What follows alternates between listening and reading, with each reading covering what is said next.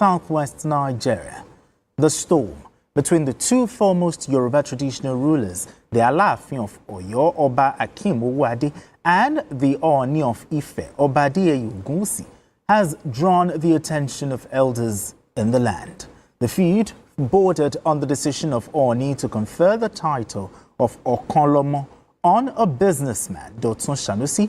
Worried by the implications for Yoruba unity, some elders have urged both monarchs to sheath their swords, warning that continued discord could weaken the cultural authority of the two thrones.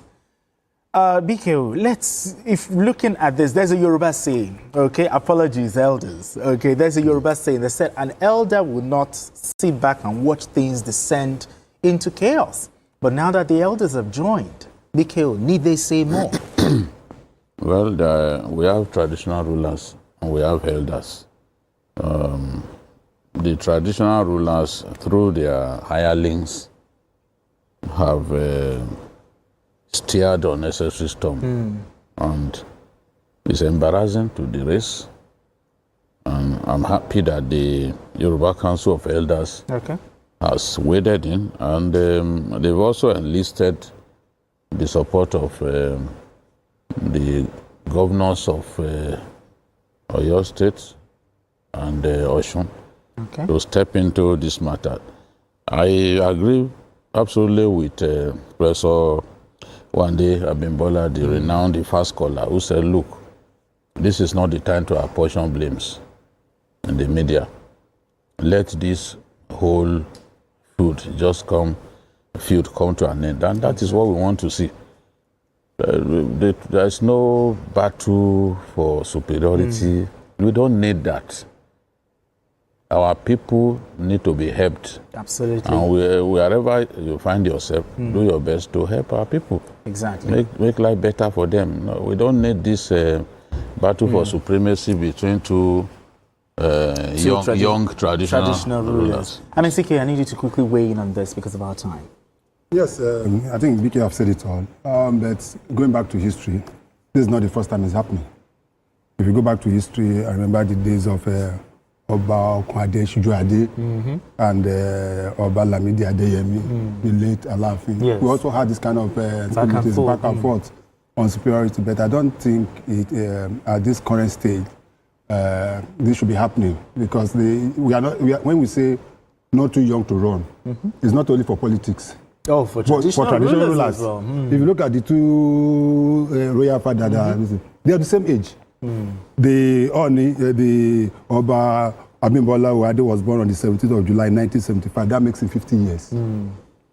Unfortunately, the Ooni of Ife, Oba Ogunwusi, was born on the 17th also of October 1974, meaning that he will be 51 in October. So these are just age mates. And we believe that they should bring some certain things to bear, not this unnecessary advisory, this thing that is. Good evening, everyone. Good evening, or good morning, wherever you are. I will say greetings to everyone that has joined us from wherever you are joining us from. It could be in America, it could be Australia, it could be Papua New Guinea. It's possible Nigerians have managed to end up in different places. I appreciate you all for joining us today. I'm going to be going through some of the headlines of the week. It doesn't have to be the specific topics we are going to be discussing today. The video I just played earlier on was regarding the Ooni of Ife and the Alaafin of Oyo disputes and differences that they've had. And it's something that we are going to be discussing. We are also going to be touching on some of the international news that is going on, so that people can be aware of, the events of the week. Not everybody have time to be, checking the news every week for the individual events that are going on. So I will try to cover as many as I can. Also, as a disclaimer, we have to say that the show is not here to discriminate against any group, against any tribe, against any race, against any religion, and against any gender. We are here to discuss the issues as per the allowance of freedom of speech and as per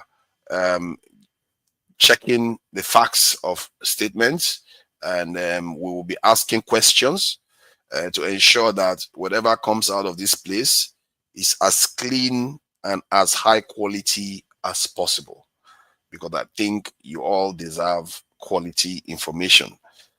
Quality information makes for quality decision making.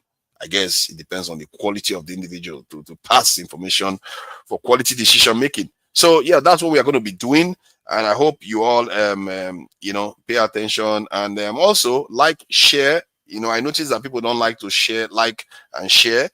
It doesn't cost you a penny. Just, you know, look away and then just click the like button and share with others so that they can watch the show. And if they watch the show, then it will expand the audience, and some of the good work that has been done here would reach them too. It's quite astounding how some of the work of pastors can travel faster than information that we are sharing here. And I really think that some of the people that come on these panels are some of the best minds out there.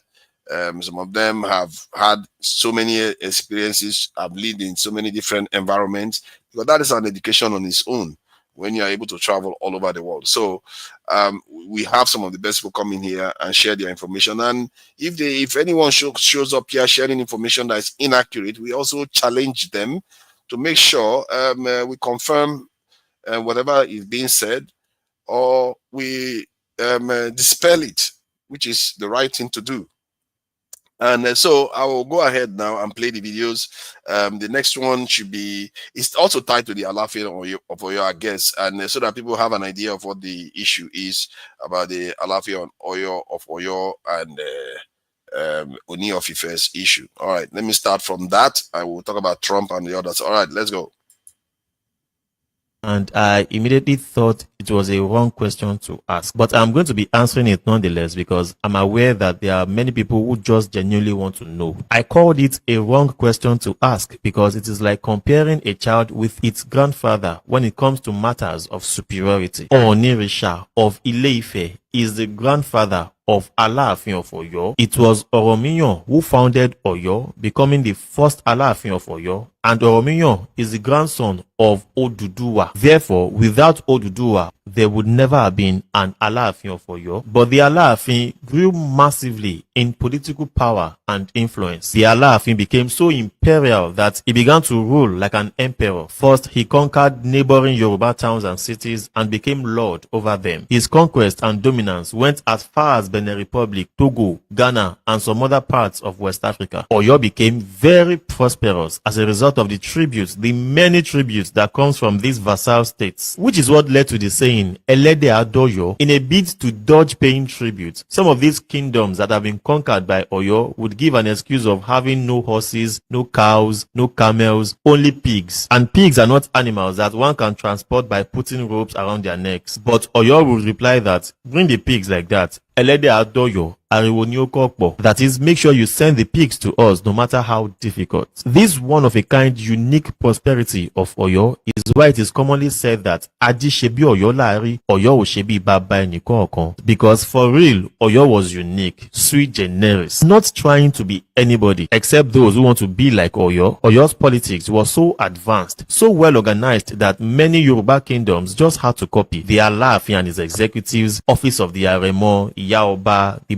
Bashoru and the Oyomesi, Balogun, Ààrẹ Ọ̀nà Kakanfò, the Olókun Ẹṣin, also called Abobaku, the Ogboni, office of the Iyalode, Iyaloja, the Ilaris, name it. All of these and more were copied from Oyo, and not just Oyo's politics and style of governance, the culture was also copied. The religion, festivals, fashion, art, food, and even language. The common Yoruba, the Yoruba Jumolo that we all speak today, is originally an Oyo dialect, because at that time there was no such thing as a Yoruba people. We lived together as neighbors. Our dialects were very similar but different, but we never really considered ourselves the same people. And the term Yoruba didn't even exist at the time, and when it was introduced, it was used specifically for those in Oyo. What we have today as Yoruba land is largely a creation of the colonialists, especially the missionaries. But all that is an entire history on its own that must wait for another day. So, while Ooni of Ife is revered as our progenitor, source, and spiritual head, the Alaafin of Oyo grew to become a more politically relevant monarch. Therefore, Ile-Ife remains the spiritual home of the Yoruba. That is our origin, the source. I hope I have answered the question. Please drop your own additions or opinions, whether in agreement or disagreement. But Ejo, Emma Bumi, Toba Bumi, ma bloke,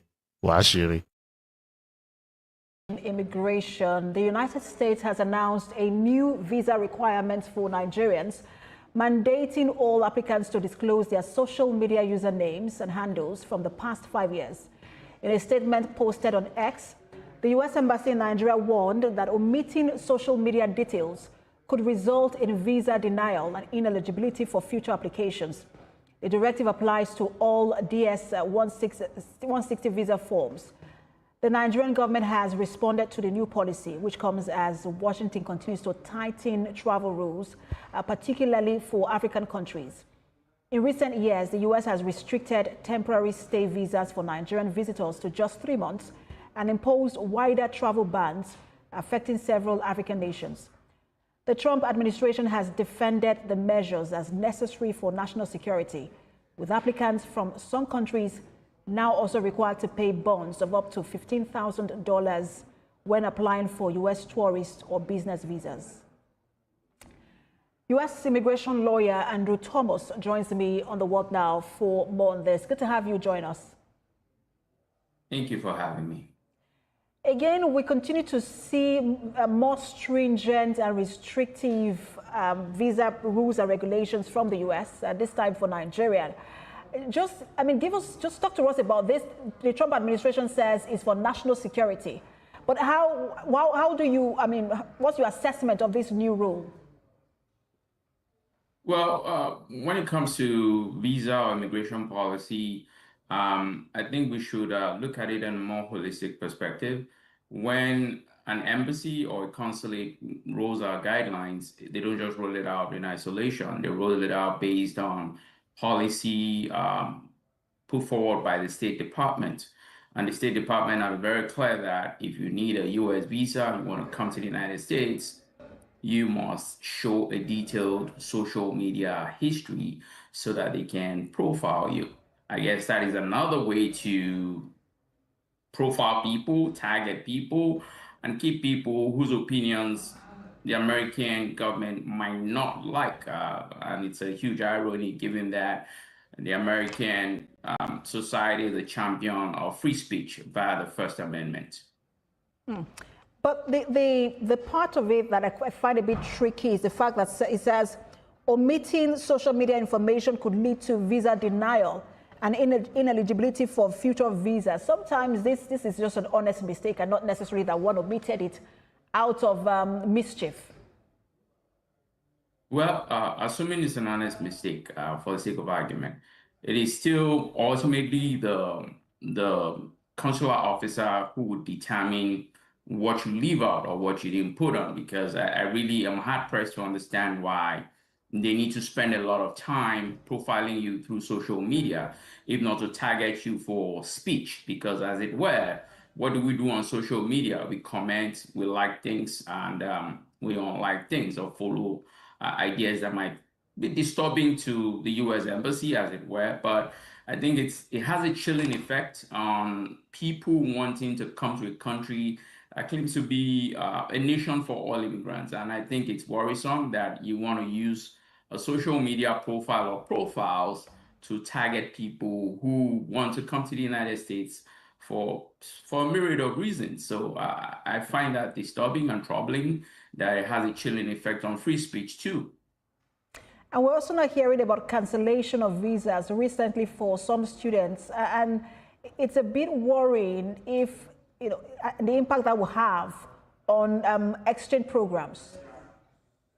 Well, the impact is far-reaching. And like I said, it is disturbing that the rules are applying to a set of people. If you have a visa and come to the United States, the rules should apply to you evenly, just like everybody. The First Amendment guarantees free speech. And apart from that, the US universities, especially state universities, have a lot of challenges to face because annually international students contribute up to $40 billion for tuition, living expenses, and housing.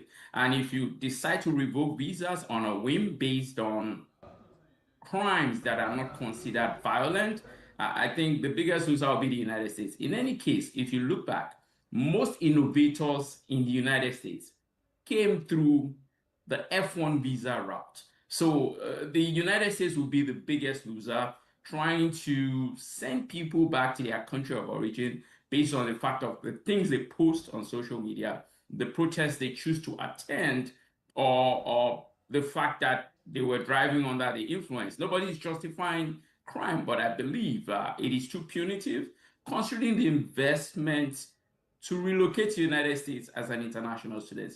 There should be fairer ways to address people when they run foul of the law, and sending them back home because they made mistakes is too punitive. And how should the Nigerian government respond to all of these immigration policies holistically and also protect its citizens? Well, the government should be very creative in trying to leverage to force the American government to drop some of these policies that are targeted at people perhaps they don't want to see in the United States. Thank you so much for your time. It's always a pleasure to have your analysis on immigration issues. U.S. immigration lawyer Andrew Thomas. When I hired him, he served a good purpose because, as you know, he was one of the people that forced Bush to do the ridiculous bombings in the Middle East. He wants to always kill people, and he's very bad at what he does, but he worked out great for me because every time he doesn't talk, he's like a very quiet person, except on television. If he could say something bad about Trump, he'll always do that, but he really doesn't talk, he's quiet. And I'd walk into a room with him with a foreign country, and the foreign country would give me everything because they said, oh no, they're going to get blown up because John Bolton's there. He's not a smart guy, but he could be a very unpatriotic guy. I mean, we're going to find out. I know nothing about it. I just saw it this morning. They did a raid. Do you expect the DOJ to brief you on this? Yeah, they'll brief me, probably today sometime. And the Foreign Minister... I tell Pam and I tell the group, I don't want to know, but just you have to do what you have to do. I don't want to know about it. It's not necessary. I could know about it. I could be the one starting it. I'm actually the chief law enforcement officer, but I feel that it's better this way. Foreign Minister Lavrov said no meeting is planned right now between Putin and Zelensky. Absent that meeting, what are the next steps in your view? Well, we'll see. We're going to see if Putin and Zelensky will be working together. You know, that's like oil and vinegar a little bit. They don't get along too well for obvious reasons, but we'll see. And then we'll see whether or not I would have to be there. I'd rather not. I'd rather have them have a meeting and see how they can do. But in the meantime, they continue to fight and they continue to kill people, which is very stupid because they're losing 7,000 people now. I used to tell you 5, now they're losing 7,000 people a day. 7,000 people a week. They're losing, think of that. They're losing. Yo no tengo nada, señor. Señor, yo no, por favor. Yo no debo nada, papi. Yo no debo nada. Yo no debo nada. Yo no debo nada. Yo no debo nada. Yo no debo nada. Yo no debo nada. Yo estoy trabajando. Yo no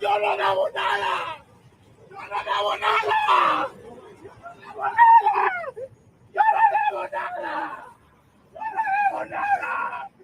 Yo no debo nada. Yo no debo nada. Yo no debo nada. Yo no debo nada. Yo no debo nada. Yo trabajo.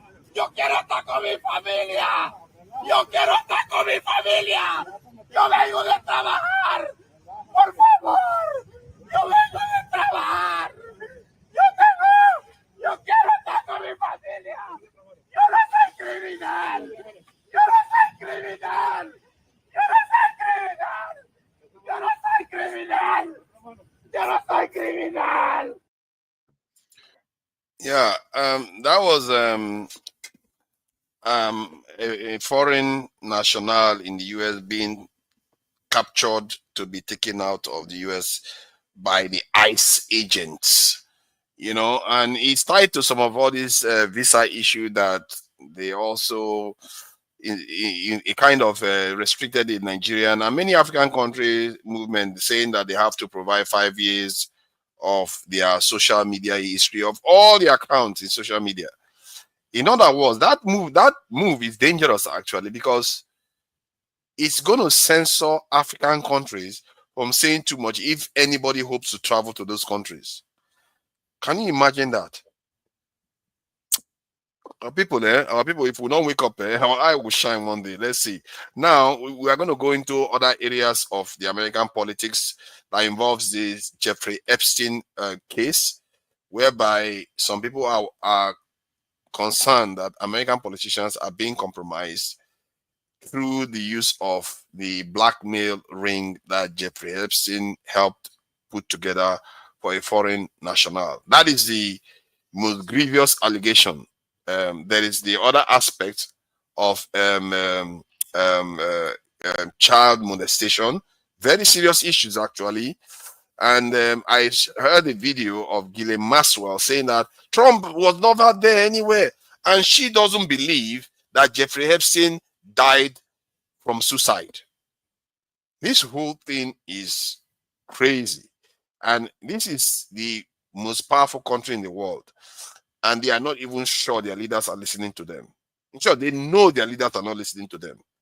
But clearly, the voters of Trump don't even trust him now, because he's doing things that he said he wasn't going to do when he got into office. So, but let me just play this and let some people hear what they are talking about in this Ghislaine Maxwell case, because it's a very serious one.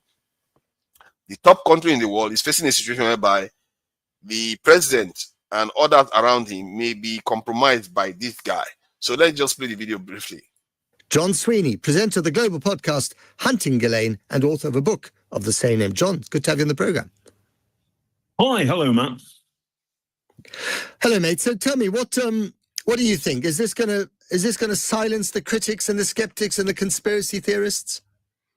No, what's happened is very, very weird and very, very creepy. You've got a convicted sex offender, a sex trafficker, who, I sat through the entire court case, and when I was there, the evidence from 4 women who, as young girls, had been sexually abused by Jeffrey Epstein, and Ghislaine had organised it. Their evidence was compelling, and when it came to the critical moment, Ghislaine Maxwell did not take the stand. She did not testify in her own defence, and that is why the jury, there were no ifs, no buts, the jury convicted her of sex crimes. Now what's happened is she's saying the President of the United States did nothing wrong as far as I'm concerned, and guess what? Before she'd made this statement, her prison conditions improved. So this feels like the abandonment of justice in the United States of America under Donald Trump. It's also, if you look at the nitty-gritty of the statement, she's relitigating under the patsiest of questions from a guy who is now in the Department of Justice, but was Trump's personal lawyer, as you pointed out, Matt. Now relitigating the entire case, and effectively, and the names are redacted, but it seems that she is blaming the late Virginia Roberts Giuffre, because the context, it's clear we're talking about Virginia Roberts Giuffre as being somebody who helped Jeffrey Epstein get the sexualized massages from underage girls, including her, of course, herself. So this is wrong. Virginia Roberts Giuffre has recently committed suicide. And what we're getting here now is Trump's former lawyer, now in the DOJ, setting up a patsy interview in which Ghislaine gets away with talking nonsense. And remember, she never testified when she had an opportunity. So she's a convicted criminal, and she's been allowed to tell her story in an absurd and dishonest and lying way. And in return, she's saying, Mr. Trump did nothing wrong. I don't buy it for a second now. She also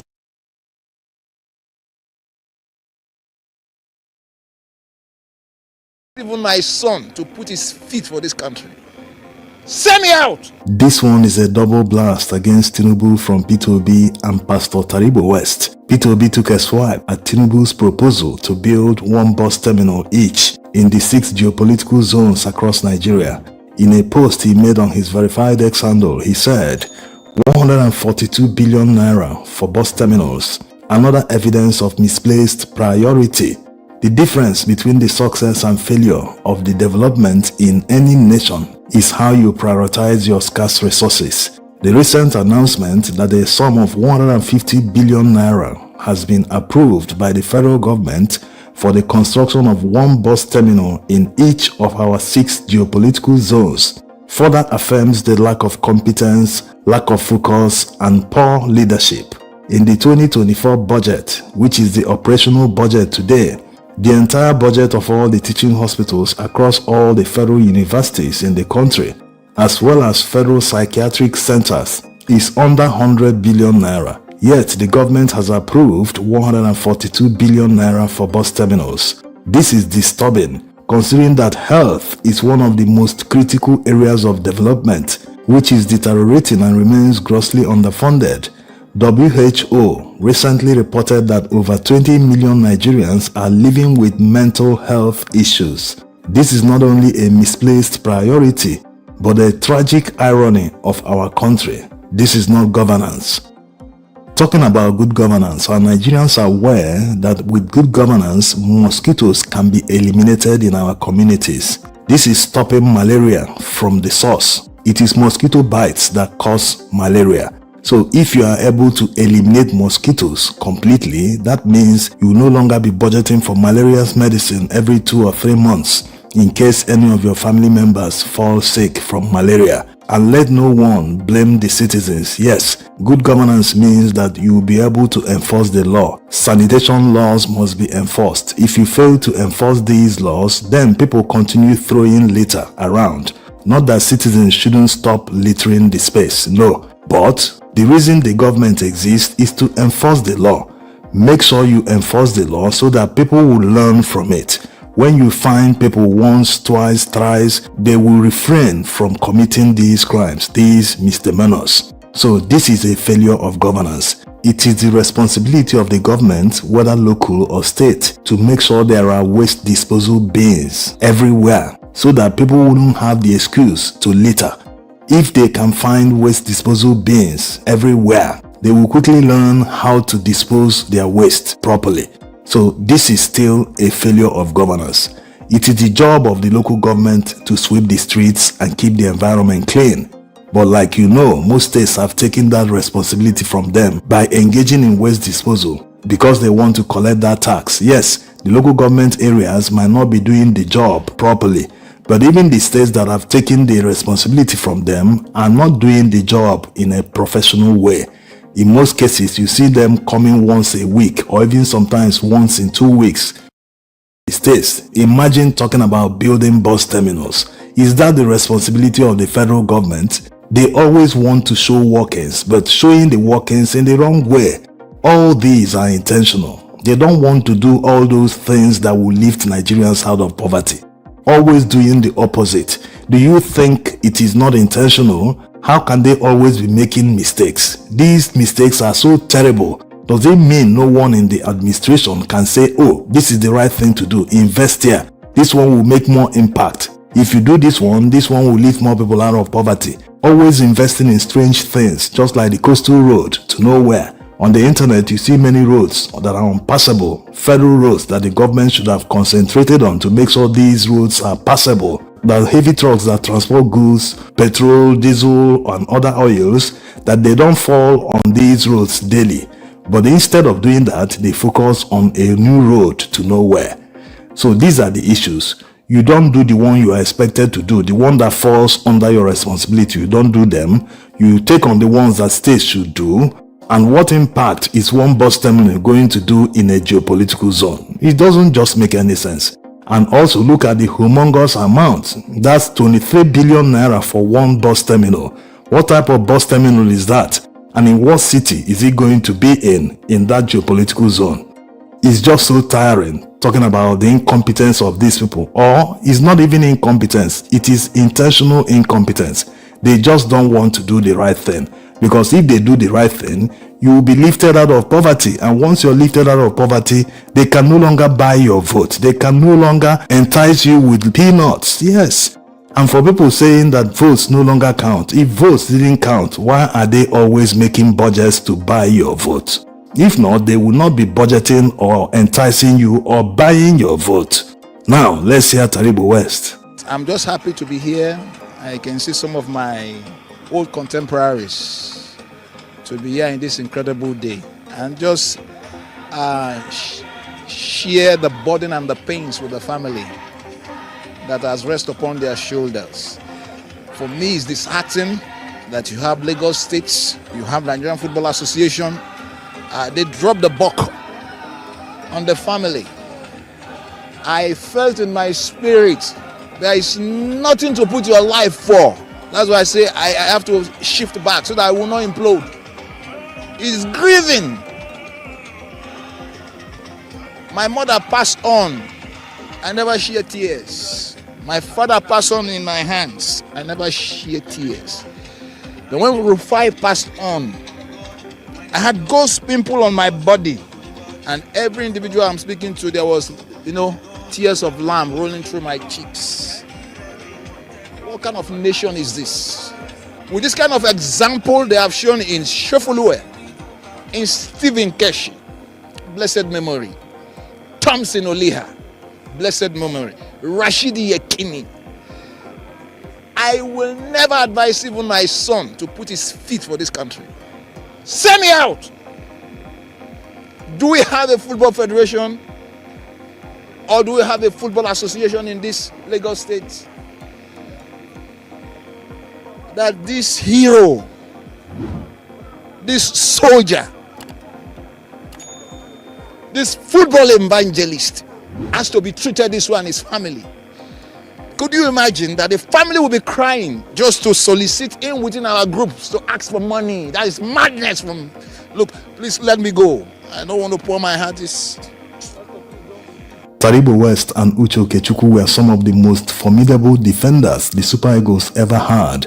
In fact, since they retired, the Super Eagles have not been able to reproduce players who could match their prowess. He's obviously frustrated by the fact that Peter Rufai, who was their teammate at the time, wasn't given a befitting funeral by the state. Coming at a time, the state under this administration has been very magnanimous, doling out $100,000 each to all the ladies that won the Africa Cup of Nations, not just football but also basketball. So he's obviously frustrated. And that frustration might have been worsened by the fact that he campaigned and prayed for Tinubu even before he contested the presidential election. So having felt that, I am part of this system, at least I prayed for him, he should do the right things, he should honor the past heroes of this country. Well, the fact remains that you cannot sow orange and reap apple. No. Nigerian political elites are for the moment. The fact that he gave these people $100,000 each was because he took it as his achievement, that these people won all these trophies under his administration, so he has to take credit for it. That's the mentality of Nigerian politicians. Of course, the girls have been saying that they have not been paid that $100,000 they were promised.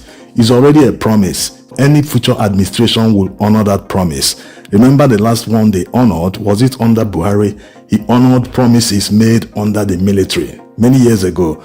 So these are the issues. Politics affects everyone. No matter how you think you will run away from it, no, you can never run away from it. From the food you eat, from the house rent you pay, from the groceries you shop in the market every day, it all boils down to politics. It all boils down to the decision of a politician. That's how it works. So the way you take your life seriously, the way you take your health, the way you take jobs like looking for money, making money, the way you take all these seriously, that's exactly how you should take politics seriously. That is correct. So politics affects everything. Now let's go back to the news about famine in Gaza. Let's just play that, then we'll get back to talking about the issues. And obviously, I will start from the Ooni of Ife's issue so that people that know about it can give us better information about that. Let me go with the famine in Gaza now.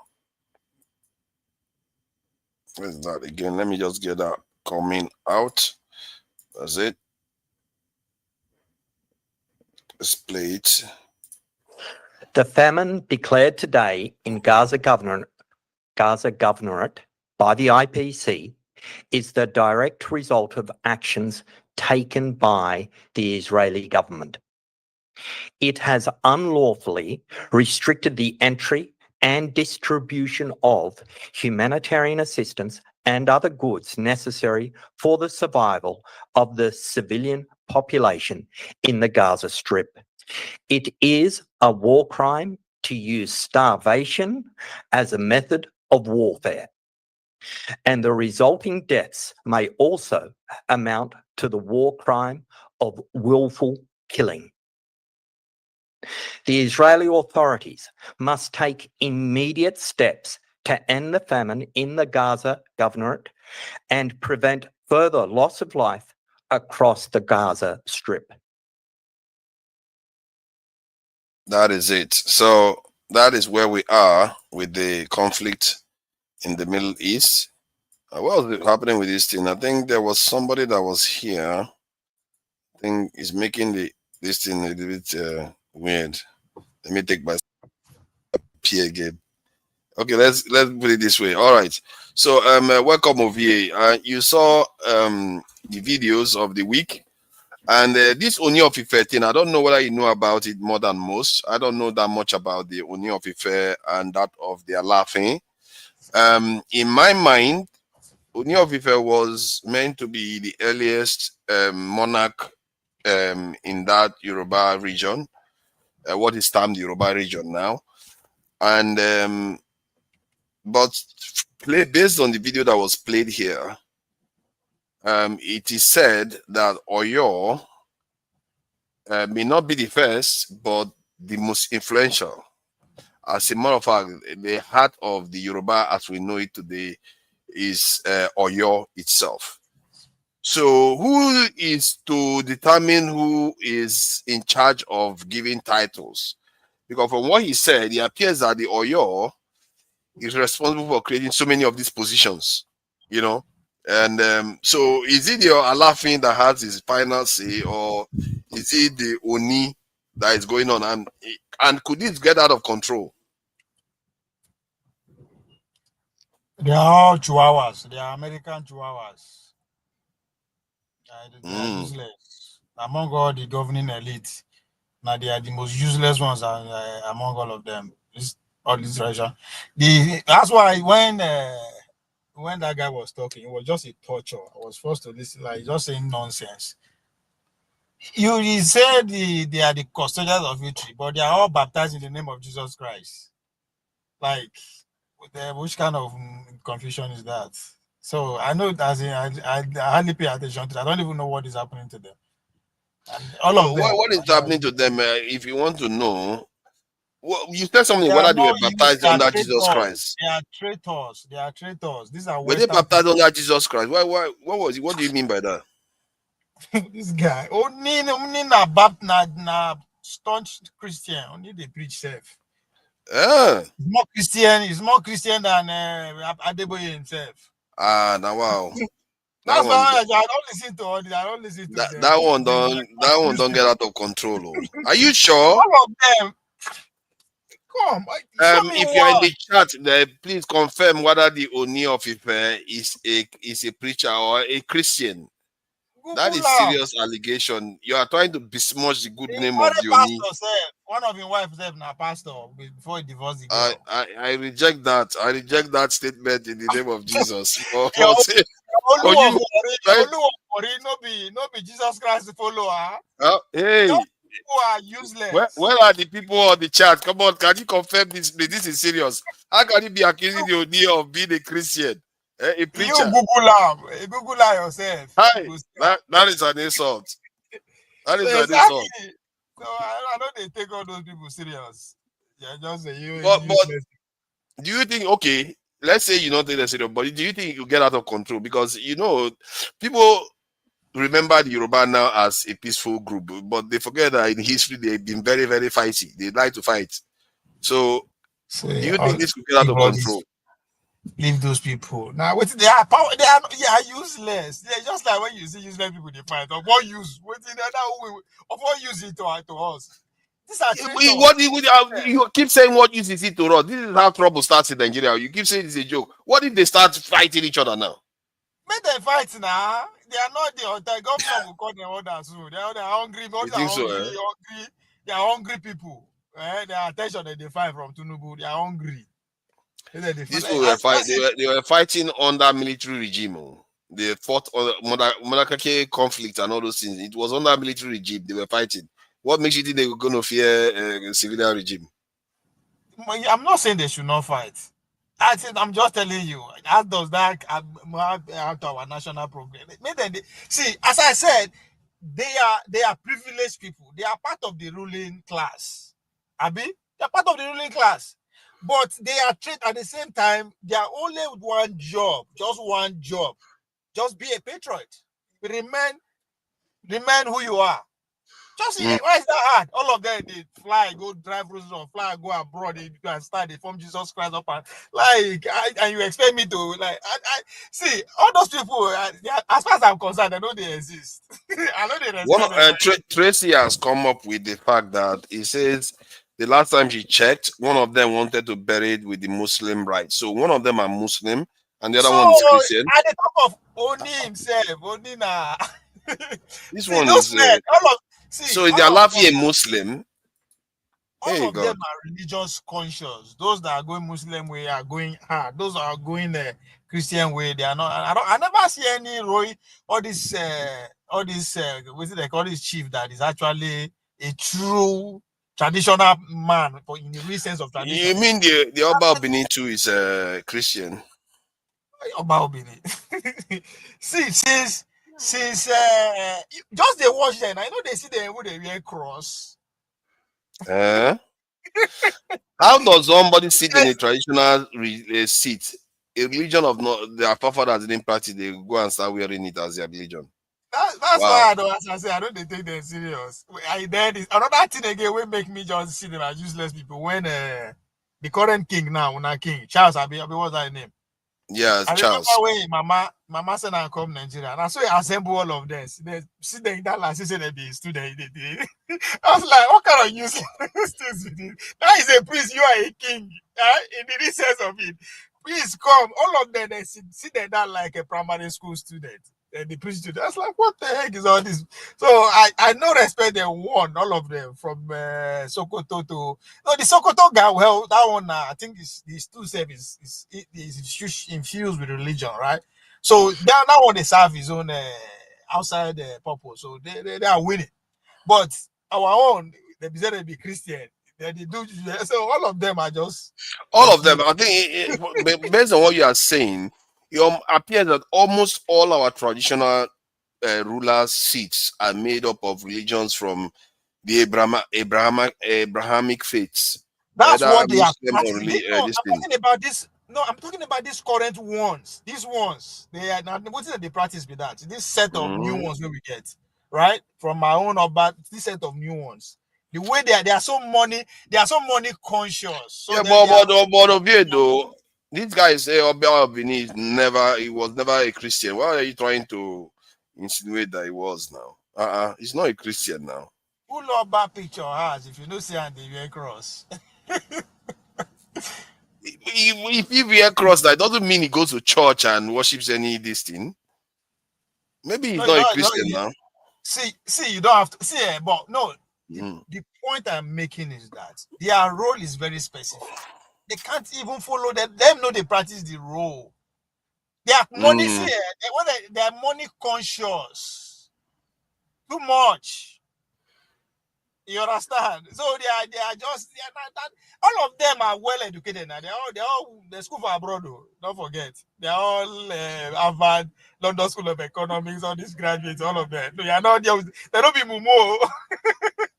And they want to. Some of them are general. Some of them are but my concern is that these the Southwest is one of the few areas in Nigeria that you can say it's not very hot, other than the Far East, where you have like the Calabar and the Akwa Ibom. Most areas have experienced a lot of instability, and this, if two top leaders like this start having issues, it could degenerate, because they say it's happened before. To Nigeria, now their senior brother, they be president. Like, I don't want, at times you overread something. Like, what are you talking about? Now you want to say, now Bola Tinubu be president. Now they know what they fight for. These are in-house fights, not them. Yeah, what do you mean not them? We are in Nigeria. They are not all them. They start fighting, it affects everyone else now. It's not only them. That's what I'm saying now. Tinubu is the president. All of them are his beck and call.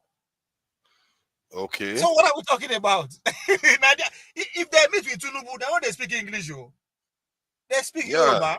Do you know what that means?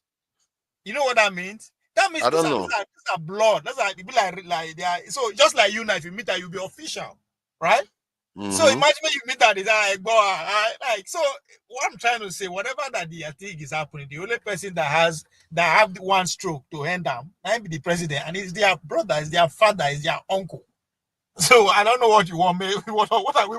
Okay, you keep saying that though, because I remember when there was a military regime, he didn't stop the fight. As a matter of fact, he may be a president. Hold on now. Hold on. There's a caveat here. Who was the president during the military regime? Yeah, it could be about Bangida, but there was other Yoruba people in the government. So everyone was around. At that level, now me and you won't settle them. No. Who has the power to settle them? The president, as I said, the power has he has a great power to settle them. The relationship with the president is not official. The Ooni of Ife, if you wake up now saying they go as rock and as straight, nobody go stop them. The other one too, nobody. They are not saying they will not even go through protocols. That's what I mean. That them the president. If to say now northern person be president, you have to make calls. You have to make an appointment. But this is not the case. Now the Asu Rock now their house. Why you? But I'm not sure you should be creating that kind of impression that the moment their person is in office, then Asu Rock is their house. I'm not sure that's necessarily accurate. In readings, I'm talking about. I'm giving you what is happening. Waiting me and you they see every day. I know they tell you. I'm not bringing a pathetical situation here. I'm telling you what is happening. But what are we seeing every day? I don't see them just walking into Aso Rock whenever they like. But they can. That's the point. Okay. People say, yeah, why? They just like, can you go to Aso Rock as you do so? You can't. But they can. Knowing that you can is different. That's a different power. Yeah, well, no, that's it. I hear what you are saying. Like the Sultan of Sokoto can still go to Aso Rock, but the same thing. Okay, if you are saying because they are Yoruba, hold on now. Because you are saying because they are Yoruba, so the president can sort them out easily. Because they are Yoruba, right? As I said, what the relationship, how they live. These people are me and you. They are not strangers. They don't need to introduce themselves. They are not as one as you are making it sound. You know, didn't you hear him say that there was a time it was even the British that made them Yoruba? That there was a time they were not see themselves as one. To Nigeria, you are trying to dive into history that I said they are all confused. I'm telling you that these people, individuals who are fighting, who is in position to settle them in the Nigerian contest, it's not me and you. Yes, okay, but that is the question was about who is actually right in the current situation, because like I said, Ooni of Ife is the first. I'm telling you, as in Nigeria, they don't matter. I don't care, because they don't matter. They don't count for so many reasons. The power that we give them, they have sold it. So what's the point? They're useless. No, I don't know why Chuck is saying I'm yapping for the sake of it, but you have to understand that this could get serious, because if two top people are coming out openly like this, the comments that they are making is quite incendiary. It means that they probably made phone calls, it didn't work. President was around, it didn't work. Now they are coming out openly to come and argue about something that they shouldn't even be arguing about. So the question is that, so why are you trying to stop them from fighting? If they fight, then so what? If they fight, we are all poorer for it. Now, what are you going on about? Is that not what we're talking about? No. We are all poorer for it. That's one part of Nigeria's economy that is not going to become dysfunctional again. Also, we know they fight. Now people they misbehave for Nigeria. You don't know. You don't tell No, because we are not fighting. That's why we are misbehaving. Yes. You don't tell when we fight. When we fight. If you fight yourselves, you will lose. If you fight outsiders, fine. Yeah. You know, see the example. You have to go to military time to see when community they fight. Right? We know they fight. That's why everybody misbehave. Eh? That's I don't know. That's why Fulani man go with the cow. Go they do anyhow for rivers. We know they fight. Who could fight? Everybody. I don't think I will support people going to fight themselves, because when a family fights itself, they are weaker for it. Listen, that's the beauty of democracy. Carry phone, call your House of Representative. Say, may develop resources to solve that problem. Abi? Okay. It's not about solving the problem. Okay, I'm asking you more of a traditional or cultural question about who do you think should be supreme among both of them? As I said, they have put Jesus Christ above everything. So, that is not the question. Who do you think among two of them that are worshiping foreign gods? Among two of them that are worshiping foreign gods, who do you think, which of them is their throne is superior to the other one? Who should be listening to who? Who do you think? Is it Ooni or is it Alaafin? They don't get power. They have submitted their power to Jesus Christ. Which power are they getting again? They don't have power. See, that is not the point. I see, Kolata, maybe Kolata can come and for once, Kolata, you have a use here. Come and help us sort this thing out. Eh? See. Is it the Alaafin or the this Ooni that takes precedence? At the core of it, now money day, now power. They are looking for something. We go find out last. She when Kwanwan they misbehave. I say they leave. I say my uncle now be president. Where it happen? They don't give her title. Just leave these people. See, you're in Nigeria, no. No. I'm not worrying about the fight. See, okay, fine. The fight. Let's agree with you about the fight, but it's about the title. Which one is superior? Which one should take precedence? I think somebody now is saying that the titles are useless. Alaafin predates. Oh, where did this one say Alaafin predates Ooni? I didn't know that. Where did that happen? Ooni is spiritual leader. Let me tell you another thing. That guy that you played, you see why I know they take all those kind of people serious. Once you are saying something, you are not putting dates. You don't listen. Then you are just saying a beautiful story. Like that's put dates. When you put dates, everything will make sense because you are talking about history. So when we talk, there was a kingdom called the Benin Kingdom, we will tell you go back to 9th century specifically, and everything will tell you go there. So all this one where they came. So when it happened, was it 5 years ago? Was it 20 years ago? Was like so? It's all doesn't just make sense to me. You say, oh, this one is at what? Because once you put this one as the Alaafin predate what? Put dates to it so that it will make sense. That's why. Yeah, but Alaafin cannot predate this thing now. Alaafin Ooni was supposed to accept the Ife kingdom was not first. The leader of Ife was supposed to be before Oyo. Especially the Southwest. You know my beef with the Southwest. They claim to be the most educated. But simple history will not find and read them. So what is your point of education? This is not just history that they argue about. And then what's the point of education if you claim to be educated? You know if you understand your own history. You cannot put dates to it. What's the point? Right? That's why when they say people they sell, Africans were selling at what date, what year? Because once you say that, it will make sense. Because you have to understand at what point the Oyibo people come in contact with us. This was just in 14th century. So what happened between 1 to 14th century when they know they with us?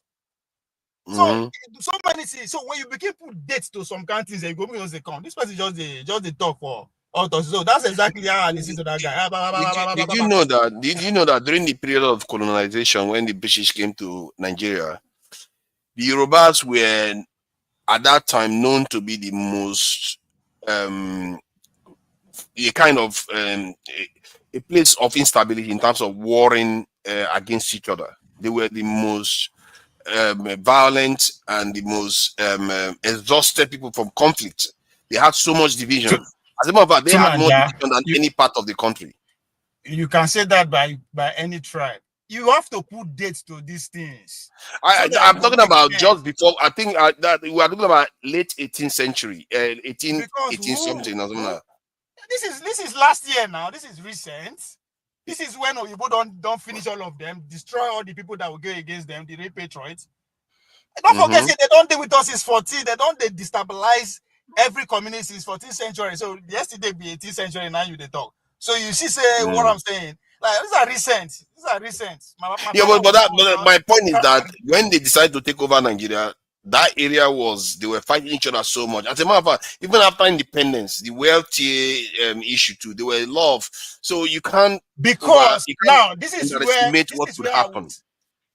is where that political sophistication come into place, because it is all about politics. There are a lot of people who rose to prominence in terms of how that region should go, right? Not just Awolowo. Awolowo happened to be the winner at this point.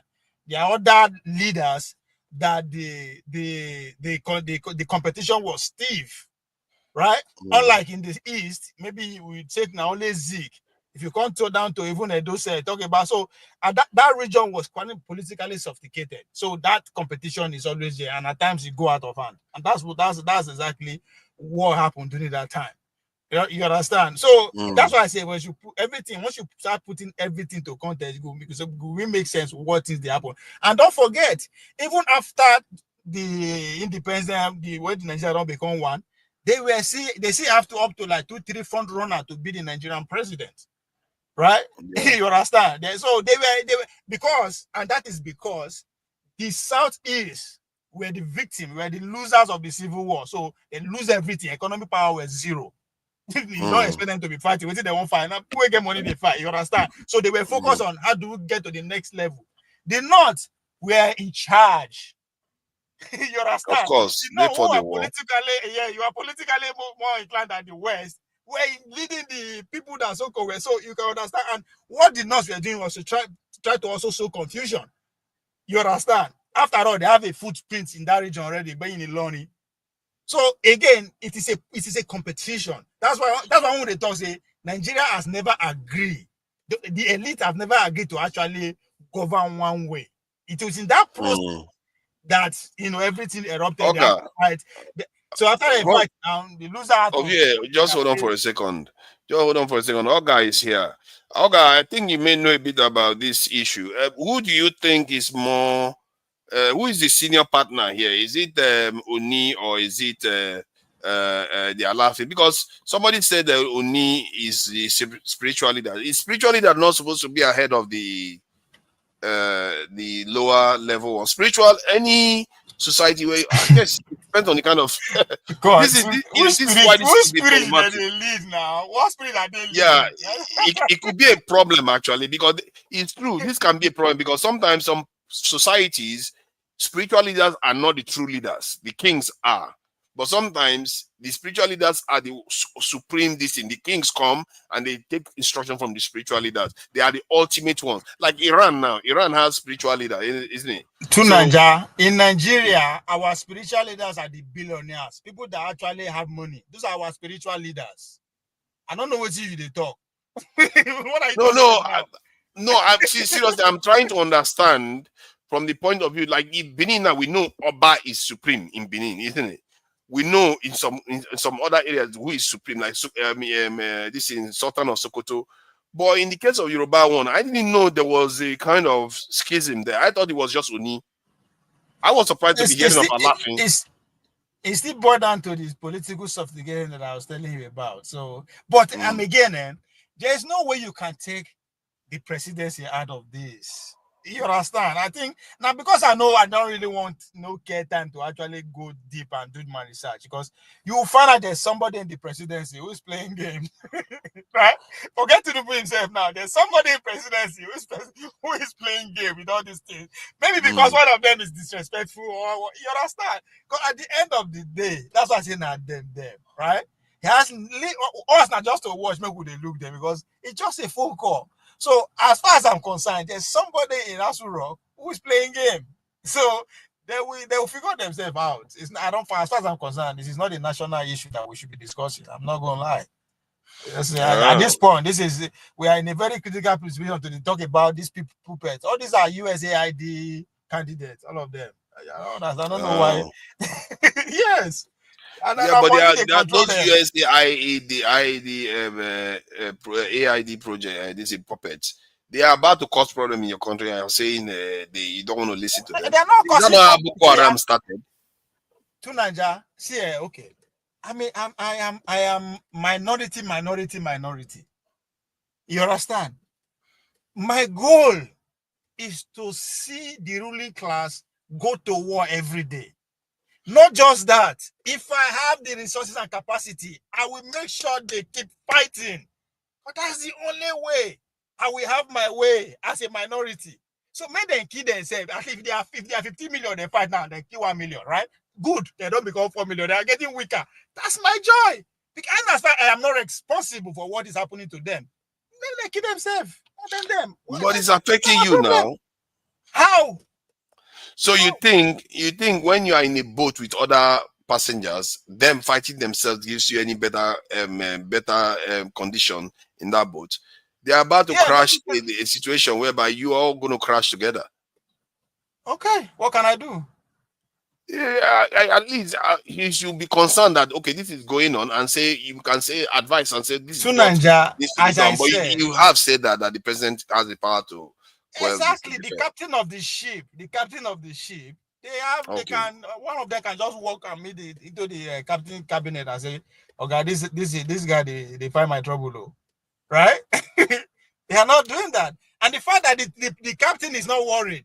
I'm comfortable, my brother. The captain is not worried. The Asurok is not. They're not going. Okay, let's say he's not worried. His term in office is limited. But the question is, if he does something that deforms, it kind of mangles the actual order of things in that region, by the time he leaves office, then the issue could arise again. Sometimes we should not be waiting for something to get really bad, because that area can be bad. To Nigeria, see, as I said, I'm not in government. My job is to constantly looking for how do I cause problem between these people. Because what kind of thinking is that? No. Why would you want to cause problem between them? Hold on. If they are working, if the government of the day actually cares about me, actually doing what, of course I will be patriotic enough. But no. So they are not working for me, as I said. These are puppets from Asurok to all the palaces to all the churches. These are USAID workers. They're not working for me and you. They don't work for me and you. So why do I care if they are saying the same apart? I go poof where? May one of them go at least one problem. But do you have any evidence of calling them USAID workers? You know, this place is supposed to be facts only. You can't just be maligning whole kingdoms and calling them USAID workers. I am pretty sure we are going to get there when you want to talk about Obi and the son's video. To Nigeria, if no be anything at all, just pay attention to the new world that we are in. Nationality is the way to go. Might not be the best way, but guess what? Don't be left behind.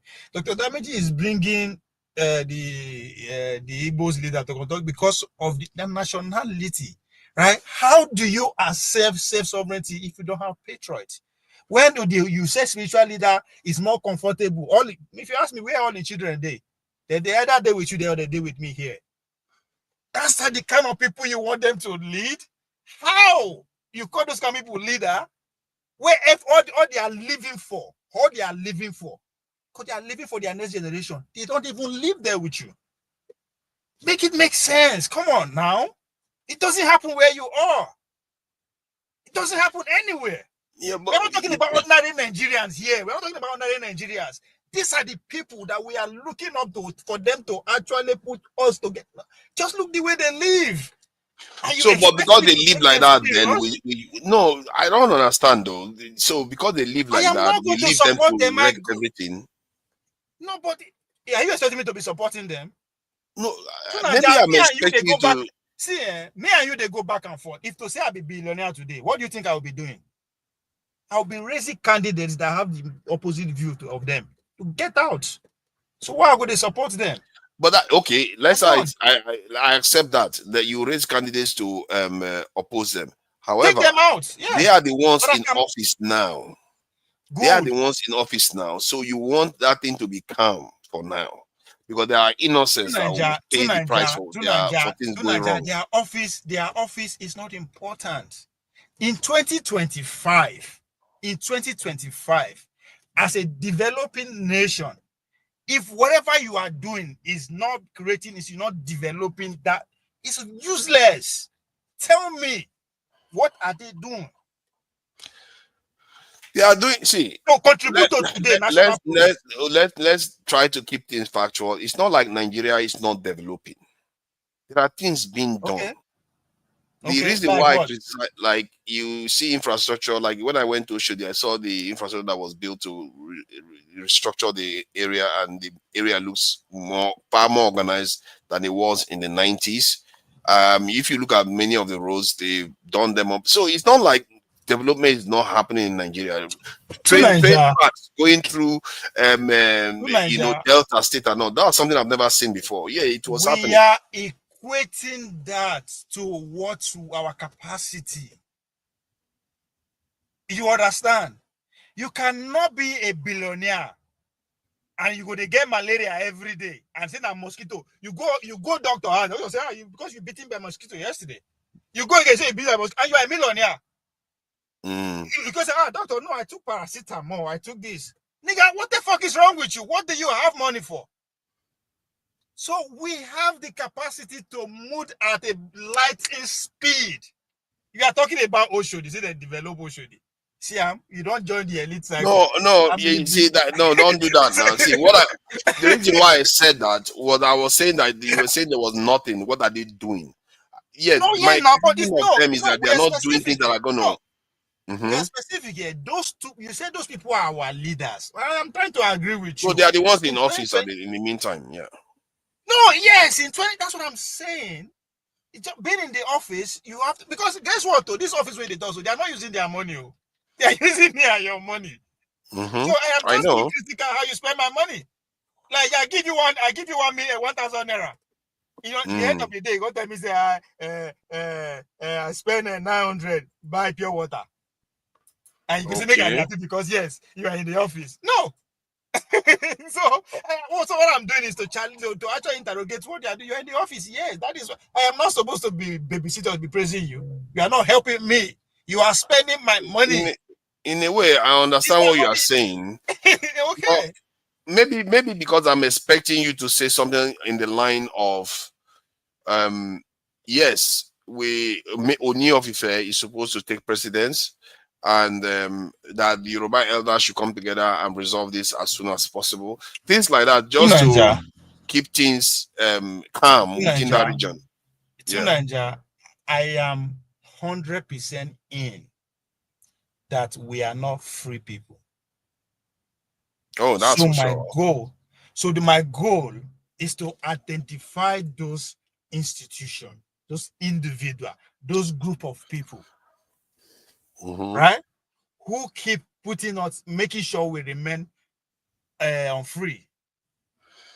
So that's my goal. And when I say these people who are in power, they are the one actually, because they are benefiting from it. Because I just asked you, your family are living posh life where you are and where I am. Me and you cannot even afford to live that life, but they are spending our money. Because being only doesn't mean you are coming with word. They call me the word where they there, just continue for where the budget today.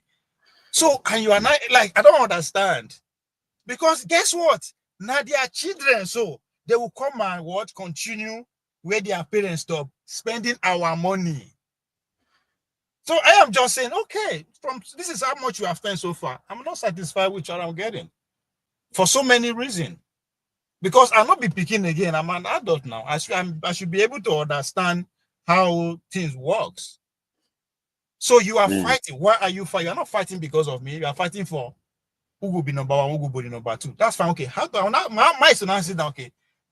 How this one be number one improve my economy situation? Or if that one become number one, how, like these are the questions an ordinary Nigerian we are asking ourselves. See, we have to sometimes maintain certain decorum or order to build more order on top of it. Not because you don't have any, you want to change things, then everything has to just be dismissed as not, because you like now, Boko Haram may not be the reason why we are underdeveloped. Of course, the failure is already there, but we can do without Boko Haram problem. You see what I mean? That's what I'm saying. We can also do without these people causing more trouble. To Nigeria, you are talking as if I'm not satisfied with this guy, I should go do it. That's not the situation. Every day we are expecting these same people to do right. If we are not asking for too much, we are not asking for them to perform any spiritual thing. No, this is physical. I don't see, it doesn't make sense to me as a king. You live in a $1 billion palace, rule around with Rolls Royce, right? On a dead road, and you expect me to respect you? I cannot respect you. How? Why should I respect you? Because you did this. You are using my money. You are driving. You are living. It's not that you are high, because the whole point of those positions is that they have to be very humble, because you are spending people's money. That's all is acquired from you. Be humble. It looks like we are in agreement on that. My only take is that their quarrel should be kept in check. And I agree with you. Maybe the president has the power to solve that problem. I was quite concerned to hear that the Alaafin and Ooni were openly. It's a long time I've ever had anything like that. If I've ever had traditional leaders coming out openly to be arguing amongst things like that. And I know that area they can get crazy very quickly. And so one has to check on. And I will promise you there is a development. So we'll go find out. We'll hear why they are fighting, and you'll be shocked. I would like these to are know. young guys now, because these are, you know why they always best for these people. Like this, now you are big on opposing. Anytime we are trying to say let's look back, right? These are young motherfuckers, bro. These are young guys, well freaking educated, free, exposed. So how can your kingdom as a king be as standard as it is? And you want me to respect you? Let's narrow it to their number one priority. They can't. If you go to their environment, it stinks. Now only their house will be diamond. They didn't have boys. These are young guys. So, and you think we were like, how? It's very hard for me to actually bring myself to record. Like, it's hard. Because it's okay. On what ground? In another this in development regarding this conversation, before we move to something more this I think we've already talked about the Taribo West ones, but the Peter B one was about his son. That I don't know whether his son is gay or hanging around that this thing. If that image that I saw was correct, I don't know what kind of image that is. Even if it was your friend, what is your friend hanging so close to you like that?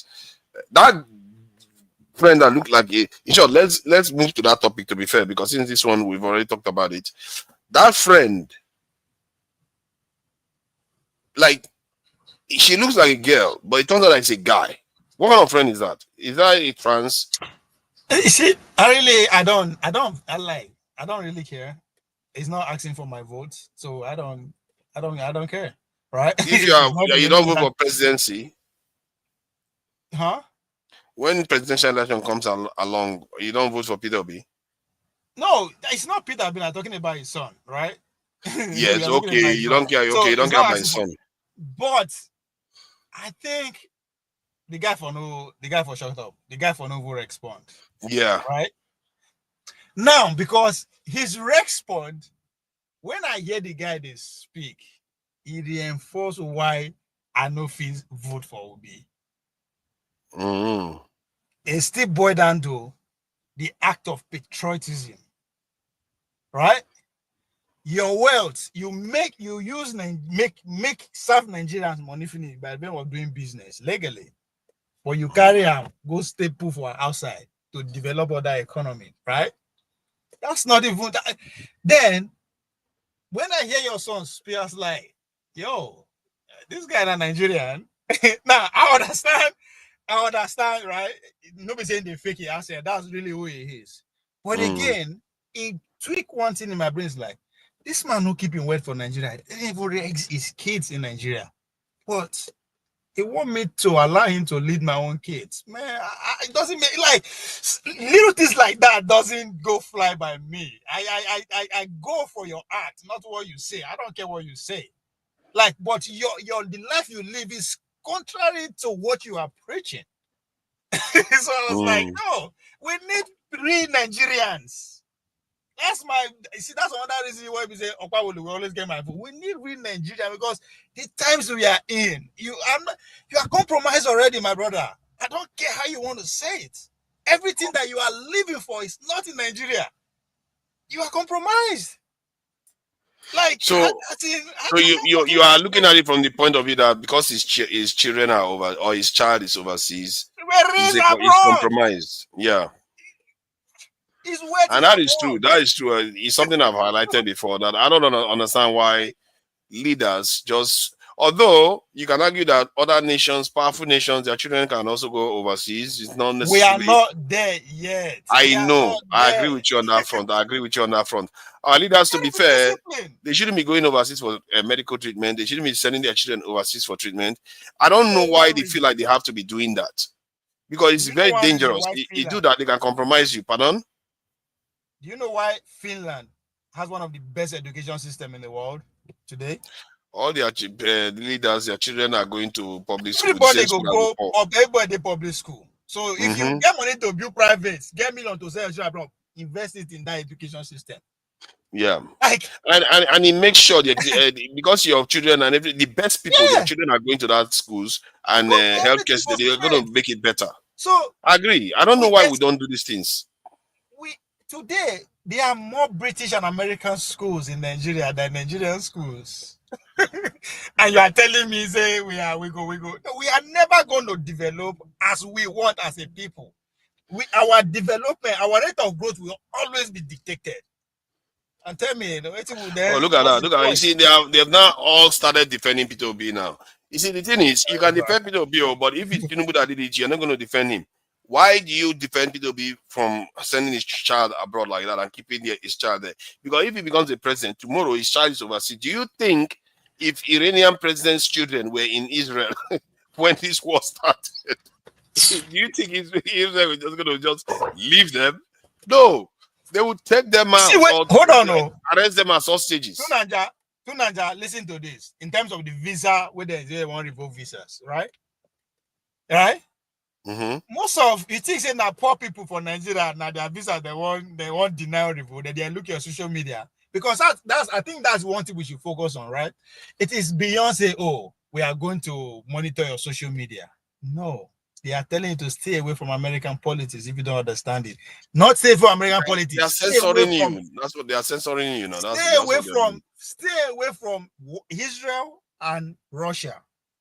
There is a law, no be saying they just talk out. If you do anyhow, you are stay away from these two conversations. It's Israel that they are really against, and don't support Russia. Yeah, that's true too. Just stay away. You can say anything you want. You can insult the president. Do what? No, just stay away.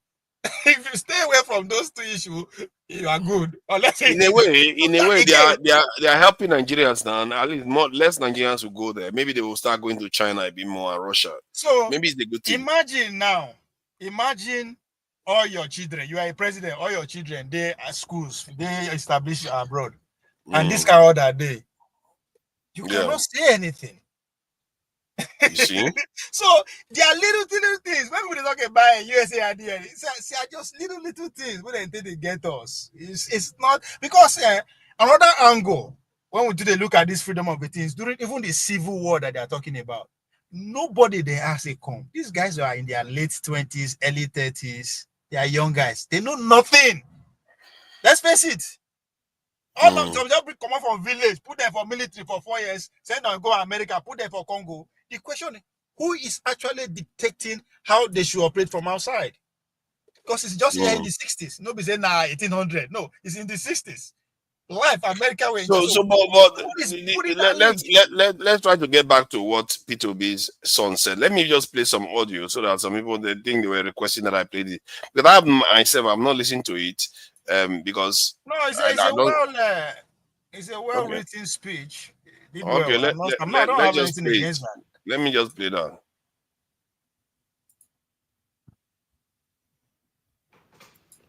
Dear my fellow Nigerians, I have refrained from engaging with vitriol, scorn, and suspicion directed at me online because I was not raised to trade in lies or to indulge in false narratives. I did not do so as a child, and I will not begin now as a grown man. Because of my father's involvement in Nigerian politics, there has been a persistent curiosity and, at times, a malicious obsession with me. Why? I do not know. I have no social media presence and no interest in maintaining one, so I rarely correct these falsehoods. But perhaps it is time I address them. I understand that gossip follows those connected to public life. But let me remind you, my father is the one in politics, not me. To assume that my life or choices are somehow political statements is a flawed and childish calculation. It reveals more about the pettiness of those spreading such narratives than it does about me or my father. This pattern has become all too familiar. Individuals opposed to my father seize ordinary photos of me, images that are neither hidden nor secret, and repackage them with false stories. These are not revelations. They are not exposés. They are simply misrepresentations, fiction spun from pictures. I have seen this happen to others, but experiencing it myself repeatedly is deeply unsettling. Still, I want it to be known clearly, what is being circulated is gossip. I'm an actor and a writer by profession. Many are surprised, given the businessman, entrepreneur, and economist my father is. I'm sure he imagined I might follow that path. Yet, though my career is far from what he envisioned, he fully supports me.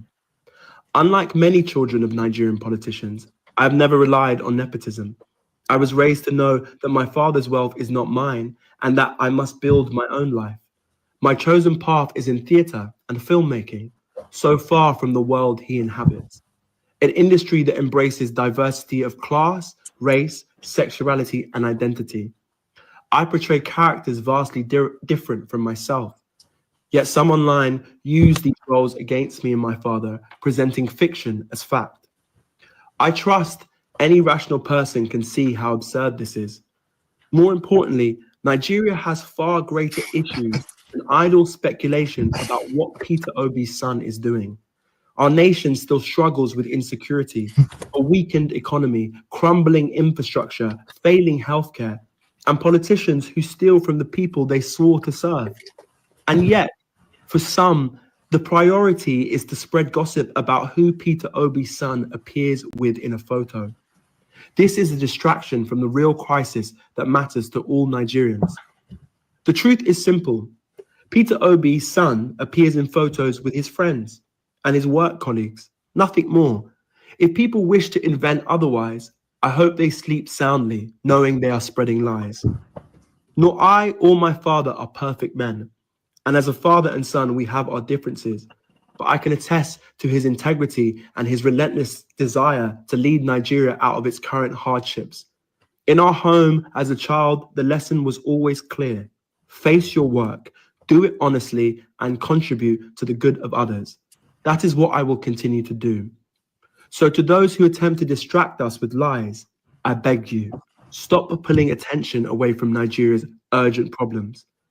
My father has my vote, not because he is my father, but because he is the right man for the job. If others wish to go low, invent scandals, or attack me to wound him, they are free to do so.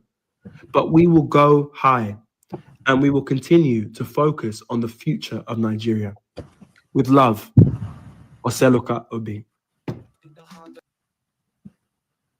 So I read the comment that Kolata made. I'm very, very surprised. Kolata is sounding like a very, very woke metrosexual man. Kolata, have you gone woke on us? What is going on, Kolata? Have No, you gone but woke on a on more us? on a more serious Yes. note, I mean, I think nobody should surprise what is happening. This is not politics, right? The man is his father is looking for power, so that's anything where you see take him. Normal. So it's what is happening is not it's a normal. You know, they are fighting the man. That's a normal. But that's why the son is not asking for me to vote for him, so he's not in any position to influence any public policy. So I don't care. But that's why I said he shouldn't have even respond. But I understand, right? Responding, I think the aim has been achieved. It's getting airwave distraction. I mean, obese on it. So it's in every way you see him. You has to respond. He has no choice because it's damaging. He has a choice. He has a see. I think no. Sorry, hold on. See, if the narrative is painted that P2B's son is practicing same-sex relationships or trans relationships, I noticed recently there was also a pattern of trying to smear P2B with the fact that he will bring alcohol to the north. Sorry, let me finish the point. That he will bring alcohol to the north.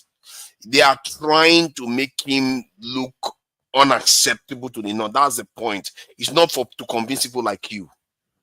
It's the north that's trying to convince. But so that's what I'm saying. That's the norm. That is what is expected. You understand? Nobody knew 10 years ago because the papa know they look for power. You want power now. So see, that's what I keep saying. This is a competition. And anything is allowed if you can get away with it.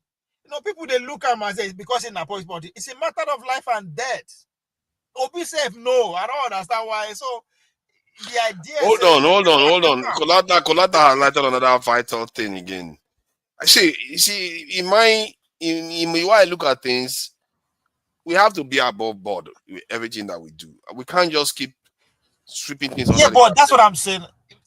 Kolata is highlighting that even in that video, he didn't deny it. That's what I'm saying. Okay, let's say or the audio. So what? Is he the one asking for our votes? Yes, he's the one asking for our votes. Not that I think not that I care about that. Not that I don't care about that. They'll just smear him. It's not asking for your votes. If he asks for your vote, no vote for him. So that's your point. They just want us to say, okay, what do you want to do? You either vote for him or you don't vote for him. Right? Then that's it. Move on. You either vote for him because his son is gay, or you don't vote for him. That's the only choice you have. There's nothing anybody can do about it other than that. No, you are making a different point. You are making a different point. In other words, we are talking about the prospect of P2B winning the election. If they are able to smear him with this, it could damage his prospect of being able to win. The man himself is obese. Is he a baby? You guys talk as if Obi just is Obi. Maybe not win governor election. It's part and parcel of the system. Obi is not a novice. Obi is part of the system. Good or bad. In the south, that is not a problem, but in the north, that could be a problem. Obi no say they will use it against. I'm asking you before you say you want to run for president. You think he doesn't know? No, I am. You see, whether he knows or not, it doesn't matter. It's like John Kerry didn't know that they are still going to use it against him, and it could damage his prospects of being the president. Hold on, he knows his opponents will use it against him. He still decided to go. You understand? So again, you just have to now say, okay, what is the Obi team doing? Since it's a you cannot avoid it. Tomorrow they will wake up and say they will tell you Obi na gay, and they will generate something like this. That will be another conversation entirely. Right, so these are expectations. Did Nnamdi Kanu not accuse him of that? I think Nnamdi Kanu accused somebody of being gay too. Exactly, it is because you are. See, God, I don't think people understand what trying to be a president, what it's about. So you get one person where you go just do one corner, not just like you could just decide to go look like. This is what it takes, guys. It's what it takes. Now you wait here, you won't become president. Right? This one said drug dealing. drug dealers and the treaty didn't affect Tinubu. I just understand. I don't know that. Juke, you don't have any proof of that. I don't know what you're going on about. People just keep saying stuff. And Kolata, a moment ago, you are being woke and saying the sexuality doesn't affect anything. Now you're going on. You see that? See this point he's making now? You see, Buhari is up north. This is the real target. What you should be thinking, waiting with the OB team. Because they anticipate all this? What is their what is it? Because you are thinking, yes, the North will use it against them. That now, of course, it's that there's a low-hanging fruit, right? But at the same way, the South self is to use it against the North, because this idea, North is just half of the country. There's South too. Nobody can become president. They can use this. See, hold on. See, you can't say the South will use it against the North, because the South doesn't feel strongly about this in terms of supporting it. They barely it didn't tolerate it, not to mention support it. There are a lot of Southern voters that are Christians that will frown at anything same-sex marriage or trans relationship. Let me tell you how to run this game, right? So all you need to wait, because you know why? Because I said it before. Now, Tinubu is 2027 is not about Tinubu, it's about the North and Obi, right? You wait. Who are the North? Who they won't present? Right? Now, because whoever they present, definitely, they've already created a narrative that will be they can't sell drink for South. So it should not, it should not come. So whoever go come as president, right? Those are the questions he has to answer when it comes down to South. The alcohol is one of the highest revenue growth in this part of the country. But see, you don't want it. Hold on.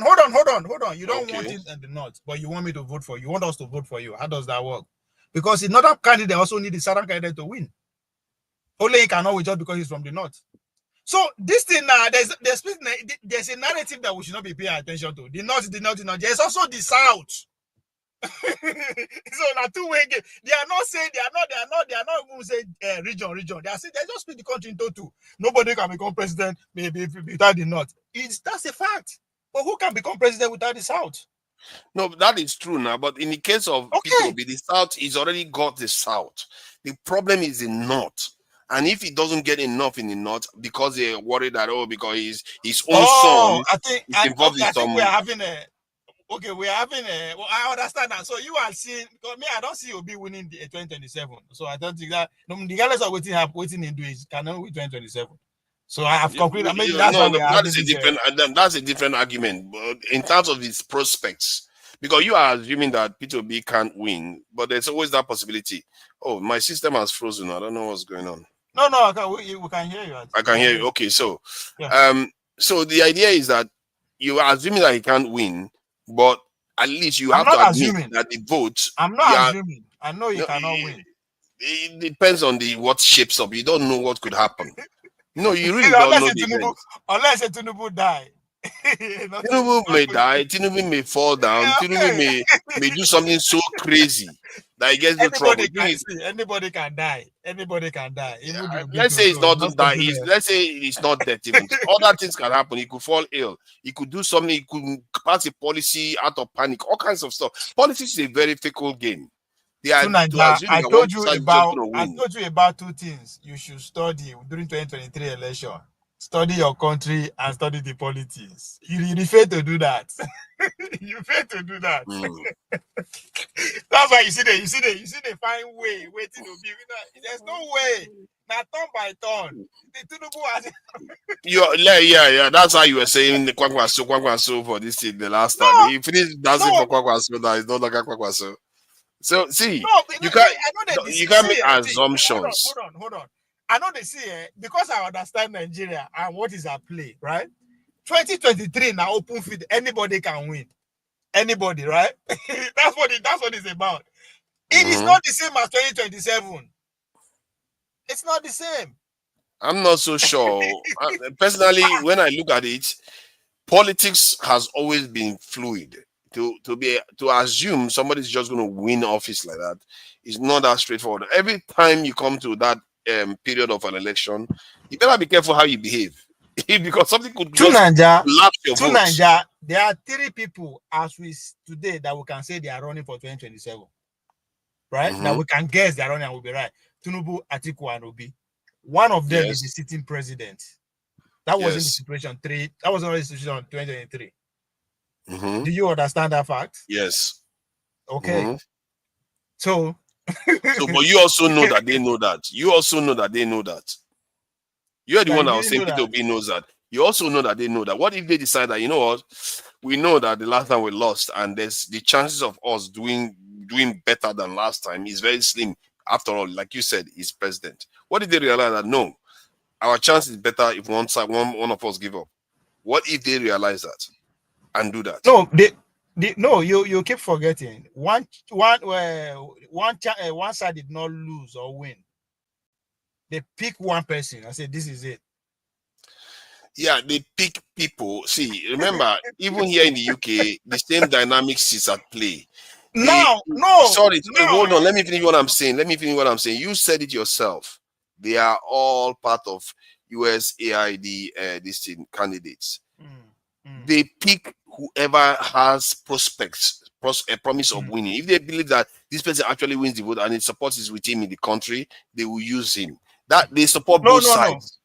No. That's not how they do it. Okay. They pick that's how they do it here. No, the people who they support both sides. They support both sides. That's what it's who can get the job done. And that's the person that has won most of the votes. If the person wins overwhelming and let's say let's say Atiku, P2B, 2, okay, there were 3 before. 2 unite against 1. And those 2, they believe that those 2 that are united together, they are big heavyweights in different regions of the country and they win a lot of votes. Let's say they beat Tinubu 55% to 45%. They are going to go with them because they will. But that's not what is happening though. That's not what we don't know what is going to happen. We don't know what's going to happen. That's what I say. See, you don't know what is going to happen. That's not what they are not. Even if they see it tonight, that the difference is that those people who are sitting in the room and pick and make a decision. The difference between 2023 and 2027 is that 2023, the sitting president, who is by right, is one of the decision makers, is not the contestant. But in 2027, no matter where you are going to sit down to make that pick, the sitting president will have to be on seat. So you go say he go wait against himself. All I need to do is to assure you, say, come. Didn't I carry your own agenda? Didn't you make someone your policy, go through? That's all they need to do in the room. That's what I'm saying. You have to identify, okay, this is what this man is doing wrong. People that make power, not be by the people. By the people, we don't count. I don't know why you see the disagree. I don't disagree. So the people who they make those choices, is he doing wrong by them? That's all you need to look. If they are among us, you don't have to do wrong by them. Even Liz Truss was kicked out of office because they felt, even if she didn't do anything wrong by the elites, but her policies were not working and they went with some other person. They do that. Is Bola policy not working for them? His policies may not, if they feel that he's not a good person to deliver. I'm trying to answer your question. If they feel his policy right now is working for them, but I'm trying to get to the way they make decisions. If they feel it's not the right candidate to deliver those policies, they will give support to the other candidates. You keep hold on now. This is live. It's going on right now. I'm asking you. He's been there for 2 years. Is policy not working? This is it's obvious now. No. His policies are working for. His policies are working for them right now, but it doesn't mean. But the others are willing to do the same thing. Let's make no mistake.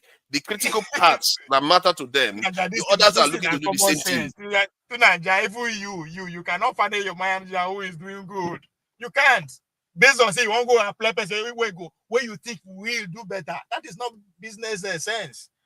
Unless that person is not doing, and you prove that person you can do better, you can prove it there. But this person is doing well. You say, no, make a comment, make a try. You don't do there's no time for trying. He's doing well. I think you're actually misreading how these people behave to an extent. They don't want to get burnt. They are not stupid. Why worry about picking a hot, favoring one side? when both of them are going to give you the same thing. You don't Both understand. candidates are going to give you the same thing. You keep getting you are getting caught up by two sides. Those people have one agenda. Are we getting our return? That is what I'm saying. I'm saying that both of them are going to give them their return. So it doesn't matter. To Nigeria, no, it's like you say you the price monkey on top 3. Tinubu is doing something. Obi is promising. It's two different things. Yes, but see, no. Obi is promising. No, that's how they behave. Obi is promising. They may not be. I'm saying. Let me hear me out. Obi is promising. They may not be like, oh, very hot about Obi because clearly Tinubu is delivering. But if they believe Tinubu is winning, is losing in the election and the support of the people, as long as hold on. The caveat here is, as long as they believe P2B is still in line with them, they will shift because they don't want to offend Nigeria for that reason. You see, you are talking about if I don't know. I'm not talking about tomorrow. I am talking as we speak today. He's doing it. You see, if I ask you, it's not today the election is happening. It's tomorrow the election is happening now. Hold on. If I come to before you, I carry monkey, live monkey. May you buy. Kulata come. Tell you say, no buy him. I get one. He inside bush. I'll go bring and come. Who will you go for? Common sense. I will go with the person that has a monkey now. Exactly. But that is not how it works. You keep going back to this one. That's not how it works. Tinubu has done 2 years, has been tried. And I ask you, during that trial, did it failed? Now let me ask you again. Why do you think? Hold on now. Why do you think APAC funds both parties? To Nigeria, you still not answering my question. You understand? I can ask you the same question too with American politics. Why do you think APAC funds both parties? Because you're not getting the subtle point I'm making there. It's not because they don't support Tinubu, but if they believe Tinubu is not winning, they are going to pull their horses and support Atiku and the P2B. Hold on. You raise a very good question. Why APAC they support both parties? In Nigeria, all of them are USAID candidates. From Tinubu to and just like all of them are this in APAC now, in the US. Now, the sponsoring of both of them now to deceive me with the voters. So I am saying you as an investor, because that's what it boils down to. Forget the noise. Yes. As an investor, you have invested in me. I give you exactly what you want. Maybe even more because they are happy. Right? You didn't invest in only one person. You keep saying that. That's the mistake you are making. You are doing the maths wrong. They invest in both. That one person won. That means and when some other person wins and that is part of their investment, why would they be against it? Who is against who? Why would they be against? In the case of P2B and Atiku, that we are saying that they are part of their investment. What makes you think if they win, they will be against them? Because they invested in them too. You know, to Nigeria, that's what I'm saying. How are they going to win? It is. You keep talking about now we are asking question because the question you were putting in front question of people, I asked you before. Hold on now. You're asking a different question now. How are they going to win? Before you are saying how are they going to get past these people? I'm telling you that's not how these people behave. The question is Tinubu doing well? It's a very straight question. I mean, this is not it's a very straight question. Assess him. He has spent 2 years. But I just told you, that is not how they work. It's not about whether Tinubu is doing well for them. Don't you understand that? I told you before. Hold on. Okay, let me give you a simple example. APAC is funding both parties. Trump is doing very well for them. But yet, Democrats are going to win. And Democrats are going to do well for them. Yet, Republicans are going to win again. Because it's not about, they are on both sides. They are investing hold on. Again, if you compare, if you are trying to make example, put context to it. America is not a country, it's an empire. The two-party system is not Democrat and Republican. It's White House and Pentagon. until you understand that dichotomy, you know, before you understand how things work here. Forget Republican and Democrat. It's about White House and Pentagon. And to understand that, there was a guest Dr. Dameji brought on the 90 Minutes Africa, an Igbo guy, an Igbo man, who has worked as an entourage of Bill Clinton, White House correspondent. He followed him to South Africa. He brought him here. So until you understand that dichotomy, you know, forget to say when you say APAC, they sponsor Republican and Democrat. No, they are doing that to say whatever the Pentagon want, because that is what matters. Forget waiting White House. All this. Yeah, but the point I'm now making bringing is it still to stands. hold on, bringing it to Nigeria. Nigeria are an investment state. They invested here. Now don't forget that. This ideology is secondary. There are money in Nigeria. There are billions invested in Nigeria via oil and every other thing, right? That's what is important. So the question I say, are they making profit? No, you say, oh, they feel change and give up. Yes, but you are not, you as an investor, you are not calculating the how long is it going to take if you bring a new person, because it's going to start afresh. Because you No, they don't start afresh. They carry over where they stopped. On that extension part, don't you see that? You should know that. They carry over where they stopped. The Trump to break any Nigeria square with Israel. APAC just carried on with Trump from where Biden stopped. Stop. I don't tell you, stop. America is an empire. It's different. Their foreign business Oh an my empire. God. It's like that in the UK too. I've seen it happen repeatedly. You are talking about Nigeria and a business place. It's not even a country to them. It's two different things. They are looking for managers. They are looking for managers. Okay, you so understand? Who will are the manage presidents their not resources? managers? The presidents are managers. The presidents themselves are Exactly. managers. So And that's how now- our presidents now- are managers. That's what I'm saying. What are they managing? They are managing the resources of some of all these people. In that the have UK, interest. they not just manage the physical resources, they manage human beings and ideology too.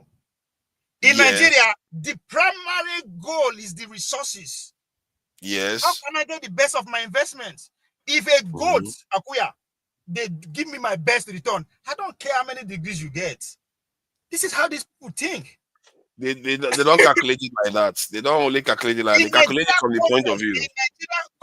In Nigerian context, See, it's a balance. It's a balance. I agree with you that, like, if you say APAC now, APAC will probably prefer Trump over Biden.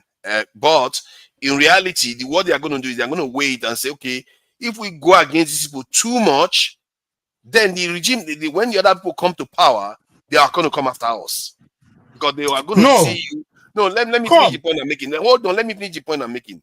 They are going to, because they don't want to alienate the other party, because the other party is going to make it to power eventually, because democracy means when one party is exposed for long enough, they will become so unpopular that they will be unseated. And if a force decides to prevent that other party from emerging, what is going to happen is that when that party emerges, all their interests will be destroyed. Because the people that fund that party to emerge in the end are the ones that party is going to support. So they fund both parties and try to remain as neutral as possible in between them. To Nigeria, that's what powers do. When we say APAC, where is their source of money coming from? From the US there. Yeah, via what? Various means. Via corporations. Via corporation. So it doesn't matter who comes to power. They only have the resources to write policy that will favor them. It doesn't matter whether Elon Musk or Mark Zuckerberg. You understand? They were the Silicon guys were all in on Democrats until they fall off under Biden. What happened? They come back to where the action day. They saw, okay, this is where the action day they go. So tomorrow is about where, as I said, you need to understand the dichotomy between Pentagon and White House. Pentagon stay for life. White House come. No, you are shifting the topic. You are shifting the topic because in reality, what we are discussing is what with Peter Obi, what is happening, and you are saying that no way Peter is going to win. I'm saying that no, he could win, and even his forces will stay back him because Peter Obi's policy is not that far removed from what Tinubu is doing. It's the way he does it. That's the difference. So that's what I'm saying now. See, it's a question. So I just want you to give me a reason. So far, not they tell me if forget if me and you may not see the if. What we have experienced so far, right? Give me reason. Say, because of waiting these people, do these people, they're not go say, okay, make him go back? Oh no, the reason why they will pass back someone like P2B is because one, if he gets a lot of votes and he belongs to a block of in Nigeria that they believe is more influential than the current president. Stop using No, I have to say that because that is the context I'm speaking from. I'm not speaking from something that is already fait accompli. I have to use. We're talking about our reality now. We are not dreaming. This is not dream. The point that if they see P2B and Atiku have a powerful block, they altogether they get more than 12 million votes the last time. If they demonstrate that again, they will have to concede those power to them, knowing full well that they're not losing anything. The contest is on. We are just waiting for voting day. I don't know why it is. The competition is already on. Yeah, I'm asking you. Yes. Hold on. I am asking you, so far, what you see between those opponents, are they coming together? I'm asking for what you have seen so far. Okay, now that's the question you should have been asking from the beginning. I don't know whether they will come together. If they don't come together, the election is over. That's why I thought. I know they do. If me and you fit die before the if, we have experienced 2 years, I'll be 5 years of competition, 2 years of service. Let's just use that. Yeah, I'm saying it now. Yeah, let me declare it now to any obedient out there. If P2B, Atiku, and PDP, all of them don't find a way to come together, and if they don't come together, and President Tinubu didn't fall down and die, or didn't suffer, it doesn't do something crazy, or didn't get a stroke, nothing happens to him, the election is over. That's what I've been saying. If they don't do that, they just kiss the election goodbye. That is the only thing that is going to stop Tinubu is an act of God, something crazy on his side, either sickness or something happens to him. If the other parties don't unite, but if they unite, then Tinubu should be praying to all the gods. You know why? To save him. That's my prediction. You know why they say just focus on what we are experiencing so far? Because you so believe that the video that you play, the tape that you play of Obi's son, that yes, the North are going to capitalize to use against him. And I got to say, Obi did another candidate, not candidate for them to work together for them. Like, so it's not hard enough. The reality, we have to face who we are. No, it's hard enough if they come together. If they come together as a force, because it doesn't. The Atiku is the northern candidate. It's not P2B. Atiku is the one that brings the votes, but P2B will bring the south. And if those two come together, they will be the strongest political bloc in the country right now. These are beautiful dreams, right? I mean, everybody want that. Let's bring KJ in before we love KJ. KJ is a very humble man. You know, he doesn't care about what this is. So KJ, what he's saying. This, did you notice that P2B's son didn't come out and deny that he's practicing same-sex relationship, or even potentially trans relationship, because that character that we saw next to him, he didn't declare that character was an actress or artist. I don't even know whether it's a guy or a woman. So there are so many confusing aspects to this. And I really think they need to clear it up. Otherwise, this is going to get messy and it's not going to help P2B in any way. What do you make of it? Okay, thank you so much for that. And thank you, Mr. Opablo. 2027. Listen, the thing is this: as an actor, you are doing well. Next time, add excellency. My first degree is in theater arts, and I practice very well. So I'm not saying that I wasn't just a theater artist; I practiced. So you have this belief in the art world, especially in film, and in film production. For you to be a big name, you have to take every role they give to you. So when they give you a role that does not match your belief, sometimes it's difficult if you are, not a very, very strict person who don't care whether you get your daily bread from it or not. It's difficult to turn it down. There are artists and actresses and musicians who have turned down certain offers because they didn't match their moral standard. One of which is there's Washington. and many others I can remember. But right now, coming off of my brain is there's Washington. Now, in his case, I read through, and I've seen the video even before this. Before it started trending, when he produced that thing he's talking about. The thing is this: he has never, for one day, put his hand into Peter Obi's politics. And I know there are many other Nigerians, and I don't want to be one of those who quote the bad of others just to justify whatever is going on. But there are those whose children have not been doing very well, including the present president, whose child is in London doing all kinds of stuff. But here is the case. That's my own stand concerning Peter Obi's son. He has never commented on politics in Nigeria. He has never desired to take part in Nigeria. When he comes to Nigeria, he just comes in like any other ordinary person and goes away just like that. Yeah, he doesn't carry a special, entourage or even a special, what they call them, those protocol in the airport. So he has ordinarily lived just a normal, ordinary life like any other normal, ordinary Nigerian. He has chosen to be an artist. There's nothing being an artist. Maybe in his own art, he has not been able to draw the line of what he wants to do, how far he wants to go, or how far he does not. When I used to act, I don't take any role that you have me come to kiss anybody. I never took any role like that. You can, take your acting somewhere. If you want me to really be in the production, then you have to rewrite that act. But KJ, is that because of your religious background, because of your morality, or is just professional? It's because of my religious background, and that's first, my religious background, my religious belief rather, because I believe that should be secret. It shouldn't be, just, and because I also believe as an artist and a professional one for that matter, I know that there are other ways you can rewrite those kind of roles, not necessarily bringing sexuality into it. And so if you're not ready to go around and write it, because in theater, we are taught that, if you are acting a scene, maybe a bedroom scene, once you and the lady go into the bedroom and close the door, it is as the rest is left to your imagination. So we mustn't come to bring it just like what they are doing now, which what I call moral decadence, which is also that's one of my beef with the Nollywood in Nigeria. They're helping to further degenerate the level of morality in our society. So now, in his case, and in the place where he's practicing, these things have become common knowledge.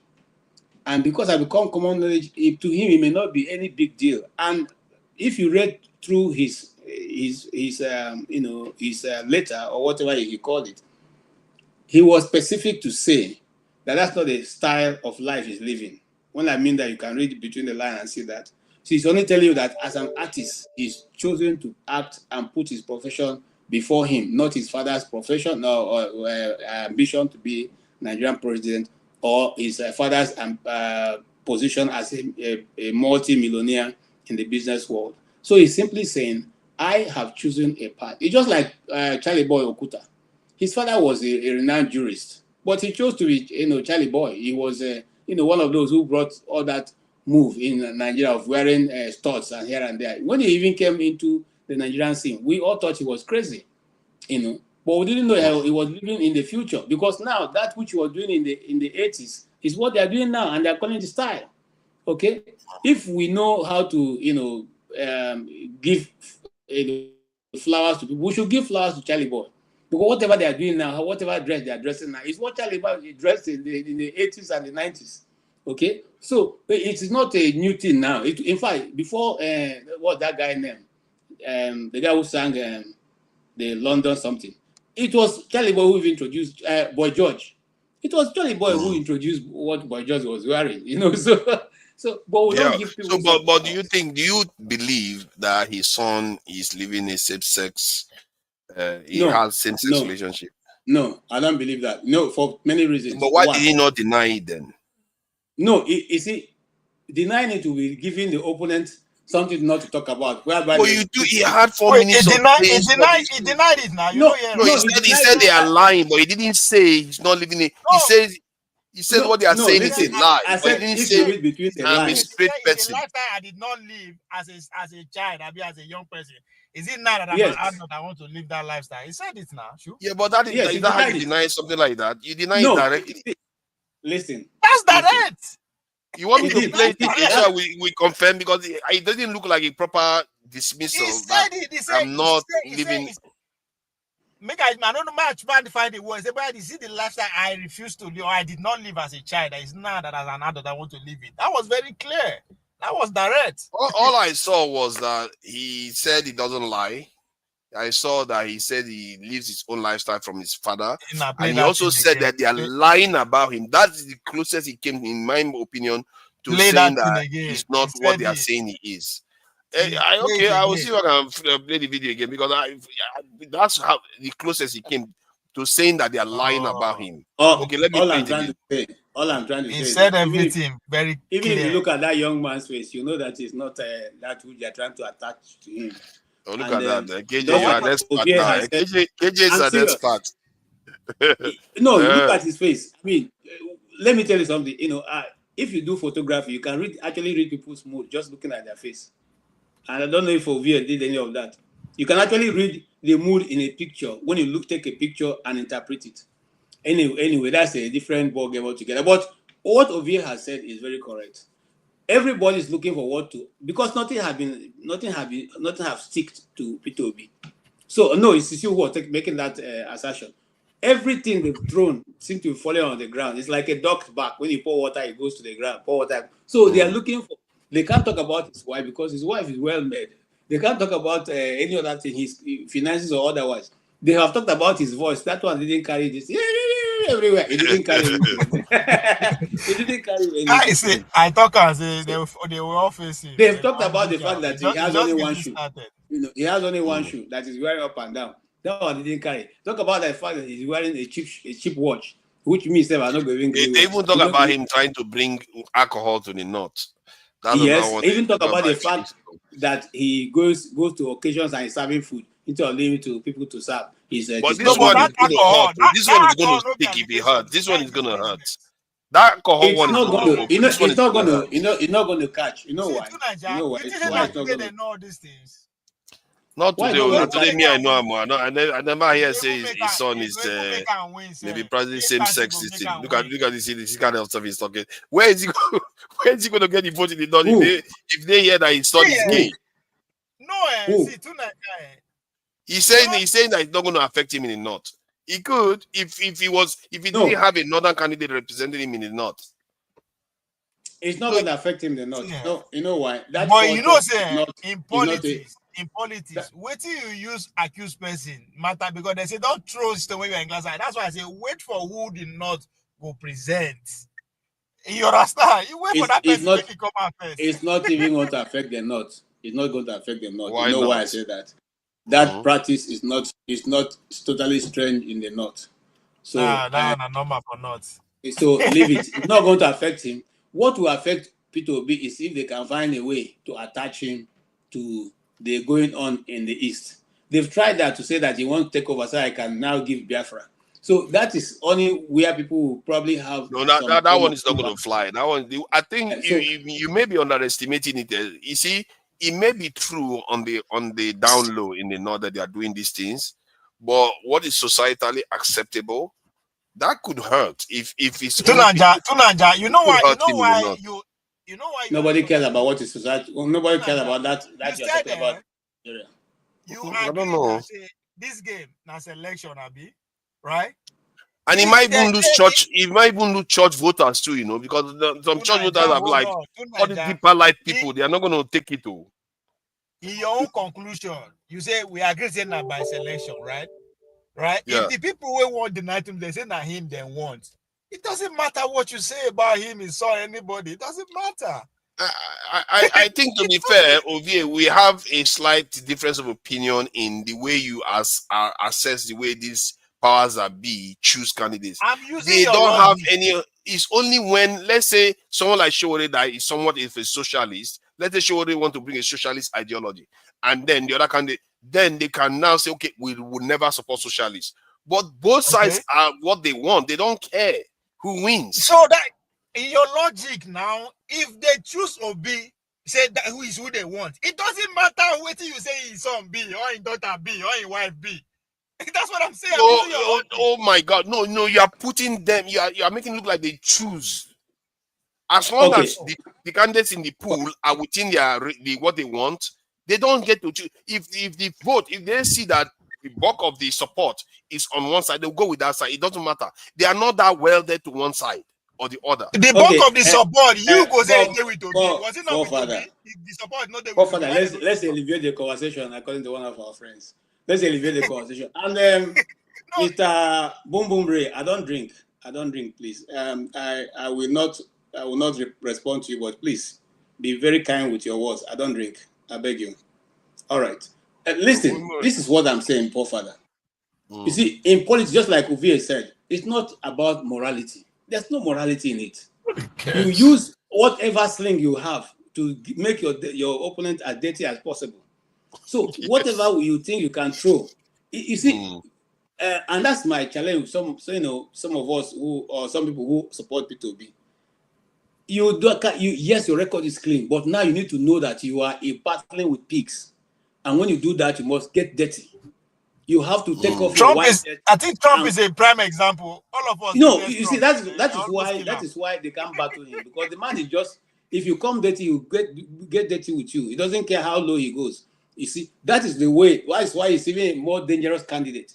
But playing, St. Francis in the ring of harlots, it gets so difficult, because what are you doing in the midst of harlots if you are St. Francis? That would be wrong. Okay, because your gospel is not going to work there. They already know what they've taken, the profession they chose, and that is why you're not going to change. What you need to do at this hour is to guide your loins, as the Bible says. Okay, and then also come out fully ready to grab it. I said this many months ago. Grab it, take it, snatch it, and run with it. That's what will give you this thing. If you say you're going to be a gentleman, you still go back to court, and the court will ask you the same question. Present your evidence. You don't have the evidence because INEC will not give you the evidence. At the end of the day, we will start another cycle of no problem. Let's wait till 2037 or 20 whatever. It's a cycle. They're not going to change. Look, forefather. So some days ago, I took a look at those who have been running Nigeria since Nigeria became independent. Go and look. There are some people. That is their friends. Those who have gone to be with the Lord, it is their friends that are running it now. Those who eventually are not dead, they handed over to their friends. Those who are even preparing to come in now, they are people who have been following those friends of those people. Go and check. It's Tinubu. But is that not the nature of all nations? You always have people circling the corridors of power. Look at Trump now. He came back after how many years since office? No, Trump had never been in politics. Remember, let's not forget that. He has never been active politics. If you are talking about people like the Bushes, yes, then the Bushes, yes. But not these other people. Obama doesn't even have any history at all. He's just a one-off guy who got, yeah, but you can also say that someone like P2B came from practically nowhere to taking power. No, he became a governor. He became a governor. See, P2B is a devoted Catholic. Majority of Anambra State is made up of Catholics. So P2B, if there's anything we're not going against Anna because they be Catholics, they will vote against it because they're not Catholic. I'm not sure that is going to fly because they've done it once already. But gay one is going to matter. I think gay one is going to matter. Islam agrees. Oh, wait, listen. Islam agrees with Catholics. Islam have no problem with Catholics. I'm telling you, I used to be a Catholic. So what do you think is at the cross of Muslim and Christian fight? It isn't a hold on. What is causing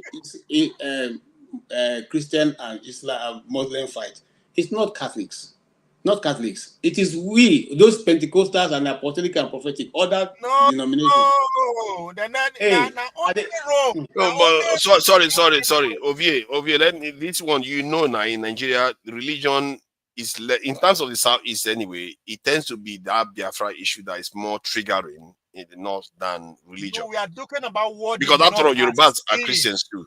Pardon? No, we're talking about what the North will use against him. See, at the call of Nigerian civil war problem. Now, As long as they hold on. As long as Tinubu, you see, I have to give it to Tinubu. He has a lot of cards to play. As long as Tinubu doesn't go and release Nnamdi Kanu, Biafra issue is not going to come up this time because that region is relatively pacified now. So it's not going to be an issue. My worry is that Tinubu has cards to play where he feels like, okay, if P2B is doing too much, he will want to raise the specter of Biafra in the north again, and he will release Nnamdi Kanu into the wild. So, and but then you have a lot of problems on the ground. not Tinubu against Peter Obi. There's another candidate too. So Tinubu worries is neither Peter nor Atiku. Those people are their problem. Those two people. That's where the problem is. Between Obi and Atiku. That's the problem. If they go apart, Tinubu goes smooth. If they come together, here is the problem. Here is the problem.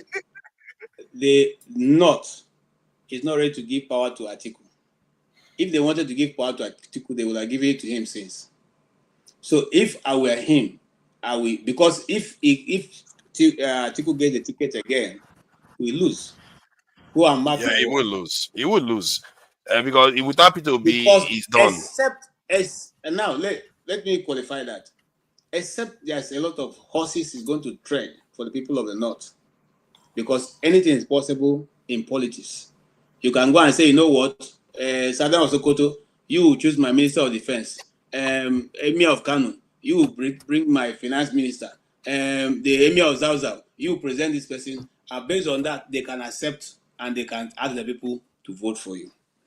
But except you trade off a lot of horses, I don't see that happening. But if he does trade a lot of horses to the North, then he's as good as gone.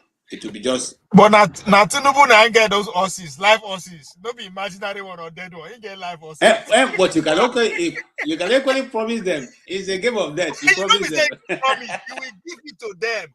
You see, and the thing about Tinubu is that Tinubu has a lot of credibility in promises. You have to give that on to him. Whenever he promises people, generally he tends to fulfill it, and he can do it. That guy will sacrifice anything to get what he wants. From what I can see, he's a very, very kind of, how do I put it? He's a deal maker in such a way that he anticipates what his opponent is going to promise, and he will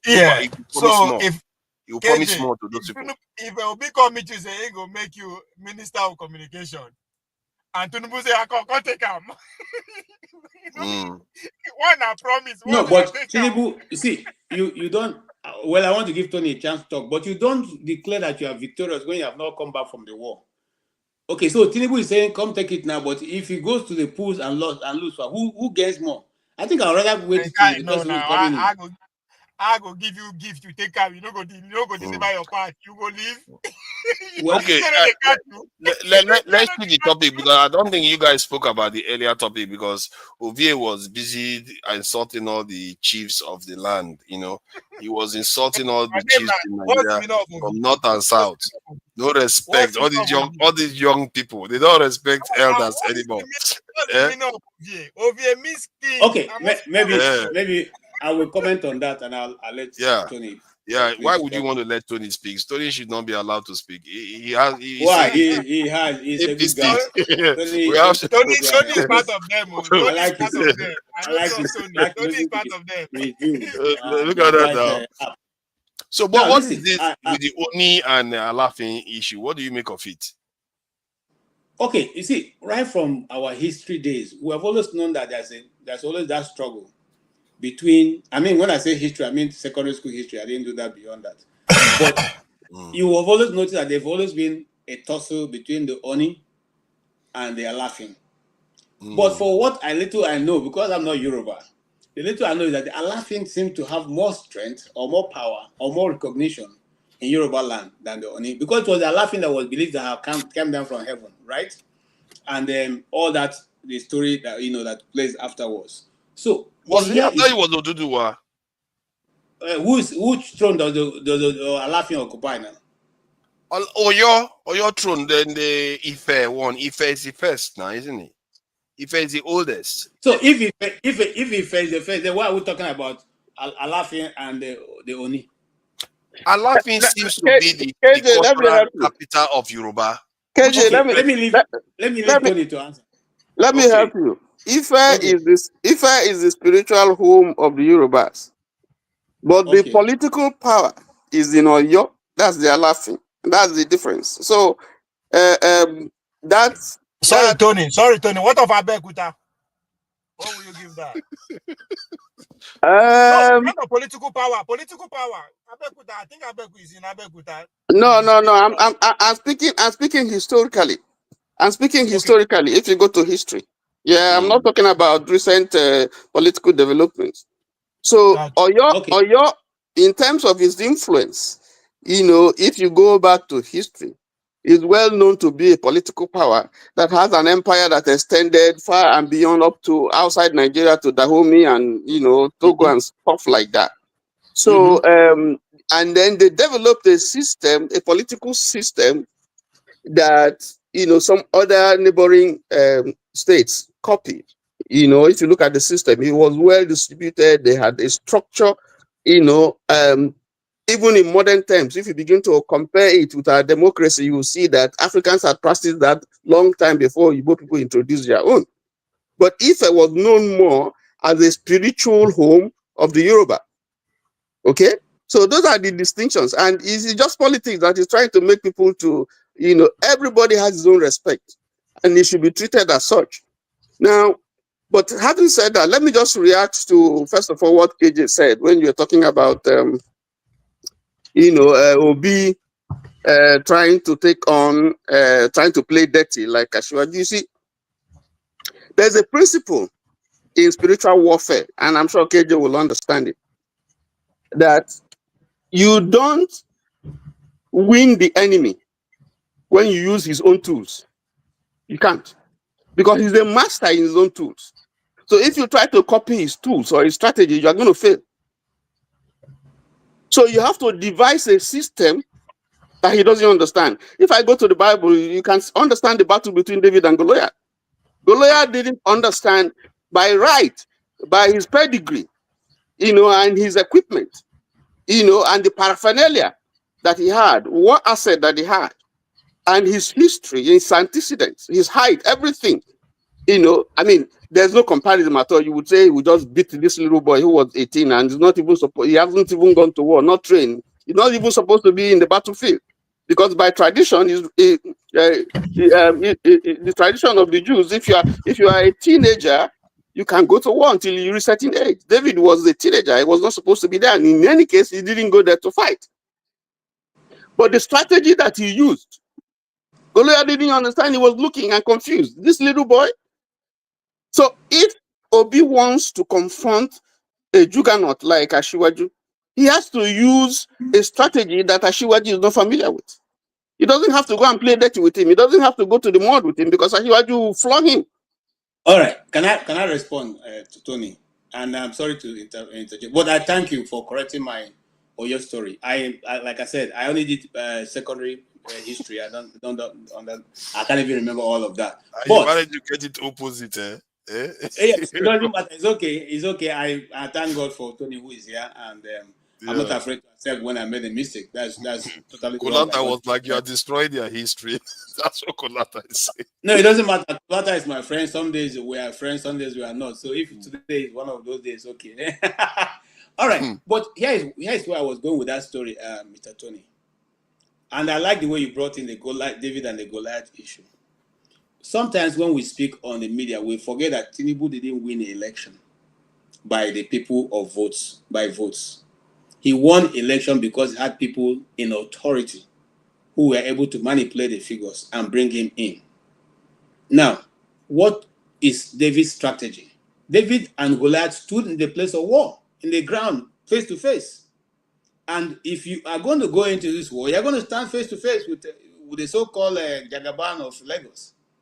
Okay? And now that is where you now deploy your own special skills. But you first of all have to be on the field of battle. Okay? So now, where am I going with that? The other time we were defeated, or the Nigerian people were defeated because they didn't have people manning strategic positions.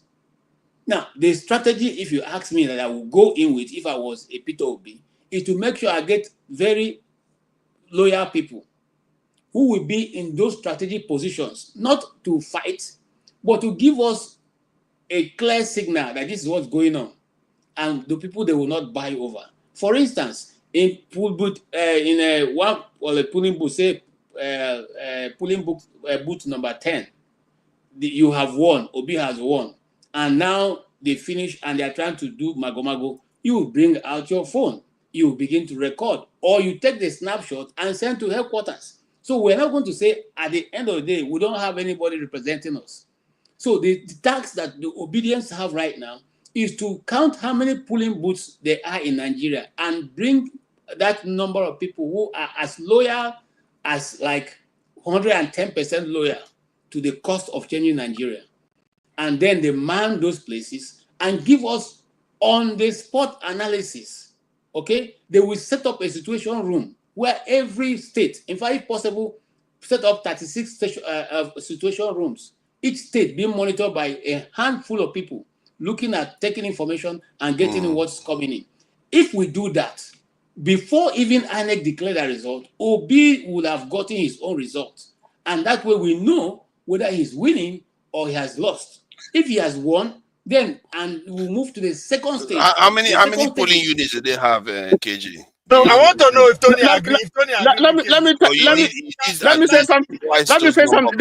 There is something that Ovie said that we must highlight. There's something very strategic. You see, if there's a coalition between Obi and Atiku, where Atiku decides to support Obi, the election is won. You see, if you look at again, go to the history of Nigeria, all these things, that there's a historical fallacy that we hear every time they've been peddled, sometimes by the North, that it is the North that determines who is the president. No, it has never happened in Nigeria. The people who determine who becomes president or prime minister is the South. It's always happened like that. It is the South. Whether it's MPC, you know, there was an alliance. Whether it's MPN, it was Accord Concordia. Whether it was Abiola era, or whether it was, if you even look at all the attempts that Atiku had made and Buhari has made, it is the critical vote of the South that have made them president. In the absence of the South supporting the North in a coalition or some sort of arrangement or Accord Concordia, there's no way that they're going to win. And the falsehood that they've been peddling is that they determine. No, I don't agree with that, because they've tried it and they failed. Atiku tried it so many times. What is it? This man tried it even with his 12 million votes. The late Bubu. Why do you say the South is the one that determines the vote? The 2019, it was the North that won it for Tinubu, for Buhari now. The North won it for, no. Just imagine. I'm looking at the map here. The North. Okay, hold on. Okay, let me explain it for you. You had a faction of ABGA, you have ACN, you have ANPP, you had what other coalition? It's some splinter group from PDP that joined. CPC. That joined CPC. So if you look at that coalition, you find that it's essentially maybe 60 to 40, 60% from the South and 40% from the North. Leave all these things that they're telling you about 12 million votes, because we have seen that there is no 12 million vote anywhere. If you have a free and fair election, if you have an election where you don't have people imported from Niger and Chad and all that to come and vote, there is no 12 million vote anywhere. Tony, KJ said, because you alluded to the fact that Obi had to use, he doesn't need to use Tinubu's style to defeat, he has to do something different. So KJ is saying that for him, what the obedient faith to do was actually mount every polling vote unit. So he suggests that. Is that what you think would make the difference? Is that something that he would do that is different from what Tinubu is doing? Or what other thing do you think Obi would do that is different from what Tinubu, because Martin Polling Unit, Tinubu said they do have KJ. Just to put that on. You see, that is a suggestion. But what you said, you see, and that's the thing that is making APC uncomfortable. To make sure that there is no alliance between Atiku and Tinubu, where Obi is the presidential candidate. They are sponsoring an alliance where Atiku is the presidential candidate. And then there will be, if that happens, forget about it. Tinubu is Kulata said something on the conversation about PDP, because people seem to forget that. I still believe that PDP has more structure than APC when it comes to where PDP be. So he is saying that this by-election, because the coalition did not include PDP and they lost woefully. And I think I see logic with what he's saying. So whatever the Obis and Atikus are planning, they will still need the PDP family along. And the way it is now, PDP is under Wike. Okay, let me explain something to you. Atiku is not a card-carrying member of ADC. Obi is not a card-carrying member of ADC. They are still talking. So what you saw is not the coalition presenting candidates. It's the old ADC presenting candidates. You know, this person went SDP. Obi presented, I mean, you can see he went ADC and so on. It wasn't the coalition. The coalition didn't present, they haven't even gotten to that point. Okay, so APC is smiling and saying, oh, we defeated them. No, they defeated the individual parties as they were. We have not seen a build-up of the party. They have not even agreed on anything. They have not done. They've not done anything. So that is a Pyrrhic victory as far as I'm concerned. You know, and you don't expect APC that is sound, solid, and has been there campaigning with all the resources, you know, not to win. You can see it if you look at the distribution of the votes. You find that it was the parties that were holding sway in their states that won basically. NNPC won, ABGA won, APC won, PDP won. You know, so there was really no new. They held on to, you know, all the 12 constituencies and the 16 this thing that you had. You know, it was just distributed in a way that it was the people who are in the helms of affairs who are holding that won. Okay. You know, so when you make that statement, when you say that Obi need to use something that Tinubu doesn't have or what he has not used, where I agree with you. And I think the only weapon that none of them has not actually tapped into is the people, the real people. Nobody is actually putting in work, spending resources to actually get those people we will forget, the uneducated people on their side, because that is the only way you can bring new people, and they are going to be very hard to manipulate. As far as we see how 40 million people have been, 40 million since the Obasanjo time. Now they do election around it. All their calculation, is around 40 million. At the end of the day, they go say, make 10 million no come out. Or make so there's no new entrance. Obi tried to wake some people up, right? Which is what the result. So there's still work to be done. Yeah. These people know. That's why I say all of them are USAID. Now turn by turn, right? So which is what me and Tunanja are talking about, that they are point. Nobody actually want to go there and do the work. It will cost you time and resources. Right? So if you don't do that, I go say, okay, you have a new weapon. But there's no new weapon that is out there. If you like, carry 2 people on the polling unit that day, they go come give them, they pay them in dollars. Then their telephone will work again. Let me tell you the game that I see. You know, APC is playing a very smart game. First of all, you will think that the call for Jonathan to come and join PDP, it's a PDP strategy. No. If you look at PDP, no, it's not. If you look at PDP, you will see it's that strategy, I guess. Huh? I think it's Atiku strategy. You see, the strategy is if good luck comes out, and I don't think good luck will come out. I think he's wiser than that. If good luck comes out and ADC gives to Obi, okay, and Tinubu is there. So you have Tinubu, you have good luck. You have Obi, for instance. But even if it's Obi and Atiku, Tinubu wins straight away. So any three ways, so they have cards. Either push this man in to PDP or push Atiku to ADC. You see, everything about SDP is dead now. No, nothing about SDP again. Nobody saying anything about SDP again. So it's not ADC that is an ADC they are fighting. Now, if you go to Labour, you see the smart game that they played. Obi didn't win. Oh. They didn't win. Oh. You see, this is a diversionary tactics for Obi to now go to Labour. When you go to Labour and become a presidential candidate, then Atiku takes over ADC. Then maybe Jonathan takes PDP. What do you think is going to happen?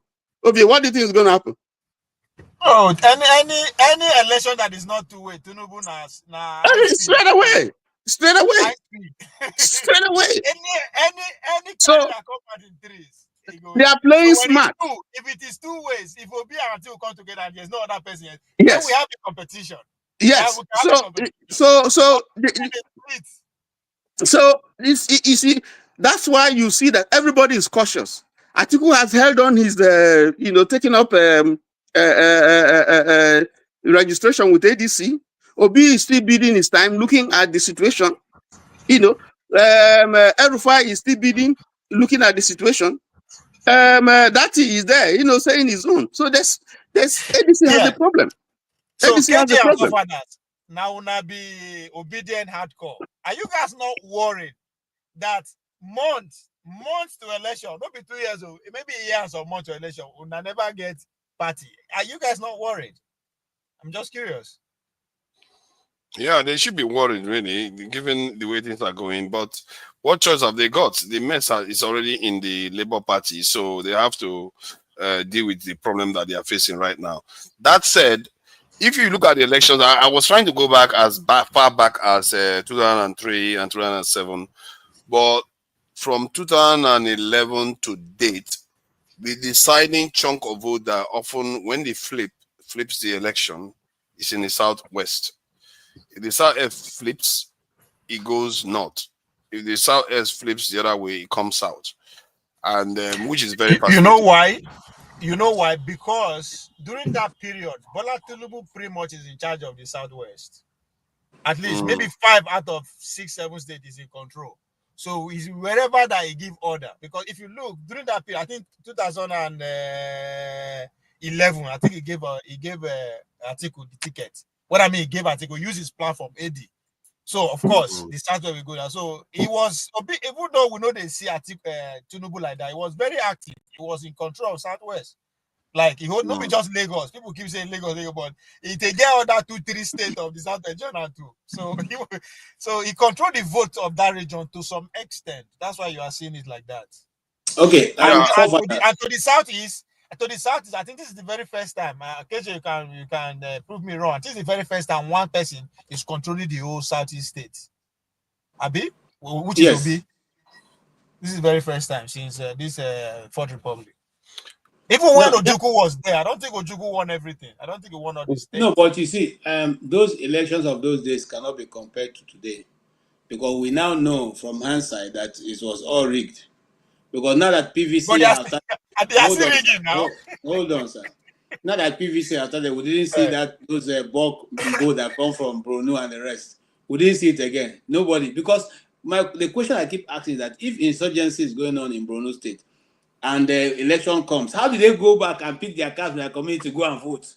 They ran and left their community, but when election comes, they will vote exactly the number that's in the register. How possible is that?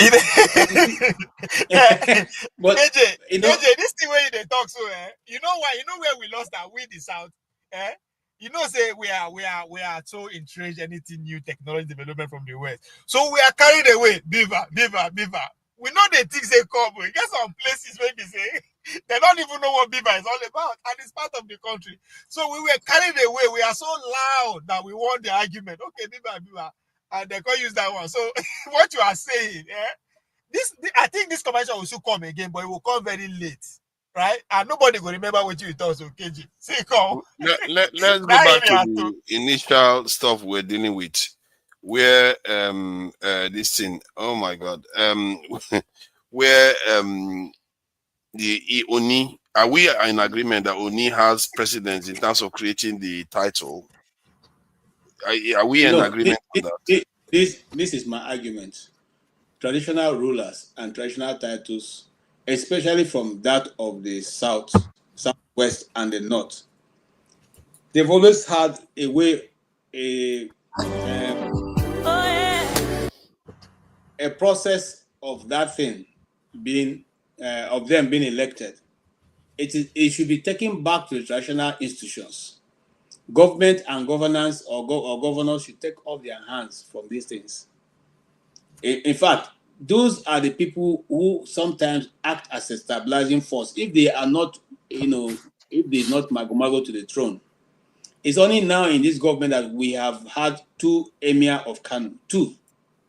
Okay, I have never. We thought that the Kano Emirate was one of the most powerful in the north, but today you can see how they've messed it up. So now you have 2 sitting emirs, one for the for the state government, and then one for federal government.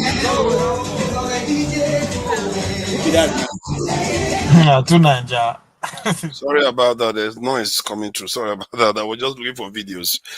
Sorry, I wanted to play that video again, but it's okay. Go ahead. But your conclusion is let's simplify this. Let's not over. Sorry. Let's hold on. I've not said anything much. Let's not overemphasize it. I just want to understand who is in charge in the Yoruba land. Is it Oni or Alaafin? Let's make it simple. And I want to tell you, nobody is in charge. All of them are there from the state. That is chaos now. Somebody is in charge. No. Are you trying to say that they are like the Igbo side to where they don't have anybody in charge? Nigeria. Anthony, more experience. Before, because I'm maybe not me this year, maybe not because when I started to pay attention. I am thinking that since when this current Oni is because he was young. He come from real estate in Lagos. It was a controversial, even though they are jujusing at him. Since that time and now, there are always problems. So is it because these 2 guys are young? I've been so it do with their ancestors too, because I never hear this kind of who be Oga, who be junior before within the Yoruba space. Is it because now these new guys, these are woke Oni no, Ovie, this is not the first time there will be controversy between the 2 of them. If you go back to the days, the first time I got to know about them was even controversy. When they are laughing, keep saying that he's superior to the Oni, and the Oni will not agree. Those ones who started this controversy have all gone to be with the Lord now. But the thing's still there. So my take is this: every state is autonomous. If every state is autonomous, why then do you want to make the traditional institution also to have authority over other states? If you then don't want to do that, if you want to return the traditional institutions to the formal as it was before the colonial people came, then take it down there, let them sort them. Look, let me tell you something. In my place, what is throne is throne. Those simple thrones, those thrones that the forefathers set up. Let me give you a clear example in Igbo land. The land that has demarcations, you can't go and change the demarcation. You can't go and say, okay, move it. And maybe at night or in the evening, you go and move it. Say, okay, I'm sharing the same land with forefather. Now I want to cross the boundary and move into forefather, maybe 10 steps into forefather. You just die. You know what they going. Once you move that ancient landmarks, you will die. You don't get cure. There's nothing like let him. No. Those things have been said there, and you must obey it. If you want forefathers' land, you go and tell forefather, this is your land, I like it. And if you say you want to sell it, okay. If you say you don't want to sell it, you can't move him. That is what it is known in Igbo land. You can't move him. Even if you like, let it be that you have built around the whole place and you say, this is small land between all your houses, he will not sell it. Well, how does this one talk about Ife not being because in my mind, Ife is the first. In my mind, Ife should be the senior brother in the equation. You can't, Alaafin can say they take precedence in creating titles in the Yoruba kingdom because they are forefathers. You know what has happened here is that politics is beginning to erode our chieftaincy institutions. Sir Aderemi Adesoji, was a politician, even though he was also very influential.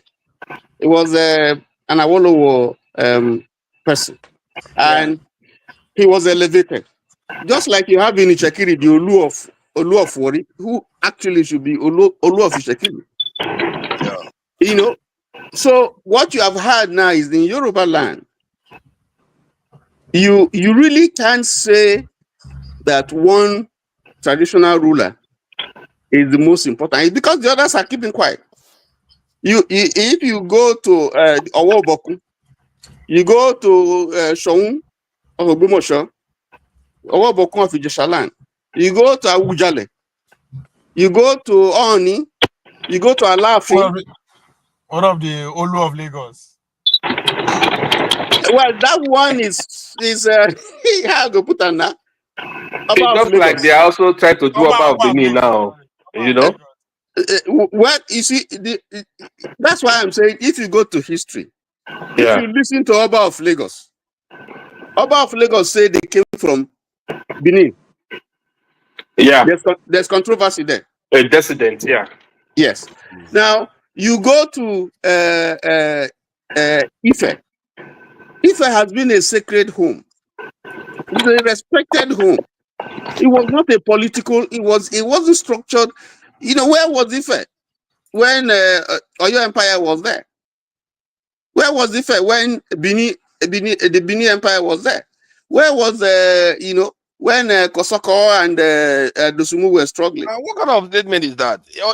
Are you trying to dispute that Ife didn't exist? No. I'm saying politically. Yeah, but they don't have to exist politically for them to exist. No, it's always been a spiritual home. That's what I'm saying.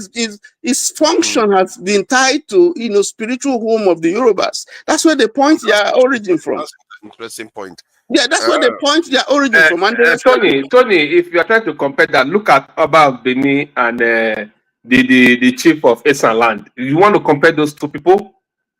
No, you can't compare. That's what I'm saying. I said, you see, there's politics. History. You see, there are people who are. If you look at history now, there's something we call revisionist history, right? Because people don't want to feel subservient to a particular suzerainty. They don't want to feel that they are inferior to a particular king or a particular. But there's history. If you look at history, it's not a question of feeling. Let me ask you though, the Ife kingdom. Like when it first came, because your kingdom became more prominent relatively recently compared to the Ife that has been around for well over 1,000 years, if I'm not mistaken. So, did the Ife kingdom or spiritual homeland create any form of leadership structure within that area that if Oyo emerged? Not in comparison to Oyo. No, we're not talking about in comparison. I'm saying, did they create leadership structure within that region? Now, let me tell you the thing about Ife. You see, Ife has a history, although some people dispute it. If you look at the history, the first people, and I think the Ooni said it, the first people who populated Ife, the founders of Ife were Igbos. No, let's not go there. Hold on. Let's not go there. No, hold on. I'm telling you history. Take it from the known to the unknown. I'm telling you history. I'm not. Just start smiling. You are in trouble. Let's hold on. You see, that's why I'm saying that. That's why these things are coming up. No, hold on. You asked me a question. We are talking about Ife. You asked me a question. Hold on now. You asked me a question. I'm trying to answer it. Now, with time, there were discussions. If you look at Olubo of Ugbo, he will tell you too. That Olubo of Ugbo, he's in Yoruba land. He will tell you that he will take precedence over Ife, over the Ooni. Oh my God. So what I'm saying is that, there have been dispersals around that Ife area. I ask you a simple question. Now you're bringing the boss into it. No. I'm trying to trace something for. I'm trying to say, the Ife, when it existed, did they create power structures, leadership structures? So please let him answer this question. Then you can speak. The kind of structure. I will let you speak. Let him just answer the The question. kind of structure that they had was mainly spiritual, and then also in art and culture. That was what you had. Yet there is evidence that an individual called Oromia or something was sent from the Ife to the Benin Kingdom. Don't go there. Don't go there because you want us to. I'm not saying whether it's not related to the Benin.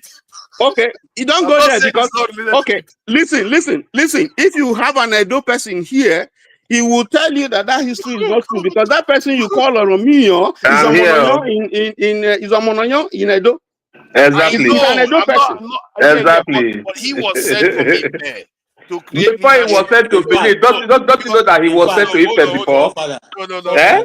Don't go there. Don't go there. Don't go there. Because we don't want to answer the question straight. Draw our attention to. What I'm trying to draw attention to is this fact. The fact is that we have a constitution that says that the chiefs have been put into classes. There's a first class chief, there are second class chiefs, and there are third class and the rest. So, in each state, if you now choose the Alaafin as the first class chief, are you saying that the Ooni of Ife now becomes second class chief? Exactly. So, and then we operate a federal system of government. Each state is autonomous. If each state is autonomous, why then do you want to subject another kingdom to be under another state? Is that necessary? Because the other state. Hold on. Order, but not the titles and it doesn't matter. The constitutional order still has something to do with however we bear our title. Before now, we used to hear that for you to be president, you have to win 21 states and Abuja. Now, the Nigerian English now means that Abuja doesn't mean that Abuja is a special place. So let's reduce the contradiction we are having in our system. We are running a state. States are independent of one another. Don't come and tell me that tomorrow you find a way, because that's what they are saying. But it's not true now. The Sultan of Sokoto has True Naija, at least True Naija, you are from UK. They take to compare the British kingdom. I mean the traditional kingdom with us here. Do you have local government and state leaders too as traditional rulers in Britain? No, you do have traditional rulers. I mean in the local, in the council, or in the down the line. They are different. They have a different structure. You have lords, you have dukes, and different kinds of titles. Okay. And those people are supposed to be some kind of leader in their own area, like chiefs. You can call them chiefs in their own area. Then they serve the center. But if you look at the UK now, the UK monarch still is a monarch in Scotland, in Australia, I think in Canada too, and a few other countries. So it's not like you can't have power beyond your state in the context of Nigeria. But again, the question still remains. And I think Tony waffled it. You see, that's why I didn't want Tony to talk. And people say we should allow him speak. Now he doesn't want to answer a straight question.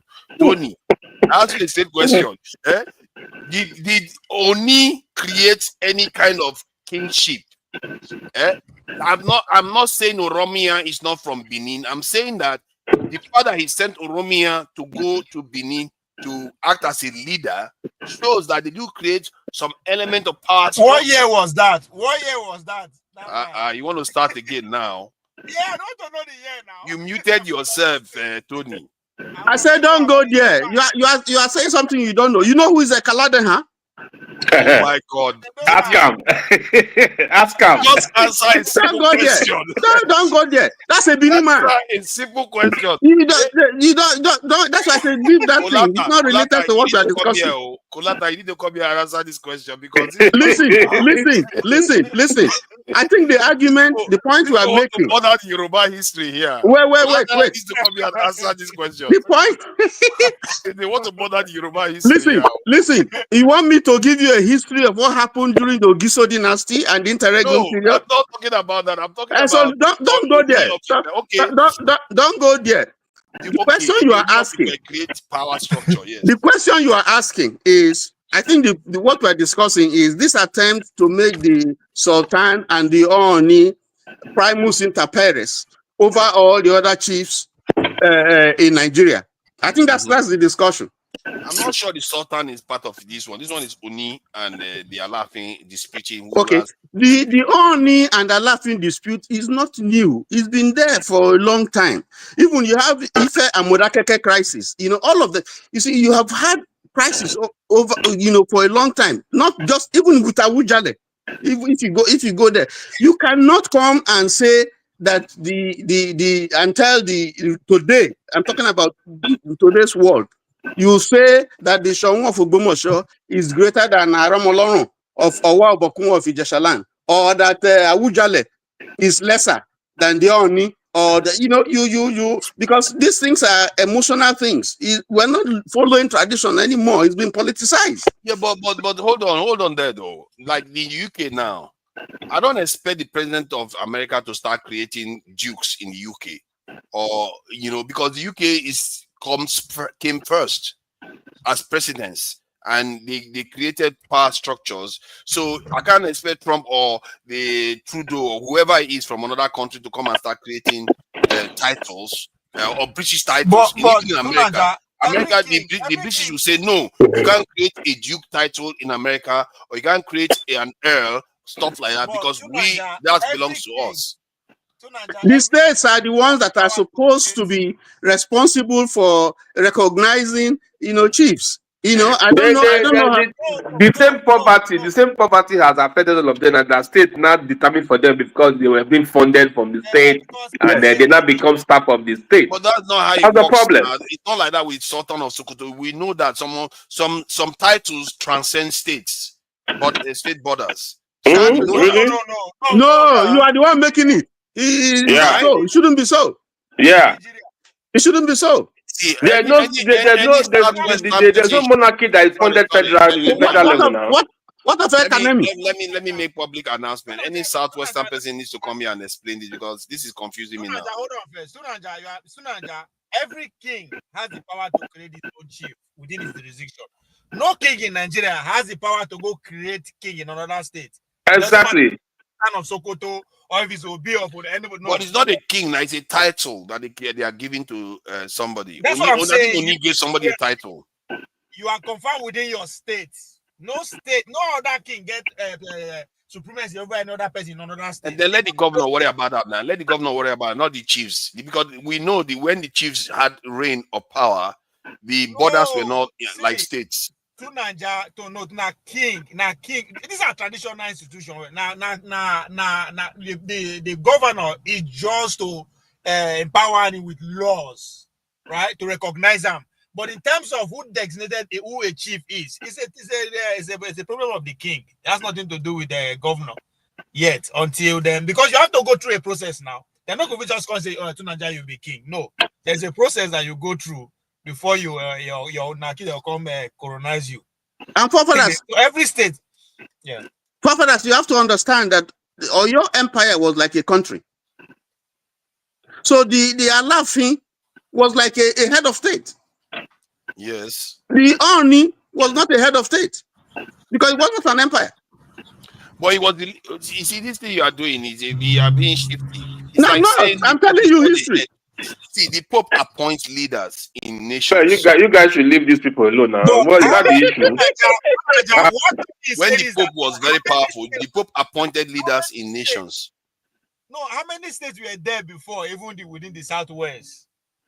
So as they demarcate them, they reduce your power. Okay, wait. So this traditional council and leaders, what is their function in society in the first place? What's their usefulness?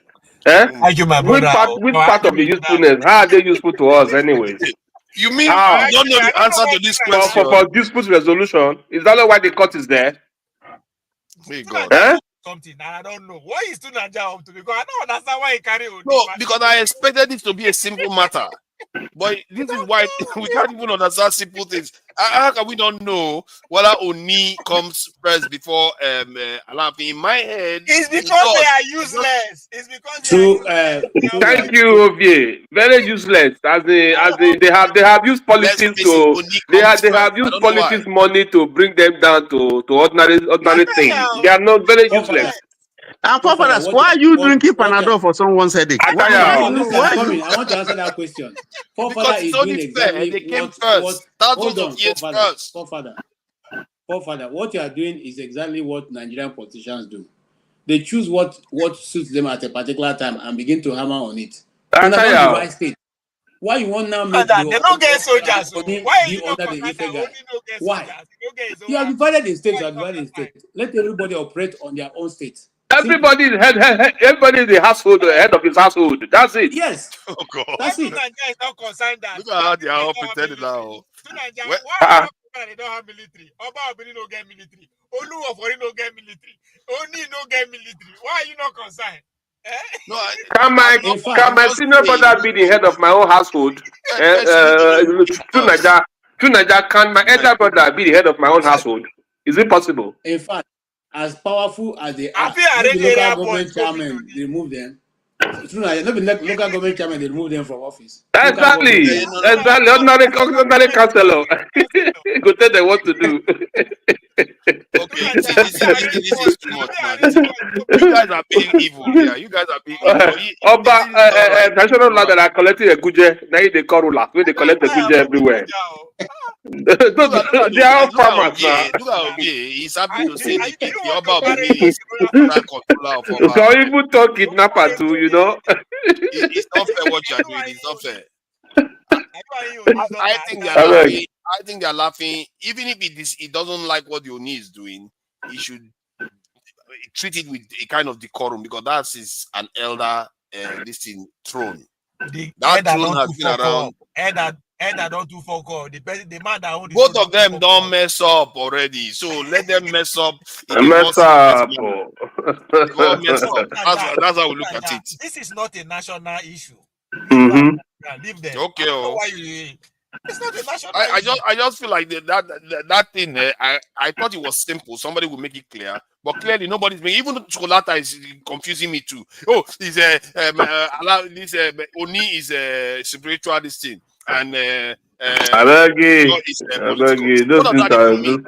things are they are not. Oni has been around well before the Oyo Empire came to existence. Concerned Jare. So, all right, then we'll move on to some other topic. Let's go to America, where Trump is busy supporting all the. Trump seems to be a friend of criminals. You know, he really loves criminals a lot. KJ, don't speak of my president that way. Don't speak ill of my president, my friend. He seems to love a lot of criminals, man. You can't make it up. Like, they went to this lady that was jailed for 20 years or so for child trafficking, molestation, and now they moved the lady to a less secure area, and the lady has testified now that Trump was never seen there. Even if the aircraft logs is showing that Trump is there, Trump images have been seen. And she testified that man, this is pathetic, man. And I really think Americans, people like KJ, you guys should pay attention to what is going on here. Because Americans are saying America is occupied. They are calling America an occupied country right now because their leaders don't make decisions for their people anymore. Because they blackmail all of them. And they have compromise materials on all of them. So they are not making clear decisions for the people anymore. We say our country is compromised because Oyibo people control our leaders. They are complaining. The most powerful country in the world. They are worried that their leaders are not speaking their own voice. And in some ways, there are signs that that is true. Let's face it. If you see US politicians, these are some of the most powerful people in the world coming out openly and saying, if they become leader, they will travel to Israel. And the one that says he's going to work in his own area, they are questioning him like, why are you saying that? Are you not going to go to Israel? Does that not seem odd to you? That leaders of the most powerful country in the world are sounding like that. Leaders that now Trump is asking all foreigners to present their documents, social media history, that before they come to America, 5 years, all African countries, they have to present their social media history. They're going to check whether they don't like Israel. And it's Israel they are checking for, not America. If you don't like America, they are fine. But if you don't like Israel, you have a problem. Because the reason why I say that is because of the way they go after people that don't like Israel, not America. If you don't like America, you're fine. But if you don't like Israel, you have a problem. Does that not seem odd to you? And people are arguing now. And we are not saying people or ordinary people. We are talking about Republicans. Hardcore Republicans, people like Candace Owen, Tucker Carlson, what's the other ones? Mike Jones, all of them. This is Breitbart guy. Like all major Republicans are concerned that they want to get to the bottom of this matter, So I'll play this video so that people will see what is going on. And this issue, they are going to sweep it under the carpet. I bet you. You're not going to see the truth of this thing. Because I've seen this happen in the UK before. We think it's only Nigeria that is corrupt. Now, in the UK, there was a case where some top politicians were accused of running a ring of young people's pedophilia ring. And they tried to try that case. The judges have to, they keep resigning. To the point whereby they went to America, this in Australia, to get a judge. The judge resigned. The case is dead. Nobody went forward. So you can see that the things we see on the surface is not how nations are run. And I don't believe this Epstein case is going to come out in the open. One way or another, they're going to destroy it. So let me see if I can find the video and play it. Fathers, you people have not shown good example because your prince is involved. And you swept it under the carpet. Before you begin to finger us, finger yourself. Because your prince in Buckingham Palace, your prince, is also Prince Andrew is also involved, and you people swept it under the carpet. So don't just finger us alone. You see, fellow Nigerians, you're already becoming tribal between nations. Am I saying it's only America? I just say that UK happened in the UK too. It's everybody. Even many countries, they are complaining that this is a problem, that they need to get to the bottom of it. That's what makes this Epstein case critical in the US. If they don't get to the bottom of it, a lot of people are going to start feeling like, you know what, this country is not being run very well, and we may have to take action. All those right-wingers that have been, looking for civil war, they will start making noise. And this is why I believe that America is going to go to a big war soon. Either they're going to start a big war with Iran, or I even hear that they are sending troops towards Venezuela right now. They're going to look for one big war to fight to distract people from all this. Because if America goes to a big war right now, guess what? They'll bury it. They will have a chance to bury all this. They were warned. They didn't hear. They were warned. They warned them. I will just play this video briefly, and I will ask KJ now. The question, KJ, you want to think about is, do you think Trump is going to pardon Ghislaine Maxwell? And if he does, what would you make of Trump in the end? That would be a question you want to think about. All right, let me play it. No, but the jury convicted her of sex crimes. Now what's happened is she's saying the President of the United States did nothing wrong as far as I'm concerned. And guess what? Before she'd made this statement, her prison conditions improved. So this feels like the abandonment of justice in the United States of America under Donald Trump. It's also, if you look at the nitty-gritty of the statement, she's relitigating under the patsiest of questions from a guy who is now in the Department of Justice, but was Trump's personal lawyer, as you pointed out, Matt. Now relitigating the entire case, and effectively, and the names are redacted, but it seems that she is blaming the late Virginia Roberts Giuffre, because the context, it's clear that we're talking about Virginia Roberts Giuffre as being somebody who helped Jeffrey Epstein get these sexualized massages from underage girls, including her, of course, herself. So this is wrong. Virginia Roberts Giuffre has recently committed suicide. And what we're getting here now is Trump's former lawyer, now in the DOJ, setting up a patsy interview in which Ghislaine gets away with talking nonsense. And remember, she never testified when she had an opportunity. So she's a convicted criminal, and she's been allowed to tell her story in an absurd and dishonest and lying way. And in return, she's saying, Mr. Trump did nothing wrong. I don't buy it for a second now. She also said, by the way, that infamous photograph, which had Ghislaine in it, and of course Prince Andrew with his arm around the late Virginia Giuffre when she was 17 years old, she said that picture was a fake. It's not a fake. It's not a fake.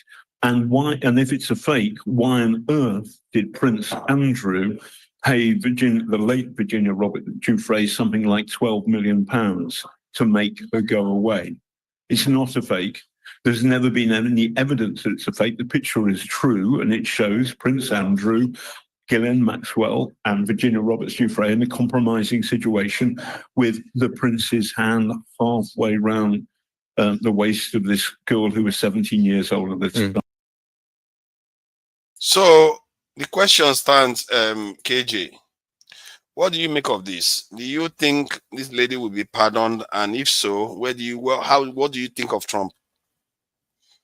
Okay. Thank you. I'm not sure that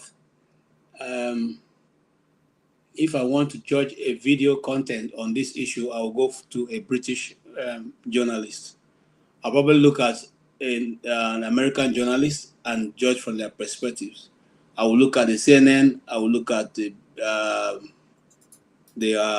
what's the other one, Fox, and I'll look at independent producers like Redacted, who will eventually give you, or Darwin, who will also give you a balanced side.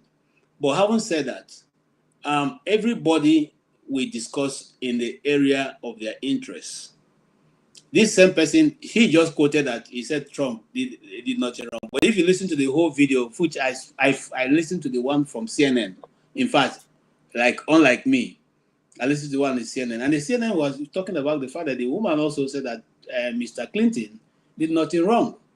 Okay, then he never saw Clinton with any dirty stuff, and then he also talked about Trump. So why did they pick only on Trump and not pick on Clinton?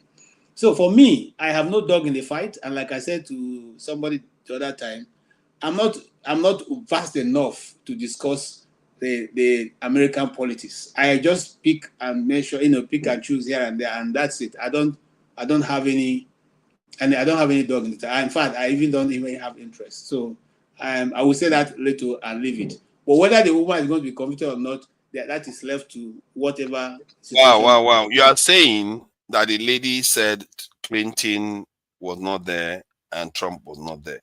No, she didn't say that. She said being there, they didn't do anything that she saw that was wrong. That's what she said. Yes, exactly. Yeah. So she's saying, in other words, that's what basically she was exonerating them.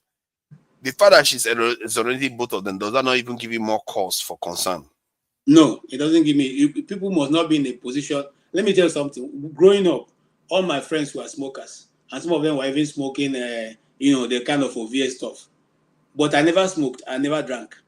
So are you going to say because I'm in their midst, I must be a drunk and I must be a smoker? I've never smoked in my life.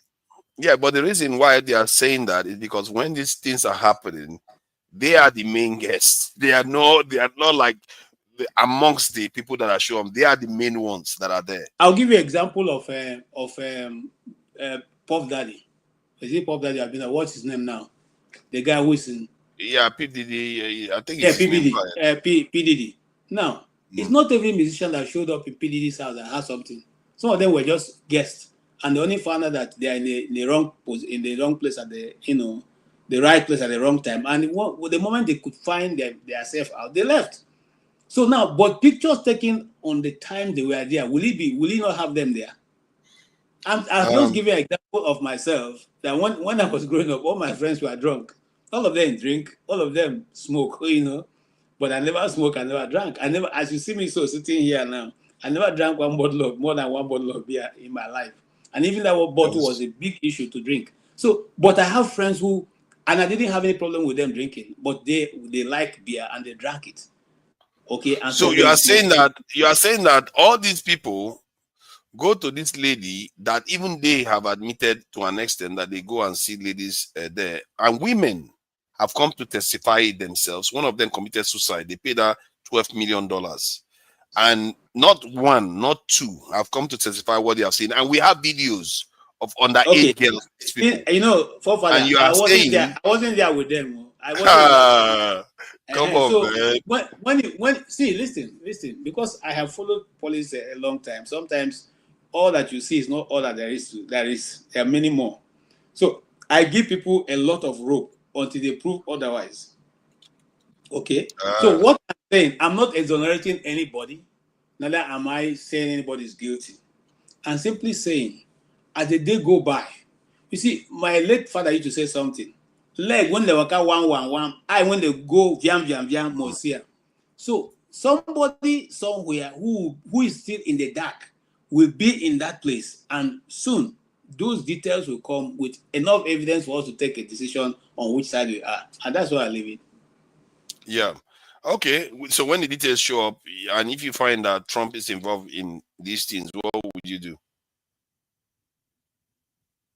Forefather, I don't understand. Why do you keep trying to put me? I'm trying to get your opinion now. No, What don't if do you that. find out that That's, Trump that's, is neck that's deep wrong. in this? That's wrong. You know, because Trump has been convicted before. You say that was rubbish. But what if you find out now that Trump that's is wrong. involved in this? That's wrong. You know, you guys like to quote people, but you don't quote I'm the just people trying correct. to find out what your thought would be When I if you talked find out that about Trump is I involved. talked about the Russia. Today, have you found out Russia was wrong?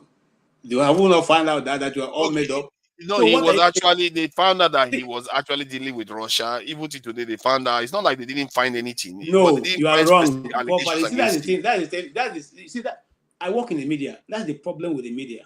You see, you can decide to publish a story about me today. Many more people will read it, and you keep that story. But when the truth actually come out, you don't bother yourself to publish No, it. Sorry. I think you are mistaking what their findings were. They found out that he was dealing with the Russians, but they didn't find any wrongdoing. That's a difference there. If you don't find any evidence of wrongdoing, that's an issue. Clearly, he was dealing with the Russians. Lie. Even the log showed that he was meeting with Russians. The question was that whether he was doing something nefarious with them. No evidence whatsoever. Don't say that. I'm not one of those. See, what evidence are you looking for so I can find it for you so you see what I mean? Father, when I want to follow a news, I follow it from the beginning to the end. I don't leave it. So this particular news, I followed it very well to the conclusion. And that even now, if you have been following, you find out that right now there's some things coming up. I don't want to go there. You are dragging me to discuss American politics. Please, I don't want to discuss it. I beg you. Thank you. Are you worried? Trump is you're gonna throw you out of America with his ICE agents. You know he's not gonna care whether you are his supporter. He's gonna chuck you. The earth is the Lord and the fullness thereof. The earth is the Lord and the fullness thereof, and all that dwells in it. And I have you're worried about Trump, eh? Oh my God, Trump is really scaring a lot of Americans. I have to say, man, the guy is scaring the life out of Americans. He doesn't want to say anything that is out of line, that is criticizing him or Israel. If you try that, you're out. If they catch you, they'll find a way to throw you and apologize later. But that said, I think we've already done 3 hours. But I will ask Tony, this thing, where do you think it's going? Yeah, I think they will bury it. But what if it comes out that Trump is involved? Because Trump, let's face it, Trump has survived so many things. He's been convicted, he's still standing. What do you think this one will lead? Do you think it's going to make a difference if it comes out that he's involved? Well, first of all, you made a point by saying that Trump is like a cat with with 9 lives, and he really is. But you see, you rightly said there are videos, there are newspaper cuttings, there are audio conversations of persons involved and who are associated with Epstein. There have been people who have come to confess of sexual harassment here and there, underage people, and how this person. And of course, we have also had some persons boasting, about their escapades with women, and even their association with Epstein. Trump first said when he was campaigning for his first term that he will release the Epstein records. He will release it. He will release it when they asked him. Now he's saying, it's a horse. It's like the Russian horse. There's nothing there. He resisted it. But does this surprise you that some of those who are pushing these things are Republicans? Not Democrats. Republicans. Yeah, because this goes beyond Democrats. It goes beyond. That's why they are pushing it. Now, and then if you listen to what Maxwell said, if you look at Epstein, you find out that initially, he was just unlucky. Something just didn't go well because he would have been in jail a long, long time before now. But somehow he was able to manipulate it. But the second time he was caught, he couldn't escape that. Now, and all the people who are involved with him became very jittery. Trump has said with his mouth how Clinton was moving with Epstein, flying the plane. And so he said he was, every time he was accusing Clinton and all that, and so on and so forth. Now we have had accusations of the prince from the UK being involved in this whole thing. And somehow he was disciplined even by Buckingham Palace. And they kept him a little bit distant from the royal house. But you ask yourself the question, why did Epstein go to jail? Why is Maxwell in jail for 20 years? Because it's been established that there was some level of sexual abuse. The court established that. And then, but those who are associated with him, that's where they have kept the seal on. And they warned this lady, she did not make any confession. It's not only now that she's talking, she didn't say anything. Because she was under threat that if she says it, they go buy him. Now she has made a revelation that she doesn't think that Epstein committed suicide. Yeah, she said that. Now, and if you look at the history, initially there was the first attempt. He failed. Now, what happened? The person who was supposed to guide was not on duty. Another person was derelict. And if you look at the killing, you find out there were people who were supposed to do their job, deliberately stayed away for whatever happened to happen. And the CCTV footage has disappeared. So it looks like somebody deliberately is tampering with some facts so that the truth of this whole thing will not come to light. The critical evidence I think it's quite obvious they are tampering with facts. Otherwise, they would have released all this evidence and just redacted the name of the victim. That's all. Read all the evidence. Now, what they are saying, what the lawmakers are saying is that we don't want anything to be redacted, except where it can be established that some victims, that it will cause damage to them. Otherwise, they want the whole thing, so they can see the facts. Yeah, but they know that people are not going to do that. So they are going to use that as an excuse for the judge to reject the request. Very good. So there are people who are fighting because this thing is much more than we are seeing.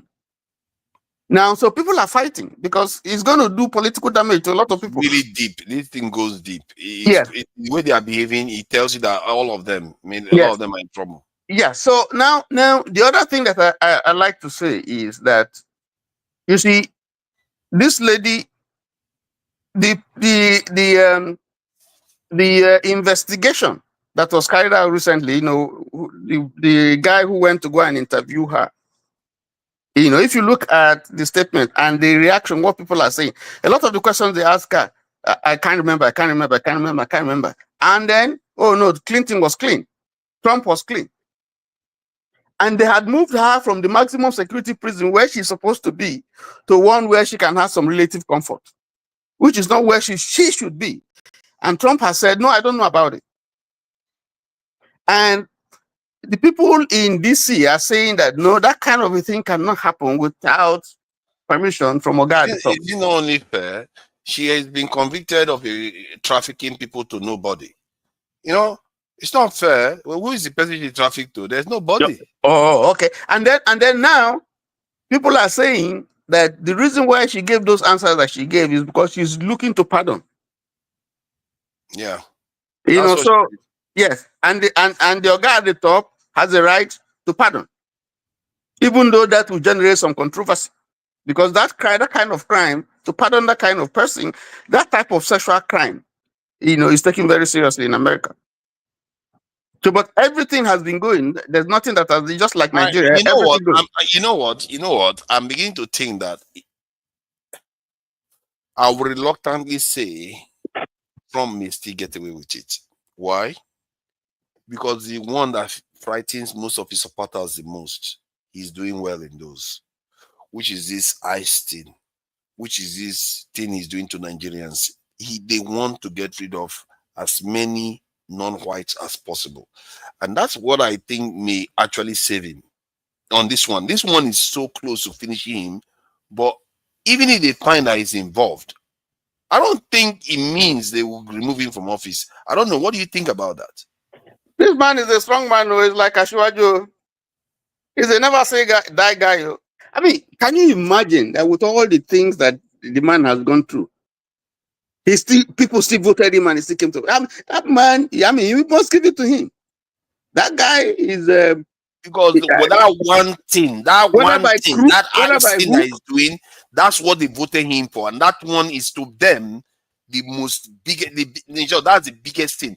I don't know how many he has removed from the country. I don't know whether anybody has the numbers. Listen, but if that guy can remove 10 million from that country, if he was a Democrat that did half of what he has done, they would have, in fact, he would have been in jail since. You see, but this guy, Democrats are hopeless. but this guy understands the psychology of the people. He has a stranglehold on his supporters. Whether even if they catch him doing the thing, his supporters will still tell he's a hoax. They don't. They make, some of them may care, but I really believe that, because let me just play the video again. This is the core of his support. What they simply want is remove those foreigners from our country. That is all they care about. The rest is just details. If they can get rid of these people, that is it. Yo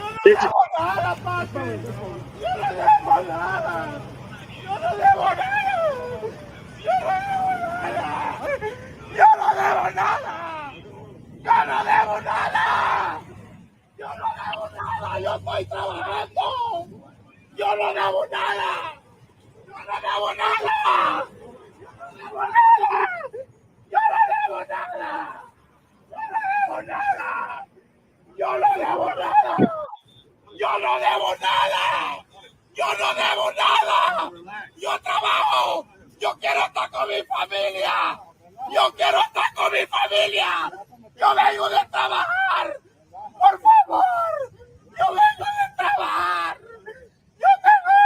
Yo quiero estar con mi familia. See, this is what matters most. Make no mistake, this matters most to them, is supporters. Forefathers, for the first time, I am agreeing with you, 100%.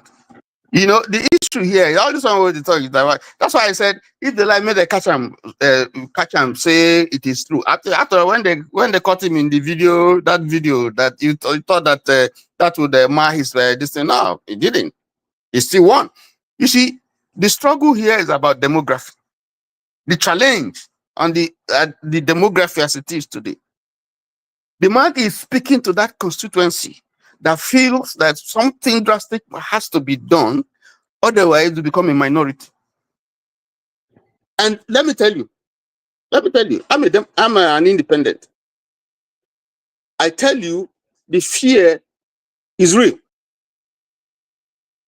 I mean, I can tell you that the fear, is very real. The fact that people don't understand that right now, I'm shocked. How can it not be real to you? Who would sit in a country?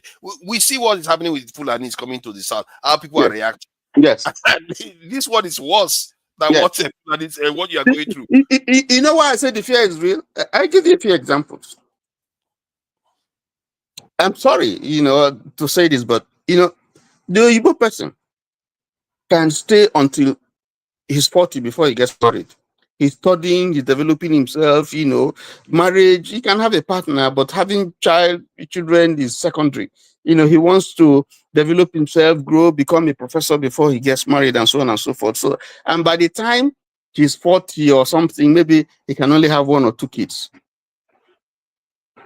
My people, like me, people who look like me, from 18, they're just like this thing. They won't go to school. The opportunities that they have, they won't utilize it. Okay? So you would have a girl at 30. You already have about 6 kids from different men.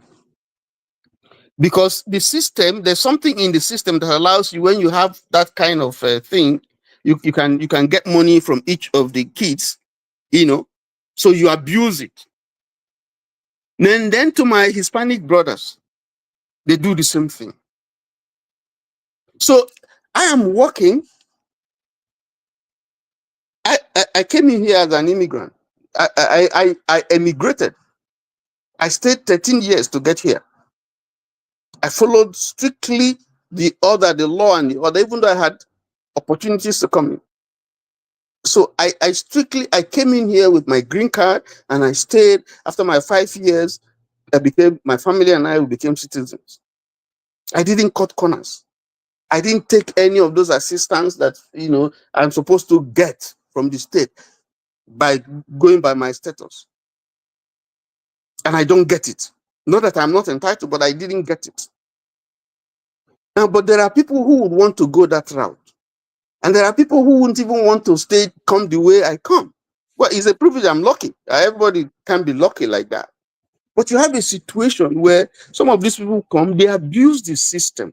And those who are here working, you know, just following the system, paying tax and so on. Hold on, though. Hold on. I think we have to be careful here. One, it's like black people on the continent of Africa are showing up. No, hold on, please.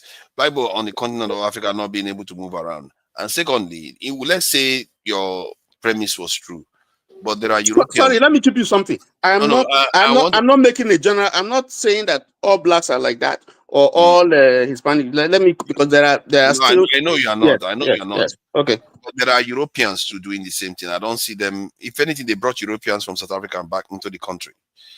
You don't see them chasing Europeans. You don't see them treating the northern border the same way they treat the southern border. So let's make no mistake. This is about race. Has nothing to do with specific religion. It's about race, about foreigners coming to their country, feeling like they are going to become minorities, like you mentioned earlier on. If these white people that were coming were white people, their reaction you will see an element of, oh, we are frustrated that foreigners are coming, but it's not going to be like this. We've seen them in the UK too. You made the point. Let me show you, because it's not about immigration. It's not. Trump's grandfather is an immigrant. Trump's wife is an immigrant. Trump's wife's that is the current wife. Trump's wife's parents are his mother, an immigrant. His first wife, Ivana, an immigrant. So it's not about immigration. It's about the type of immigration. Fine. So you know, because he's ready. If you come from Norway, you're okay. You're acceptable. Okay. But if you come from Asia, you come from Africa, you come from Latin America, no, there's a problem. So the point is that there's a particular demography that they feel that no, these people shouldn't be here. They are a threat. You know, if we allow this policy, you know, unless we put a policy that will checkmate them and cut down these privileges that they're enjoying and abusing while we're working so hard, and they come here and you know, so for that. I was once a manager of a hotel in Queens. I was the night manager. And the Sheraton, one of the Sheratons, you know, in Queens. And at some point, the state decided to turn that hotel to shelter. And of course, my company wanted the money because they paid them. I mean, the money that they will make in 10 years, they pay you, you know, at one full, you know, this thing. So the state government paid them and took over the hotel as shelter. So it was no longer Sheraton, it was changed. And it became another hotel. I don't want to mention the name. And so they asked everybody to go because now shelter. So hotel services, all the cooks and all those, no more, everybody. But they left me.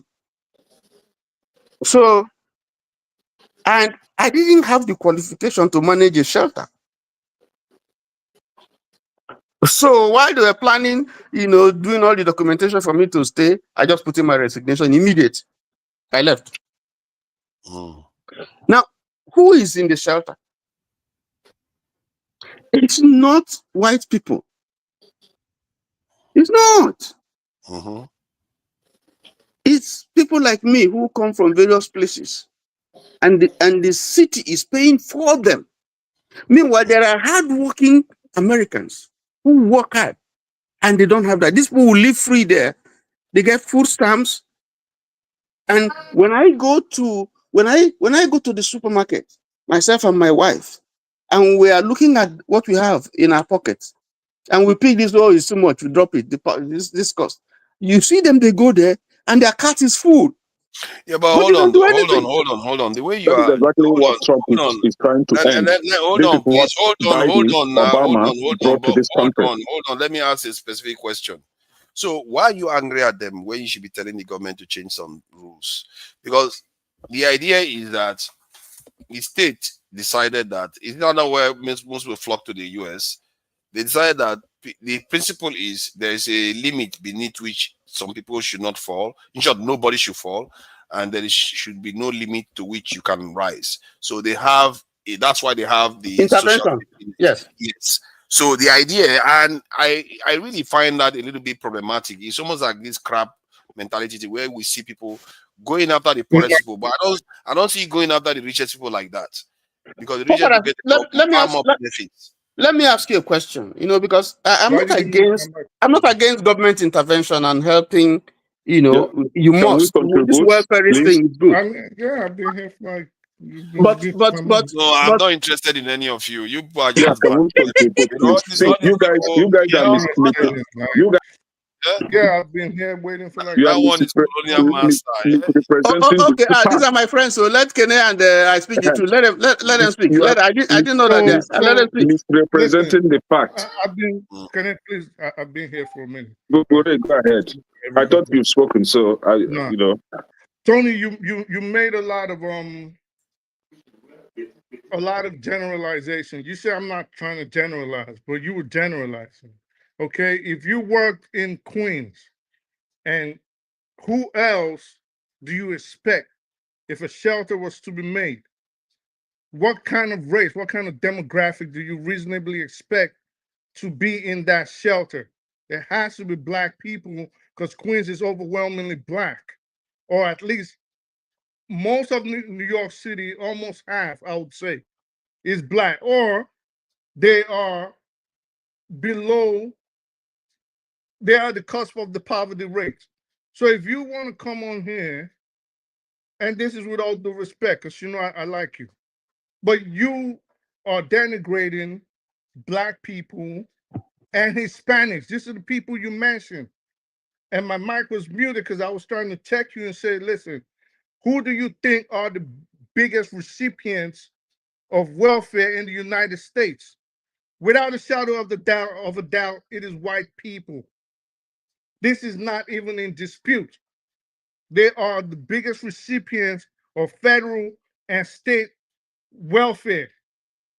But you decided to single out your kind, which I don't see, Tony, when people do these things, this is why Black Americans, to a large extent, are trying to separate themselves from Africans and Caribbeans.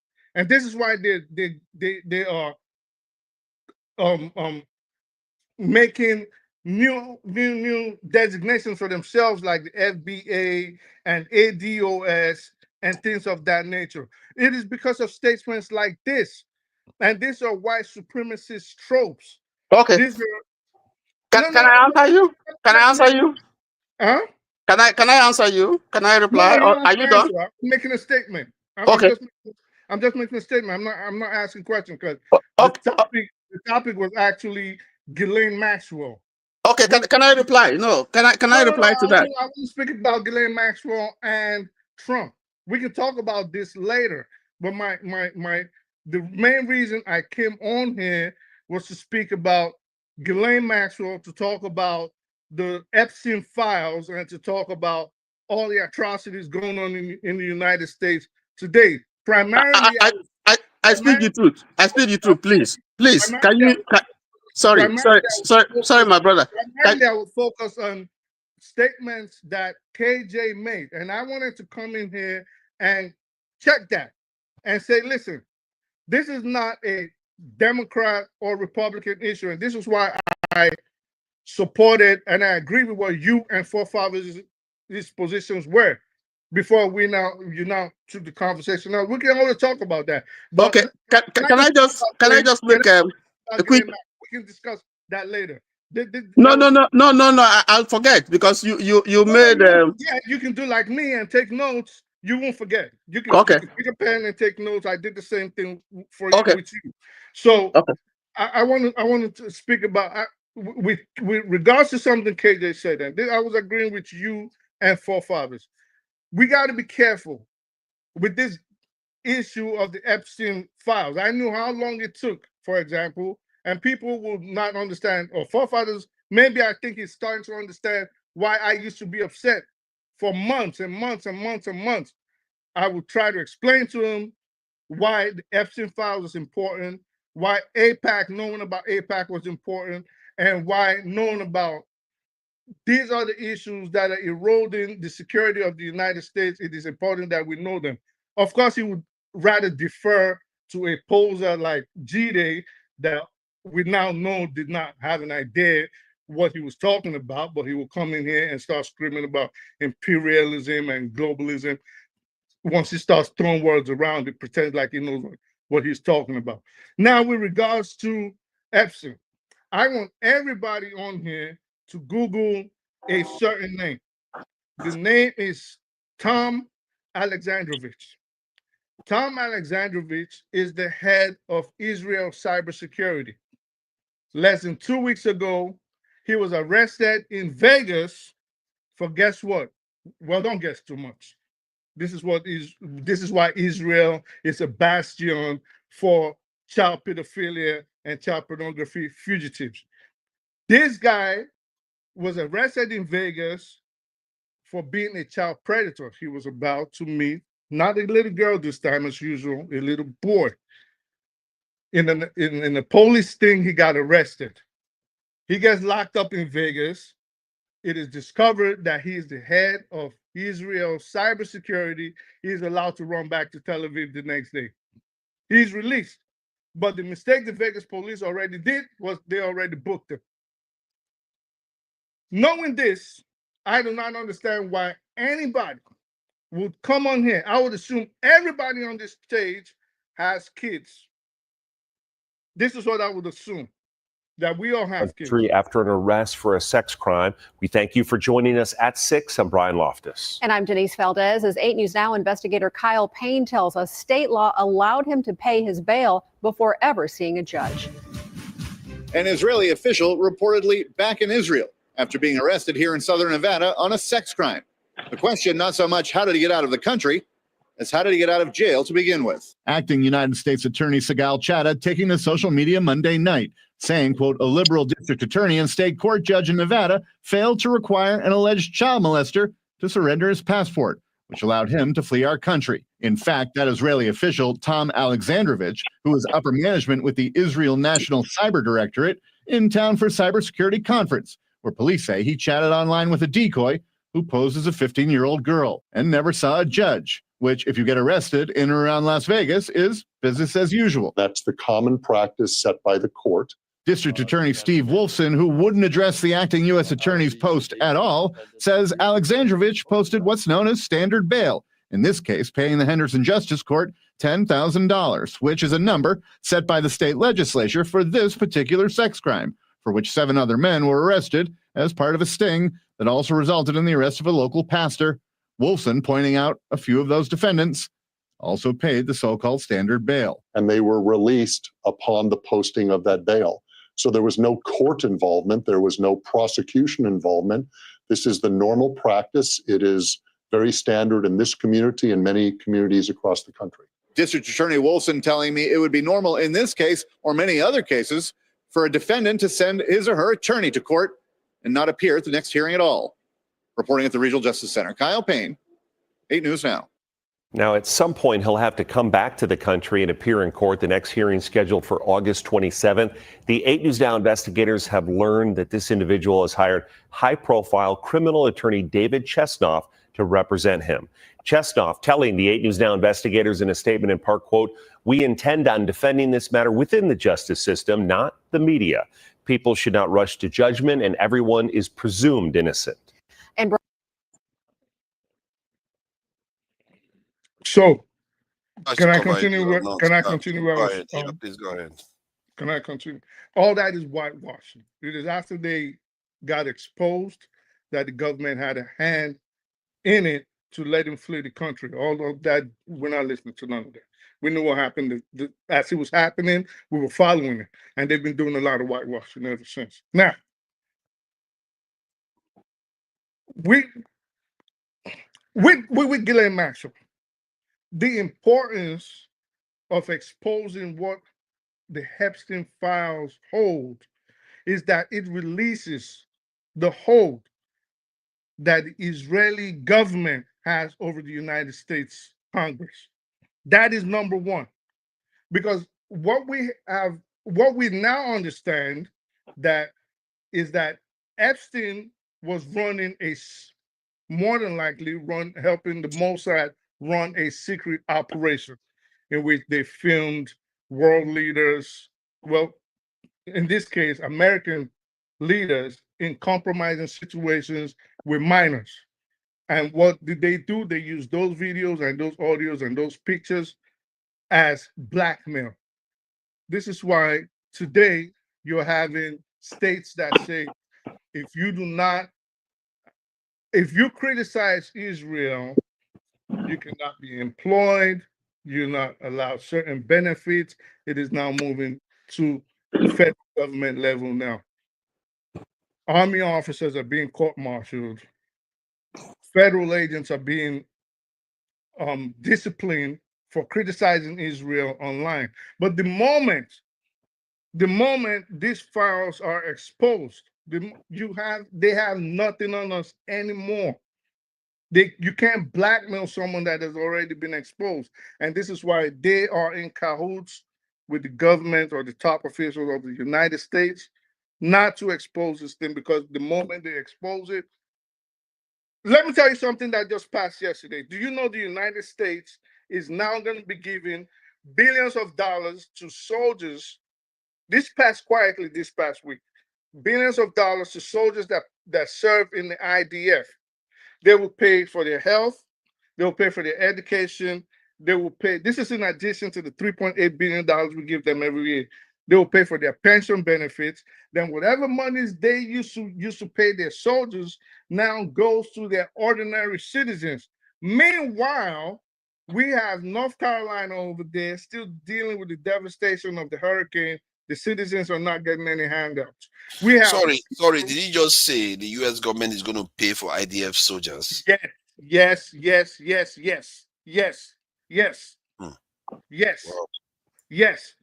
Everything. We literally bankroll Israel. And it's not the United States, it's US taxpayers.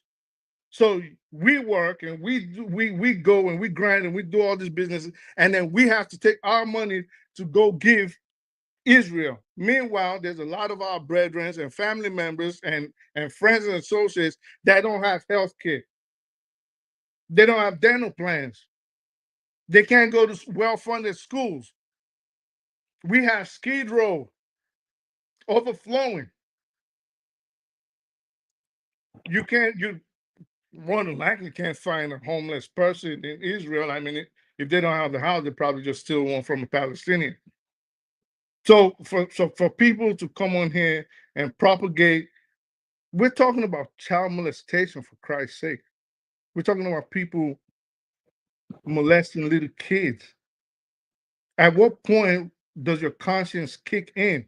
This is not about Democrats or Republicans. This is about a repulsive behavior by a group of people. Why wouldn't you want that to be exposed? Why would you want to defend anybody involved in such a disgusting act?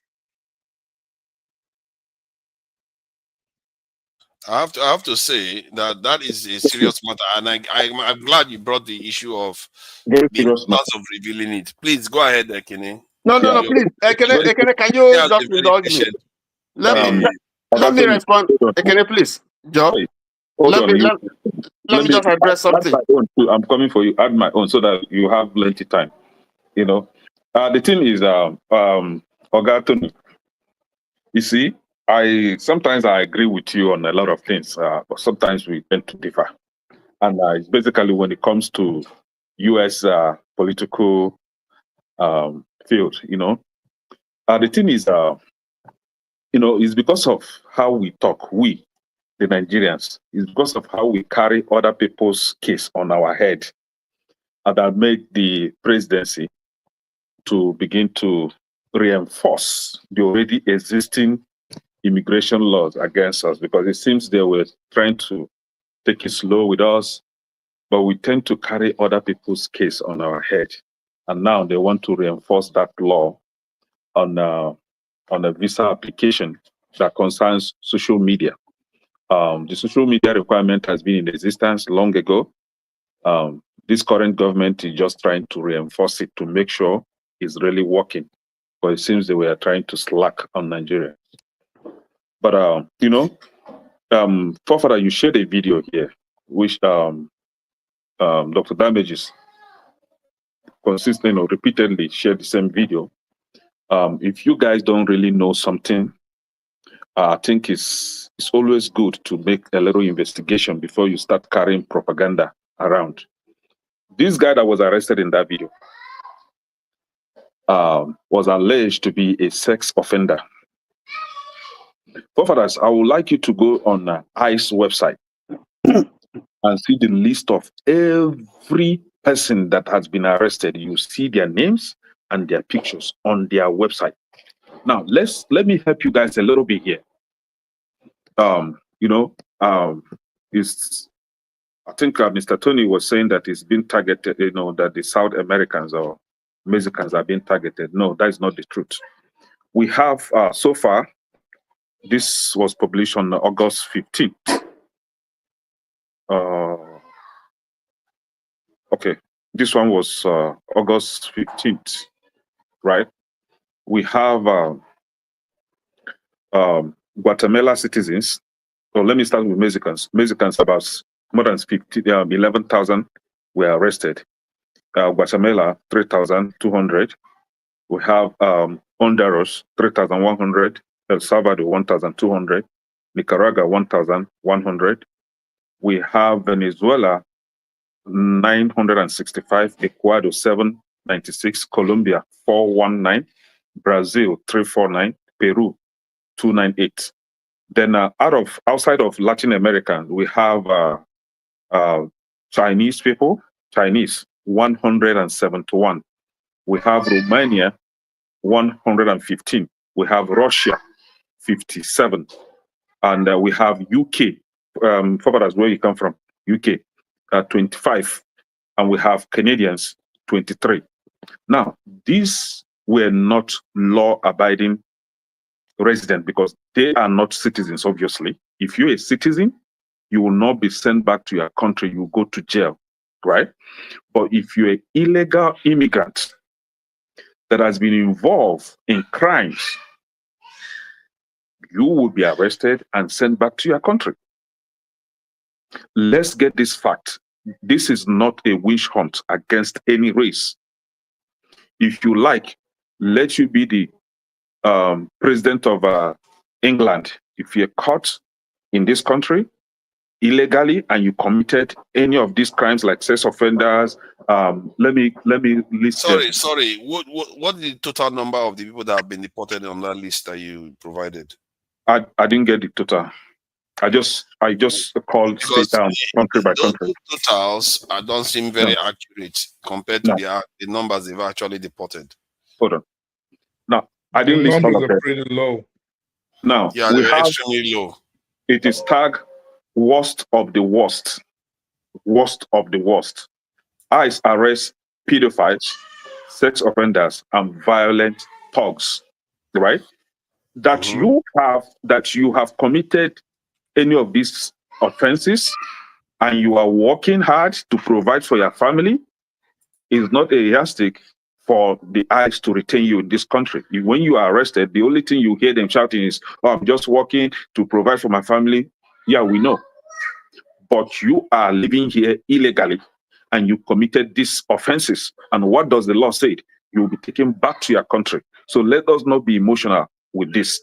There is nobody targeting the blacks. Matter of fact, I used to live in the Midwest. During winter, the Oyibo people don't want to work during winter.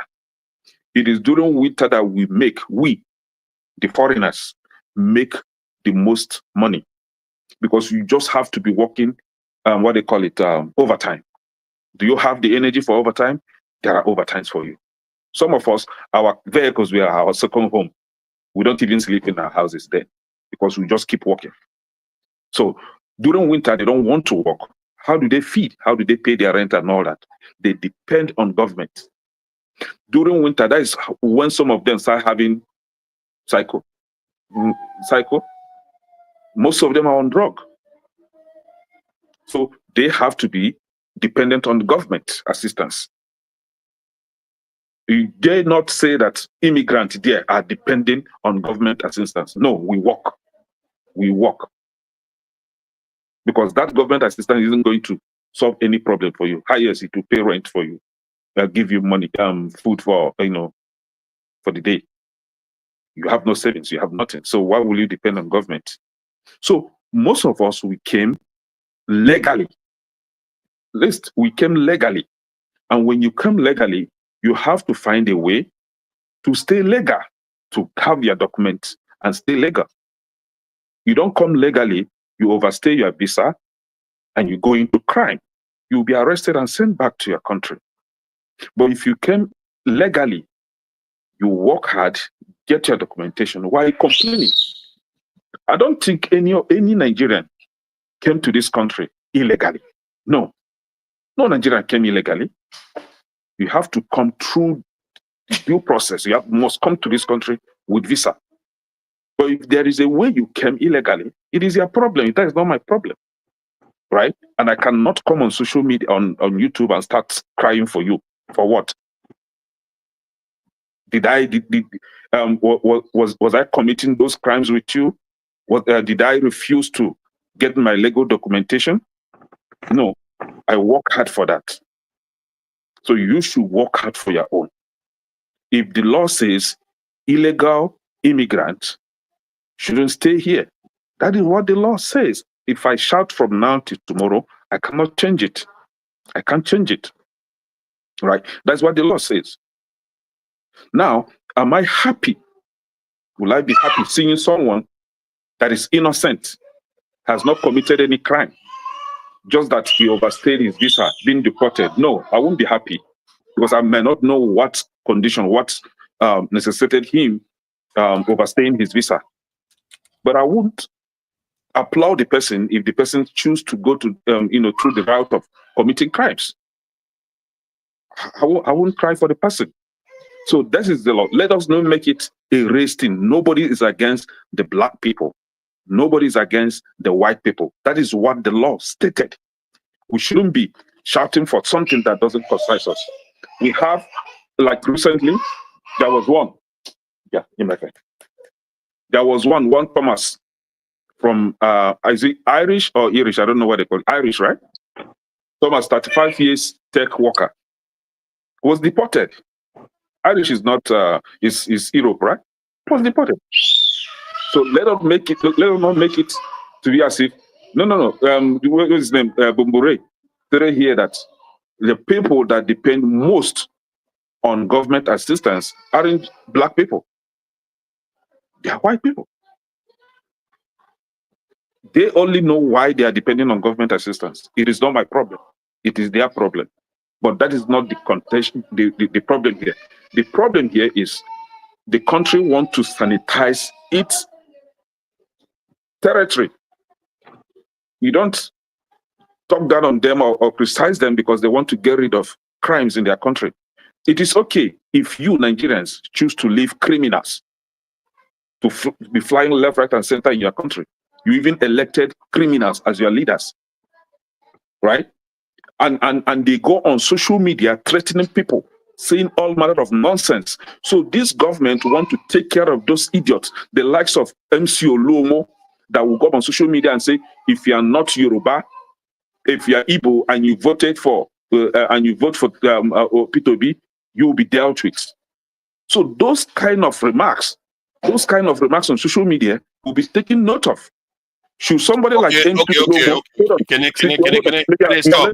let me round up. Should somebody like MC Olomo wants to apply for visa, such comment will be revisited and he will be denied a visa. So if somebody like them Come on. You stated a lot of wouldn't be in this country. Okay, can I speak now? Let me interject. Kenny has stated a lot of untruths. Yeah, why you stop me now? No. Because hold on. Let me stop this. Hold on. You see, this is the reason why we put facts only. we have to be factual about stuff here. Now, let me read some of the, because while you were saying those things, I thought the numbers didn't make sense because it was too low. Historically, Trump may be chasing that of Obama's record. Obama deported far more people than even Biden, but Trump may be chasing his record now because, especially one of the areas Trump has succeeded the most was deterring people coming into America. That is a lot of people that he has deterred, and it's deporting quite almost as much as Obama. But now look at the countries that were deported. Mostly the headline figure that I saw there was about 80-something% of them in total. Let me just get the precise number because I have to keep it factual here so that I don't want to commit the same stuff I accuse people of. Sorry, let me just get the actual number, the precise percentages that were actually deported by this thing under this thing. Okay, from what I got, about 80% of them were South Americans. That's the figures. Yeah, do you know why? Now let me list the country. Number? All these countries, no, because they are closer, of course. Now, if you look at the countries that were listed there, almost all of them were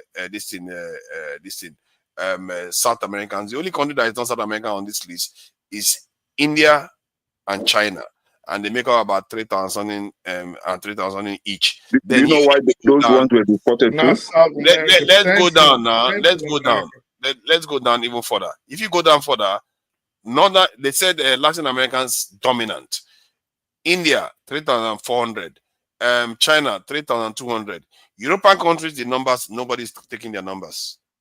So nobody's taking the numbers of people that are being deported from Europe. So the one that I read to you is what? Is UK part of Europe? If that number is 25, that is ridiculous. Okay, do you know why? I asked you a question. You just said that the number of South Americans are more because they have close proximity with the US, so they can easily not even going through transportation. They can easily walk. Hold on. Canada. Yeah. Hold on.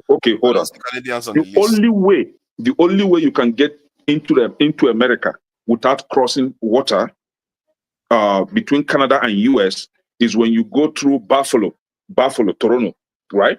One. Secondly, and they have strong security check there. Two, through what's the name of this place? Michigan down to London. You can actually go through Maine, Vermont. Yeah. Hold on.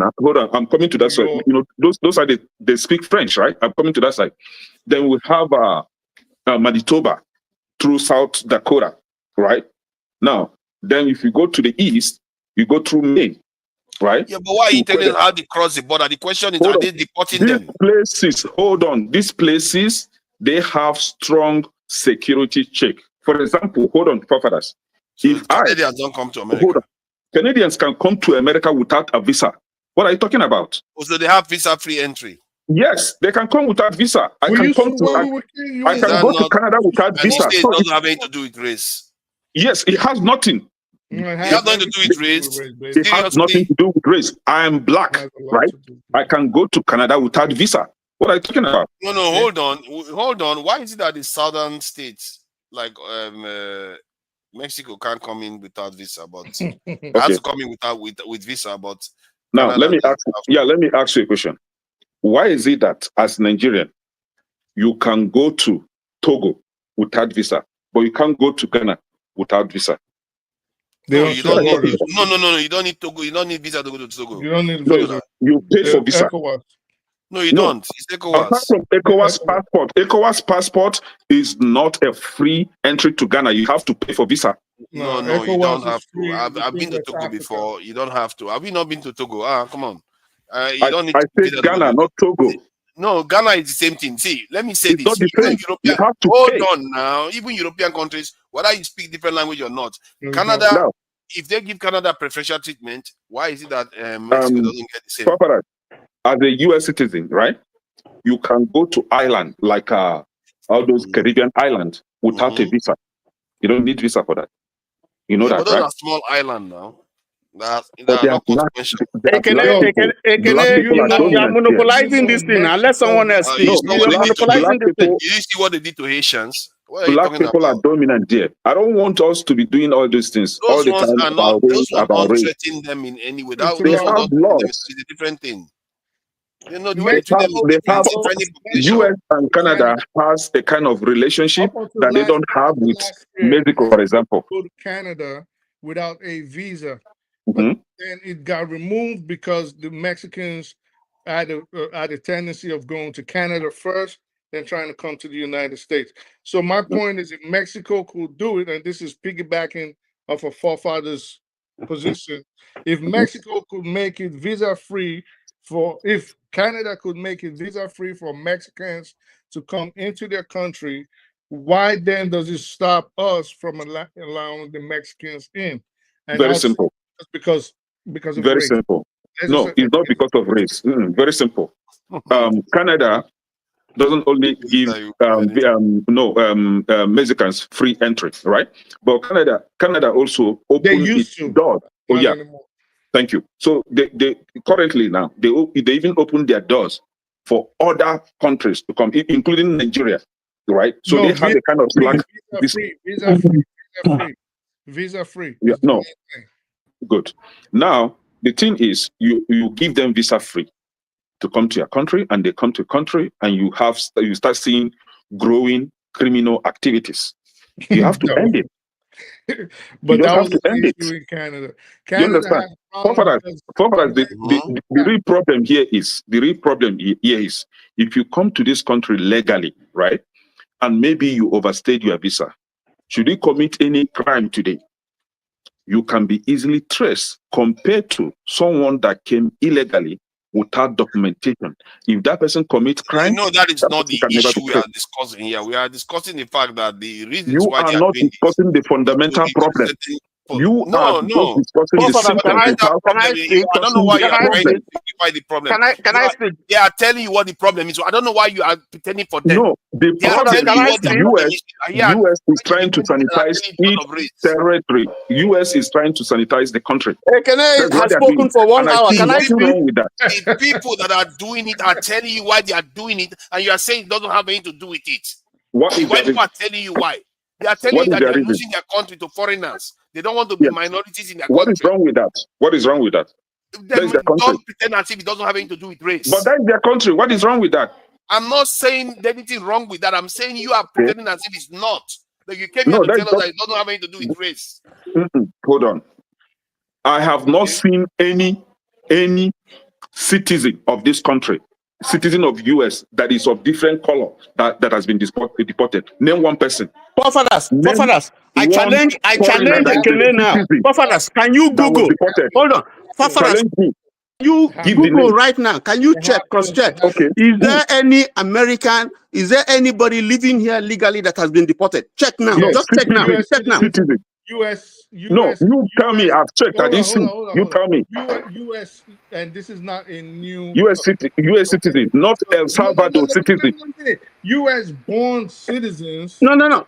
I am saying check someone who is let me finish my statement. US born citizens have before now been picked up by immigration, even back when it was called INS, and deported. This is not an unusual. So what are we talking about? Propaganda. I say show me one. So what are we talking about? Just propaganda. Show me one. So this is not an unusual. Check it there. You see. I say tell me one. Tell me one. So this hold on. So this is not one what? This is not an unusual. One US citizen that has been deported.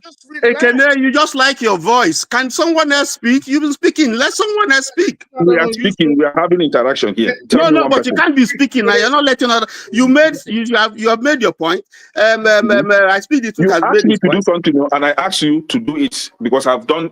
You have spoken more than every other person here. You have spoken. Stop saying it, Oga Tony. You said it 100 times. Now. I know why you are saying. I know why you are doing these things. Just calm down. Why am I doing it? No, show me one. There are things that you have guys said. Are propaganda up and down. No. Ekene, you see, they have pointed out. Forefathers have pointed out some flaws in what you said. You know, I like you. You know, I speak the truth. Hold on. I speak the truth. Wait now. The propaganda was that black people were two of us targeted. we No won't make Europeans. sense when two of No us are talking Europeans. at the same time. It No, won't he make said sense. there was no Europeans, and I Listen, countered that to prove that there were listen to Europeans. what I'm trying to say Do you before you understand? begin to So speak. I wasn't Just wrong. listen to what I'm I was right. trying to say before you I begin was to right. speak. He did not counter anything. Former that doesn't make any research before you start presenting this. I'm just helping him now to cover his ass, and you are saying that he countered What are me. you talking about? I'm trying to find evidence of cases involving adults. Miguel Silvestre, a U.S. citizen born in California and previously deported illegally in 1999, faced renewed attempt. That's okay. Just stop there. Just stop there. That's okay. June 1999. June 2025. Forefathers, just stop there. Again, they were Forefathers, just stop there. There's no need. Was he deported? Forefathers, listen. He was not. Listen, Kenny, let me tell you the problem with this. You are either U.S. citizen or you are not. You cannot be citizen of El Salvador and you want to be citizen. So why is the law? Forefathers, even Elon Musk, that is a U.S. citizen, was treating with deportation. So what are we talking about? Pray, Kenny, that it never happens to you. Because I'll tell you something. If it ever happens to you, it is a long and arduous process. So come back to the United States, even if you were born here, because you will go to court forever. Even birthright citizenship, has been threatened. What are you talking about? In Latin America, birthright citizenship. You cannot come to somebody's country and have kids and go back and your children become They're just giving you one fact. It's either you want to stay here. But let me speak. Forefathers, can I speak? Can you mute Ekene? Let me The only speak. true owners of that country are Indians. Come on, everybody is a stranger there, man. Can I speak, But they have laws, right? They have laws, yes, true. And the people made the law. We, the people. Okay, now let me just tell you, do you know that the US trades more with Mexico than Canada? That's fine. I know that. Why is it that trade is supposed to involve flow of people, but yet you have free flow from Canada, but not free flow from Mexico, flow isn't of it? people. Hold on, no. Flow of people for the sake of what? Trading, not for immigration. No, generally, you are supposed to be able to travel if you are trading more with now, people. if you are traveling, the question is, why is it that Canadians have free entry, but Mexicans don't? That's why I said there is a relationship between Canada and the US. See, there's also a relationship with Mexico. I just told you that they have at least 50 billion extra. If I'm not mistaken, almost 50 billion extra trade with Mexico. If Mexico is as healthy in terms of security, if Mexico is as healthy as Canada, there will be that social relationship between US and I'm leaving if people don't want me to speak. in Mexico. God. You cannot place yourself. Where is Tony? Nigeria cannot place itself on the same cadre with Canada or US. You are not of the same level. Kenny, a quick question. You are not of the same level. Okay, you cannot be putting your hand where you are level. We know now. You have to sanitize your country. Can you guys calm down? Let the lady have her say now. You guys have been talking for a while. Him a quick question based No. He's going to ask a question. No. He's not going to. He wants to ask a question now. She just came. Stop. Let's conduct ourselves with a bit more decorum now. There's a lady here, and she hasn't spoken. She's been going in and out. Please, thank you. Thank you for showing up. I do like to play on words. Thank you for showing up. What do you make of Kene's? I'm sure Kene has triggered you to come down here. What do you make of Kene's comments? Go ahead.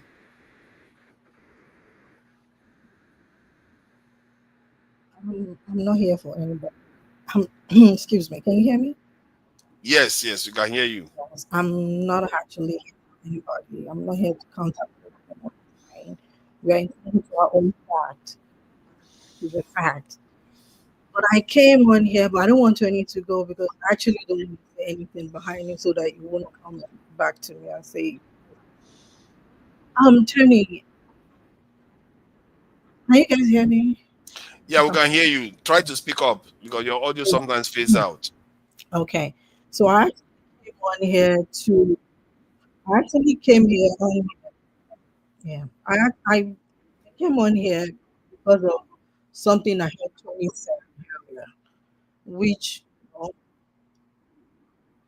I just feel like as immigrants in America, there are some things that we shouldn't be doing. I feel like it's so difficult when we come up with things that are not even like we are regurgitating white supremacists talking about. And we wonder why people here have so much content for us. Because of what we see. We go on different platforms for broad view. And we say, there is Tony. I like most of his inputs. I listen to him a lot and I learn a lot from him. Really learned a lot. But I just don't have that take of black when it comes to black and brown people in America. If we truly, because I believe that before you speak on something, you should have in-depth knowledge of how the system works. If you understand the American system, you will not say some things. Because we are here, you say fact only, which I don't see most of the time on this show. Honestly, that's why with Nigerians, only Nigerians have seen that yes, they have education, but they don't understand how the world works. And you find out that the cognitive dissonance of a lot of Nigerians is diabolical. You know, they are here. Earlier, I was listening to when you guys were talking about Peter Obi's son, and when it comes to this his sexuality. And people say, nah, it doesn't matter. And you wonder when they're in a different conversation, they say something totally different. Which we're all entitled to what we believe and how we think. But other people's sexuality is not what matters to us. That is where I stand. And people are okay with that. Now, Peter Obi's son is gay and all of that. Because for me, whoever it will be, I do not care. Because his sexuality is not important to me.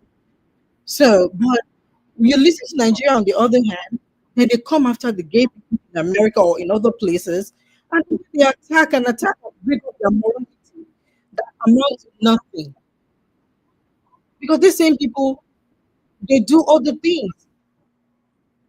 And so I don't know how to defend that. But my point is, I don't think we should be platforming things that are from this country.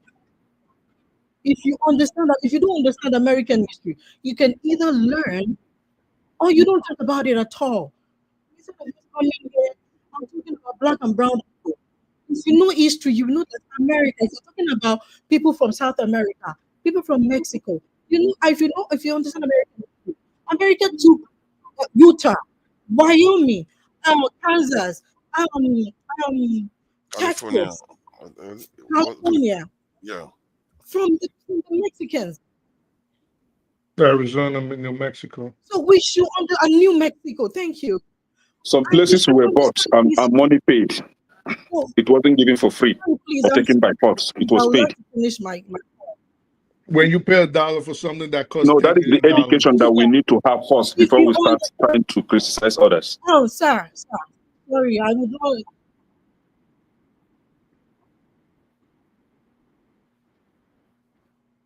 Go ahead. I would not like for you to interrupt. I didn't want to interrupt. No, every other person interrupted, so you don't have such a right. I don't want to speak. I don't want to speak on what I'm talking about. Let me finish what I'm saying. No, you don't have such a right. This is not your platform. We're having a conversation here. If you don't want to have conversation, don't come here. Just let her speak. If you don't want to have conversation, if you see me on the platform, don't come. It's okay. She doesn't want. She doesn't want. You don't have such right from you. It's okay, Kene. Just leave it. When she's done, you have the right. You have the right to respond. No, you have a right to respond. Don't disrespect.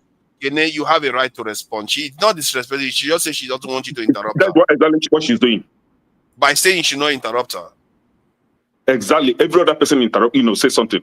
Let me finish. It's okay then. Okay, when she finishes, you can come back at her. Yeah, let me finish. I do not like pseudo I don't want to talk to pseudo intellectuals. So what I'm saying is, we should understand. Like I wouldn't want to respond to illiterate too. Come on now, come on, don't do that. Did you correct? Back and forth, Is she calling you illiterate?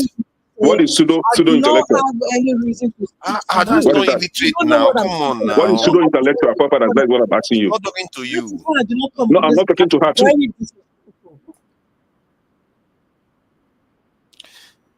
Please finish. Thank you. I'm saying, just be quiet. When I finish, you can say whatever you want. So I would say that it's important for us because we're immigrants, and when we regurgitate this same thing that affect people that are from this country, it's a big problem. And we wonder why a lot of people from here are against immigrants.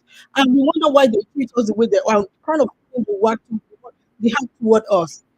It is because they kind of like put all us in the same box, and it's affecting us. I work with a lot of people that are from here, and the way because they listen to us speak about them, and we wonder why they say things about us, why they don't want us here. Because we know if we look at American history, we immigrants, especially black immigrants and Asian immigrants, we were here because of the civil rights that these people that are here fought for. So please, we should watch the way we speak about them. I agree with you on that because I think Tony said something that seemed to be a little bit blind to that, and obviously, I speak the truth. He came and tried to correct him on that. But I also hope that the other side understand that it's not everybody that thinks like that. There are people like you, and also like DC that don't think like that. Go ahead. I just want to speak up because I don't want to say much because I want to speak on people that are saying they're immigrants came here legally. People came here legally. A lot of Africans that came to America stayed their visas. That was what happened. So you're talking about people. We're not coming here through the border because it's not close to our country. So we can look into it. We can look at the good part of people are leaving their country to come here. We know it's the system. I don't want to dive into things. If you know, you know. If you want to go do your research and learn. So we know why people from South America are coming to this country. We know what foreign policy is affecting every one of us to come here. So when you are blaming people that you come, we are not coming here through the border because it is not close to our continent. It's actually very far from us. The continent the Europe that is close to us, we see the way our people are going there. So we should just be mindful of what we say. And don't also forget, I said this some time ago when I spoke on this platform that this is all about preservation. Whenever there is black progress, there's always a backlash. This is a backlash. You know. You don't have to agree with me. You don't have to know if you don't want to. And also, yeah, and also we should look at it that they are talking about denaturalization. That's what a lot of people don't understand. I don't understand why people just have truth. They are talking about denaturalization. So if you think you are, a lot of we know how we got the citizenship. Yeah. Chain migration. If you come here through chain migration, we know what they're talking about when it comes to chain migration. We know when they're talking about we're talking about denaturalization, and we know a lot of our people how they got it. So when you throw, be careful what you throw. You've been here for 500 years, like Black Americans. You are naturalized citizens. You're talking about naturalization, and it's all good. So when people talk about coming here legally and all of that, we should really think about it. And these people that you're talking about, the Mexicans, they are home. This is their home, whether you like it or not. Yeah, but let's take that though. Some of them are their home, and it's very hard to tell what the numbers are because many of them are technically Spanish mixed, a little bit of mixed mestizos and different mixes that they come up with. But those ones that look like the guy I played on the video that actually they look American, I don't know their numbers.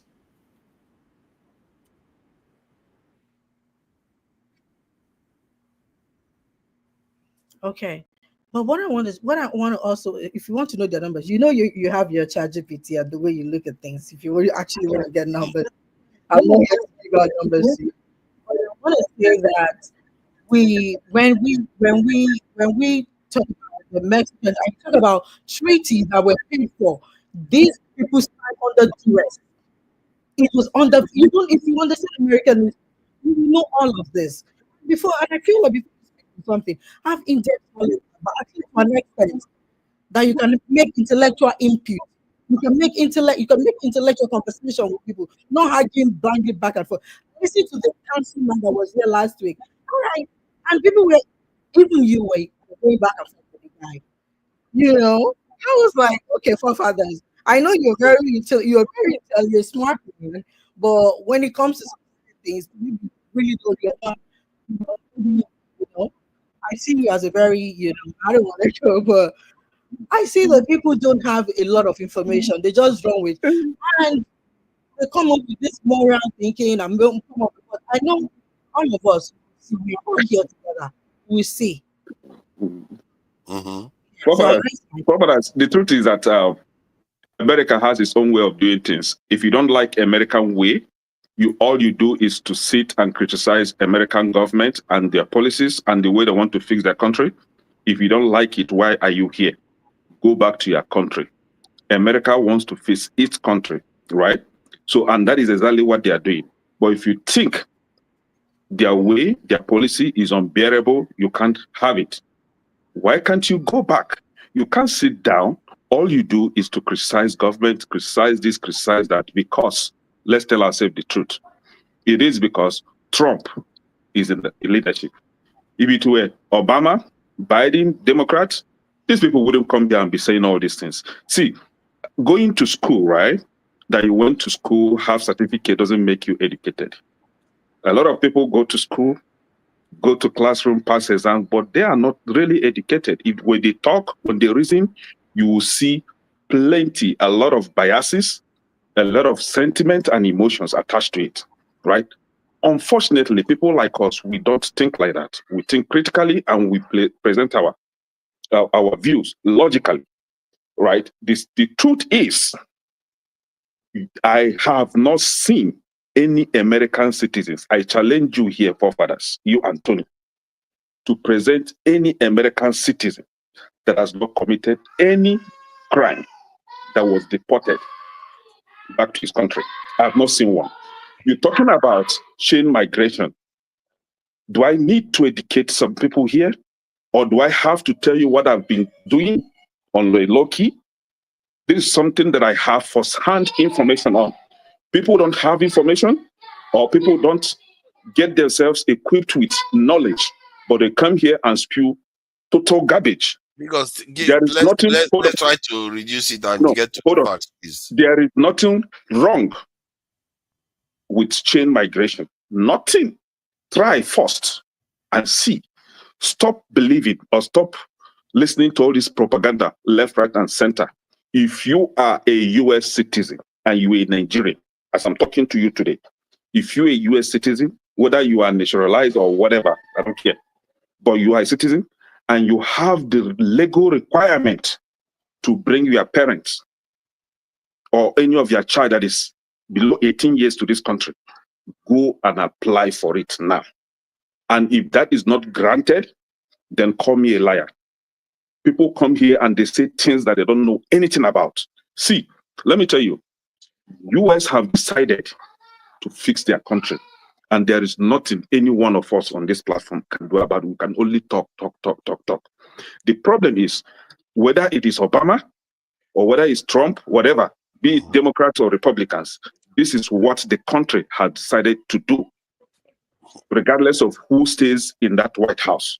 And that is exactly what they are enforcing, right? They don't want you to run down their country the way you are running down yours.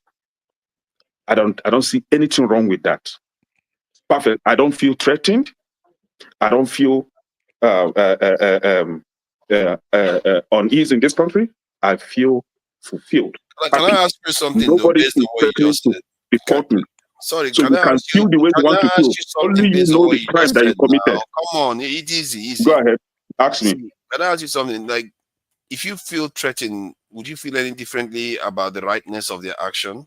Now, why will I feel threatened? I can only feel threatened. It's a simple question I ask you. No.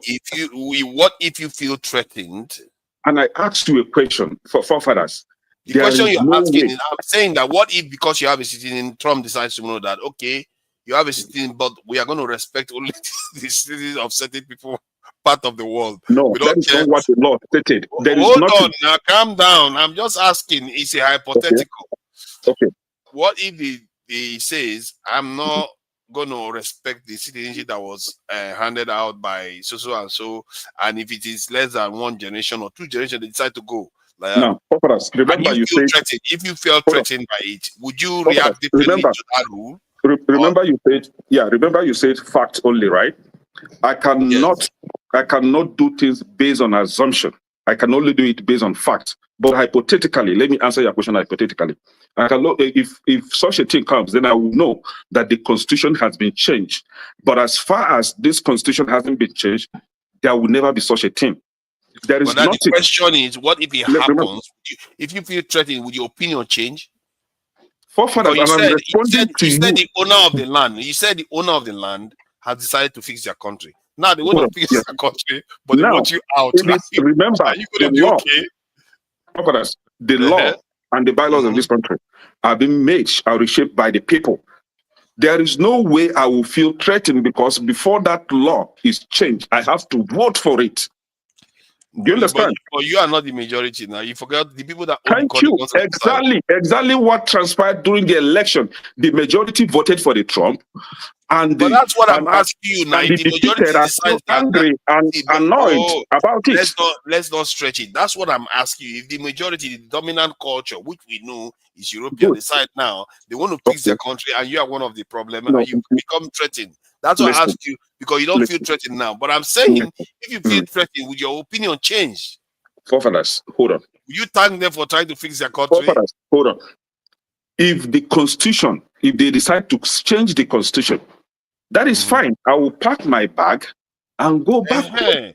That's all I want. You understand? That's consistent. If I don't feel comfortable with it, I will go. And that is why I'm telling some of us here that are crying, Wolf, if you don't feel comfortable, if you feel threatened, pack your bag and go.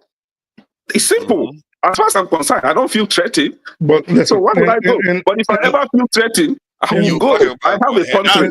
Now that is a fair statement to make. As long as when it comes to you too. You cannot, if you're educated enough, you should know that you came here for greener pressure. If you threaten, you go back to your country.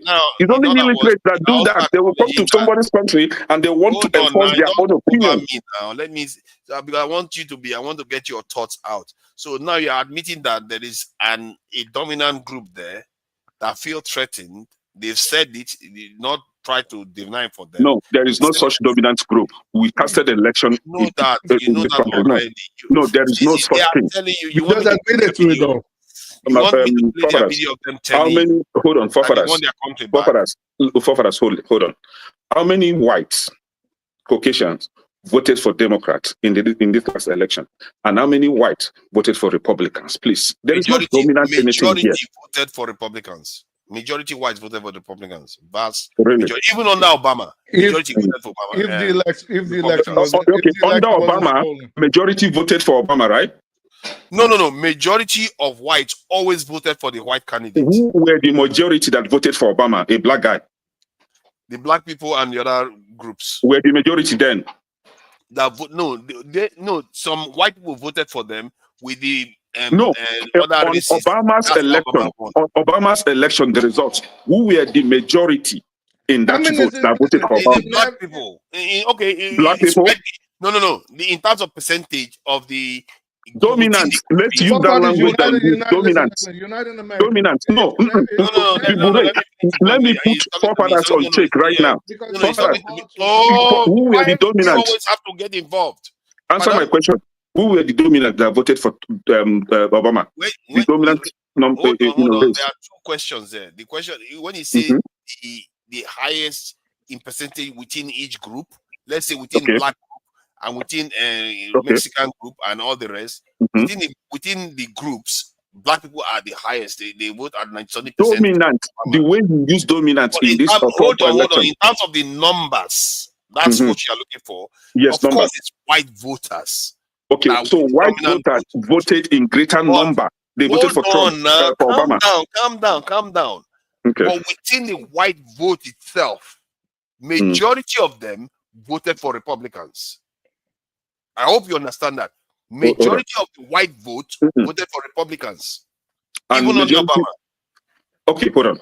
So what you're saying is during Obama's election, majority of white people voted for Obama. No, voted for Republicans. Listen. Oh, hold on. Hold on. I don't catch this guy now. Hold on. Bumbure, hold on. Now let me finish with him. Majority of black people voted Obama. Yes. Why didn't majority of black people vote for Kamala? Majority of black people voted for Kamala. Why didn't they vote for Kamala to win the election this time? They did. So why didn't you win? So why didn't she win the way Obama won? Because the more of white people even went for Trump now than before. Oh. So during Obama, there were white people that voted Obama. Yes. And now those white people decide to vote for Trump. What is wrong for Trump? No. More of them decide to vote for Trump. I'm telling you that white people. So what's wrong with that? No. What I'm trying to tell you is that white people have been voting for Republicans in majority. It's just that with Trump, they voted even in larger numbers for Trump. That's the difference. So now you've contradicted yourself. You've defeated your argument now. So in this country, no, Trump. What do you call him? I'm calling you Trump, self. For that, the truth is, in this country, we don't care about your skin color. No, it does. If you are not, hold on. It matters. I said we, and my people. Okay, let me correct myself. Me and my people. The people that think like me. No, the educated Americans that think like me. We don't care about your skin color. If we see that you are not making sense and you are not going to make sense, we won't vote for you. Would vote for whomever that is going to make sense. And that was why when Obama contested, we find out that Obama was going to make sense. We voted for him and he won, right? When Biden came, we thought that Biden was going to make sense. Even though he was going solo, we voted for him. Now, when Trump came, we thought that Trump was going to make sense, of which he has not disappointed. We voted for him. That is how it is done. If you are defeated, please learn to accept defeat and try again next time. Don't be crying, causing yourself stress for nothing. Why are we going on? Why are we Listen, if you feel uncomfortable, you will go back. Kenneth, there's a show I want you to go watch. If you never used to watch it, there's a show called The Boondocks by, I think, Aaron McGruder, right? The Boondocks has a character on there called Uncle Ruckus. They should change it to Uncle Kenny because you feed him to a T. Like his old talking points, the way Stacey says.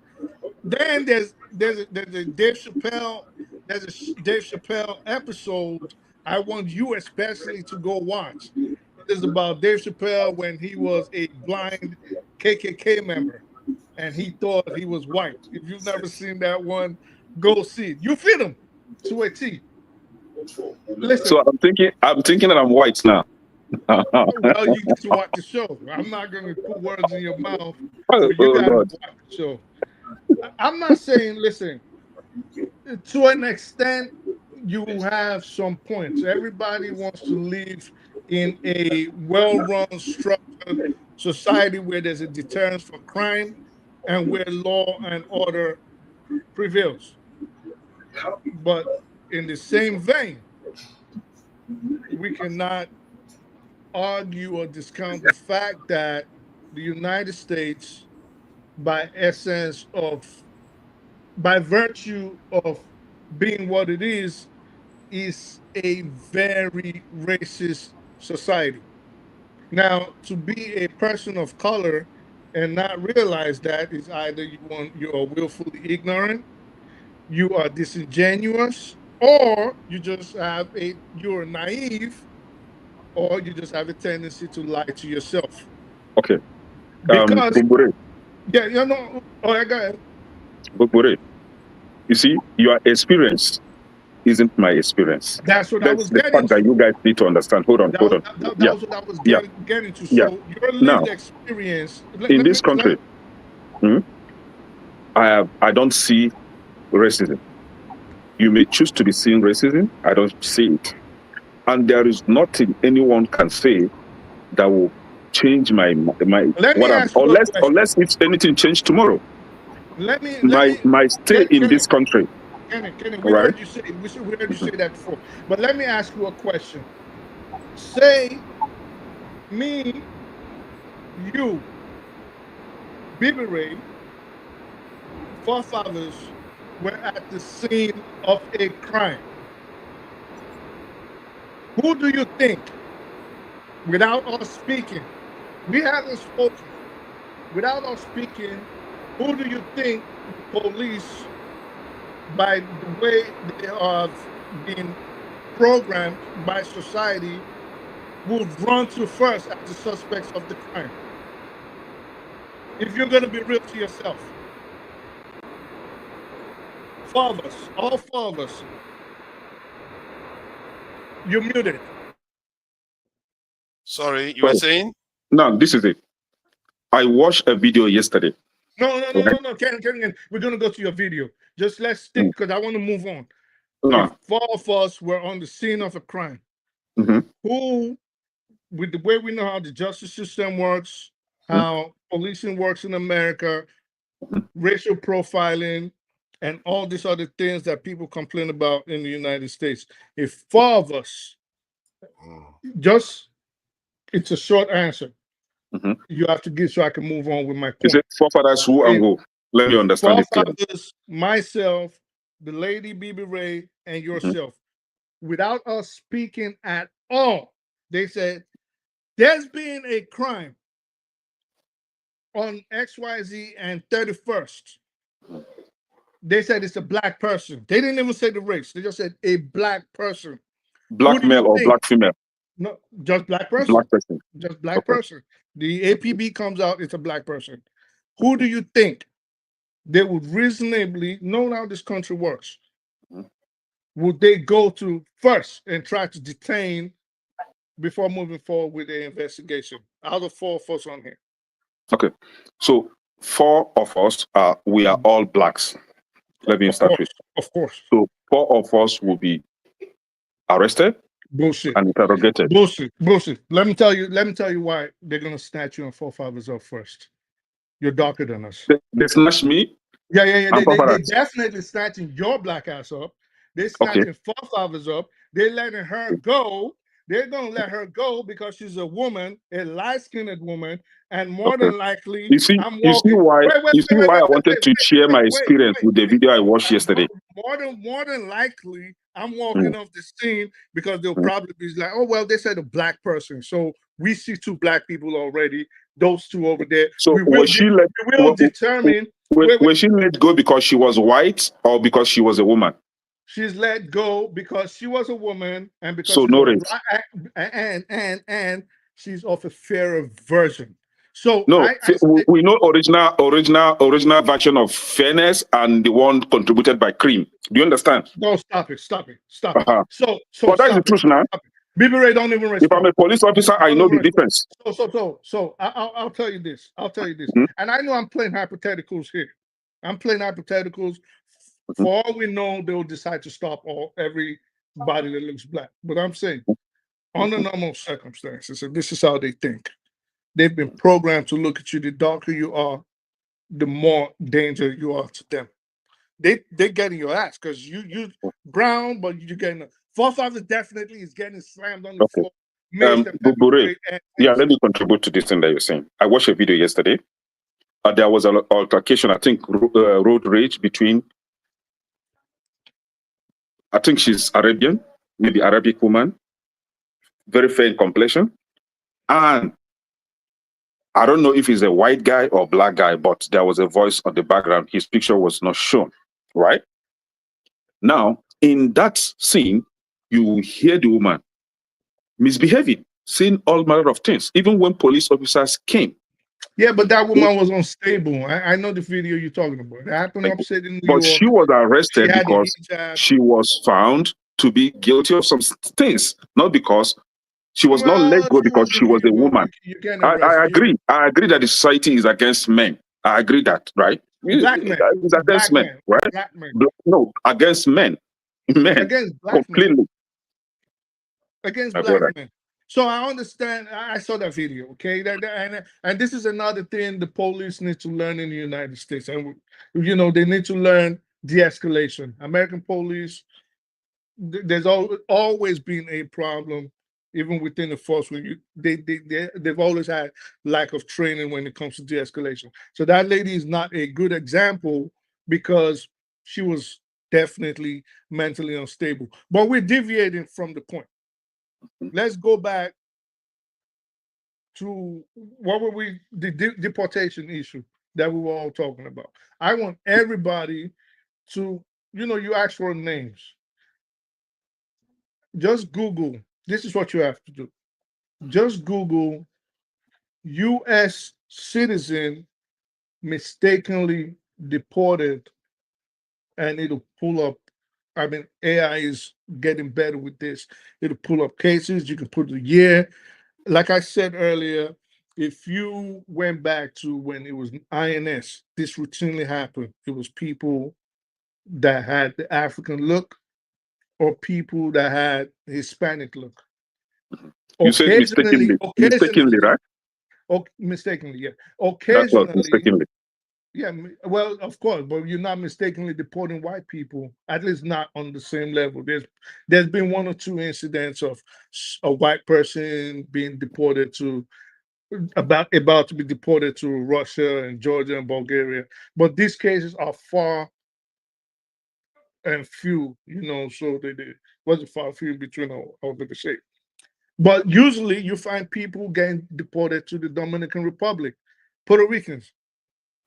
You know what I'm saying? They deport people to Mexico, to No, the Dominican I Republic. Google what you asked me to Google, right? And this Yeah. is what AI. No, listen. Forget it. Google it, and Okay. it's studied. You came on here. I liked when you criticized rightfully forefathers of having a tendency of not studying. But granted, in the last 2 or 3 shows, he's been trying to be factual with his positions. So you study. It's not something. Don't become forefathers. No. Don't become Hold a on. former forefathers. Just Google something and Hold just on. look at Hold it. on. This is what I found.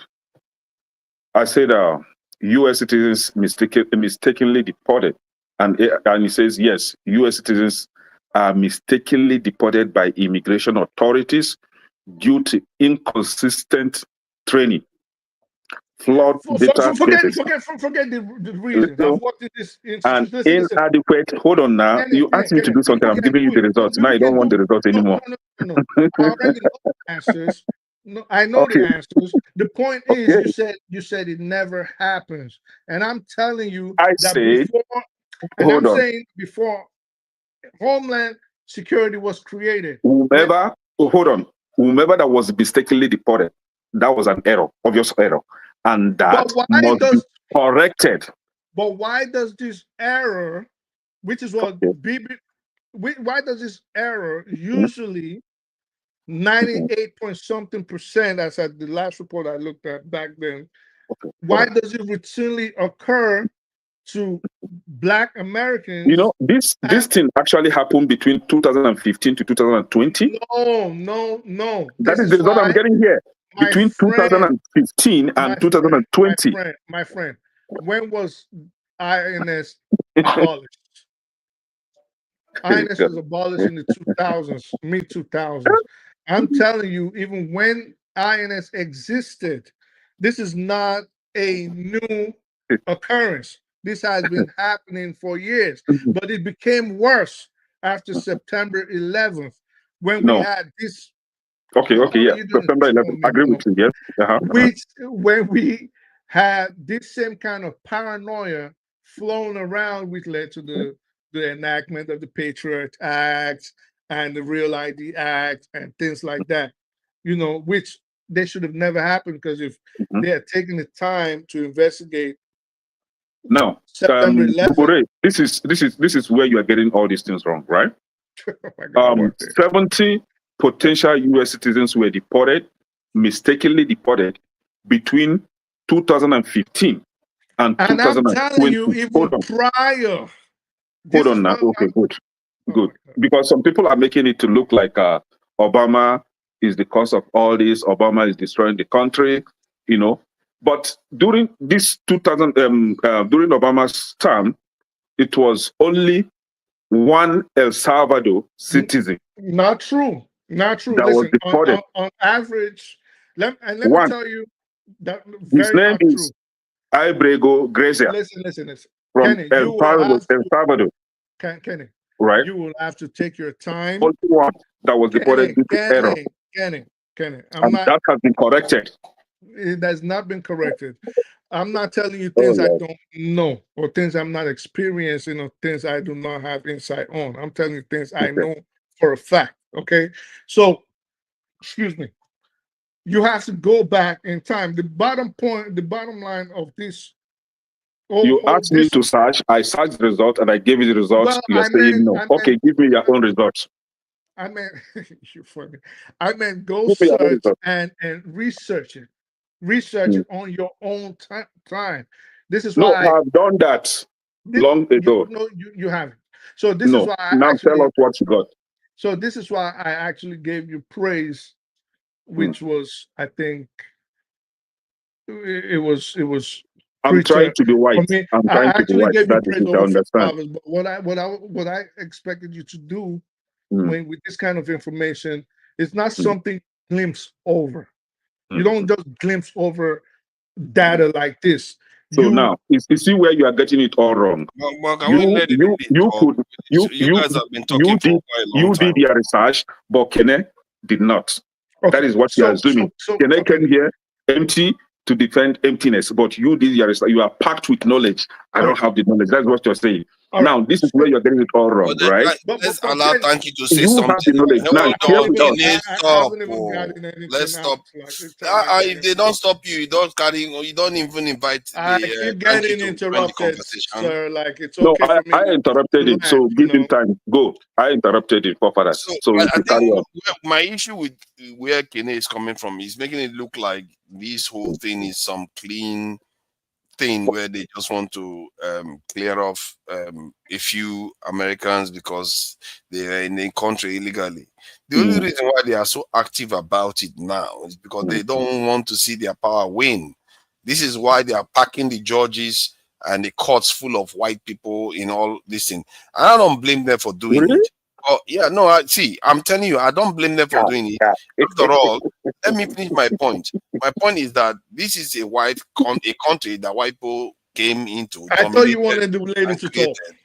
But mind your business. But no, I'm trying to create a time. You shut me down. Hold on, I'm trying to create a context now. Come on, you have been talking. I'm trying to create a context. So the idea is that these people, they build the country. And now they are saying that they want their country back. What I disagree with you on is that you're making it look like that is not the case. That is some kind of just legal. They are just carrying out legal procedure. No, it's not. Nobody is being targeted. That is what I want you to understand. No, there are people are being targeted. People have been. I told you, Canada they do more trade with Mexico. No, not based on color. Oh my God, how can you say that? They do trade with Mexico. They did trade with Canada. But one side is getting deported. The other side. Listen to yourself. Hold on now. Father, listen to yourself. Nigeria also do business with US. But before you come to this country, you have to go for your visa interview. Not as much as Mexico. We're talking about $900 billion. I'll come to Mexico.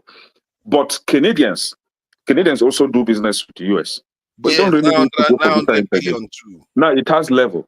You can't patch your country with insecurity, terrorists, and you want to shoulder with the US. Come on now. You can't. With them? See, you can't. The truth is that they all treat them like all animals are not equal. That's what you should understand, right? Okay, so You now, understand? hold on. You see, now you are beginning to come to the fact. Now, you see, now he's drifting back to what I'm talking about. The No. animals that are not equal are the ones that are not Europeans, coincidentally. In this country, the least law not applies to respectful everyone. In this country, the law applies to everyone. It has no select kind of application. I don't see them deporting Australians. I don't see them deporting a lot of British. I don't see them deporting Do a you lot see of them deporting Nigerians?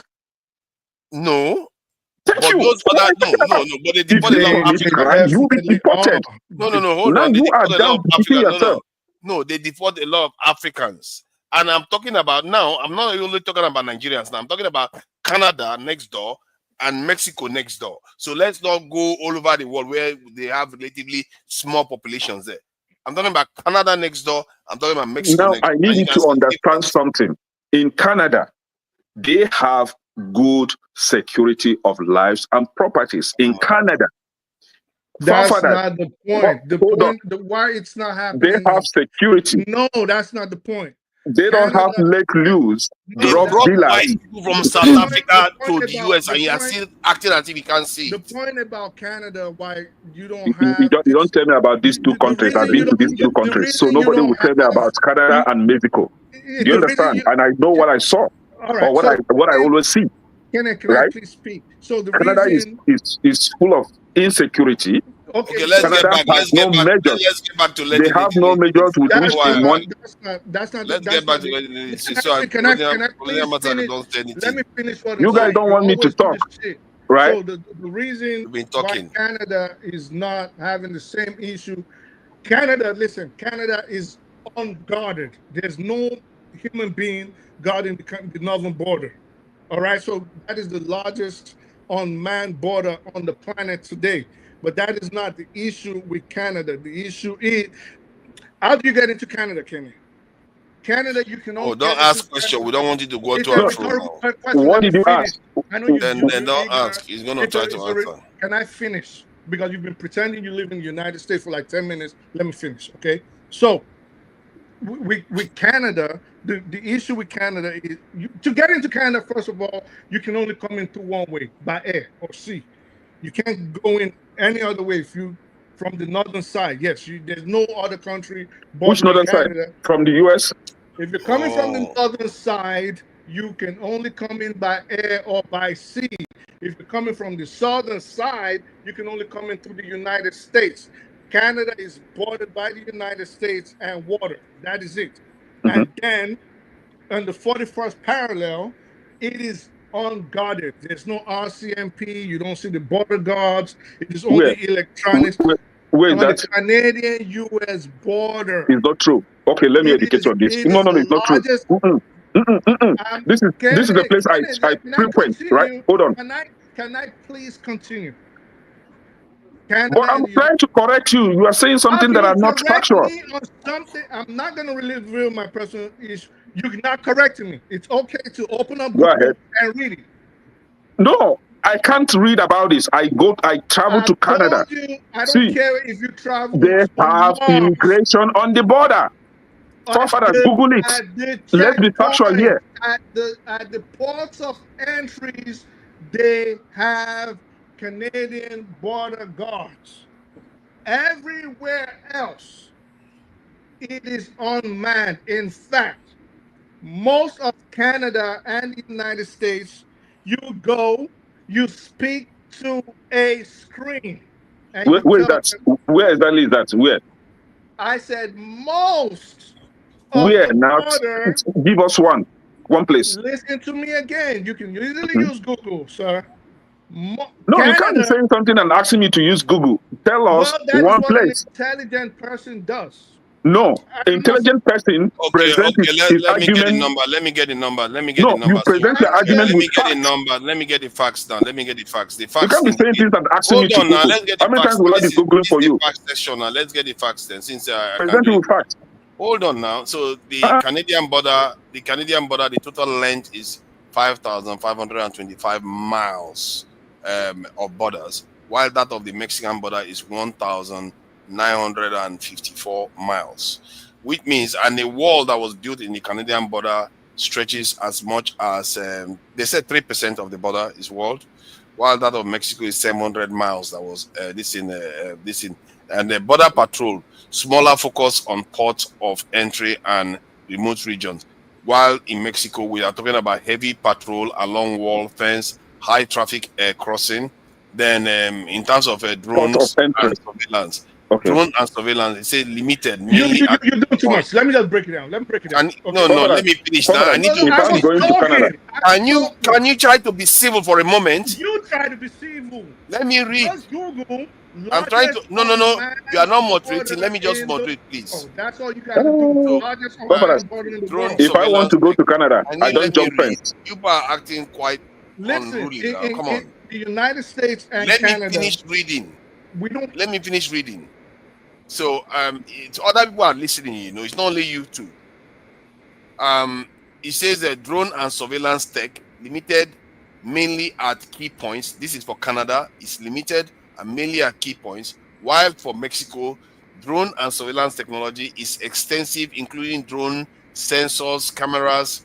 Then in ports of entry, in terms of that of Canada, it says mostly regulated, travel flow freely via Nexus programs. I don't know what Nexus is. Because you're not doing the right thing. You just want to hear yourself talk. Can you let me finish? See, you are becoming a little bit over the top now. It's going to be finished in a minute. How does this explain if it is unmanned or manned? It doesn't. Because they did clearly say that it's 5,000 something miles. And they talked about only having 3%. They talk about having 3% of fence. That shows you that it's mostly unmanned. Jesus. That is all you got to say. You love to hear yourself talk. Find out if Canada. You don't have to be rude about everything. I have a right to read what I need to read. I don't know why you just have to be rude about everything. Because you love interrupt. You do this thing all the time where you want to. You have interrupted this lady from talking, so stop going on. Okay, stop. Just stop. Let the lady speak, please. You interrupt people all the time, and you are being rude to the moderator for trying to solve a factual issue. Stop. What's the factual issue you're proving? You interrupt me all the time, and then you start reading nonsense. If I want to go to Canada, no, don't speak. Please go ahead. 1 minute, Paparas. No, not. Let me correct something. Not even half a second. Please go ahead. Paparas, why are you wicked to me? I'm wicked to you because you've been spoken. Please, thank you. Go ahead. You've been speaking.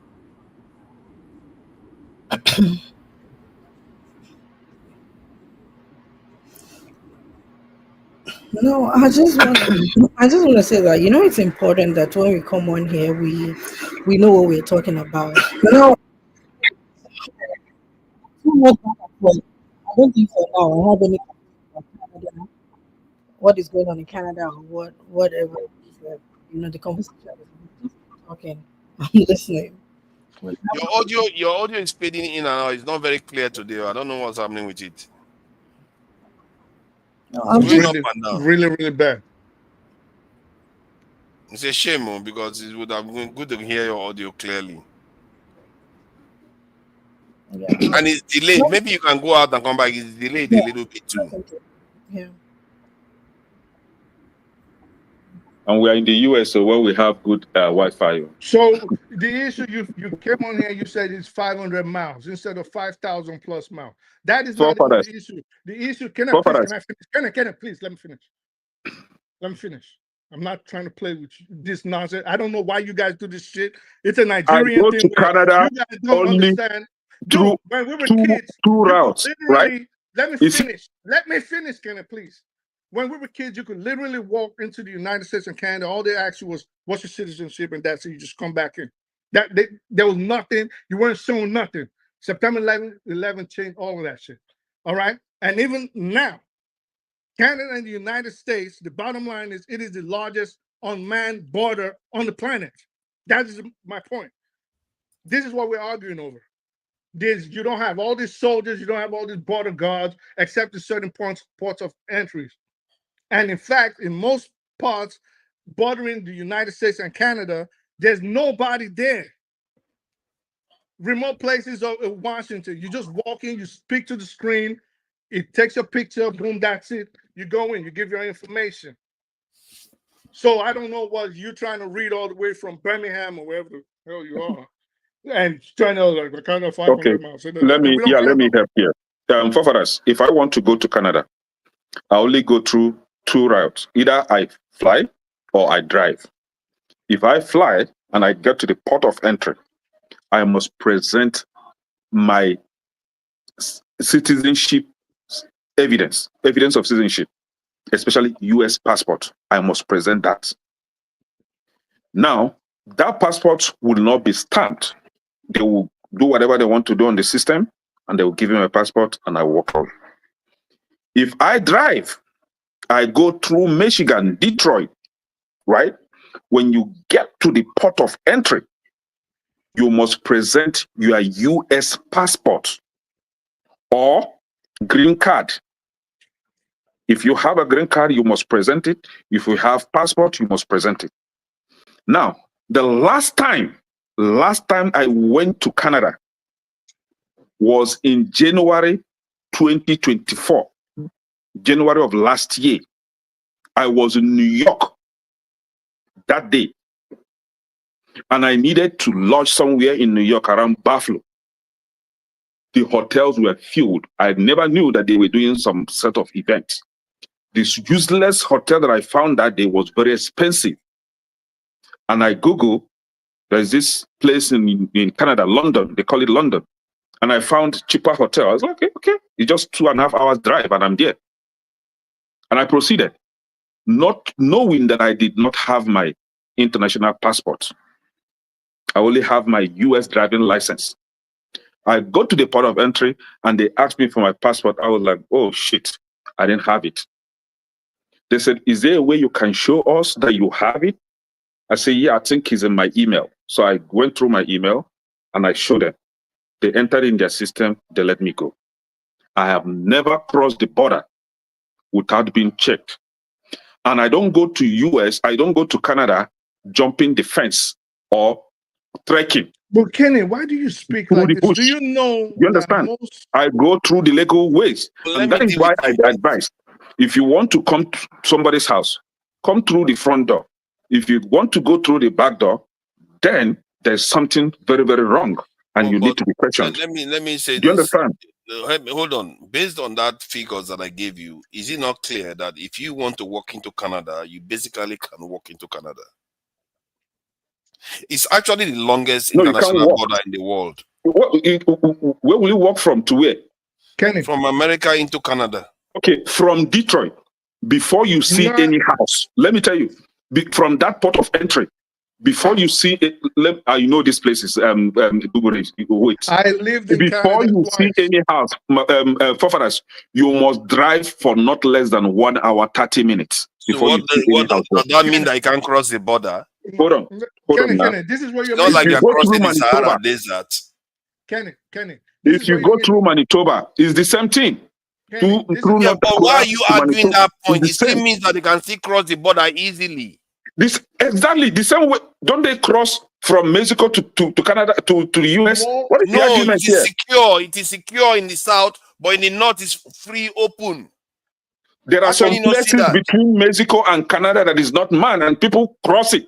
It's very little compared to the north. That's what they are There trying is to tell no you. such crime as it is in Mexico, in Canada.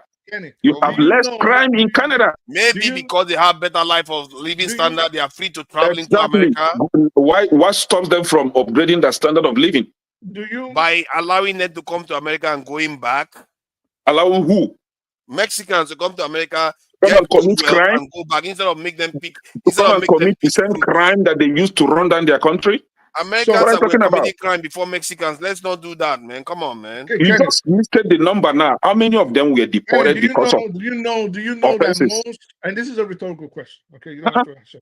Let's not make this to be like a most of the United States and Canada is mainly rugged. Look at some illiterate here. One cent Chico. I did not drive from. Look at 1 cent Chico. Look at this person. You don't cut them off. Look at this person. I want to make a point. People that never been to anywhere. But when I want to speak, Do you know how you say you've been speaking. Like I can't get Why are you being so Listen. touchy today? I think it's easy, man. because you do People are this all saying the things that they time. It's don't like have you play facts these for. little games. I don't Just like leave it. it. It's okay. The people say all kinds of things.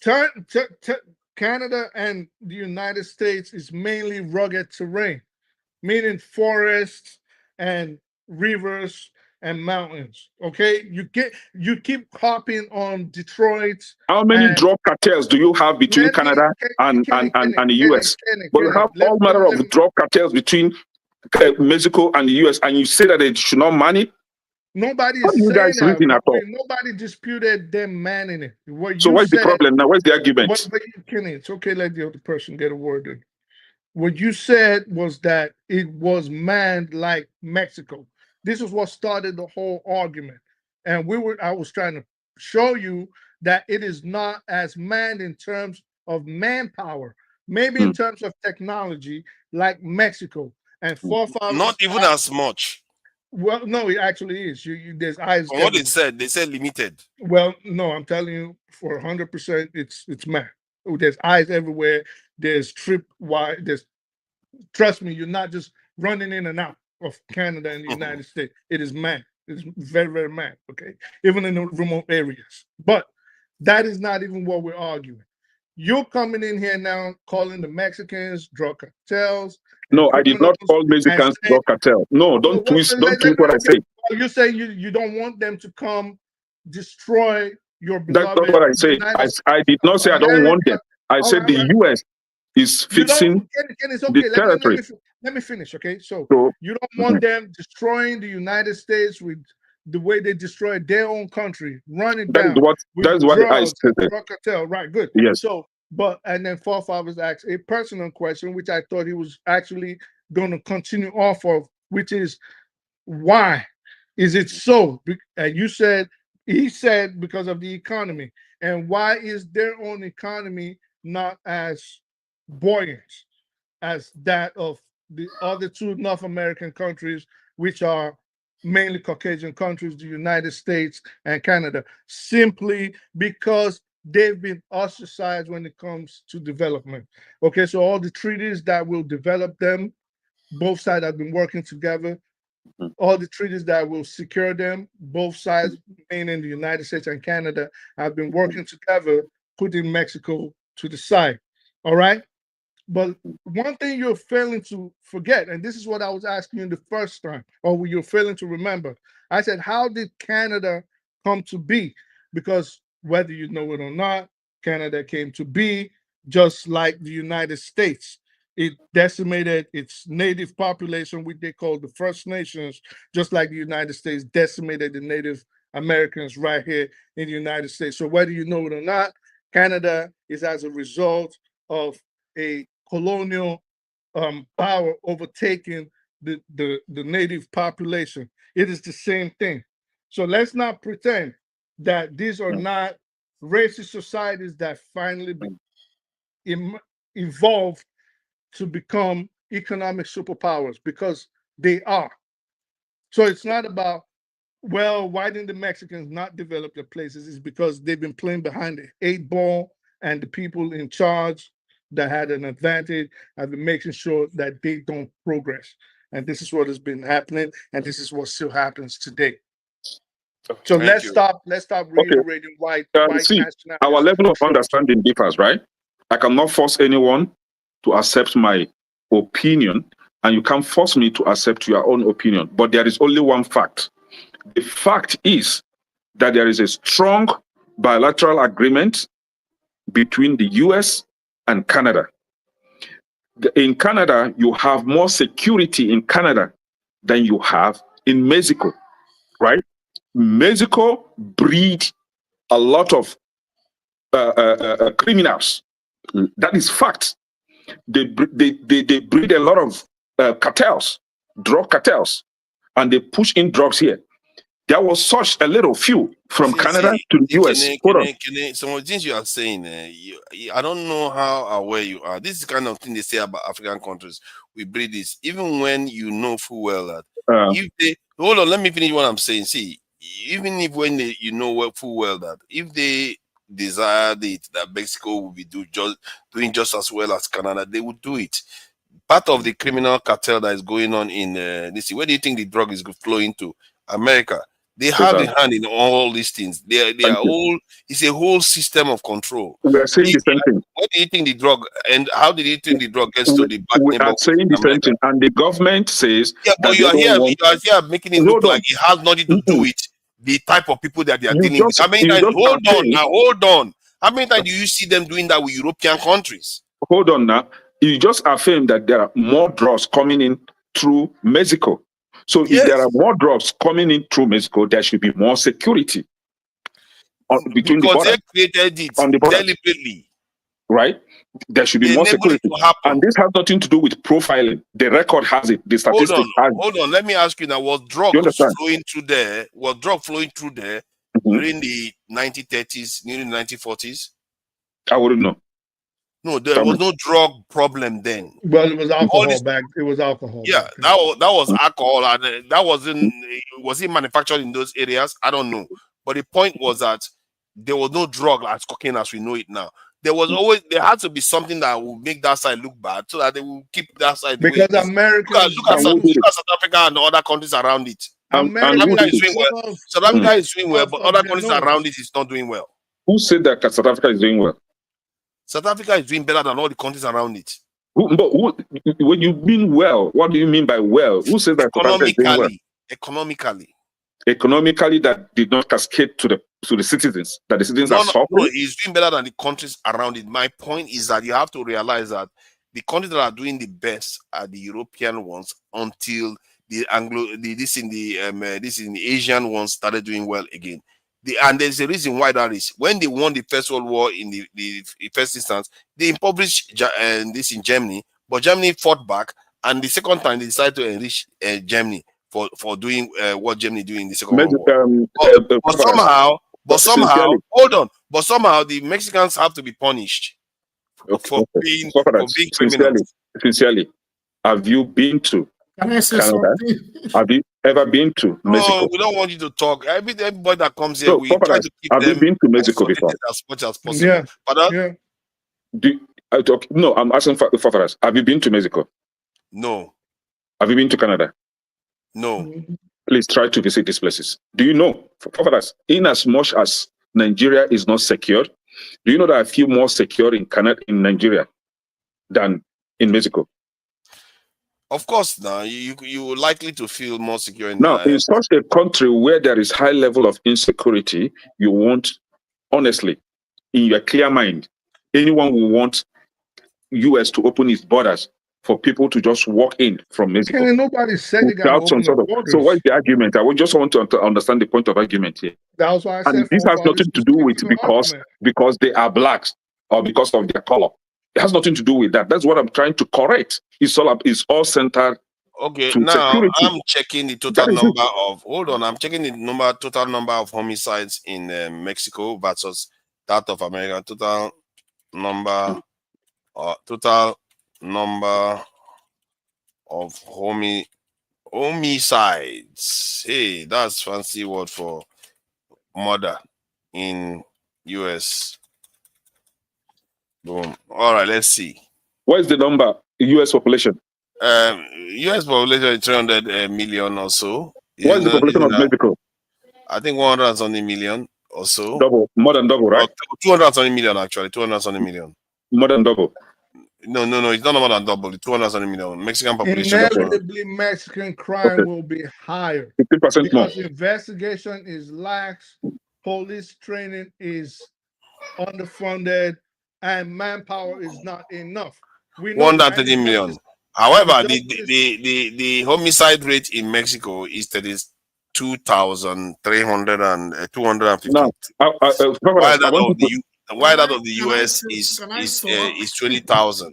Why that of the US is 20,000. However, the gun death rate, that's the people that die from gun violence in America alone eclipse 40,000. Mm-hmm. So I also want you to check.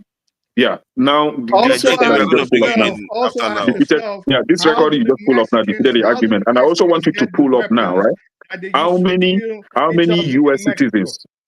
committed weapons come crime from in Mexico compared to how many Mexican citizens commit crime in the US. Check that as well. See, what you are doing, you are talking like a white supremacist, man. What is wrong with you?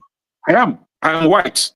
Are you okay now? You're talking about like a white supremacist. Like the I am questions white. you ask Are you okay now? Kenneth is white. Are As if you you don't okay? understand the underlying reasons why it's like that. You will set your own. You see, people like Kenneth, they are quite dangerous actually. The way he behaves is the kind of person that they will get and they will program to say anything, and he will say it. He just says it. Oh, Mexicans I am white. Hold on. No, don't be interrupting now. Come on. You know what he does? He will just come and he will say stuff that a white person will say, and he'll say black people are like that. And like, you know, he will say Nigerians are corrupt. We are corrupt people.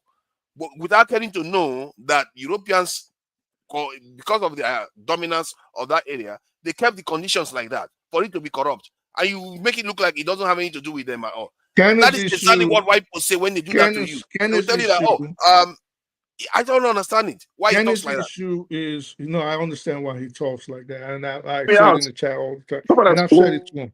Kenneth's issue is when he came to the Why did you take me out? I said that I'm white. Because you are saying, because you are saying things that are just why are you angry that I'm white? Why are you angry that I'm white? No, I would rather hear a white person say it than hear it for a black person. At least a white person is saying it from a honest point of view. Is that why you are angry? You accuse me. You say that I'm speaking like a white person. I say, yeah, I'm white. Are you okay with that? Why are you being racist against me? A white person should speak like that. Why are you being racist against my color? A white person should speak like you're not white. Because I'm only white guy in the midst of black people. Why you guys? Let's let Jide speak, please. Let me ask you a question before I speak. Why are you guys being racist? Do you listen to right-wing influencers on YouTube?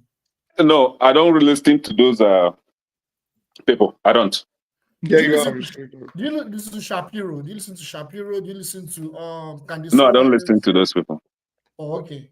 The reason why I ask is because some of your talking points is probably from a lot of their talking points. No, some of my talking points are based on my understanding of this country. Put it that way. Wow. Yes. You are the people creating FBA. No, he's not. Listen, that's what they're running against us. When Kenneth came to the United States, the people that were nicest to him were obviously people of that mindset, white people.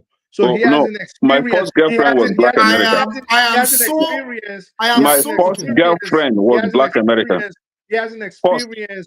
The day I landed in this country, I chose her. We got Black American. We got to show him some kind of empathy. Very fine girl. And Black American. Okay, please let me finish. So we got to show him some kind of. We got to show him some kind of empathy and understanding, because the people. You can't change my understanding of this country. I mean, come on, stop the. You guys don't have such knowledge at all. You understand it the way Tinubu understands it. You are like so. You guys don't have such adequate knowledge. From the point to of view on this country. Can I talk to the Can go ahead, please. Kenneth would listen and learn. I've learned from Kenneth. No, you listen and learn. Don't say that, please.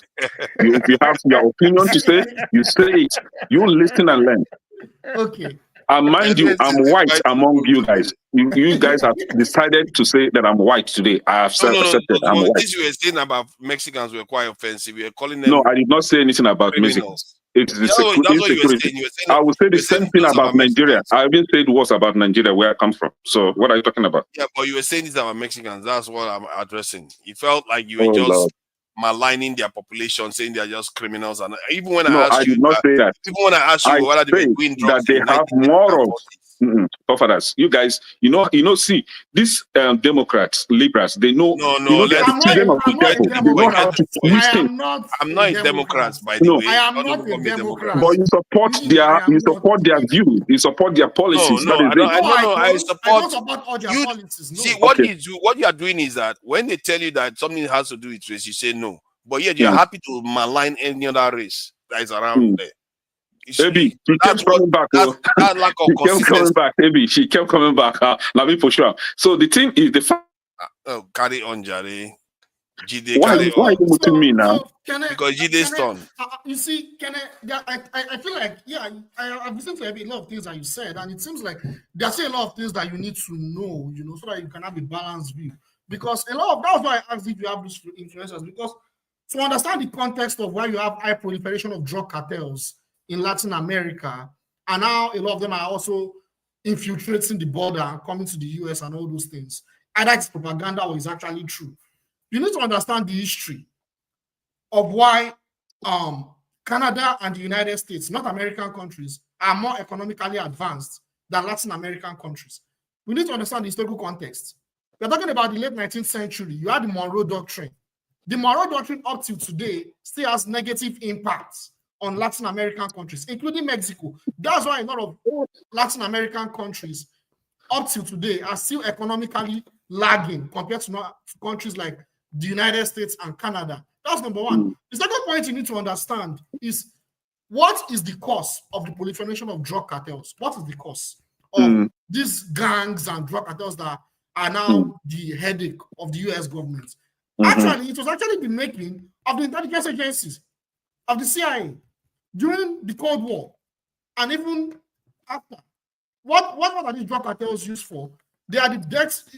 I don't want to go deep into the details. I mean, it's very murky. But what they do is these agents, these drug cartels, these gang leaders and all that, they were used to sabotage socialist movements, Sandinista, Bolivarian resistance movements. Just say Iran against US imperialism. Against US imperialism. You have an example in like El Salvador, where drugs were used to channel the sabotage of the Sandinista regime, where they used some guerrillas, CIA, they were some guerrillas to fight the Sandinista regime after they took power. And that was the cause, and that was the reason why the citizens come to this country and decide to commit crime. Was that the reason? Then, listen and learn. No, because you guys are deviating. You guys are deviating from the subject. Was that the reason why the citizens will come to this country just the way you come to this country? Yes, they destabilize their countries. No, and they choose to commit crime. Because the criminals from those countries end up in the West. Jesus. Do you commit crime? But if you look at the statistics, common sense, you don't want to learn. Do you commit crime when you come here? Can I talk? No, most of them don't commit crime, by the way. They only deport those that commit crime. No, no, they deport them regardless. On the they are southern deporting border, children and everything. This is what they always do on the southern. This is what they always do on the southern border. Okay? If you come to somebody's country, you will try to back then on the be a legal resident of that country. United States, it's very simple. A native, I'm going to start acting like you. So if you were no problem on the southern border, you didn't have to commit. Well, of course, technically, it is a crime to be in the United States without proper visas, right? But if you were on the United States, there's something called the expedited deportation, expedited removal, where if you were a citizen of any Latin American or Central American country, if you were caught within 300 miles of the U.S. border, you were subject to removal without due process. Do you have legal documentation? Kenny, I just said that. I just said something on that. Were you listening, or were you just hearing me talk? No, you just said where you found within. If you don't have legal documentation, you will be documented. You will be deported. There's nothing wrong with that. A lot of these drug cartels, they are connected to the intelligence agencies, and they're also connected to a lot of these Latin American governments. Because we need to understand all these things, though. Don't get it twisted. And these drug cartels, they use them to do their dirty job in Latin America. So it's not like they are. And then what is wrong when Trump decides to deport them so that they will stop? They will stop engaging themselves in drug business. What is wrong with that? That is the game. That is. Did you hear? It's a lie. My friend, you guys are just sit down and you are assuming things. He just decides. He just accused them of engaging in drug business. Oh God. With the connivance of the U.S. Listen, the problem is he goes into... Is Jide Storm, please. The way the U.S. governments implement their foreign policy, they need to develop a narrative. Can you listen? The way U.S. governments implement their foreign policy, they use narrative, false narratives. They can say they'll go and bomb the country and go and spread democracy. Now, they're going to invade Venezuela. Why are they going to invade Venezuela? They said they're going to stop drug cartels. Meanwhile, Venezuela, if you look at all the countries in Latin America, Venezuela probably now, Papa, do you agree with me that we've deviated from the topic now? No, we're not deviated. No, it's not deviated. Because it's not deviated. The topic is about deportation. Oh God. No, he's talking. No, no, you are saying You that shared because the video no, here. no, no, You no, no, play. no, no, no. You are saying that Southerners, that the Stop Mexicans are muting more me. crime. No, you are saying they are crime reading. He's trying to explain to you what happened, why they are like that, and you are making it look like America has nothing to do with it. Wait.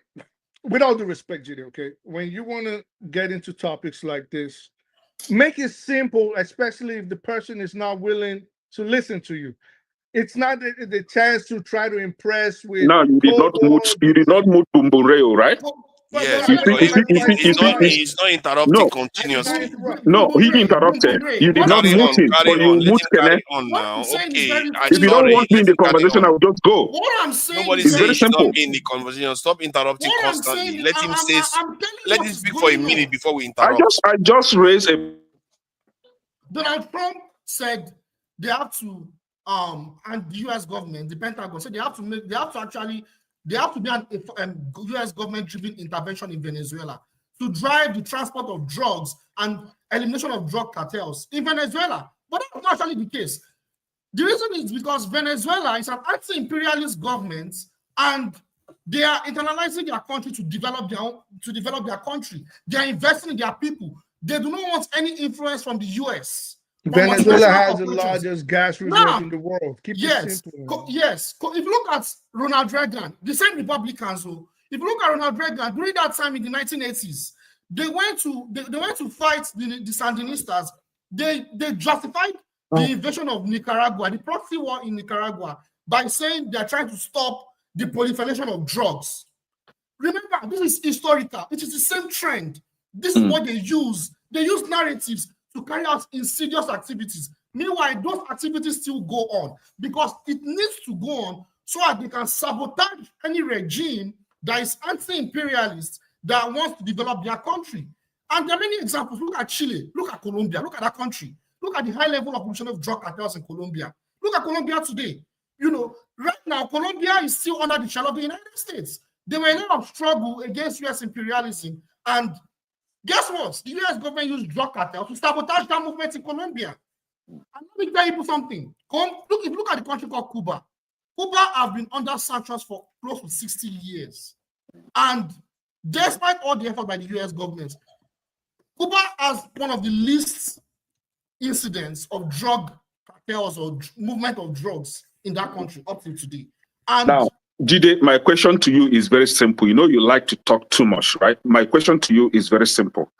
When the citizens of those countries you just listed now, when they found their way to the US, instead of them to be law-abiding residents, they decide to either commit offense of sexual-related matters or even gun-related, like killing, or they may even go on peddling the drug business in this country as well. Was that the reason why they could not be responsible enough to work genuinely and have their earnings? What is the cost? You are just taking us far from what we are discussing. in the context of the border control, in the context of the border control crisis in the US. No, their hands were all tied, and the USA, you must engage yourself in drug business. Look at what you are trying to justify. No, listen, Kenny. This is what he's not explaining properly, okay? At some point, the U.S. government was involved in narco trafficking. The effects of it went all around, affected all U.S. government, you say. Let me finish, okay? It affected, it's okay, let the other person get their word out. The U.S. government, like he mentioned Reagan and going Donald Rumsfeld. And now Donald Trump in Venezuela. Let me finish, okay? So Donald Rumsfeld, Dick Cheney, George Bush the First, Ronald Reagan, all these people controlled from the CIA down to the Department of Defense. And they had a hand in sending arms to rebels that were in charge of the coca fields in South and Latin America These are the Sandinista rebels he's talking about. If you've ever heard about the Iran contract events, if you've heard, go read about people like Manuel Noriega, the leader of Panama. Go read about people like Freeway Ricky Ross. These were people that unknowingly worked with the CIA to floor the United States government, the United States with cocaine, which they later developed into crack cocaine. So what he's saying is the United States has always had a hand in drug trafficking and arms proliferation all over the continent of not only North America, but in fact, all over the world. That's what they're trying to get you to know. That's So what I'm it's not- explaining to him. That also, thank you so much, Colonial Master. I also add that the U.S. government institutions, they are complicit in that border country they are complaining about. They are complicit because trafficking has to go on. And it is not just drugs, underage girls, so many things go on. They are complicit. You see, this narrative of blaming immigrants, we need to go away from it. Okay, can we let the lady raise her hand? It's just a procedure. If she raises her hand, we let her speak, then you can carry on. Please, thank you. Go ahead. Forefathers, I want to say that I understand this program is called Have Your Say 24/7, whatever, and you put it in front, fact only.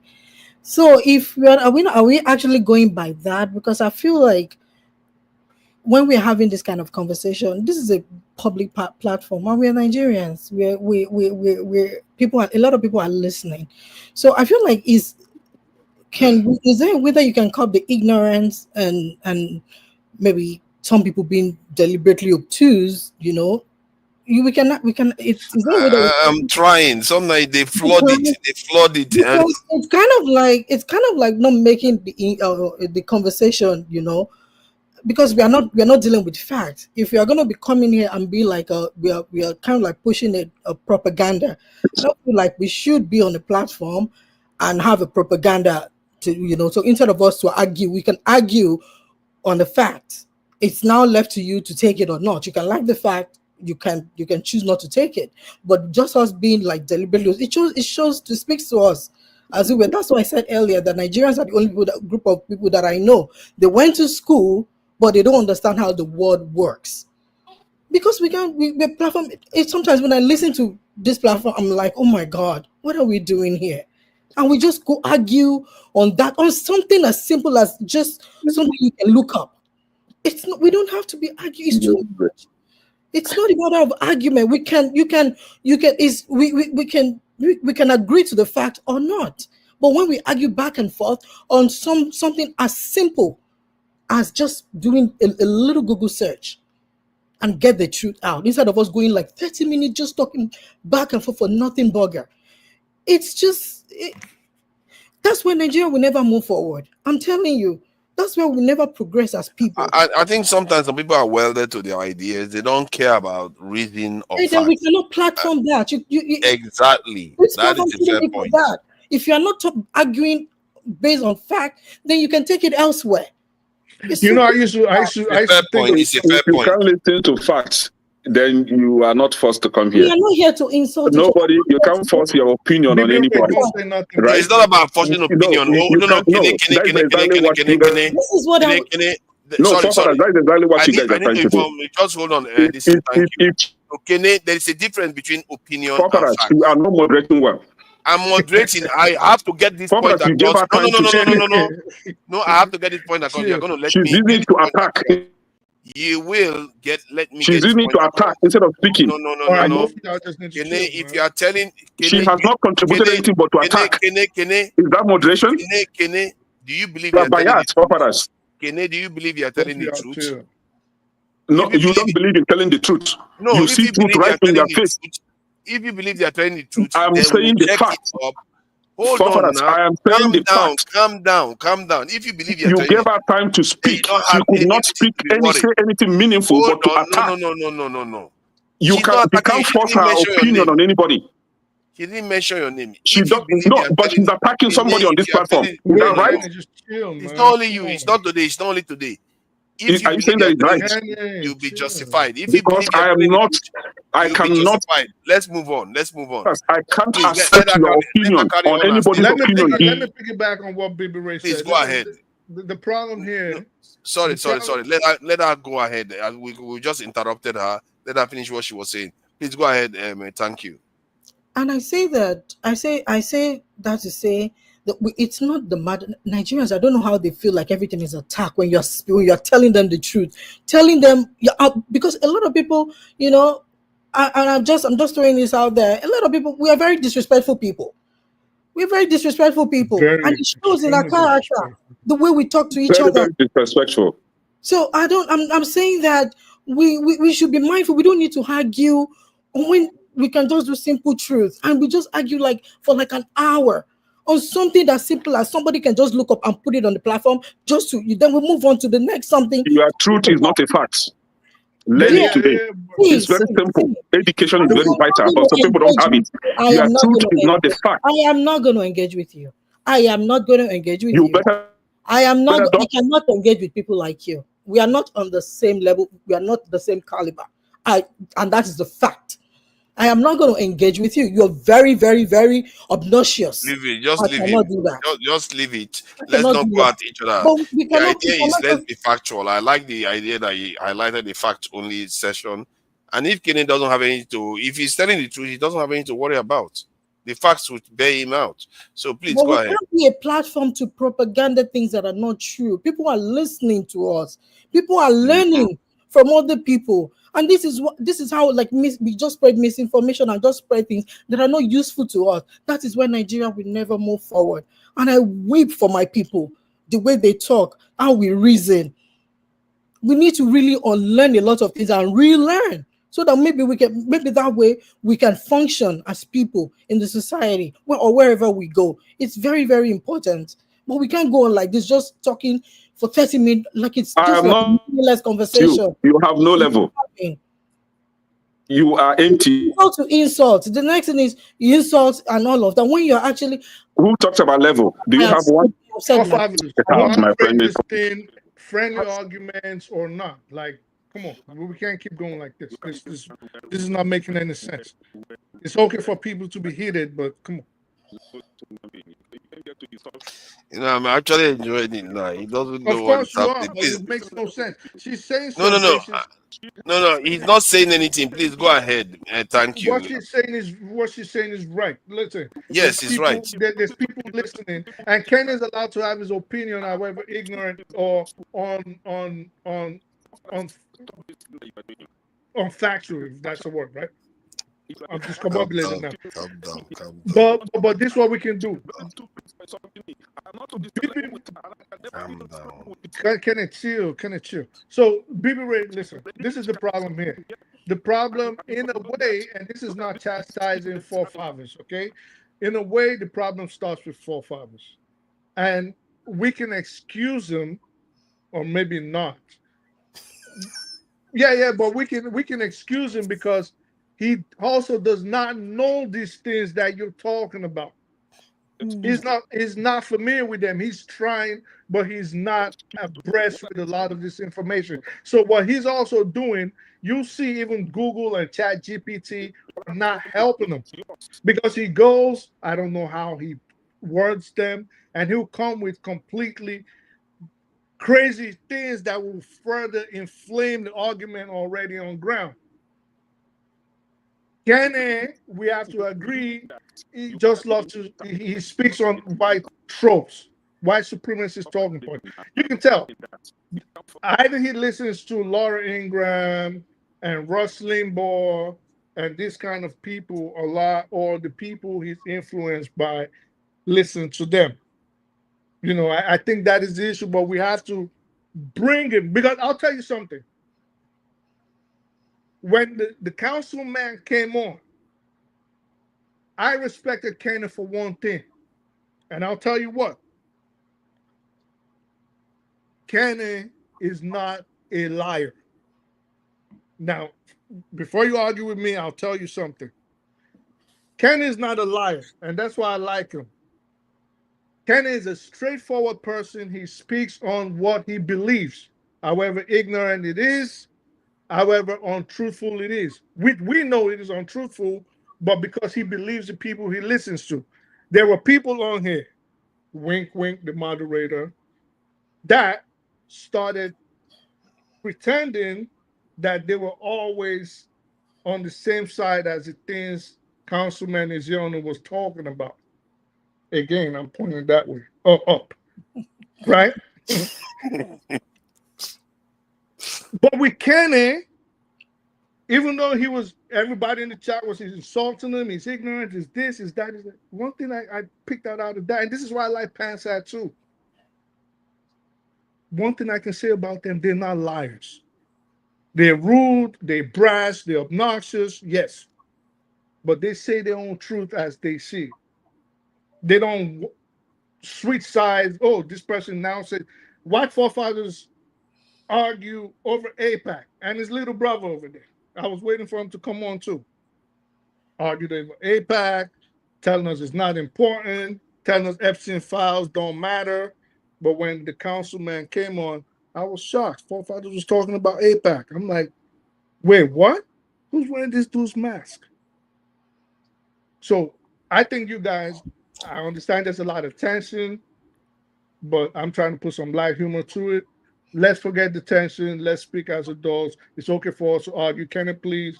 No personal insults. Ms. Bibere, subliminals, let's chuck it and let's argue like family and let's move on.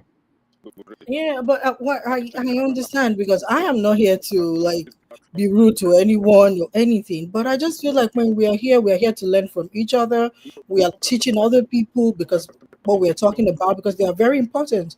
But when we now give it like the whole time, then we are arguing on something that is just basic as something we can just quickly just look up. So it's like we're wasting our time. It's like we're wasting our time when we do that. I just feel like when we are here, if we're arguing, okay, pause. Let's have a quick check of what these two people are talking about. Then we can move. If we don't want to go into it, we can move on to something as well. When people just sit in on an issue and you are just like go on and we're arguing back and forth too much, like we don't even know what we're arguing about. So it's just strange. I think we can always just reorganize.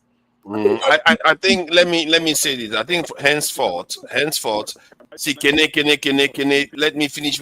Come on, man, come on. We are trying to move forward here. Kene, we are trying to move forward. What is this now? Calm down. You will speak. I assure you, you will speak. You will speak. Yes, you will speak on this very matter. Let me finish. You will speak on this very matter. Don't think we are just going to sideline you. Nobody will ever sideline you. So be relaxed on that one. Just calm down. You will have your say.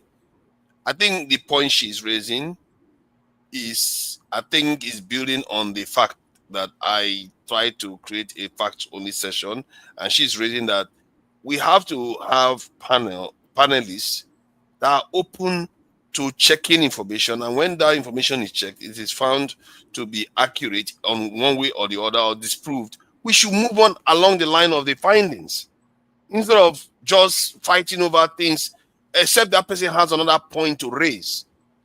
We have to try to elevate the conversation to that point. I think it's not too much to ask. Okay? Now, if you want to stand on the side of truth, you don't have to be economical with the truth. Whenever you begin to be economical with the truth, you are not being sincere with yourself. Now, the fact is, I joined this show when you, Bumbunre, and Tony were on the platform I joined, right?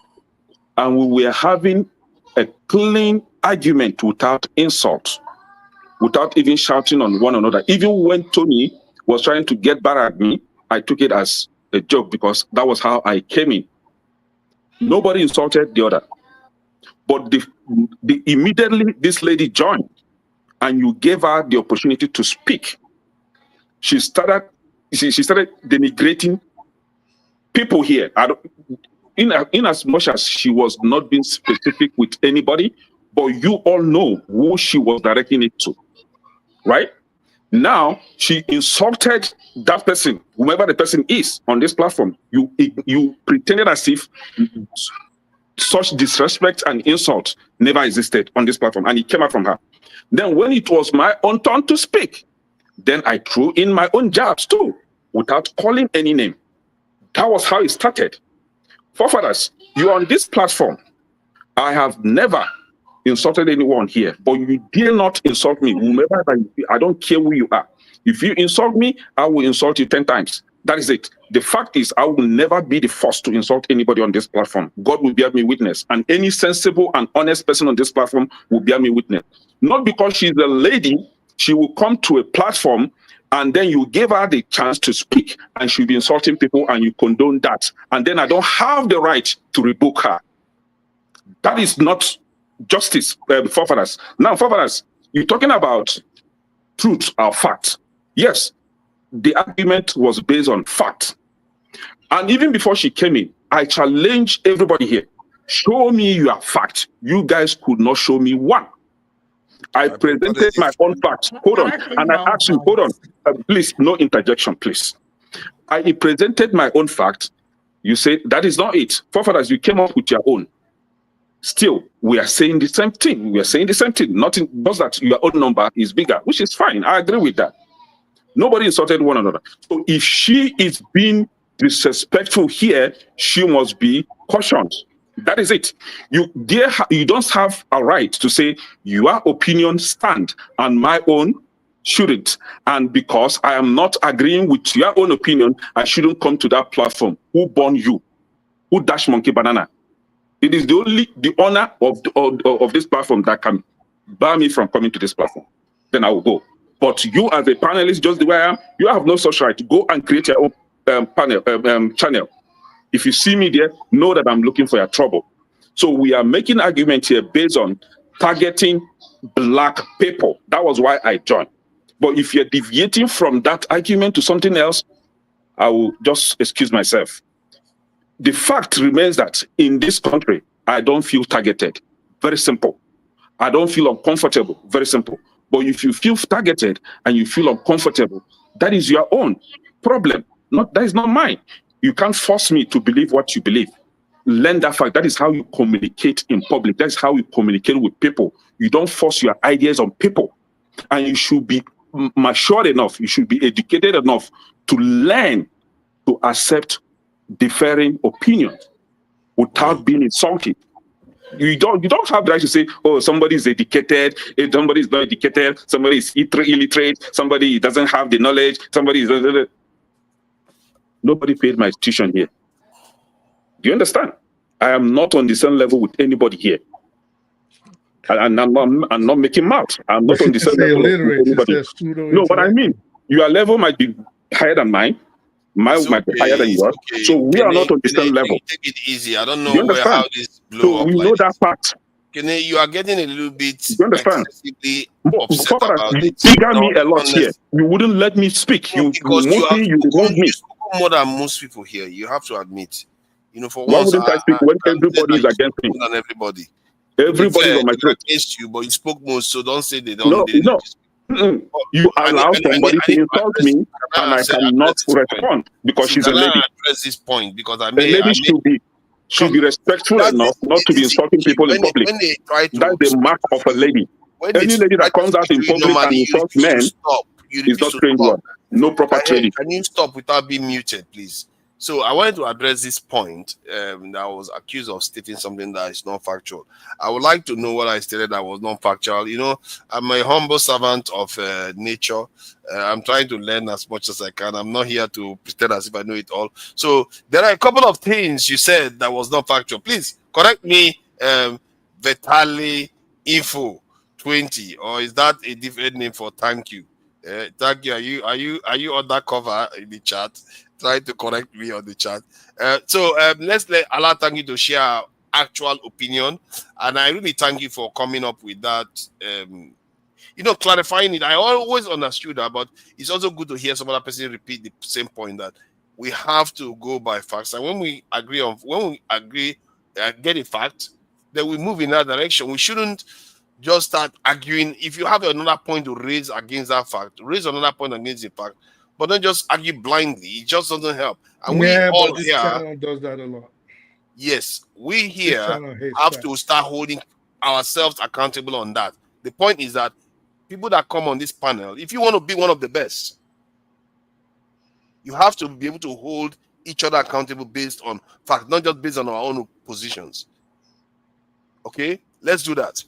And I appreciate you for bringing that point. So please go ahead if you have your own opinion on the matters arising. You can speak on other things other than this immigration issue, because I think we're actually talking about the Epstein files when we drifted to the immigration issue. So please go ahead. Before she starts, I was going to say I have a lot to say about Ukraine when it comes to me, when it gets to my turn. But no, go ahead, Jide. I'm not talking about Epstein file. Okay. We know the truth. So, yeah. No, what is the truth? Hold on. In this dodging character, I'm not letting her get away with this one. What do you mean you know the truth and you are not going to say anything? Are you afraid? What is going on? I'm afraid if that's what you want me to say. Yeah. Look at that. Look at I'm actually in panic. No, all right. Then. We know the truth. Everything is being reported. If you want to learn more, you check it instead of just flogging a dead horse.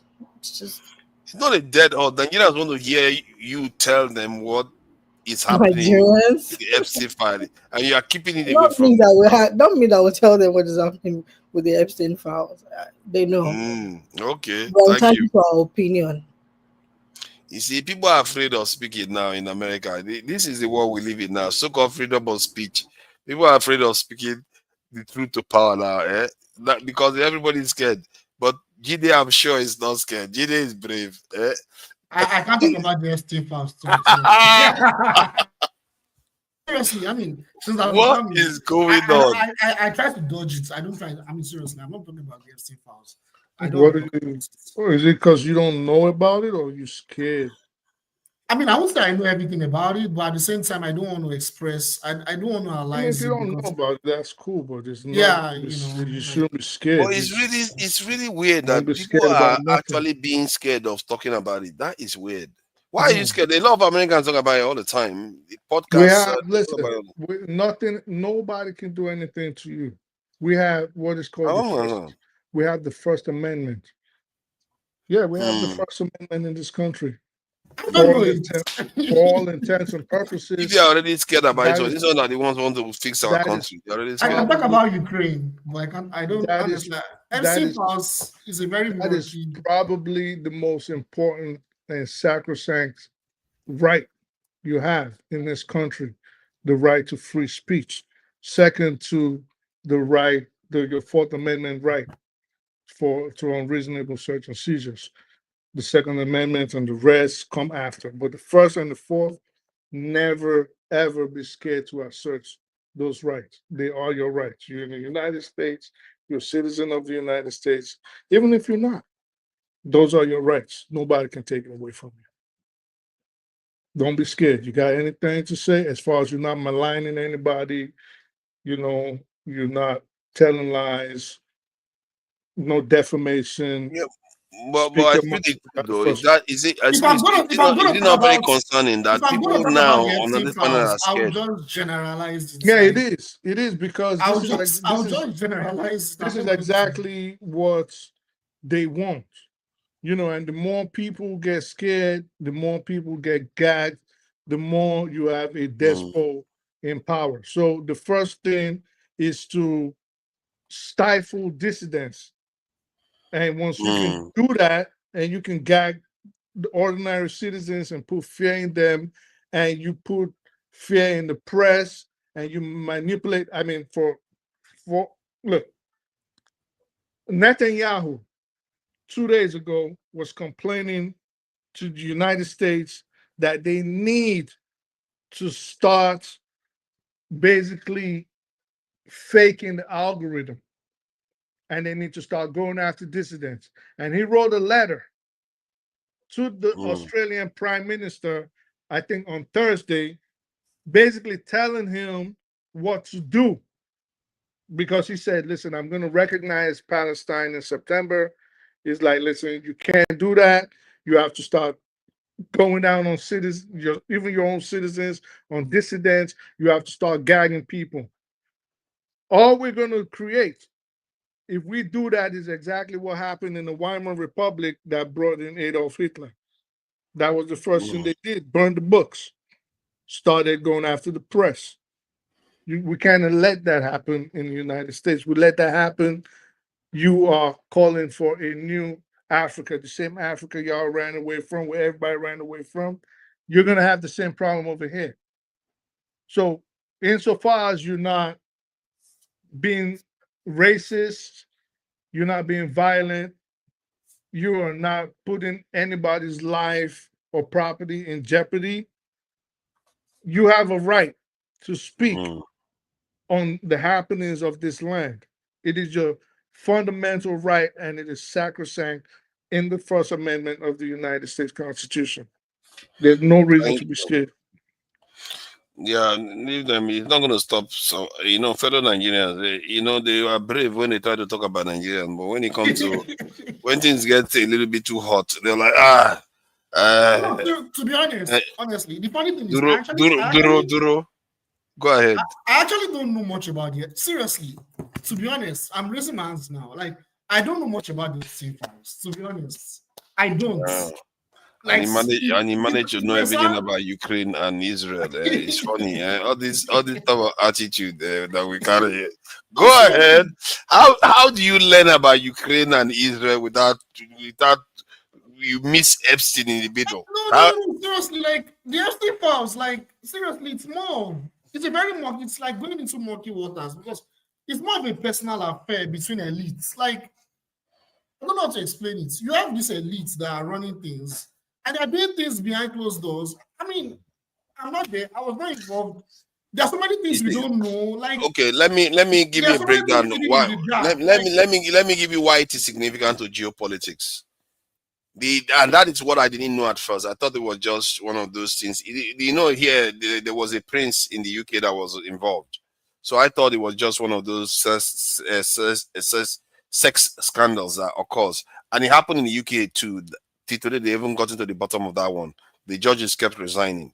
So what triggered me on this one that gave me a bit of focus was the idea that Epstein wasn't operating on his own. He was operating with the support of a state actor. In other words, Tucker Carlson, a Republican, a supporter of Trump, accused Israel's Mossad of handling Epstein. So, in other words, or some of that, it could be even the CIA, anybody. Yeah, I know Epstein was. So that's what makes it quite significant, because if Epstein is running some kind of blackmail ring of top leaders in the world, you can see why American leaders are acting a little bit weird. Some of the things they are doing doesn't seem to make sense. And if you look at the influence some groups have over Americans, politicians, it doesn't add up. It's like something else is missing. Something is missing, and that's what is driving the right wing people crazy in America. That they want to see that file to find out what it means. I 100% agree with you. I 100% agree with you. Honestly, what I would say is, I mean, even as I am like this, if I want to go into US politics, I choose, okay, I want to enter into US politics, I want to become a congressman or something.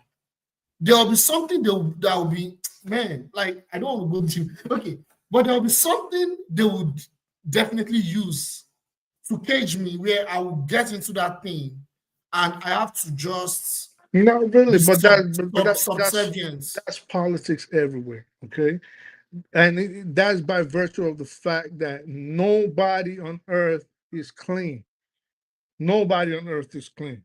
So if you have to go into politics, be prepared for your private life to be exposed.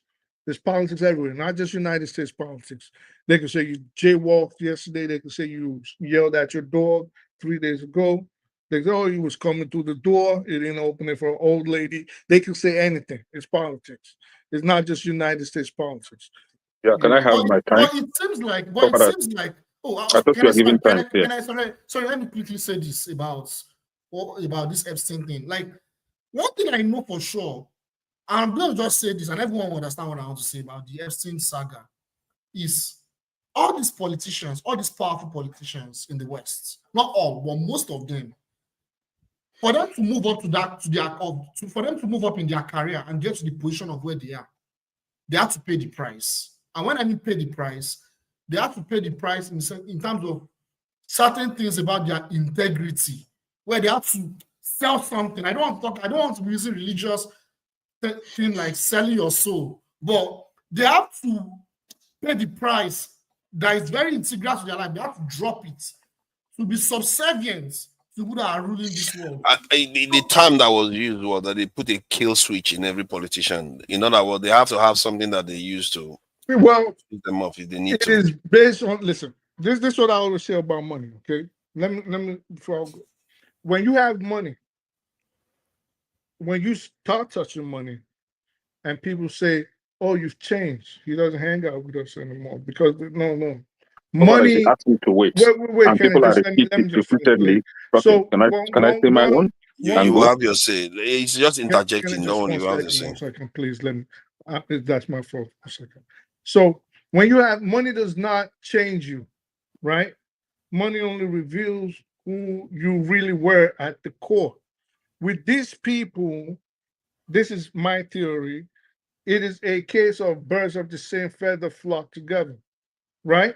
So I know there are people, at least people like Marjorie Taylor Greene, right?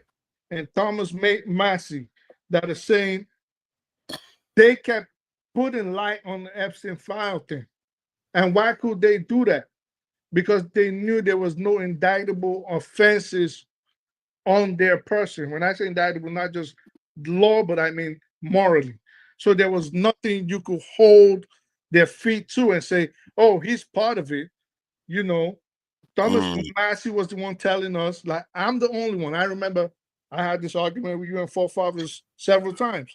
And he was saying, I'm the only one in Congress today that does not have a APAC handler. And he could say that because he wasn't beholden to them in any way. So it's not, you don't have to sell your soul per se. It's if you decide to participate in the activities, then more than likely you were caught on tape, wired on video evidence against you, or there's some sort of incriminating, maybe text evidence against you. But I think there's still clean people in Congress, but most people are compromised. And at that point, when they have that hostage, let's get to Kenya.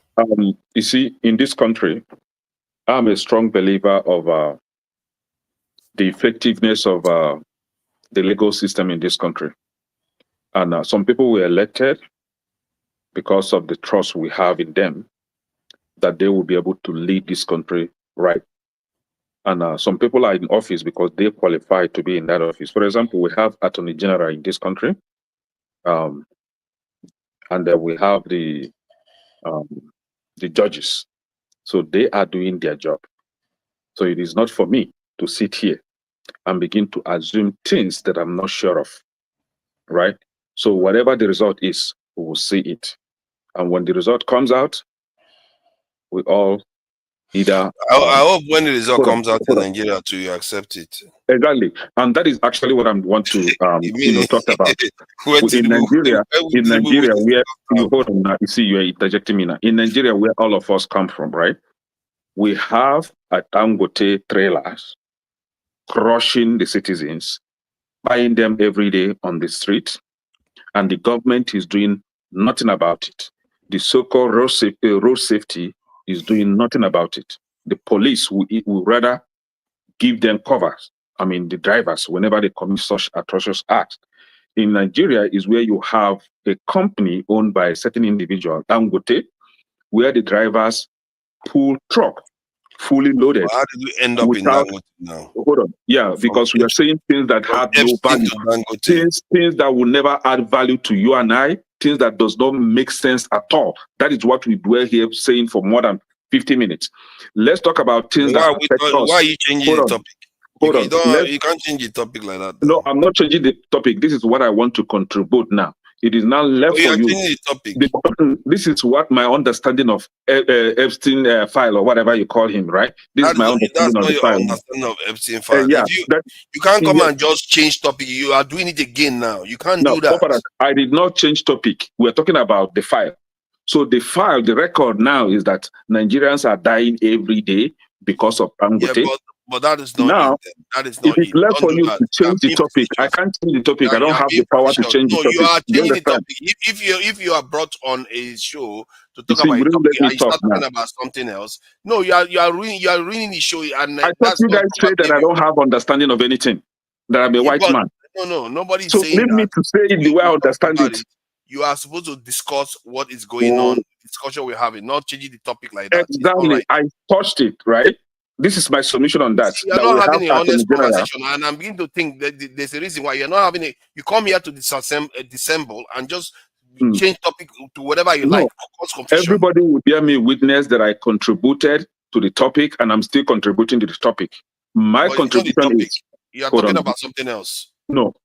See, forefathers, me and you, we don't reason alike. Understand that, right? No, if you're talking about a different topic, I know the difference between we are talking about the files, right? Talking about the topic. We are talking about the files that nobody here knows the content. We can only assume. We don't know what is in the file. And that was why I said that we have Attorney General, we have the judges, they should do their job. However, remember there is this deviating clause. However, we have a more pressing issue in Nigeria right now at hand. And we are not even talking about that. Which is we don't know the files. We've seen the flight manifest. No, hold on. Nobody knows what's in the files. So since you know since you know about what is in the file, why are you asking about the file again? You know the content. So tell us the content. Why the files. We're asking about what you think about the situation whereby Epstein is being accused of. What I think about it is we have judges, we have the Attorney General to do their job. However, I personally, let me not say we now, because I think we have different interests now. I personally, my interest is the incessant killing of people in Nigeria by Dangote trucks. Okay, we'll talk about that. Now left for you as the moderator to either discuss it or discard it. Do you understand? But I raised something that is more pressing for me. Fair point. It's a fair point to raise. Please go ahead. Thank you. Others, I will say this though. You know, the people that were actually asking for the file, right? You know what their interest behind the file, why they actually wanted the files to be released. They made it their whole persona. They made it their whole, talking point because of what they wanted. There's been like a propaganda, like Democrats are running the ring of, pedophilia and all of that. That was why they've been pushing for the file to be released. And these are the same people that are now in power and they cannot release it. They made the supporters believe that the bunch of Democrats, they are doing this and this and that. And there's even like this Pizzagate propaganda. I don't know if you know about it. Colonial Master will probably know about that.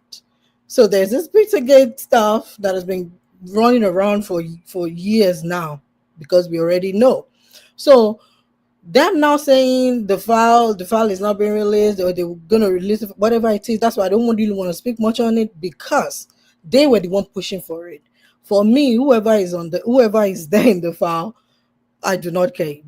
I do not care, but I care about the issue. The issue is very important. I just do not see why now they are like pushing for the file. They have the file, they know, and whatever it is. Do you think even if he's there, do you think it will not? This man literally said, if you stand on Fifth Avenue and shoot somebody, you will not lose a vote. It's actually true. It's true. Nothing is going to happen. But I think what will change if they discover that, let's say, this is hypothetical, that Jeffrey Epstein is being run by foreign intelligence and is being used to carry out a blackmail ring that has compromised vast majority of American politicians. That is significant. That is, as a matter of fact, one of the most significant news for decades. That is big stuff. The most powerful country in the world, where their lawmakers and presidents and controlled by an ally nation. That is something I don't know how many times that's ever happened in history. Can I ask you one question? You now know that. You now know that This they case, are. when did it happen? For this propaganda. Yeah, when did it happen? No, I never said it was real. It's hypothetical. But that is what they My are question to you, Prof, is: we had 4 years of Biden. Why didn't Biden release the file? Why because did they too are Biden compromised. Don't you push understand? the This is case? not. You are missing it. This is not political. This is Can I finish? Biden from pushing I'm actually in the middle of conversation. Biden is compromised. Biden's party is compromised too. They are all compromised. Thank you. Case closed. Forefathers. If it is true, if the theory is true, I don't know whether it's true, but if this is true, they are all compromised. So why would Can I anybody finish release? my conversation? Yes, please go My ahead. conversation is the issue. I've seen investigations started, I think during Bush, I would say Bush Jr., but I'm not even going to go into details. If you want to know stuff, go look into it yourself. So, but what I'm going to say is we already have an idea. You understand? If you are paying attention, you already have an idea of people, whether the people that are supporting Democrat, they don't actually care whether there's Democrat. They want you open it up. Everyone is interested. Not forget, but the people that actually push and they made it their own persona to campaign on it. They actually ran on it, making it like it's a whole bunch of Democrats that are in this, in this organization. I don't know if you get my point. They made it look that way, that it's only a bunch of Democrats that are there. And that is why their base were pushing for the file, pushing and saying, if you get into power, we want this and this and that. Meanwhile, they know all along. The people that you understand, because this investigation started long time ago. I don't know if you get it. So this is not about Biden or about Obama or whatever, because this investigation actually started. Yeah, she's very right. Actually, there's a documentary on Netflix. I think it was in 2017 or 2019. Yeah, there's a yes. It's a very deep, sensitive. So it's not. They made it. They are the one that pushed for it, and they kind of like went along with their base just to get the vote, because they want you always want to give red meat to make sure like people have something to cling to. So they cling onto that, and they just kept pushing, and the base kept pushing. And they went along with it. Now it's time to open the old thing, and now you want it covered, but you actually ran on it. You wanted it because they thought it was going to be a bunch of. So, but what do you think now? So, do you think that it's both parties and it's in the interest of the entire nation for these files to be released? Of course, everybody who would hear that. If your child is, that is done to your child, how would you feel? Exactly. I told you about the issue. But why is it that the Democrats are not championing it? At least some Democrats. Why is it that the core people championing this are some Republicans? No. I just said it. I told you that they ran on it. People ran on this because their base wanted. But the people championing it now are not the ones that ran on it. We're talking about this Breitbart guy, Tucker Carlson didn't run for election. Candace Owen didn't run for because election. They've been talking about it. They made it their whole thing to talk about. And but this file has been there even when this man was in power the first time. Yeah. They fuel it because they wanted to, to give the base some kind of something because the base was demanding it. Yes, that's why they gave it to them. The base believe it was a bunch of Democrats. Yeah, they believe it was just. I'm not so sure. Some of them are smart enough to know that there's something bigger going on. I am telling you that the base believe it was just a bunch of Democrats because we know about the Pizzagate. That they are running this bunch of whatever. They knew Democrats were definitely involved. At least that's not involved. They thought like the base what they were pushing it was a whole bunch of Democrats that we're going to get them because yes, we know that. And if you know, let me tell you something. That is what a lot of people don't know. During 2024 RNC, and this is a fact. During 2024 RNC, Grindr is a gay app. It actually crashed during the convention. Wow. Okay, no, If you look, if we don't know that for sure. Let's not malign those no, innocent. it's not the matter. and I'm not maligning. This is not maligning. You can. That's why I said when we talk about stuff, you can. But I am not here to lecture Maybe anybody. Democrats are just trying to ruin their good reputation. And Who when cares that's about Democrats? If Democrats are there, why can't they be exposed? Democratic, they don't care about whoever is there. They want it exposed. I don't think you're paying attention to Democrat. They want it exposed. They don't care. They don't care. They're not trying to cover anybody. I'm talking about the base now, but the other base, they wanted it because they thought it was going to be bunch of all Democrats because of all this conspiracy theory that has been going on. Democrat that will be on there, so they'll be like, yes, we said it that they are this, we said it that they are that. And why I referred to the gay stuff was actually that if you look, and this is a research, if I start mentioning articles that are actually for real, which you can Google right there, if you look at Matt Schlapp, who is was he like one of the top guy, I can't remember the state that he's from. What did he do? What did he do with the aid? What did he do? If you Google that, this guy from Minnesota, this Congress guy from Minnesota that was just arrested recently, maybe a couple of months ago, sitting Congress guy from Minnesota that was arrested for trying to hook up with a 14-year-old. You don't understand. It's like a projection. But Democrats are not saying that do not release the file or we can. They know, but they wanted it because they thought Democrats would be a bunch of it, and it's just going to be a bunch of Democrats. So you start mentioning. So that's just my opinion on that. But it's always like a projection for them. If you look at it, look into I forgot this guy, the Minnesota guy, Matt Schlapp. Look into. You can Google it as I'm talking for you to know that what I'm saying is the truth. What happened? It was allegedly that he was trying to sexually assault a male. He's a male himself, a male aide. Look at I guess they are all they are pretending they are not doing it while they are doing it, while Democrats are doing it out in the open. No, but the thing, it's just like a projection. Look at somebody that is called Jerry Falwell. Look at Jerry Falwell. But like me, the way I look at this thing is that somebody in your position shouldn't worry about the horses, whether it's Democrats or Republicans. As a matter of fact, you should worry about Democrats because you are close to Democrats and you don't tend to see their flaws as well as you should. No, they are all dangerous. No. I'm not talking about dangerous. What are you talking about, forefathers? They are all.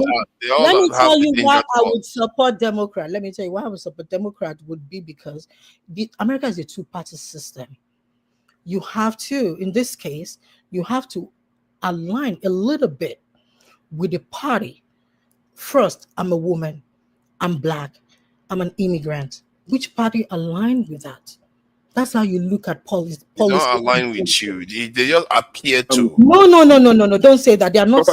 Can I contribute? I'm telling you. I understand. Can I contribute? No, not yet. Just hold on. You have to be fair with timing, forefathers. I'm going to come to you. I will tell you this, forefathers. Black women in America, they are the most group that is well informed about American politics. You informed, voting 90%. What have they gotten for it? Hold on. Let me tell you. You cannot say what have they gotten for it. They are able to get civil rights. They are able to get voting rights. Yes, these people were not able to vote. So it's the women that did all the matching by themselves. I'm not saying only women. I am telling forefathers, you can check on this. We don't need to. You can check into this. Let me tell you, every progress made in America, there's always a backlash. It will be like 10 times over. That's why the progress. I'm not saying Democrats are saying that's not what I said. I just said America is a two-party system, so you have to align with a party that is at least a little that will at least align a little bit, because it's two-party system. There's nothing you can do. Yes, but my point is that the rate at which our people are aligning, the rate at which you no, So you which don't party have do you who think? says Which you have to party should align they to any of align? them. Should they have aligned with which party? Now that is a critical question. You align with the party that is going to do what you want them to do I now. who is trying to erase? I their want to history? do what you No, want no, them no, to no, do. no. Hold on. Which party is trying to erase their history? Which party is trying to erase their history? Both. No, it's not both. It's not both. Prophets, can you be One, fair with hold on. timing? Prophets, Let can me you be fair with timing, please? let me. You are not being Hold fair on. here. No, we Yeah, are going can to you come. be fair with timing? We are going to come to you. Don't It worry. is not meant for We're one going to come person to alone. you. Yeah, can you See, be you share can you the be fair with opinion that timing? I hold right now. We share the opinion that I hold right now. See, that party that you're saying is good to our own people. Yes, the other one wants to remove some document from the listing, while the other one is responsible for a lot of abortions in the community, a lot of bros coming to the Forget community. about Hold on. that's Then a lot of listing. What they call it? You saw what happened to George Floyd. A lot of deception that they deceive our community. They said they were going to pass a law to forestall such discrimination from happening to black people anymore. What do? They go into the office, they pretend as if, oh no, we don't have the power to do anything. Did you And they listen to pass me law when I for said? they Did you pass law listen to me? they pass law for Asians, they pass law for different other groups, but they don't pass law to help you. What is the point of voting a people that never helps you? Forefathers. So will you not, forefathers? Will you listen to me when I said I'm not saying Democrat are, because American system is American system. If you know the history, you will know why everything is the way it is. Hold on. And I did not say Democrats are said and they're like. I said we have two political parties. You have two political parties. But what do you have to do if you're strategic? You align with somebody that is at least will do, even if it's just a little bit of what Why you do you want. have to align? APAC does Why not do you align. have okay? What should they do? What should they have done? What should You they have done? influence both parties for your own interests. APAC No, doesn't align to let me tell anyone. you, Republicans are not ready to be influenced. How do you know that? Because I You know. never tried. I have said it. Let me quickly go over this because I've said it before, but I'll go over it again. Let me tell you, when there was party switch, when ideology switch, Dixiecrats this guy explained it last week. I don't know why we are still going back to this. When there was party switch, the Republicans became the Dixiecrat that as for statehood in America, that they wanted the slavery to continue. They were once Democrat. And when there was parties with the Dixiecrats of Democratic Party, they are today's Republicans. And the Democrats, they started embracing progressive ideas, which is civil rights, voting rights, things like that. The same people that were evil before now started embracing rules. I told you that the Dixiecrats are going to of be okay with you. Democratic Party, the Dixiecrats of Democratic Party, they left Democratic Party and joined Republican Party. That was what happened. That was what they call party switch. It happened. You can look this up. And but I am what saying that tells you is that both of them are not that dissimilar. When you have two party system, so should they not vote at all? No. This is a fascinating conversation. Can you forgive us? Prophets, I wanted to ask you a question. Just very simple question, and I will go. I have other things to do, please. Prophets, please. The last speaker here stated that the Republicans were pushing for the files. They were pushing for the case and all that, right? During Trump's first time. I want you to be critical now in your reasoning. Now, he pushed for it, but he couldn't release the file before he left office. Now we had Democrats in the office for 4 years. Mind you, the last speaker stated that Republicans were pushing for it, believing that Democrats were hugely involved in that crime, right? Now, if Democrats were not hugely involved in that crime, what stopped them from exposing it to the public for 4 good years that they were in office? They refused to do that. Is that telling you something? Now, not until the Republicans come back again, and all of the sudden, Republicans must expose the file because they are hugely involved in the crime. Simple and short. You see the way we reason. It's only God that will help us. So I know that I'm a white man. You guys gave me that title today, and I'll always reason like a white man. Thank you. Bye-bye. You're my guy. You're my guy. Okay, so Nobody called me a white guy. I said you reason like a white guy. So let me finish. Let me just finish what I was saying. So what I am saying is, if you, I'm not disputing America because they have a playbook. America has a playbook of how much progress they want black people to make in America or people of color. Let me tell you, it's just forget political party. America is America. Okay, I am not going to go into details of that and of how the Americans, but I'm talking about political parties now. Like the statehood, that's what you don't understand. That's what I'm telling you. The Dixiecrat that left Republican parties in the 50s, they are the one that are Republicans, and the left Democratic Party, they are the one that are Republicans today. And why do you think they were Dixiecrat? They were Dixiecrat because they want to continue they tell you statehood, they want the states' rights, but they're actually for slavery. They're the pro-slavery Democrat that don't want any progress of whatsoever. I am aware of that switch. My point is that let me make a different point. I think the point you are making, so hold on. The point I'm trying to make here, I think this conversation we are having here, I find it quite fascinating. You see, the point I'm trying to make on this is about looking beyond whether they are for slavery, looking beyond whether they are overtly very very racist towards us, because maybe there is some element of that actually might be good for us. Because when somebody lures you to an illusion of you say slavery might be good. No, not the slavery itself. Okay. When somebody is overtly hostile to you, knowing full well that they don't like you. Would you prefer an enemy that is hostile to you, to your face, than the one that is pretending not to be hostile but actually dangerous to you too? If you are strategic, if you're politics is about strategy. If you're strategic, you don't need to go for somebody that is hostile to you, that don't want you to eat at all.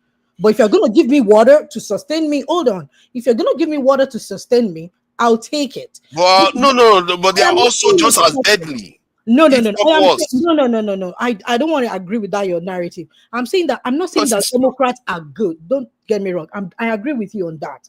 But I'm saying that if you have two-party system, what are you to do?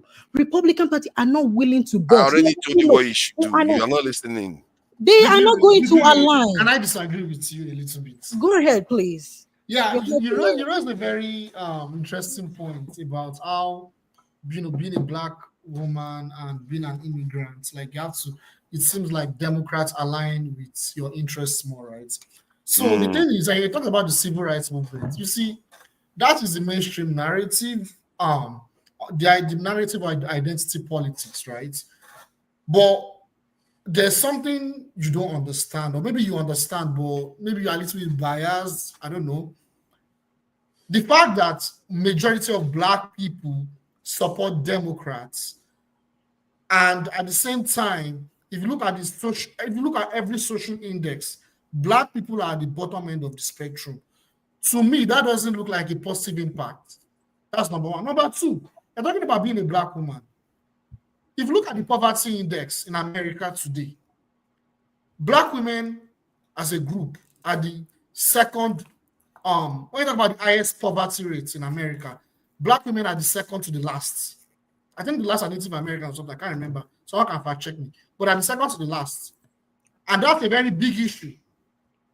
You talk about the Democrats and how they have a huge impact, positive impact, particularly during the civil rights movement. We know, probably you know too, that after the civil rights movement, the dynamic of oppression towards black people, it changed. It was not like black people were liberated. No. As black people got integrated into white society and into the capitalist system, there was decline in the black community, dysfunction in the black community, separation of the family union in the black community. So if you're talking about being a woman and being a black woman, I understand. But you're not looking at the full context of the fact that most of the highest rate of single women in America, the highest rates are black women. I'm not saying that it's black women that are at fault. I'm talking about failed policies. And some of these policies, they were implemented by the Democrats. And these policies They were heavily implemented after the civil rights movement. From the civil rights movement, the feminist policies is having negative impact in the Black community up to today. Particularly if you look at the social structure. So we shouldn't make it seem like Democrats are so positive compared to the Republicans. You're not listening to me. I didn't say that. I've repeated myself over and over. I said America is a two-party system. You see, one give you water. I'm not saying Democrats are said or they are good, they are the best, or they have done this. That's not what I said. But I'm saying that if you understand American politics, you will know that Black people, they are very strategic in America. America itself they just say freedom and liberty, but don't let me. I don't want to go. The America itself has it. So it's just like we say, oh, Democrats are bad for maybe Africa, Republicans are bad. American policy is American foreign policy. Their foreign policy is bad.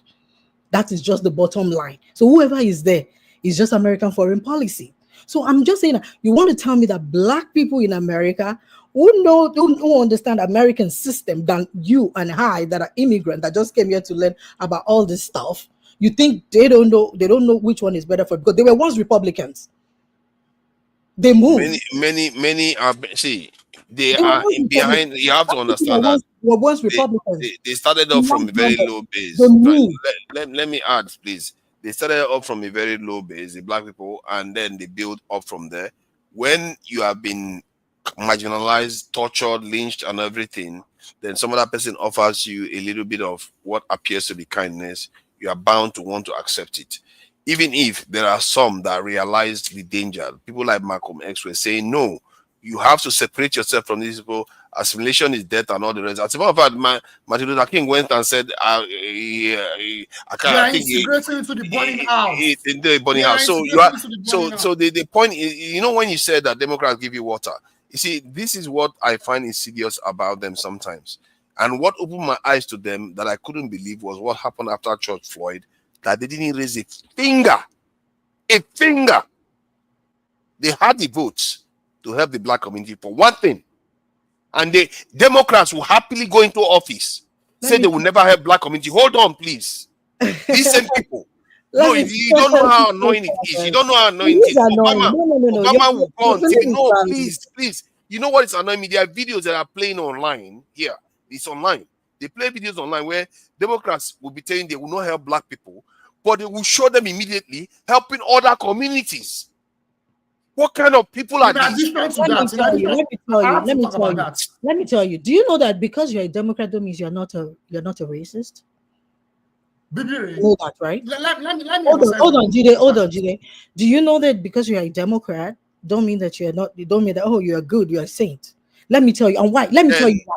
When you try to make, let me tell you. Hold on. You are enabling them by giving them your votes. I'm not disputing what you are saying. I'm not disputing your point, but I'm saying that because you have in Democratic Party, because you are in Democrat, don't mean that you're not a racist. A lot of them are there. Let me tell you, example of a person that I would not even like support all the way would be, according to what I have learned about him, and don't even let me give that as an example. Let me just continue my conversation. But I'm saying that because you have Democrat, when people are trying to make progress or something, you have the centrist Democrat that would disagree and say, no, we will not vote for this. Because they're in Democratic Party don't mean they are good. Good don't equate Democratic Party. That's what I want you to understand. I'm talking about the policies. And that's what I'm saying. Is it not that for you to vote for policy, that's where you get your votes? You can have the majority vote, but people in your party might say, we will not vote for this. Let me tell you what Republicans, they understood the assignment. Republicans, they go in lockstep. They know what they're all about. They go for it. But Democrat is too big of a party that you have in there. You have racists. In there, you have people that don't want progress for Black people or whatever. In there, you have people that are anti-immigrant. Because you're there, don't mean that they're all for that. How do you get your vote? Even as a Black person, you see what you're doing now. You're making an excuse for your lack I'm of not action. making an excuse. That's the political reality. This is the reality. They play. No. You know what? I used to buy that message that they sent. Let me tell you, the problem that is debt system for your community. If you believe that, two-party system is the debt. if there is like, that is the problem in America. Well, Two-party they choose. system. It works for them just So do fine. you want them to go to Republicans that they already know that say, you know what, we don't even want your history to be taught in schools. We feel like we don't want to hear it. So you will go there and negotiate. Do you see what happened? No, wait on. Do you see that during this past election, Trump was able to get a little bit percentage of black votes that no Republican has ever gotten before. It was because you know why? Let me tell you, because people were saying, follow this ideology that you're saying, get off the Democratic plantation and go for, and look at what is happening. Over 300,000. I'm not saying Democratic, all of their policy is good. Don't get me wrong, because I don't want us to go back to that. And I'm not saying they are good, they are the best. I'm not saying that. But look at what happened to over 300,000 black women that lost their good paying job. Yes. Even though they're already marginalized. Can I say something about that? That is so important. You see the demographics. No, let me finish, Jido. I'm sorry. I know you will too. Look at how over 300,000 black men that have lost their jobs in this whatever that is. Look at the history. Look at the Smithsonian whatever executive that Trump just signed that said that no, they don't want to talk about slavery. We don't want to talk. And these are these people's history. I'm not saying Democrats have done well. I don't want you to go back to that. But I am saying that if you're strategic and you have two options, I'm saying that you look for the one that you can still say at least black people still have they still have stronghold in the Democratic Party. We just have to be able to channel it to what we want. Nothing so far. They have been able to channel it before, and I'll tell you that for every progress there's a backlash, and this is the backlash for Obama presidency. This is the backlash for civil rights. This is backlash for voting rights. That is why you will know why do you always buy all these BS that they always? I am not buying. Okay, which party is trying to support or making black people? Let me give you an example why I think it's rubbish. Because if you look at the Israeli and Jewish community. Yeah, why are you not seeing backlash for them? If you do your own play your cards right, you're not going to see backlash. I don't know why we keep buying all this. They use that excuse not to do anything for us. Yes, and look at our continent. Look at our continent. We are supporting these people constantly. Look at our continent, but look at what they are doing for Israel. These people are willing to pay all kinds of money. We have a massive continent, 1.something billion people, and they can't even support us. You have the Black Caucus there. What are they doing? Come on, man. You have to see, you have to know when people are conning you. This is what I've been calling us for a long time. I'm saying the problem is through political parties. I accept that. We have to start thinking for ourselves, not relying on one party. So what do you want black people in America to do? What do you want them to do? What you want to do is you have the power. You have a lot of power. Go to one political party, get one person and say, if you are going to do what we want, we will support you. If you are going to do what we want, we support you. As a group, we go as a group. You don't just go as an individual and say you are going to vote for political party. You have to influence them. Just like, how do you think a small community like the Jewish community are able to influence them? You cannot say that. You cannot compare apple with oranges. You cannot. We are actually bigger. You don't know the story of black people in America. You cannot compare the Jewish community with black people. Are saying the that Asians are even getting more now. The Asians, not only Jews, the Asians are getting more than Africans. I'm telling you that integration. Asians are getting more than Africans. Yes, did you not see them pass laws for Asians? The moment the Asians are started getting attacked. Are you talking about Africans? Or are you talking about black Americans? I don't know which one. I'm talking about Asians, all the black people. I'm talking about Asians are even getting more than black people right now. Indians are even getting more than black people. The other day, even American DC politician went to India and was offering them every single thing that they wanted. I'm telling you, our people are sleeping on the wheels. Did you watch the Democratic mayoral debate or something? Do you see all of them talking about the Jewish people? The way they said they would go to Israel. Yes. Why do you think they are doing that? Because Israelis have done their job. They did what they were supposed to do. What they are supposed to do. We are not doing our job. No, I'm not. You said black people are not doing their job. Yeah, we are not doing our job. It's about to be having the influence that we are supposed to have. We are playing this game of let's play Democrats. No, that's not how Israel plays. Israel plays both sides, and that's how any reasonable people do. Apart from playing Democrats, we're also separating ourselves. You have FBA, you have ADOS, you have black immigrants. Ah, man. If everybody comes together and they call it lobby. is for us to come together and lobby for policies. Do we That will Africans, be our development. do we Africans lobby? Do we policies are Africans lobby in America black like the people? Jewish people? Black Do Africans lobby in America like the Jewish people? Black Okay. people are not a monolith. That's what you have to first of all come to terms with. Like No, you I right, agree. I agree. like We're not you monoliths. I rightfully agree. say, 100%. there's Yeah. the ones that are the ADOS and FBAs, and then there's the black immigrants. Then you have the Caribbeans. Then you have all these. Even Africans are not united. And I'll That's tell you what I'm something: the day black people decide to start this, I mean, black foreigners, the day they decide to start influencing American politics, they're going to change the lobbying laws 100%. So, Exactly. I agree. They're going to change the lobbying laws. So, the system, first, we have to come to the terms that the system is designed to keep a certain demographic suppressed and subjugated.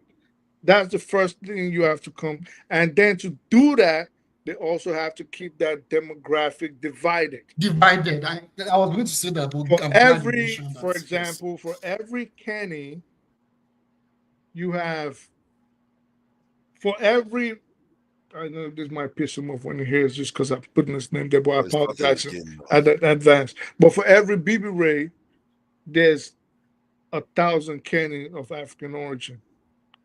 Because a lot of Africans or foreign blacks come to the United States already brainwashed with a white mentality, what they see on the movies. They're drunks, they're lazy, they're sexual deviants, they sell drugs, they're not educated, they don't work, they depend on welfare, they're criminals, they'll stab you, steal, rob, and rape you.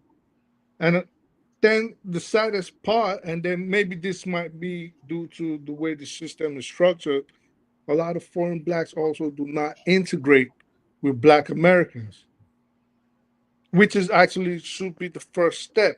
They don't assimilate. So if we could somehow figure out, first of all, how we all can be one in the spirit of the 60s, where people like Fela went back home.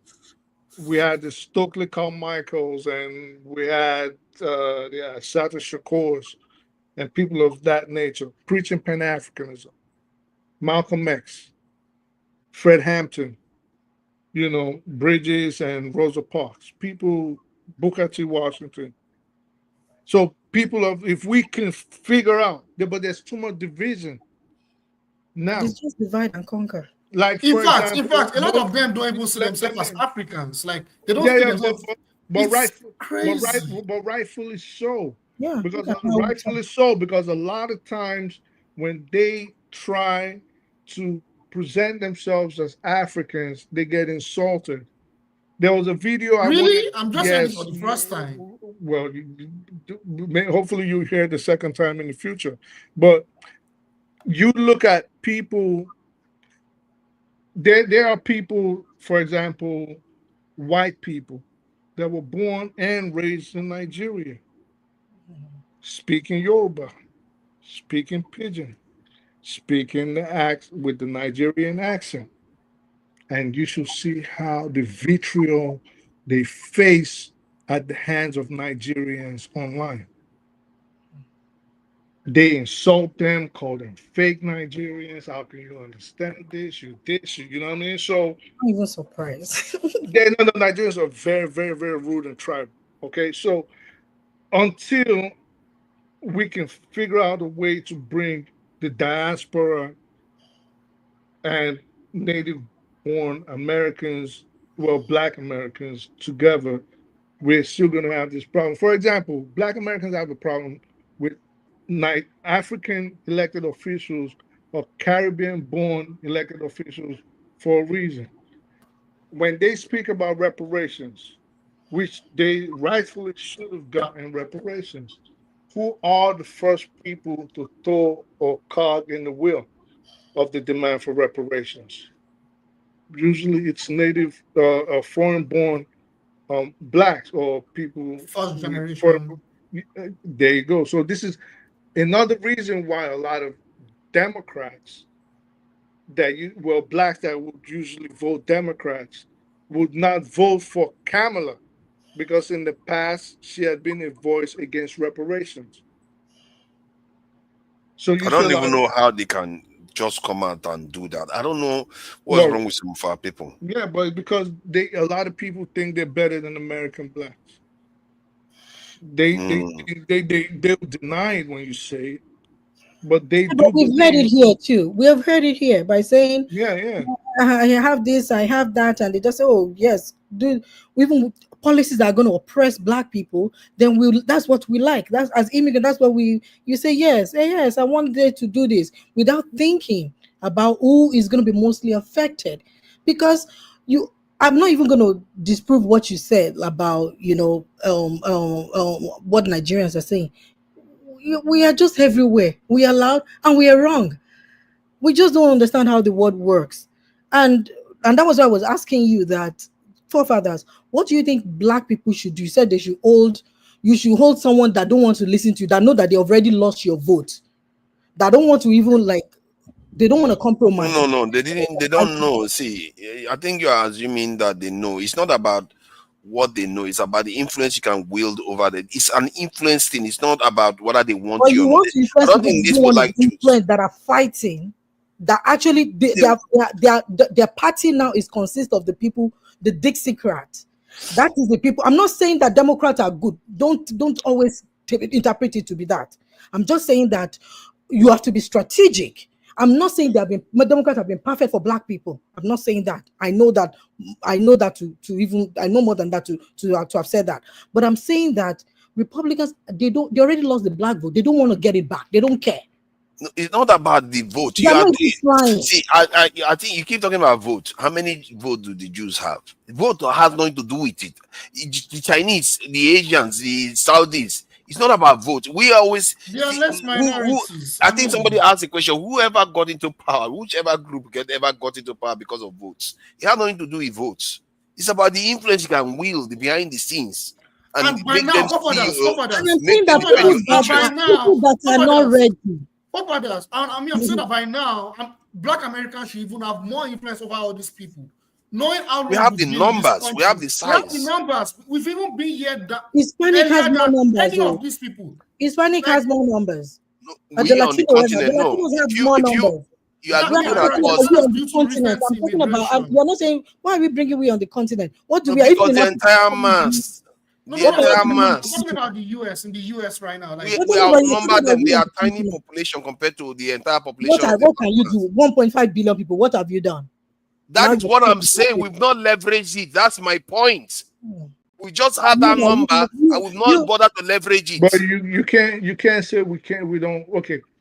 So how can you leverage it? Well, in this world, okay, go ahead. It was rhetorical. So in this world today, I wasn't trying to downplay you. I'm just saying. I know. Go ahead. I'm making it rhetorical. Next time, make it clearer.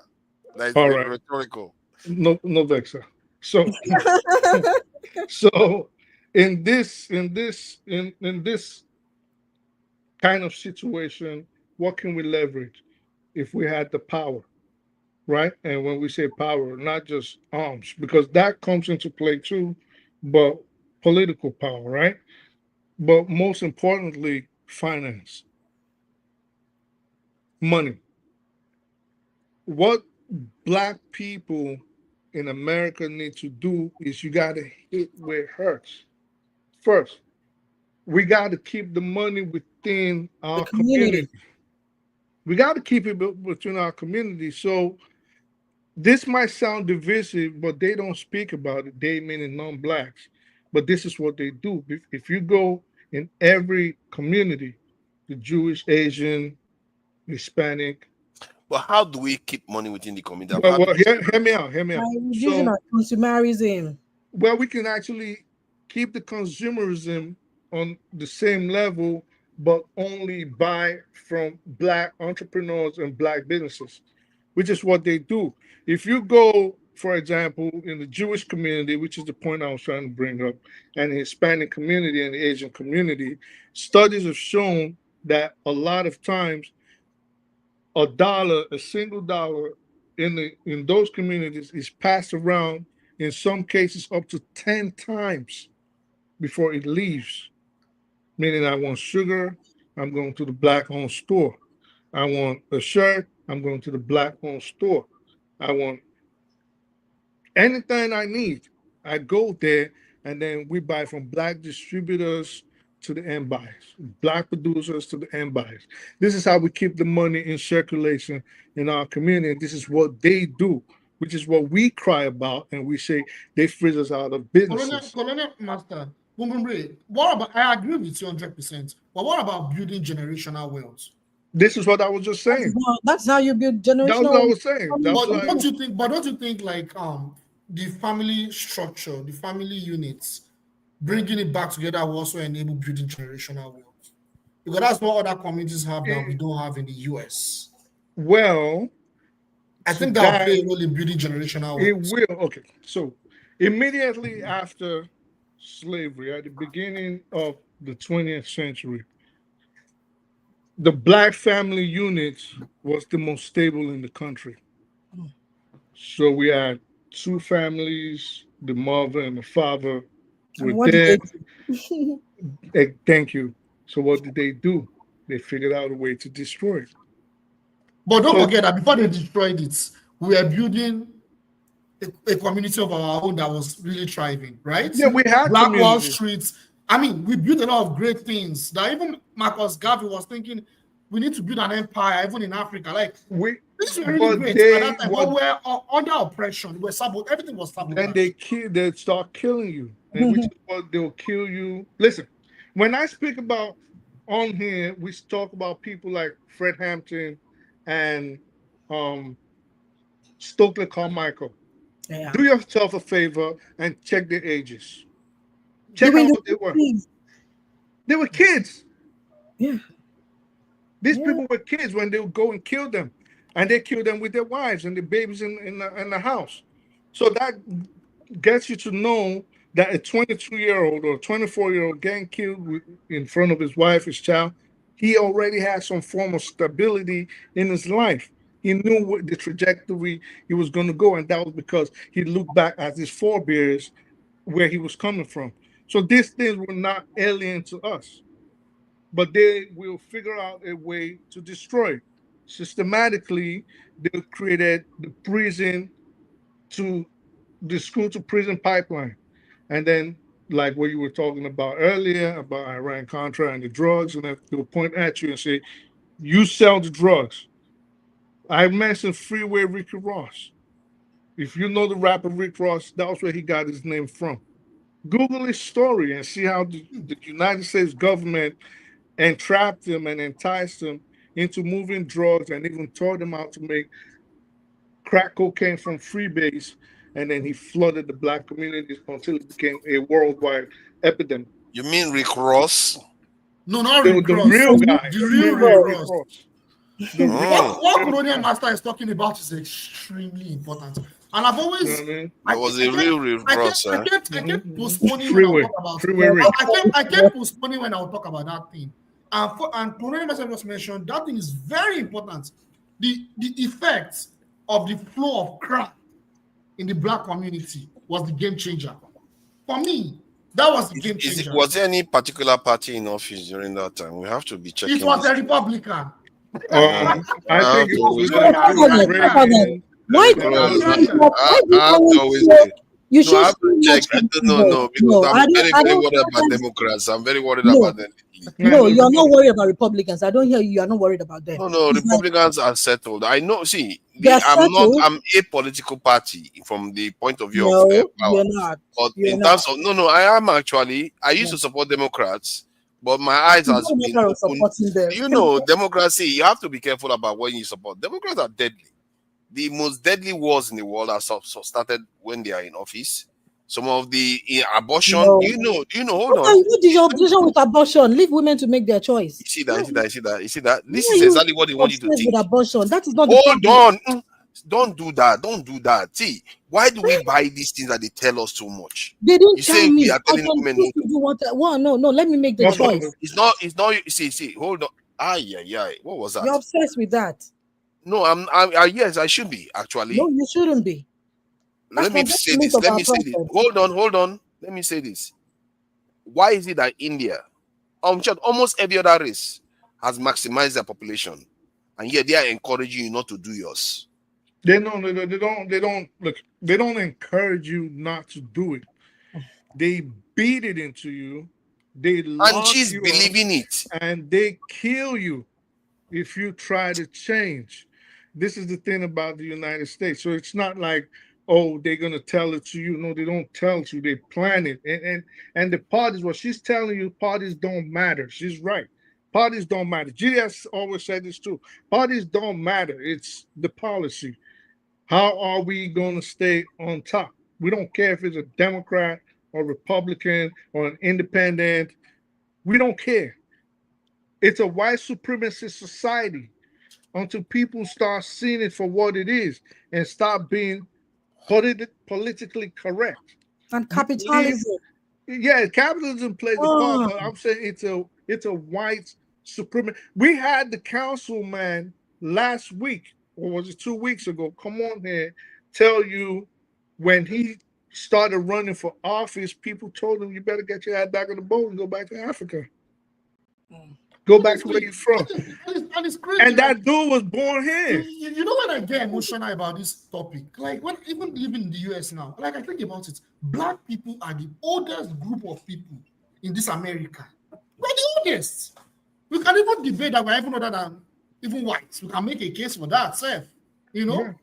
And despite that, other groups disrespect us. Because they're scared of us. Not only in America, globally, even globally. America's spreading around the world. They're scared of us. They're scared. That's just the truth. They're scared of Black people. You see, there was a realization that I got recently that almost every other group in the world, every other major group, they have a kind of blood feud with another major race. Like even the Indians have some kind of blood feud with the Chinese, and definitely almost everybody have blood feud with the white people. But nobody, I wouldn't say anybody has a real blood feud with Black people where they will say we committed a blood because violence against them. We did not do anything. In a way, that gives us a kind of soft power that we don't even leverage enough, and we don't. It's a because nobody's really. The only reason why they pick on us because we are so disorganized and almost pathetic. We are their greatest enemy. We are their worst enemy. It appears that way to you. Their greatest enemy is the one that has just taken the lives of their fathers and their grandfathers. That's their greatest enemy. But we haven't done that to them. Let's start from history. It's because we are pathetic. That's why they are treating us the way they are treating us. Let's start all the way from history. Let's start all the way from history. The purest blood group on earth today, the purest, is the African-born Black. The purest blood group of Homo sapiens is the African-born Black. Meaning, in theory. in reality. Meaning, if your ancestors, Homo sapiens, this is what I have emphasized, which means there's no trace of admixture or mixture.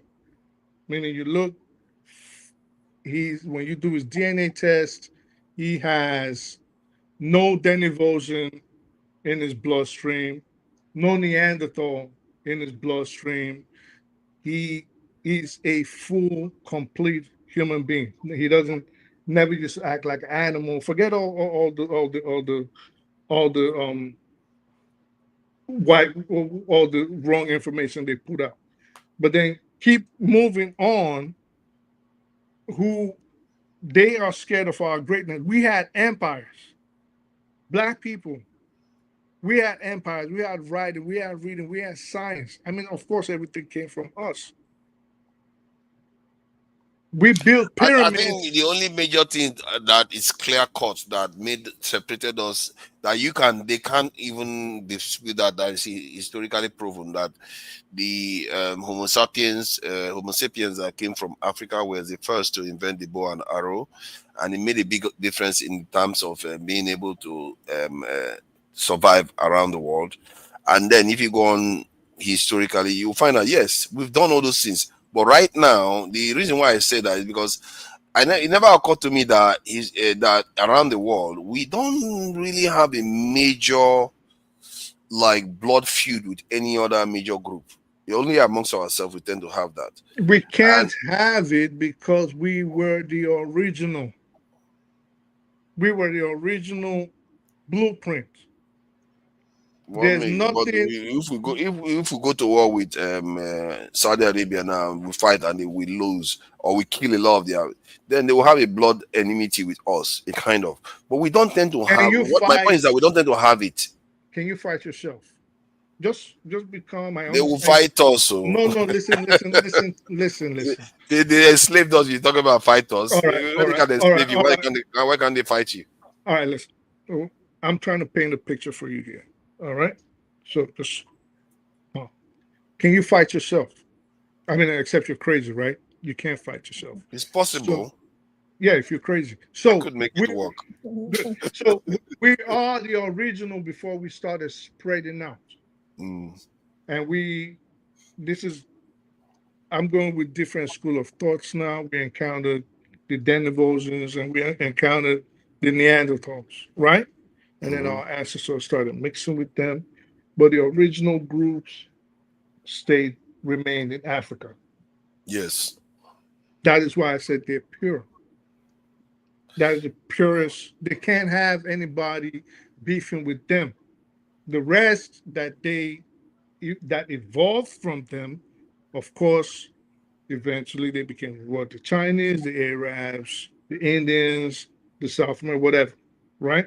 They can fight and have this blood feud that you're talking about. We can't have that, except like you rightly said, within ourselves.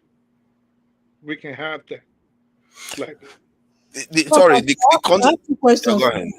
I have two questions for you. I still want to hear what you have to say, and I want in-depth understanding of what you want Black people. What exactly do you think Black people should do in America, so that they can get the two, because America is a two-party system, like I said, so they can get the two parties to see which one, aligns with them, or since the one that they currently aligned with a little bit is not, you think they shouldn't align with that. Then my second question would be, I know you have disdain for the Democrats, but I feel like if you are being truthful, you should have this disdain for the whole system. Oh yeah. You don't show your disdain for the whole system. You only show your disdain for the Democrat. And I have an issue with that. Yeah, because the Democrats broke what remains of my heart. It's all right. I'm feeling hurt by their attitude. So, but let me carry on with finish that. I need to hear, because you speak. There's so much there's so much content in your voice. Like the Democrats, they are gone. Because they are this. And but I don't hear you that much of criticism for Republicans and say, look at what these people are. Look at what they have done. Look at what they're currently doing. I don't hear that. So you know why I'm beginning to look at the Republicans slightly differently. I'm beginning to value honesty. It's easier to discern what their intentions are, because you don't have disdain for their honesty. Even though you can be honest, or like say, I'm going to kill you and kill somebody, but you don't have disdain for that act. That act of murder. The disdain they have for me is because they want to protect their own, they want to protect their interests, nothing more. And you argue the same thing.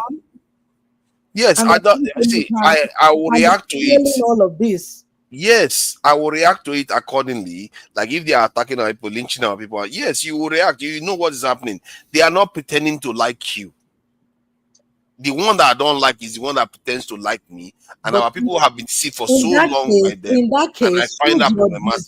For the old system, no, I have disdain for the things that they are doing, but it's no use having disdain. Your job is to overcome that disdain that you have for them and focus on getting what is good for your people. Disdain for other people is not going to help your people do well.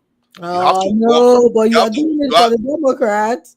No. You speak very I of them. have disdain for the Democrats just as I have disdain for Republicans. That's why I say they are practically the same. It's just that they approach things differently. The other one shows you that they hate you. The other one tells you that they love you. And both of them, the result is still the same outcome. As a matter of fact, that's good cop, bad cop thing that they are doing, which is fine. It's up to them to do what they want to do. But it's also up to us. We have to have our own agency and say, you know what, which one is good for us here? And which way do we go that is actually going to favor us? When you said, what should we do to get us to a position whereby we can actually get don't have Africans on the continent. I'm not talking about Africa. Now, I'm not talking about Africa on the continent. I'm talking about Black Americans, because until they have liberation, that's when we're gonna have liberation as well. So, but our liberation are tied together. You see, the thing is, you cannot completely separate them. I'm not saying completely. I just tied them together now, but I'm saying that Black Americans first. Black Americans come first. My approach is different. And my approach is how most people have done it in the world. You can't isolate the entire mass and advantage that they have to leverage the power that we can leverage. My approach is, if Black Americans are to do well, first of all, they have to have a kind of organized approach to things, whereby you have at least a figurehead. And I feel like technically Obama is the figurehead in the Black American community, but it's like an absentee landlord, or whatever he's doing it in the shadows that nobody knows. But I can see the result. The result is not very good. Africa is not doing that well out of the nonsense that they are doing. But if you look at from the point of view of the continent, you see African leaders coming to America every year for the UN assembly. They don't talk to Black Americans so much as if they don't even know they exist. They just walk around. And these Black Americans, our cousins there, have proximity to power that other people will kill for. No, they have proximity to power that other people will kill for. And many of these Americans one of them have become a president, one of them have become vice president, one of them have become chief. No meat. They've had it all. Obama was really African. But, Okay, fine. If you want to dice it like that, Obama was African. But they've had a lot of top positions, but they never really leveraged it at all. Maybe they were being discouraged, which is fine. But you have to find a way to meet your cousins and discuss with them on ways to move things forward. You empower them with the advantage of the space you have, the whole country you have, the culture you have, and they empower us with their proximity to power and awareness that they have. Because like you said it yourself, Nigerians don't understand the world, but they do better than we do. They can impact that on us if we don't learn to leverage the advantages that one side has and versus the other side and empower them. Because now you can attack them in America, but if they are in America and their power is also, they have another base somewhere else, like the Chinese do, like the Indians do, every other group has other base somewhere else, but they are not leveraging it. And there are 50 million, even more than the Asians in America. So that's what I think, that strategy, if we go with that kind of strategy, you are going to see results. But our leaders are not trying, and even African American leaders are not moving aggressively in that direction at all. Are you saying, because I followed you up on to when you mentioned the numbers. So are you saying that Black Americans should try to influence what happens in Africa, or the African leaders should try to influence what happens in Black America? Both. Like the way it works is that, let's say African leaders want to do something that is benefiting Africa. Let's say America doesn't want to trade, but China wants to, or anybody wants to give us something, or they want to build something that is great in Africa. Let's say, like an example, like how Egypt is threatening this thing. Americans can influence policies here with also African support. It's a symbiotic relationship with the African support. Influence the policy to say, stop that. Egypt, chill out. If it's Nigeria, any other country like Algeria is threatening Nigeria, chill out. Or even Western, let's say France wants to threaten this in any African country. But with the African Americans here and Africans here and African leaders working with them, they will even shut France down. America is more powerful than France. They will. But we are not leveraging any of those things. Okay, forefathers, you didn't still answer my question, but I get everything you said. I'm saying that as it is now, the current political system, we have two-party system in America, and we have black people in America. What do you think they should be doing in their political system? I'm not talking about, you are bringing Africa to it, which I am not bringing in. I'm talking about Americans in America.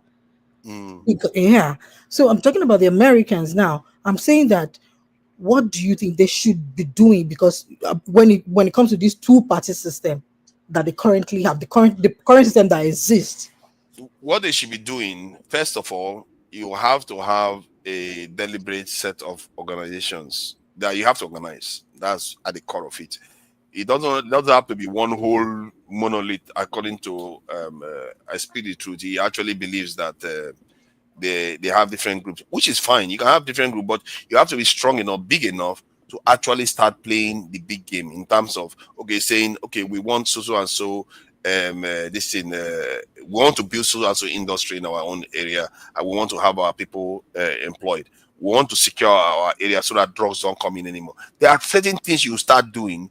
Education, industry. Personally, I think industry is the most influential technological industry, and they are going to own the future sooner or later. And if our people are not there, we will just end up bottom of the food chain again, not controlling anything at the top.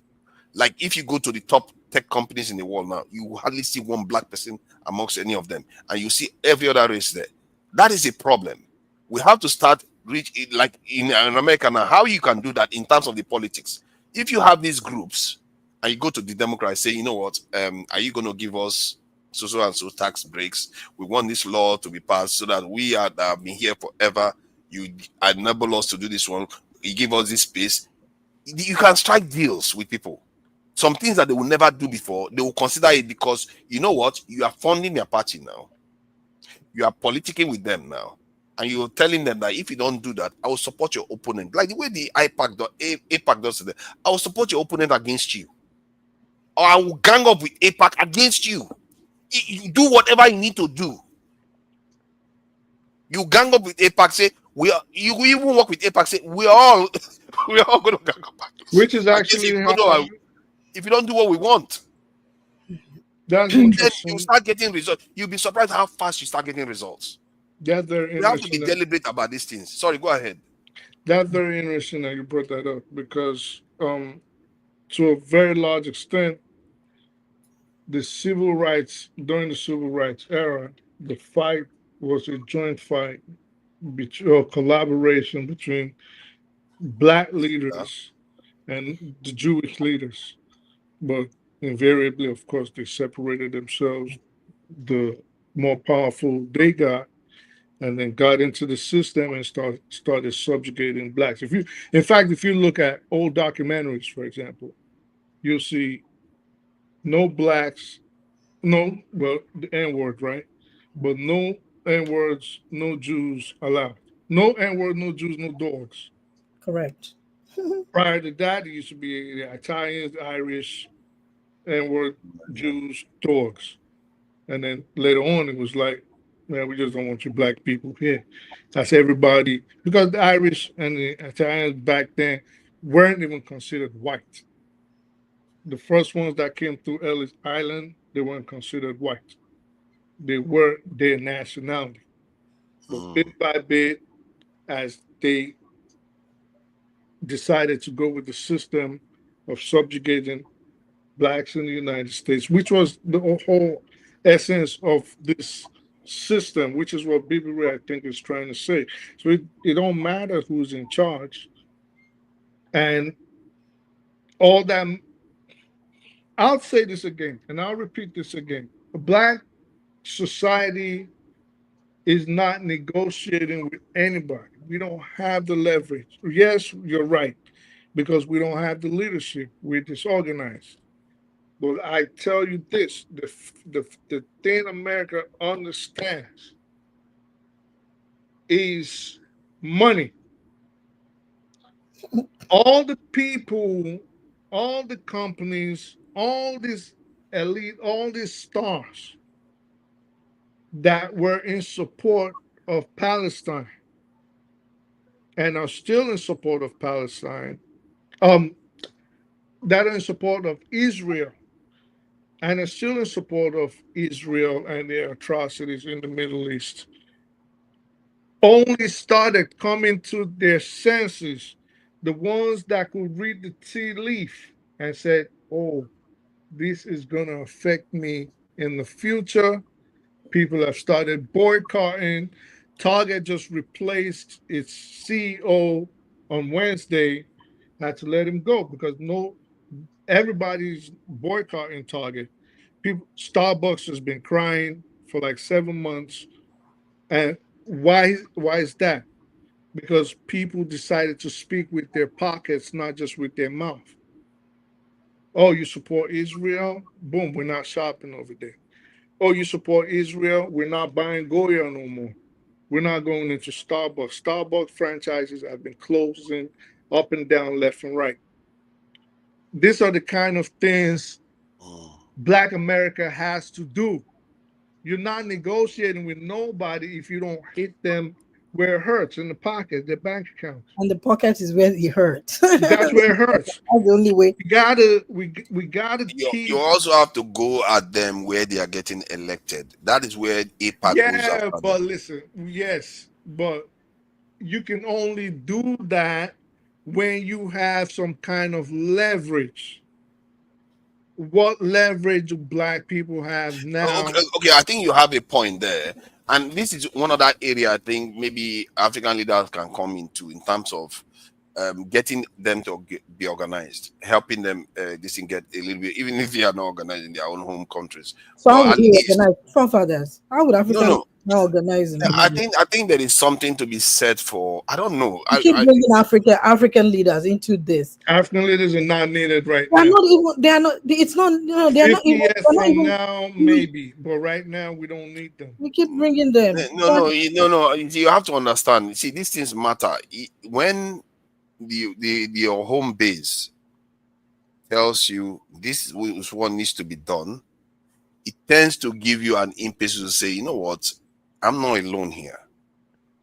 I will do this, and that person will go on to try to organize groups. It doesn't have to be one group. Everybody can do their own thing. I say I must have it better that way. My take is that, like some of the things I Spiritu said, you can do those pressure this thing in terms of financial and pressure with those this thing in institutions like Walmart and all the rest. But you can also deal with political leaders when they are getting elected at that fulcrum. If you have some funds, and it's not only funds, it's also your manoeuvring. Because if you look at it, if it was only funds, Saudi Arabia and Arab countries have so much funds that Israel shouldn't have as much influence as it does right now. Well, but there's not a lot of Saudi Arabian Arabs in the United States. Even if they have one, they have more money to pump into that one. No. Okay, so let's not complicate issues, right? So there's a lot of American Jews in the millions. I'd say at least 3 to 6 million people. What money are they spending that Saudi Arabia doesn't have? Not the money, again. I said there's a lot of Jews. I did not argue the money. I said the numbers. Okay, good. Then you agree with me. Then we have the numbers too in America. But what we don't have is what we're talking about, which is a political power. And how do we get? Oh, hold on one second. So how do we get that political power? There are steps to this. It'll be. You have a plan. You should have a plan of how you can acquire as many Congress members and senators as much as you can. Okay, so this goes. There's steps to this, right? First of all, you need financial power. That is first. Before you can influence anything in the United States, you need financial power. So just like we have a councilman in Grand Prairie, Texas, we've had a senator, not a senator, a mayor in Colorado. We've had one in Ohio. Well, even though that one ended up going to prison for fraud of Nigerian descent. So we can have all. No, you just have to add that. You see that No, He just had to add in some Nigerian descent. Yeah, but even the one in Colorado was of Nigerian descent. Whoa. So I'm saying we need more of that. But the way you're saying it is, it can happen, and it'd be lovely if it could happen in tandem. It can't, but we can do it in steps. We can do it in steps, but Why can't it happen in tandem? Because we don't have the money yet. So it's happening in bits and pieces, is what I'm saying. If we want to go as fast as groups like the AZM and APAC and the Jewish American groups did to take power or become influential in America. Now, this is not discounting the hands of the Mossad in playing the puppet master, right? But let's forget about that for 1 second. Why don't we focus on the political part? It's not the most efficient part to focus on than the other side, because the Jews don't care about boycotting anybody. That's what we're saying. So if they boycott you, they're hitting you in the pockets. How can you say they But don't? they boycott? don't. They do. They do. Don't boycott. Who do Jews boycott? They don't need to. They don't. Do you, if What? you see If anything you- about the if you Jews, say offend anything bad about them. They will wreck your business in 2 Say seconds. anything bad about them. No, Say- wrecking your business is one thing. When you say boycott, I mean they stop buying your goods. Wrecking your business is a boycott. What are you talking about, bro? It's not a boycott. That's attacking your business. That's the difference now. Okay, the same end goal, right? I agree with you. It's the same end goal, but the way they go after it is maybe they say you broke the law or something. You know, that's how they can destroy your business. They can destroy it at all. Not Like you break Kanye the law. West. Not you break the law. They will go and eat you wait hard. They will make sure They're your not business- going to shopping and shit. If They're you're an going artist, you say anything about them, you are good. Like, can I give me an example of the kind of way they destroy your business? Okay. I Well, believe that you have to break. Look at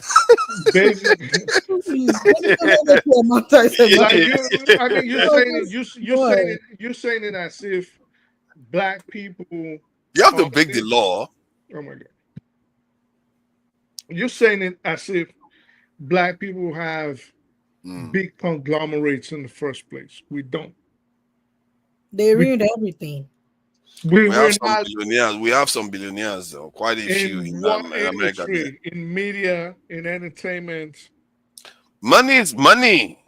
Don't you know that? We don't have we're not big players in the American economy. So if they give you $10 million now, you can't be able to organize some solid group that is going to take over council seats in states. Well, $10 million is not going to do anything for you. So for a state, for a state to $10 take over million is not doing anything for you.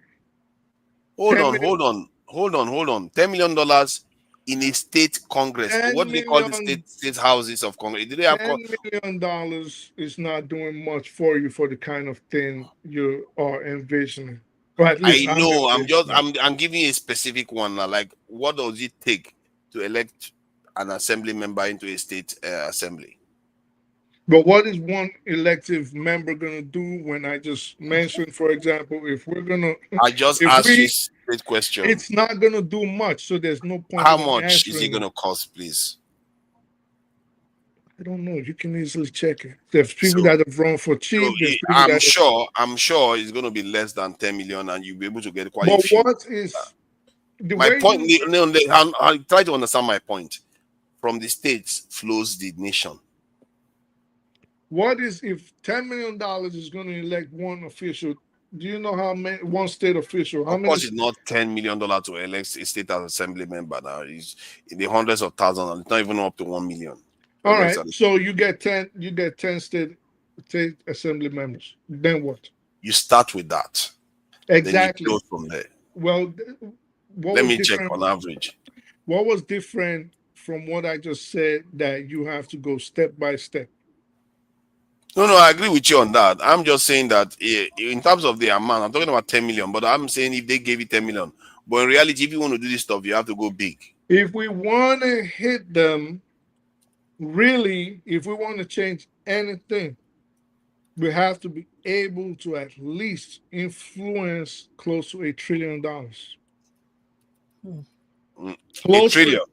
Close to $1 trillion We have to be able to say, You well, own the presidency now if you have that one now. no, you won't own the presidency. But if we that 1 point something trillion we spend every year, if we kept it within black businesses, we could influence. This is your point, right? To the way to influence the United States government. This has been what you were talking about. You can't do it with $10 million. You can't even do it with $100 million. Because if it was $100 million, we have 20, 50 people that'll put $2 million together and get some cracking. You can't do it. But what we can do is influence how much of our money goes out to non-black corporations. This is what we need to start influencing. We keep the money within us and we empower each other, and our standard of living is increased and our finances improve. That way we are a major threat. You cannot put a gun to my head now and say, you got to buy Nike if I'm willing to buy Fubu. These are the things we need to start doing. So we're giving our money to these people, and then we're wondering why they're so powerful. You see now you are beginning to talk about shifts, and this is why you need some major leaderships that actually want to shift things in the right direction. And the way, personally, you have to straddle a middle ground between Martin Luther King and Malcolm X. You don't act as if you're about to burn the whole house out, because I think that's the right approach, really. You are not saying you are trying to separate the black community. You are just trying to ensure our interests are taken care of. Nobody in America will argue that the black American interest is actually being catered to properly. Nobody will argue that. Everybody will understand where you're coming from. And that is important. Let's rewind. What was that reference you made to Malcolm X and MLK? Yeah, I said you can straddle between them. You don't want to go extreme on both sides. You don't want to go like anti-establishment completely. You don't want to like. Yeah, but what was the point of bringing them up? That's what I'm saying. No, my point of bringing them up is when you are doing some of things, your approach. I mean, I'm talking about the approach you go about it when you want to make these changes. You want to approach it from the point of a middle ground. So whose approach was they wanted to burn the house down, and whose approach was they decided to go? Martin Luther King wanted to kind of mostly assimilate. Malcolm X wanted separation. That's what you think? Malcolm was all about burning this effort down. From what I heard him say, MLK he wanted separation. MLK was about burning it down before they told him to change his approach, because white folks and that's the one they know him for. Yeah, but this is what we're saying. It depends on what they decide to put in your face, because they're not going to tell you that Malcolm actually became the peaceful one before he died. Malcolm was actually the peaceful guy when he went all over the world, went to Nigeria, got the name Omawale, went to Saudi Arabia and embraced Sunni Islam, and he deviated from the Nation of Islam's teaching that the white man was the devil and all these other things, and he decided, well, he went to Saudi Arabia and found out that Muslims were not one monolith race like he was led to believe in the United States. And he came back preaching race, but still preaching peace. But still, whether they preach peace or they preached violence, they still ended up with a bullet in the back of their head. I agree with you, and that is because they were well behind enemy lines, and the odds were always against them. It wasn't just fair. And if you look at the other people that did this, you always have to have a base. You also have to have some kind of international capacity to be able to, so that you have resilience. So you are not just caged in constantly. And I think for once, historically, in these last 50, 60 years, the black Americans are not caged in anymore. And it's been a while. I hope that things start changing. What do you mean not caged in? Caged in terms of being in America in such a way that they don't have anywhere else. They don't have any other support anywhere else coming for them. They only have themselves to rely on. and No, it but was they terrible. have themselves, and they also have the system to contend with. That's See, what I'm saying. let's not go under the mistaken assumption that like slavery ever ended in the United States. It never ended. It's still going on to this freaking second. But what In what form?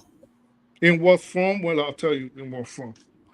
First of all, let's look at the justice system, disproportionate sentencing. So you put a black man in court and you put a white man with the same record as the black man in court, and they both committed the same crime. They have the same level of recidivism, they have the same records. The black man more than likely is going to get the harsher sentence. He's going to get the worst representation, and But that is not slavery, though. What do you call that? I thought you were going towards the prison complex where they don't pay them to do work. Slavery is not. But being convicted is discrimination, is racism, but it's not slavery. All right. Okay. So it is slavery because, again, you don't understand a lot at this point. So listen, you said something very pertinent, right? You say, I thought you were going to talk about them being incarcerated, working for less than minimum wage for 2 cents an hour and things like that, right? This is what you were going to. Well, if you get incarcerated, where do you think you get sent to? A resort or prison to go work for that? Yeah, that's the point I wanted you to. Because you stopped. You remember you did stop. You actually I did didn't stop. because you interrupted. Go ahead now. No, but it's fine. I'm not complaining. I'm not complaining about it. I'm just saying these are the things you seem to be missing. So you did rightfully say that if they get incarcerated, right, they work for less than minimum wage. They work for slave dues. Yeah. This is slavery by a different name. That said, the proportion of people that are in jail are relatively smaller than the ones that are not in jail. I agree there's an element of slavery that is still going on. Even those that are not in jail, that has felon, they can vote. Yes. And by virtue of them not getting the premium jobs, it's a form of slavery. You have to be precise about these criticisms. That was even just one example. You asked about slavery. Now, look at the funding for inner city schools, which are mostly populated by Black people. It's even about to get worse. You can walk on the street right now and you can get stopped in a lot of cities in America. We call that racial profile. This is akin to what the slave catchers used to do to Black people 300-400 years ago, asking them for their freedom papers. And we are about to reenact those days again. And this is what I think people like Kenny and KJ are not understanding when we're complaining. They are about to throw all of us in the same boat and start that which we thought we had eradicated with the 13th, 14th, and 15th Amendments. This is why this is why they try to eradicate the 14th Amendment. And once they eradicate the 14th, they're going straight to the 13th, because without one of those amendments, the other two cannot stand. So you cannot have the 14th standing without the 13th. The 13th cannot stand just by itself without the 14th and 15th. It's slavery all over. It's very interesting that you said that, because in some ways, 50-50, one can argue that Black Americans have never been stronger than they've ever been than ever in the world, and they are in such a mood right now. Maybe I'm wrong. I feel like Black Americans are in a mood right now. Like, if you mess with them, man, America is gonna regret it. If you mess with Black Americans right now, they are not in any mood to take nonsense from anybody. That's not true. That's my feeling. That's my feeling. Black America is as subjugated and as divided as it has ever been in history. There's no direction, there's no leaders, there's no single um topic that we say, well, this is what we want. There's none. Instead, you have people fighting the immigrants and boycotting African businesses and saying deport Africans and They Americans. I also want to say something like, okay, part of what I think like we should do, before now, you have the Irish people that were not considered white in America.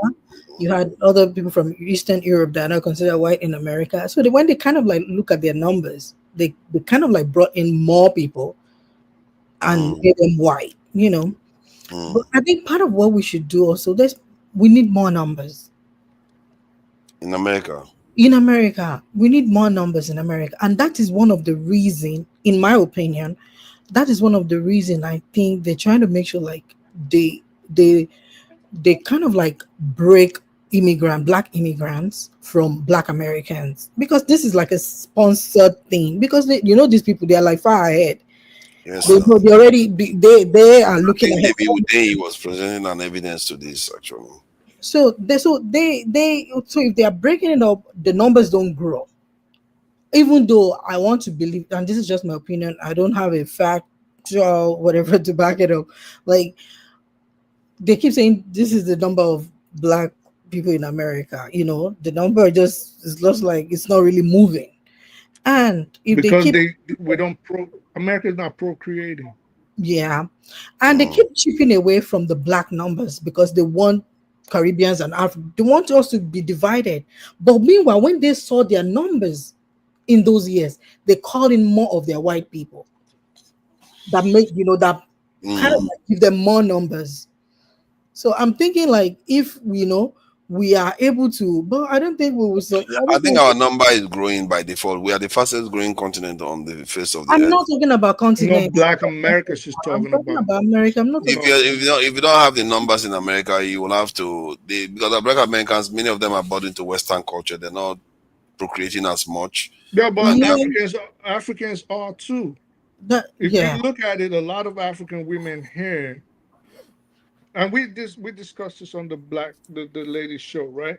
A lot of women here, unfortunately, have bought. We need to be finishing in about 15 minutes or so. We have gone 7 hours, 30 minutes. So a lot of black women are also falling into the trap of chasing schooling, career, and leaving procreation until it's almost too late. I mean, now, well, thanks to advancements in technology, women are able to give birth later and older. But it is harder.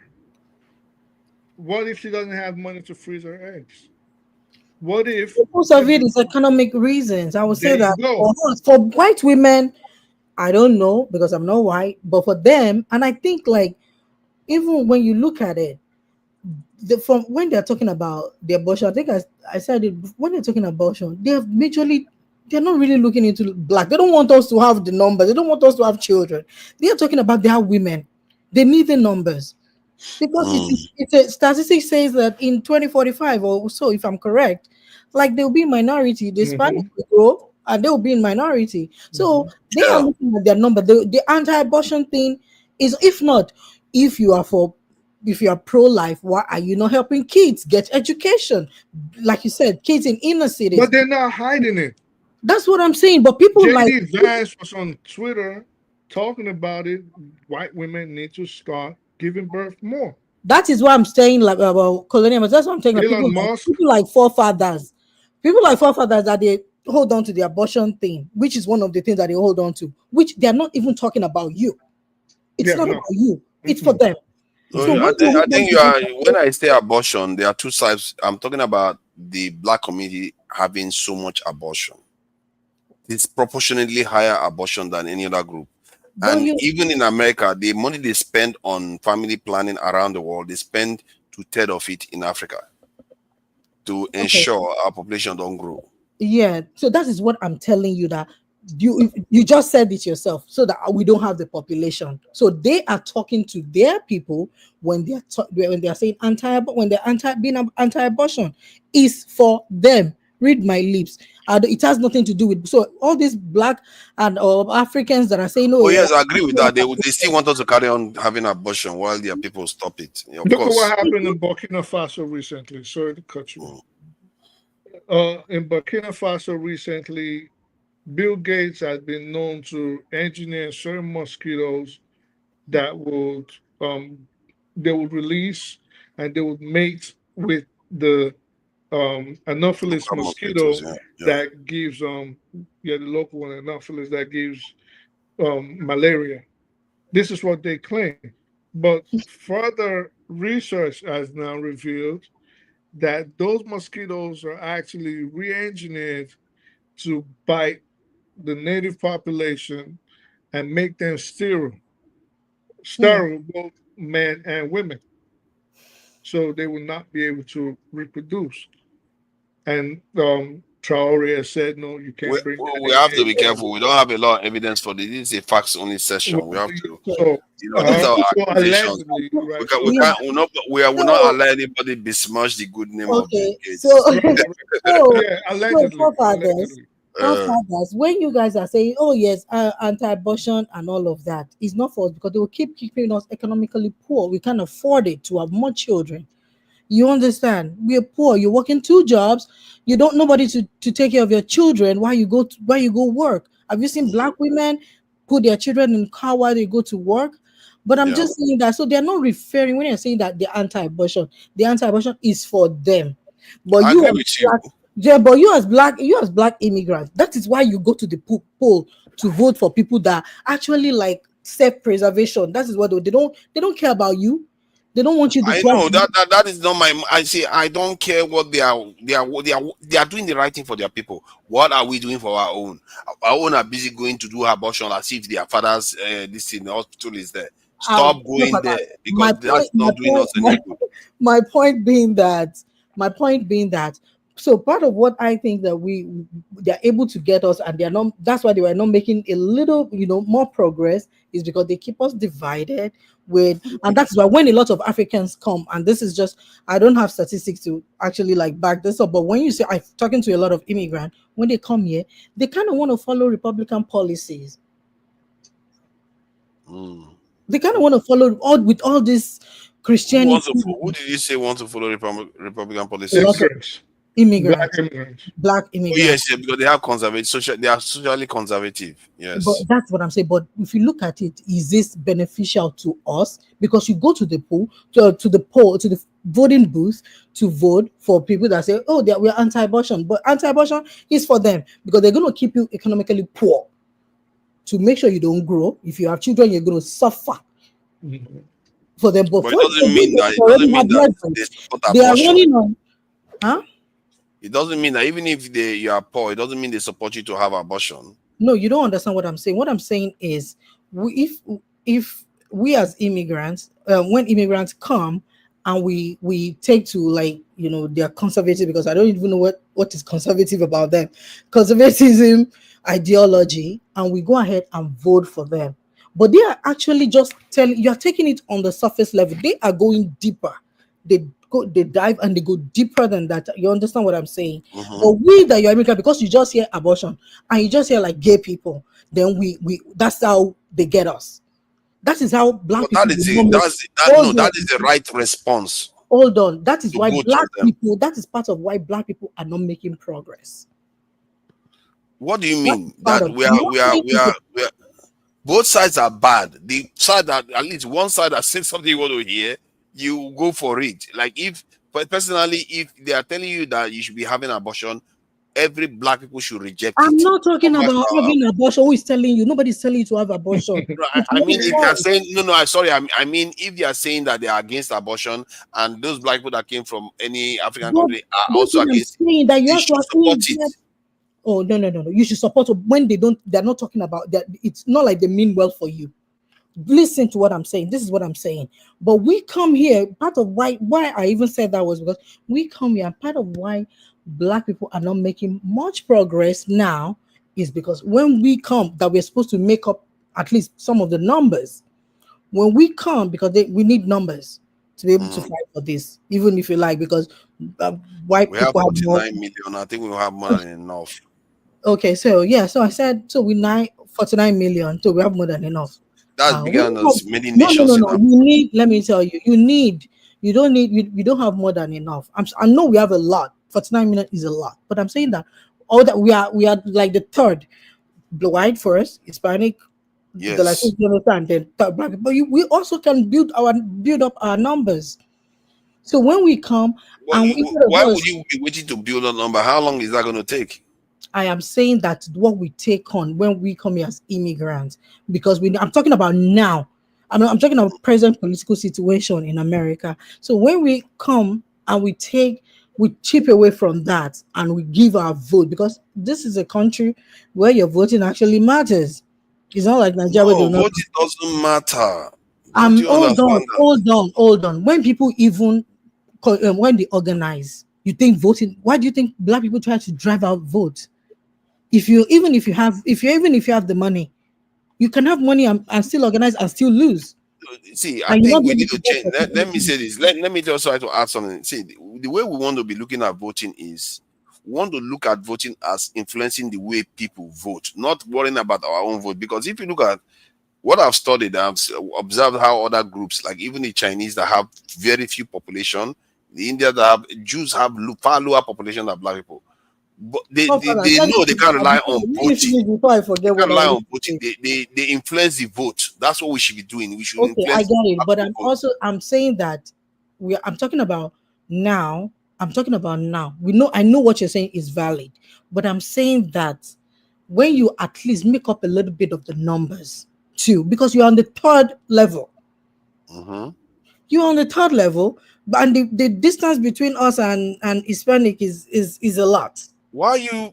I mentioned Jews. I didn't even mention Hispanic because that number doesn't matter. It's not only in America that the Jews have power, because I don't want to talk about the Jews because I don't want to be anti-Semitic. Please. No, it's not being anti-Semitic, and we are actually saying something positive about them. Yeah, I'm just saying that it's not only in America they have the powers. It's not only in America they have the power. Same thing for us. We have more numbers than they do. But I'm saying that it's not only when it comes to the Jews, it's not just only America. So that's one of the things. So why are you focusing on Hispanics when we have more than enough number to do what we need to do? All we have to do is follow similar formula. Okay, but I'm just saying, because if you chase votes is not going to change much. No, vote is going to change much.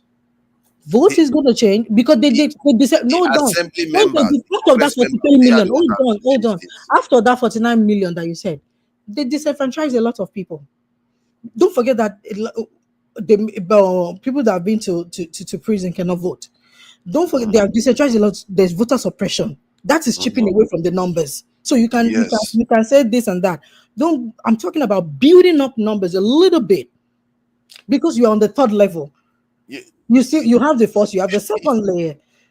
You say the Asians, we have the numbers already. The Asians, I keep telling you, the Asians are low in number. Asians don't have that much influence. What you're talking about? They don't have that much influence. They don't. Why is America doing all these deals with them then? Do you know what America is offering all the Asians? I'm talking about America. What you keep bringing? No. Well, you are seeing them as separate, but they've never been separate. I'm talking about America. I'm not talking about all this. They are doing business with them and all of that. I'm talking about in America. The Asians don't have the numbers. I'm saying but they have the power. Okay, if you say so. But I'm saying that the black people are on the third level. So if you're able to, because a lot of things are chipped away from our numbers, from the millions of people that disenfranchise us from voting. And if you say voting don't matter, I believe in voting. If you don't vote, you get the result. This is the result of people not voting. See, a lot of people. What I've observed is that no people have ever achieved whatever they want to achieve because they voted. Is by actually doing deals, talking to people, influencing the lawmakers that are getting to office. That's how you get things done. That's why you will not see so many things are getting done for minorities that black people never got at all, and yet they are voting for Democrats in droves. Yeah, they never got much out of it. Okay, so that should tell you I everything. still want to go back. So do you think we are more political astute than the black people in America? You don't. You don't No, know. no, I'm actually They know more than you, and they know why they're voting for Democrats. The results are clearly showing that somebody's. See, I'm not the only person that thinks like this. It's not only me. There are a lot of black Americans that think like this. I'm talking about. That is what I'm saying. They used to be Republicans, but now they're They vote. They used to be vote for Republicans more now because they don't align with Republicans anymore. Then they move to voting for Democrats. So you cannot say that the black Americans don't think the way you are thinking. The ones I'm talking about don't think the way you are thinking. The ones you're talking about. What do they? The ones that you're talking about. What I'm talking about, majorly. We have to think about majority now. I'm not talking about the mini mo that you are talking about. Yeah, the mini mo. They are the ones that needs to make the changes that is actually going to matter. Because all these ones that we are talking is the one that kept us at the bottom of the barrel. But that's what I'm saying. You want to double down on things that has kept us on the bottom of the barrel all this while. But it's not going to be 100%. Nothing is 100%. Even not 100%, but you are at the bottom of the barrel. You are 0%. I'm saying that I understand what I'm saying. I'm not saying your point is not valid, but I'm saying that it's not going to be 100%. I'm saying that you, I wish we were somewhere halfway, but we are at the bottom. But I'm saying that you, forefathers, you do not understand American politics more than majority of black Americans. I'm just saying. I cannot. You do not. So if they are in a party, hold on. No, they don't. See, just because you know your body more doesn't mean your doctor cannot diagnose you better. No. So they don't. They don't. You are saying they don't know. Of course, because you see, your point is not relevant to the point that I'm making, because just because people are doing something in a certain way doesn't mean my original point is not valid or it's not even superior to the action they are taking. If African Americans decide that they're going to take drugs today, does that mean that because they're African American, they are living in America, they're actually correct? If I tell them not to take drugs, you can have better knowledge. They understand the system. That's what I'm telling you. They know the system in and out more than what you can say or what you can tell them. They know the system. I think part of this system. You can argue that they are reacting according to the situation they find themselves. It doesn't necessarily mean it's the right thing to be doing. You see what I mean? Like a fish in a barrel. If you push this side, they will run the other side. You push the other side, they will run in the barrel. It doesn't mean that if somebody that has an overview sees the person that is pushing it, they don't bother moving. You're just running around for stupid reasons. That's what I'm saying. It doesn't mean just because they are reacting the way they are reacting within the system, doesn't mean that somebody that is outside can say, you know what, the game you are playing here is a lot bigger. Remember, they are just in America. They are not in Europe.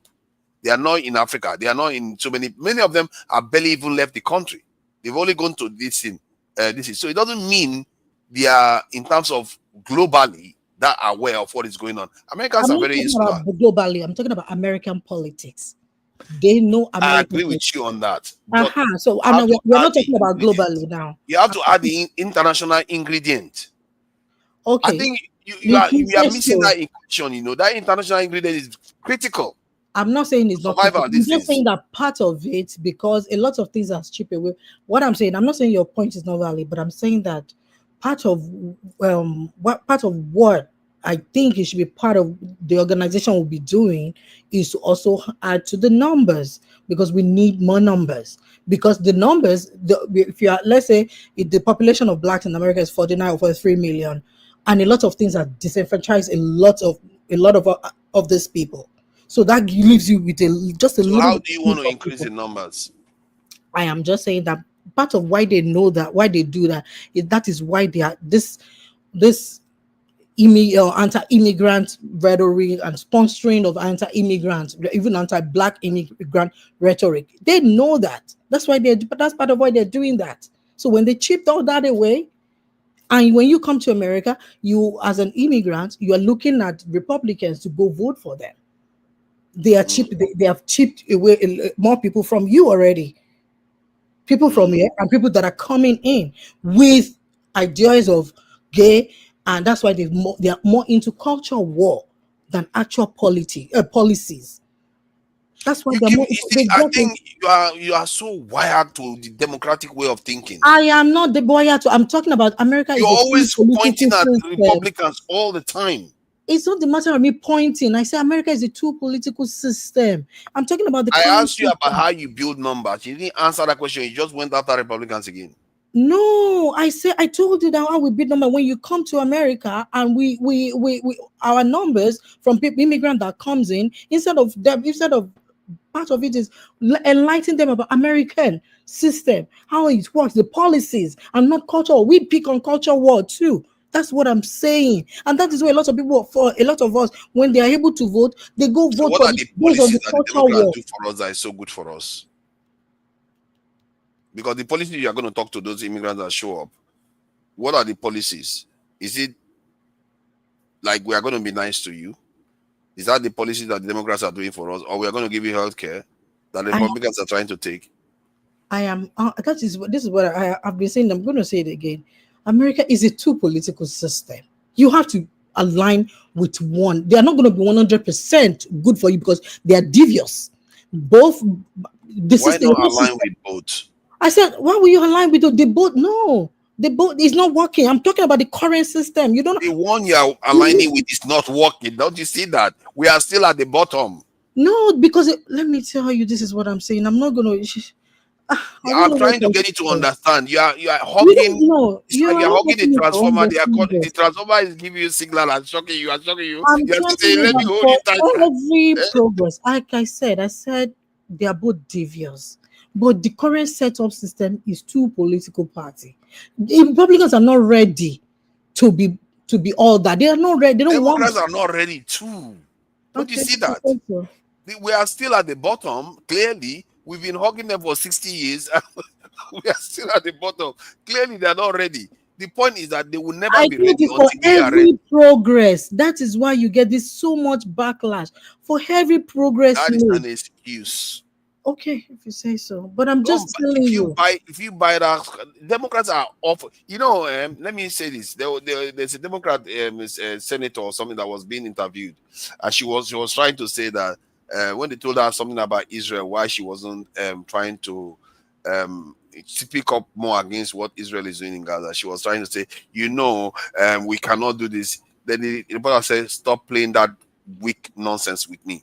And because that's what they do, they play you. They tell you that, we can't do this because we can. Obama had majority when he could have passed whatever he wanted to pass up and down the house. I just told you. I can't do this. I can't do this. I can't do this. This is what they get. For me, they're all the same. Let me give you my take. For me, the two political party system is not a good thing. That is my take. The whole system. I don't have any problem with the two political system. I have a problem with the way we are interacting with them. Don't forget that. Don't forget a lot of people. It's working for a lot of people. Don't you see that?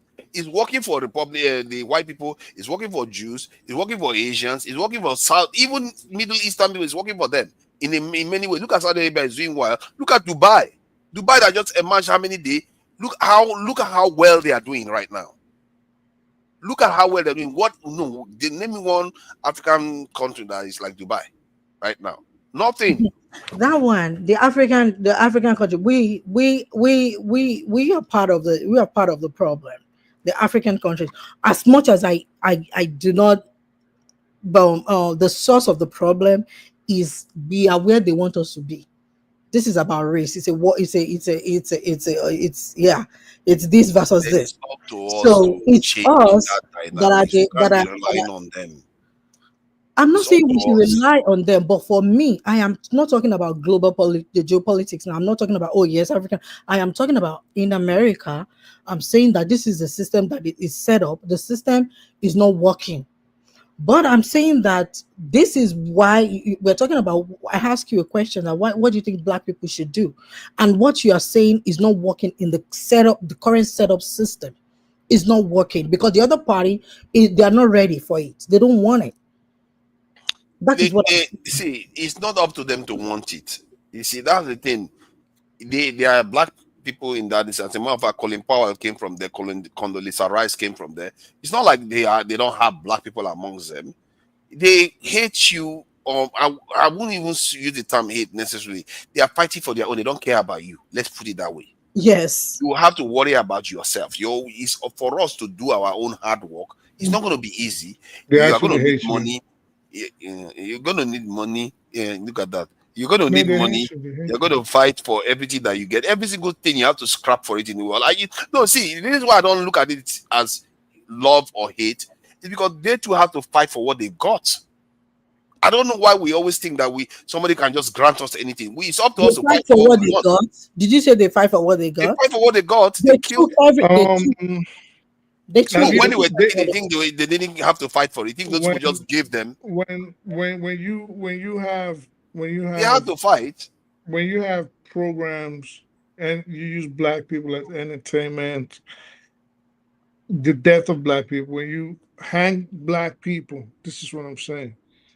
Every Thursdays or Fridays or Tuesdays in various white communities all over the country, where it's a scene of spectacle, where black babies are being fed to crocodiles. That is hate.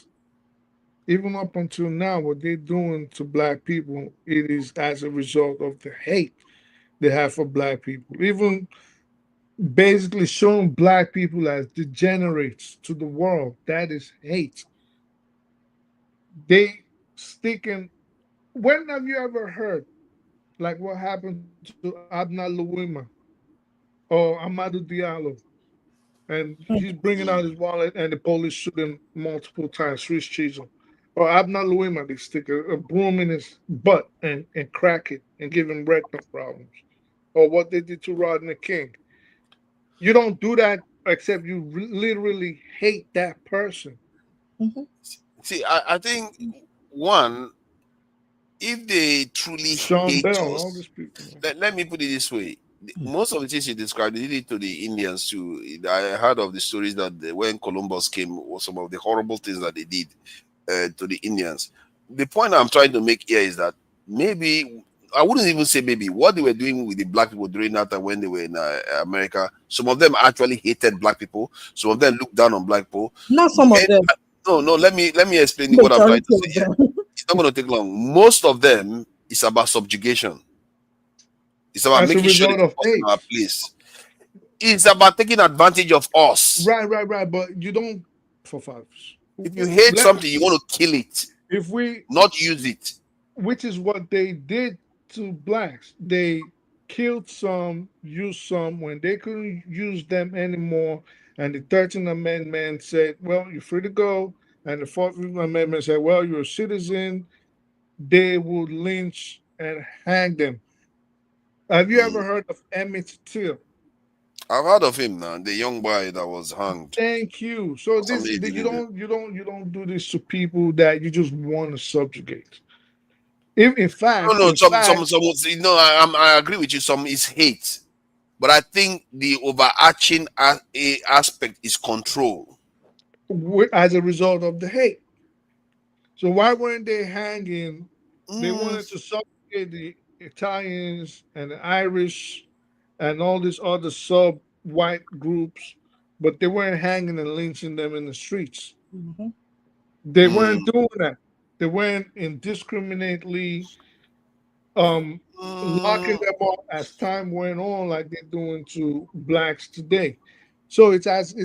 I think it is different because the Irish didn't have they were not as many as black people during that time when they were and they didn't use them as outright slaves. They didn't use them as chattel slavery. They are not the same. They tried. This is why you gotta read it. As chattel slavery, they were in England, you know. They like Bibi Ray said, there's only as much as you can do to the Irish. They will give you they okay, good. You know what? They tried to enslave the Irish. They tried to enslave different groups of people.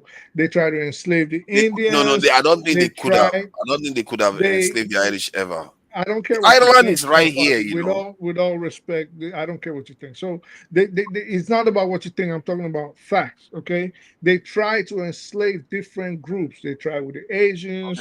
They try with the Indians, the Native Americans, but the people that seemed to be able to withstand all the abuse and not die in droves, which would mean a loss of their investments. Because you got to remember, these people were being bought, were the black people. And this is why most of the Irish were indentured slaves. It wasn't chattel slavery.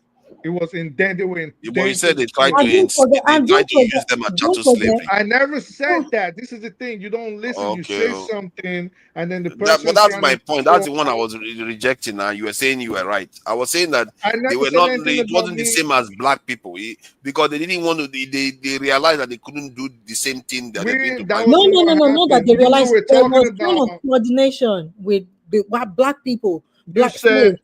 They kind of like the indentured servants were kind of like starting to revolt, just like the black people, and there's coordination between them, and they don't want that, so they kind of like give like okay, but white indentured and they could not keep up. They could not. Why didn't they want them to coordinate? And they could not keep up with the strenuous activities that the black people could. You have to remember again. I'm going to repeat myself.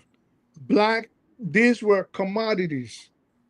Human beings at that time were goods for the services that they could provide for nothing. We are aware of that. There's no need to be repeating on that. So they were being bought. Well, obviously you're not aware if you're not saying it. We are very much aware. All right, good. Yeah. So they were being the loss on their investment for the blacks or for the Irish and other groups, the Native Americans, were that they'll pay for them or buy them and they'll die off. But the black man was able to withstand from birth to old age the rigors of working on a plantation. And this is why they had to enact legislation to make sure that chattel slavery became law in the United States. Well, one of the reasons. And then all of a sudden they go to Africa. And they used to have serfs in the UK here, man. You know what serfs are? Just basically servants, like indentured servants. Basically slaves. Indentured. The whole families live as slaves, not just it's whole communities really. It's a class of people. The lords and the serfs. So they enslave their own people to a kind of enslavement of their own people, but not chattel slavery. But like I said, there are various ways to approach this. Maybe the way Thank You is doing it is the right way. Maybe the way no, it's not just one way. It has to be like different steps. Yeah, everybody have a variety. It's not just one way. For me, until there has to be some kind of various heads in the African American community that emerges and say, you know what, we are actually going to play politics in short, as dirty as they want it. In other words, you have to play to win. Yeah, they have to go in that direction because the way you hear American politicians, black American politicians talk right now, they talk as if they are in some kind of rainbow fantasy environment whereby they work for everybody.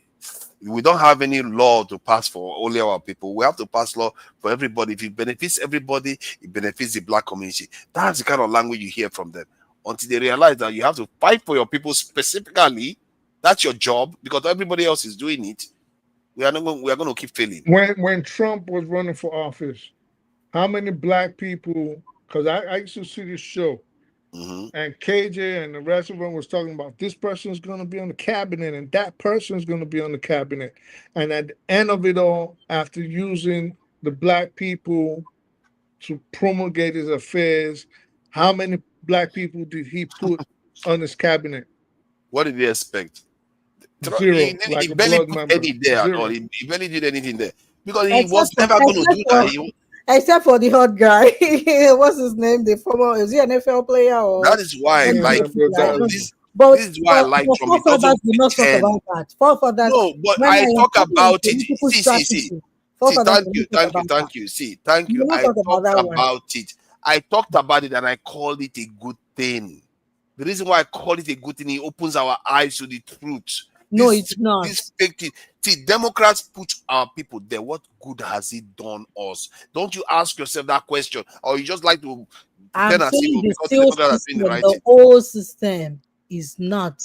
It's not here for us. It's The designed whole against system us. is not. I'm just trying to use. All of them are designed mind against my us. words. You're right. The whole system is stuck against us. I'm just saying, and I use an example. If you are strategic, listen, forefathers, if you are strategic, you have somebody that wants to starve you to death, and you have somebody that is trying to put you, just a drop A drop of water.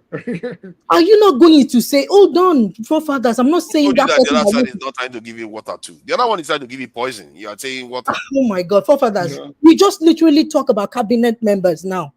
We just literally Cabinet member doesn't mean I just use that as an example. I said we just talk about cabinet members.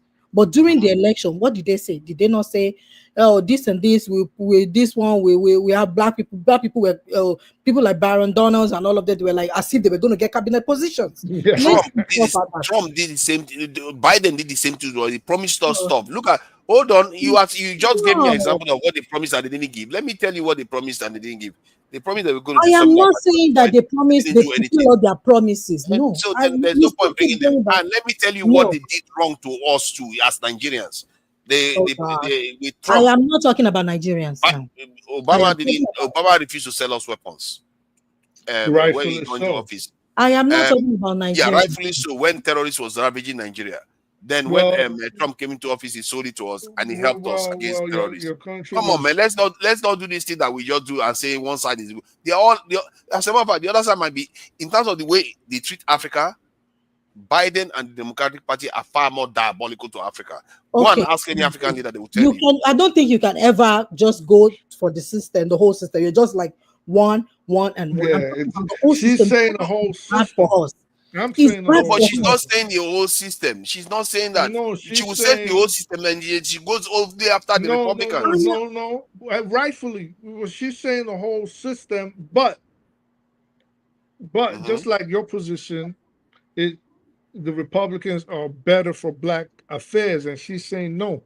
She's saying they're both bad, but one is at least willing to give you a drop of water. You said no, that's poison. Maybe you're right, but I think that drop of water, which I agree with, will save you in hell versus someone that's feeding you more embers of flames or hot coal down your throat. That drop of water can actually sustain you to even get to Let me put it this way. If somebody gives you bottle one drop of water and you are there hoping he gives you the next one, he gives you another one, he can give you another one. Instead of you now to wake up and say, let me go to the stream myself. But you keep waiting for that place to give you a bottle of water. Wake up to what? Wake up to the fact that you have legs and arms to walk and go and get your own water. Yeah, I said the other side is not ready to negotiate with you. They are not going to. Okay, but what about it's not up to them? You keep saying it's them, it's us that will decide whether they talk to us or not. It's not up to them to decide. But if they see, like you said, American politics is about money. If Republicans want to run, and the guy that you are, you say, especially you go to somebody that is bound to lose, you say, this thing is not looking good, but if you do this for me, I'll do this for you. I'm telling you, politicians need power. They will do anything for money. But the Democrats win the election. You support that politician to win the election. It doesn't matter whether it's Democrats or anything. They will do what you want as long as you have the power to influence them. But forefathers, I only ask you about current. You're talking about further things that we can do. I'm talking about. You said they are voting for Democrat current system. That's what I'm saying. The current system. This is current. I'm saying we should be doing that now instead of going to play the game that. But what she's saying is, listen, the Democrats at least will give minorities a fighting chance. Not so with the Republicans. The Republican Party, being the conservative that they are, being on the policies that they run, are not doing that. They are an embodiment of what America really was, which is a white supremacist society. Now listen. Wait. You're gonna interrupt. Real short. If Obama, for example, was a Republican, he would have never gotten to the position he got to even become president. On the other hand, for both parties, if Obama did not have an African father, he would have never become president. I can guarantee you that. It would have never happened if he could trace his ancestry down to whatever boats docked in South Carolina and VA. America would have kicked against it. This is why they kicked against people like, and again, to a large extent, rightfully, Sharpton's candidacy, or more credibly, Jesse Jackson. They will not allow it. As Hakeem Jeffries right now should be he's a Zionist shield, right? But Hakeem Jeffries should be a shining example and be the next in position to lead the Democratic Party right now, even as it is in shambles. It's not happening because of his background. So my point in all of this is, as America still fears black people, America fears black people, but they are more comfortable with foreign blacks. When I say America, I mean white America. White America is very, very, very easygoing, if that's the word I'm looking for, comfortable with foreign blacks. And I think also they don't feel threatened by foreign blacks. Also, I think with that is because a lot of foreign blacks have imbibed white supremacist tropes under the guise of, oh, they come from conservative societies. No, white America knows that these people, to a large extent, are very subservient, and they do not look at themselves as the same as black Americans. And this is the divide. These are the things we have to bridge. So, based on what you've said, the black Americans like Colin Powell, Condoleezza Rice, all these black Americans have emerged, including Clarence Thomas in the Supreme Court. I'm not saying that you're not right in terms of Republicans being overtly against black people by and large. They speak out in the open. But I say that is a good thing. That's the difference between the way you are looking at it from the way I'm looking at it. Because if you do that, then it triggers black people to wake up. And I think the greatest, sorry, let me finish. I think the greatest weapon they have against us is putting us to sleep. Like if you look at African continent now, the reason why African continent is not activated like the way Asian continents have been activated was because we never fought for anything. They just handed power to us as Independence Day. We did their marching, read the national anthem, and they walked away. But when you fight for your nation, when you shed blood for your country, you open your eyes to the fact that this world, you are on your own. You have to fight for yourself and your people to survive. And that thing that they do to Africa, where they never come and bomb any African country, they come in there, they always like, oh, through our leaders and through our NGOs, whatever they're going to use, they use it to do whatever they achieve, whatever they want, because they know if they do it the way they do elsewhere, we're going to wake up. And the same thing follows with this Republican politics, whereby Republican politics are like that. They open our eyes, but the others makes us sleep. Because if they were not making us sleep, why are we still at the bottom till today? You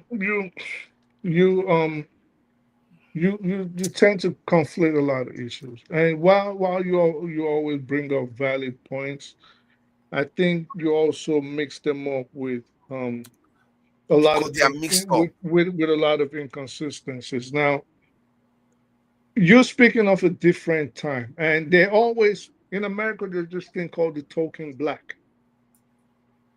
For all intents and purposes, people like Condoleezza Rice and people like Colin Powell we're the token black people. We put them in front when we need a dirty job done, and they're gonna mop it up.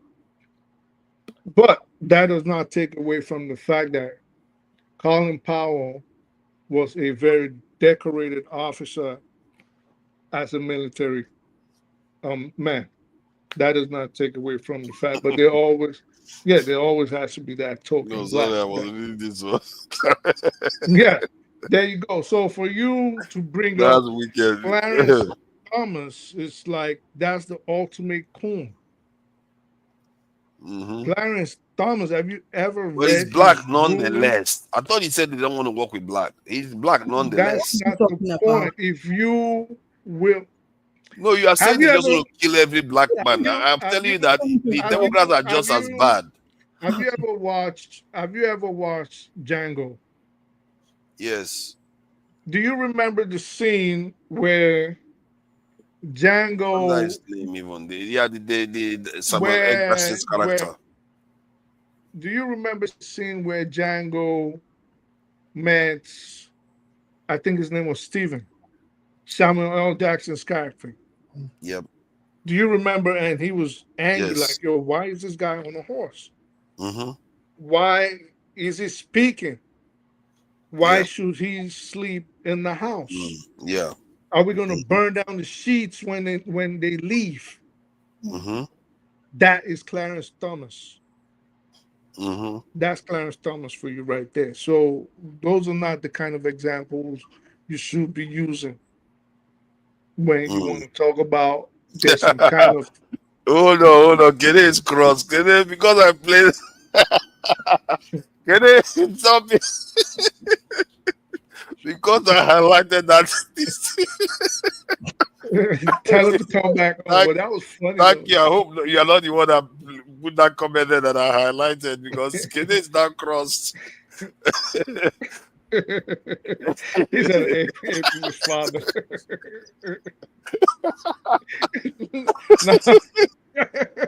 Kene, chill out, man. What is wrong with Kene today? It's really hot today. Take it easy. Yeah, Ken is upset today.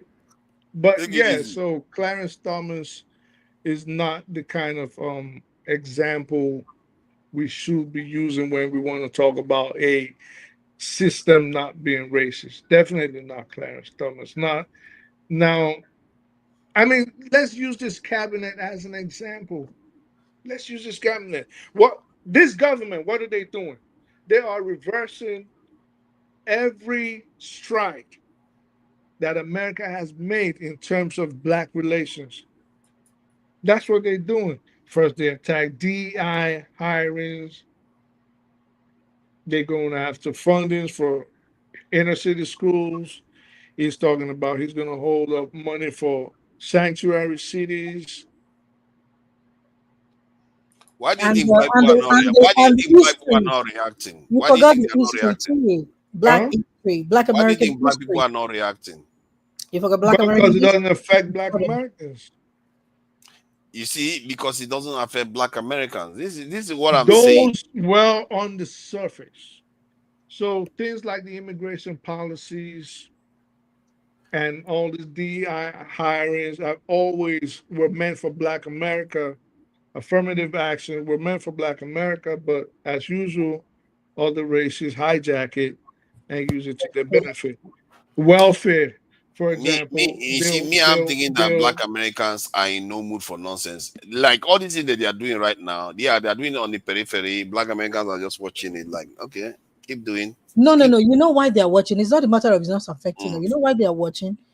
They said it. They talk about it vigorously before the election, like they're tired. Yeah, we warned you They guys. want We every told you other guys. group. Immigrants, they No. want every. I know. They are doing to the Hispanics. I know that.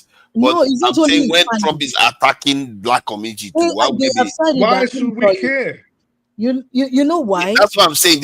Why do you think they're not reacting now? Because whatever he's doing hasn't touched them hard properly enough. When he touches them, Trump will find out. So now you're talking. And how he's going to find out that all this military is sending to this to DC. Black City? They want him to send military to Baltimore. Let him keep trying. If he crosses a line, if he touches black Americans physically, on any. I'm telling you, I don't know why I feel like that way. I just feel like from talking to Black Americans, they are in no mood. They are really in no mood for it. They have had Trump the first time. They are in no mood for nonsense. If Trump comes at them, they'll come at Trump in such a way that this whole thing is going to go ugly fast. What are Black Americans going to do? Black I don't Americans know, but I just get a feeling that it's going to get ugly. Man, trust me, these white boys, they Let me ready. tell you. They armed to the teeth. You're not doing nothing. Whatever you're going to do is going to, I don't know how Let it's me going tell to you, happen. because But it should be you know ugly. what people want. You know what people want. You know why they're not coming out. Part of why they're not coming out is the whole system needs to be dismantled. They want the whole system gone. So let it do, because every time there's like, people are, they are doing all of this. They come out en masse and do this and do that. But this time around, let it burn. Yeah. let it burn so that everybody will see. Because in a way, Black Americans have a reserve. Like they have some of their. I feel like Obama is playing like a reserve, whereby he's a Black American leader with a lot of influence to an extent, even within outside the Black American community. So it's a very, very interesting figure. When I watch Barack Obama, sometimes I think he is the problem of Black American community. That's why they don't have any leader emerging, because he's the leader. Technically, he's the de facto leader of the Black American community. And in a way, he's also a powerful figure just there, sitting there. Because if Trump crosses a line and Black American community get triggered, it triggers Obama too. Obama can rally. Give me an example of the line. I don't know. But I think, and I think Trump, no, I don't know. I have to be honest, though. I have to be honest. But I get a feeling that there is a line he will cross that it's going to be obvious. It's going to hit the Black Americans. Like what? And I don't think I feel like leaders, yes, I feel like Trump doesn't feel like he has enough political capital to do that. He's not going to do that. Trump is going to focus on immigration. Sir. That's where his power is. Immigration is already failed. So politicians are different from activists. Okay, you need Black activists, and one of the things is that's like they do in Africa. Like you always bring Africa into it. They kill your leaders that are active, that are actively fighting for you. So that is the thing. Black politicians, but Obama is not going to be in front of protests and be protesting on the street. He's not going to do that. His own is to just be saying, okay, even though everything is, let us calm down. That's what he's going to do. When you're talking about, that's why influence politicians. I'm always saying that you are kind of like just like you're kind of like engineering on one side. Why not talk about the whole system thing? The whole thing is not working for them. So it's not just like, oh yeah, when you talk about Democrat, you're talking about Obama, you're talking about this is a that. It's not going to be because our fathers is bought into the trope that it's a democratic problem. I know, it's right? Democratic what? Problem. Obama is not I never said it wasn't a systemic problem. That's why I kept saying that we should keep out of the political parties in terms of worrying about voting. Let's worry about influencing them to do what we want. That's all I care about. And I think Obama has value to an extent to the Black American community, but at the same time, it's also a burden because right now it's like the community is leaderless. So what do you want him to be doing? What do you want him to do? What do you want him to be doing? I don't know. Maybe he should retire or something. Go retire. Did you see his wife? Do you know what? Do you see his wife? Do you know what the woman went through? Do you know what she went through during the president? Do you know that? Do you see her campaign vigorously, telling people? Or I want to see Obama going, visiting Africa, coming back to America, talking to the African American community. He can be a middleman. It's too late for that. Him doing that. He could have been a middleman. Do you see him doing that? He's not doing that. Let me tell you, American foreign policy is not the one that will benefit Africa that you are saying. Whether Obama, whether whoever, American foreign policy is no good. It's no good. It's no good. Why do you think so? You're no good. No, hold on. Let American foreign policy. America first, regardless of who they are. America first. America, regardless of. Oh my God! See. Okay, let me name this to you so you can understand where I'm seeing. Japan, American foreign policy. South Korea, American foreign policy. Taiwan, American foreign policy. Dubai, American foreign policy. Qatar, American foreign policy. Saudi Arabia, American foreign policy. Those are nations of power. What power do you guys have? Tend to conflate issues. Okay, so I'm saying that working with America doesn't necessarily mean a bad thing. Right. So you always mention it's not a bad thing. It's never a bad thing to work if you're going to progress in life. Exactly. But you always, I think you are failing to realize, or you are failing to accept rather, that there is a hierarchy in the world. So if for every Japan that America has rebuilt, or West Germany, or Germany as we know it today, there are 1,000 countries in Africa that they've destabilized on the ground and made sure that they never rise. So Japan was not Benin Republic. Shout out to all the Beninois in the chat. If you're looking, I'm not denigrating a country. But Japan was not Togo. Japan was an empire that had existed for thousands of years, as at the time it was destroyed via the bombs of Hiroshima and Nagasaki. So these were not emerging civilizations. These were established empires, as in Japan or Taiwan, if we're going to look at it based on the fact that it was part of mainland China.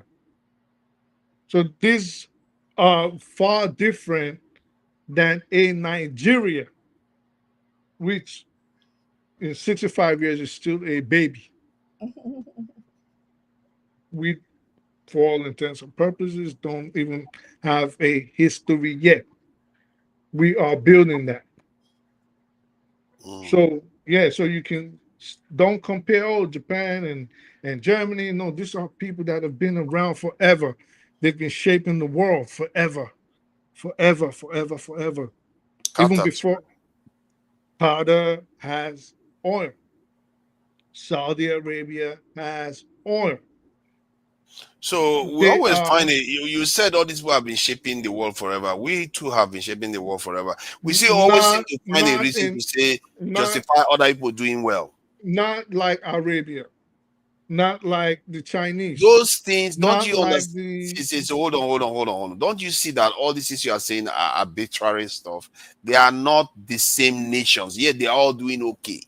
Even Taiwan, that they just fought each other with this thing, China, the Chinese Communist Party, they are doing okay. They built some of the most sophisticated semiconductors in the world. Japan, that was nuked, is doing okay. All because they were doing no. If they didn't want to help it, they are not going to help it. The point is that if America wants to help you to do well, you will do fine. Exactly, which is what she's saying about the foreign policy. So if it is beneficial, she mentioned. Hold on. She mentioned something. She said, America first. She kept reiterating, America first, America first. If it benefits America, America will help you even after they destroy you. It does not benefit America to develop Nigeria. That is because we didn't give them a reason to. Well, again, in business, we call that leverage, right? So we don't have the leverage. You know, while I was in the UK in the year 2000, 2005, 2010, maybe 15, just before Brexit, Britain used to be the gateway to Europe for America. So they always had to come to the UK all the time. But now, since they left the European Union, they are no longer that relevant. The point I'm making is that there are things you can do to increase your relevance in this world. And if you choose to remain, you place yourself in a situation whereby you are irrelevant, you are going to remain irrelevant. If Nigeria decides to act in such a way that America uses Nigeria as the gateway. It's like you are my man, so I don't have to be worrying about all these smaller countries.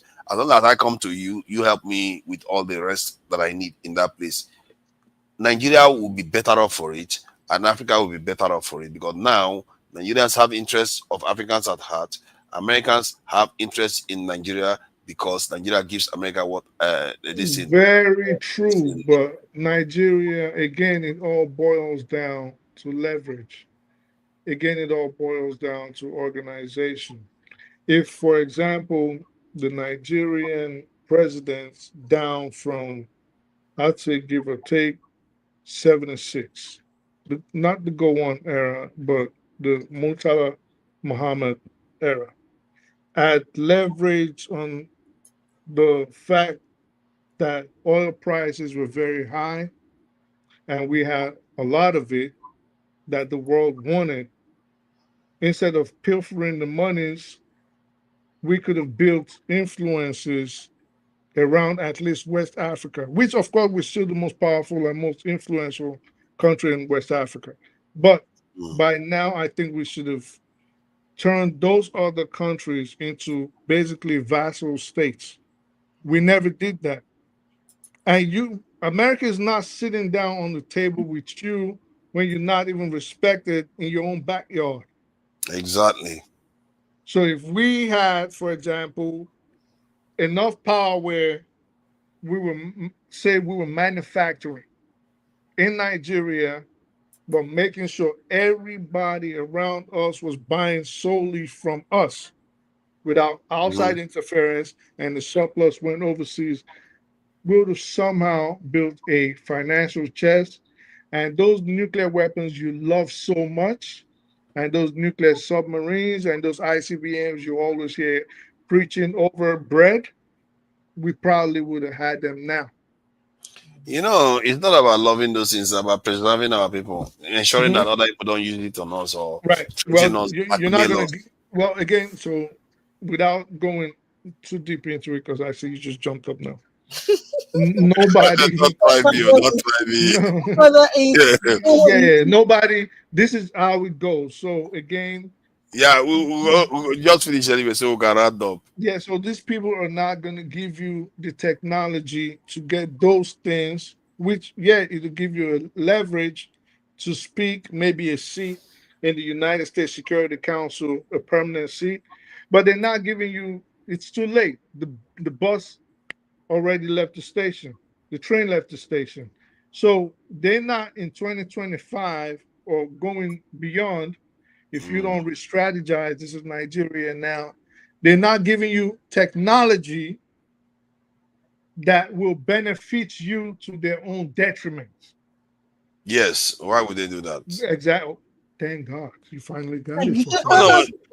Nobody Nobody would ever give you anything that disadvantages them against exactly. you. So it's never going But to if they happen. feel it helping you would advance them, like the way they are helping India, where the French this foreign minister is going to India telling them come and take nuclear submarine. You have to push yourself in the right position, and anything you want you get. But first of all, you have to stop being vulnerable first. That's how most people did it. India was not vulnerable to them, so they needed India now. China was not vulnerable to them, so they needed China. But to get to a point whereby you are not vulnerable, I'm telling you, you have to eat your own death and say, you know what? If I die, I die. Because I'm already dead. The other way is you're just pretending as if you're not done. You have to be ready for anything. And our people, we are not there yet. That's my worry, that we are not even there to be able to compete at that level. And this is why I say, I don't blame them. They fought. They took risks. What risk have we taken? Other than taking beating and complaining about the beating we are taking. What do you mean? That's what all do we you seem to be doing. Nigerians? Keep taking beating and complaining about the beating we are taking. Nigeria was not just handed independence. You always reiterate. Oh, you did say that. We were handed. Nah, they fought for it. It might not.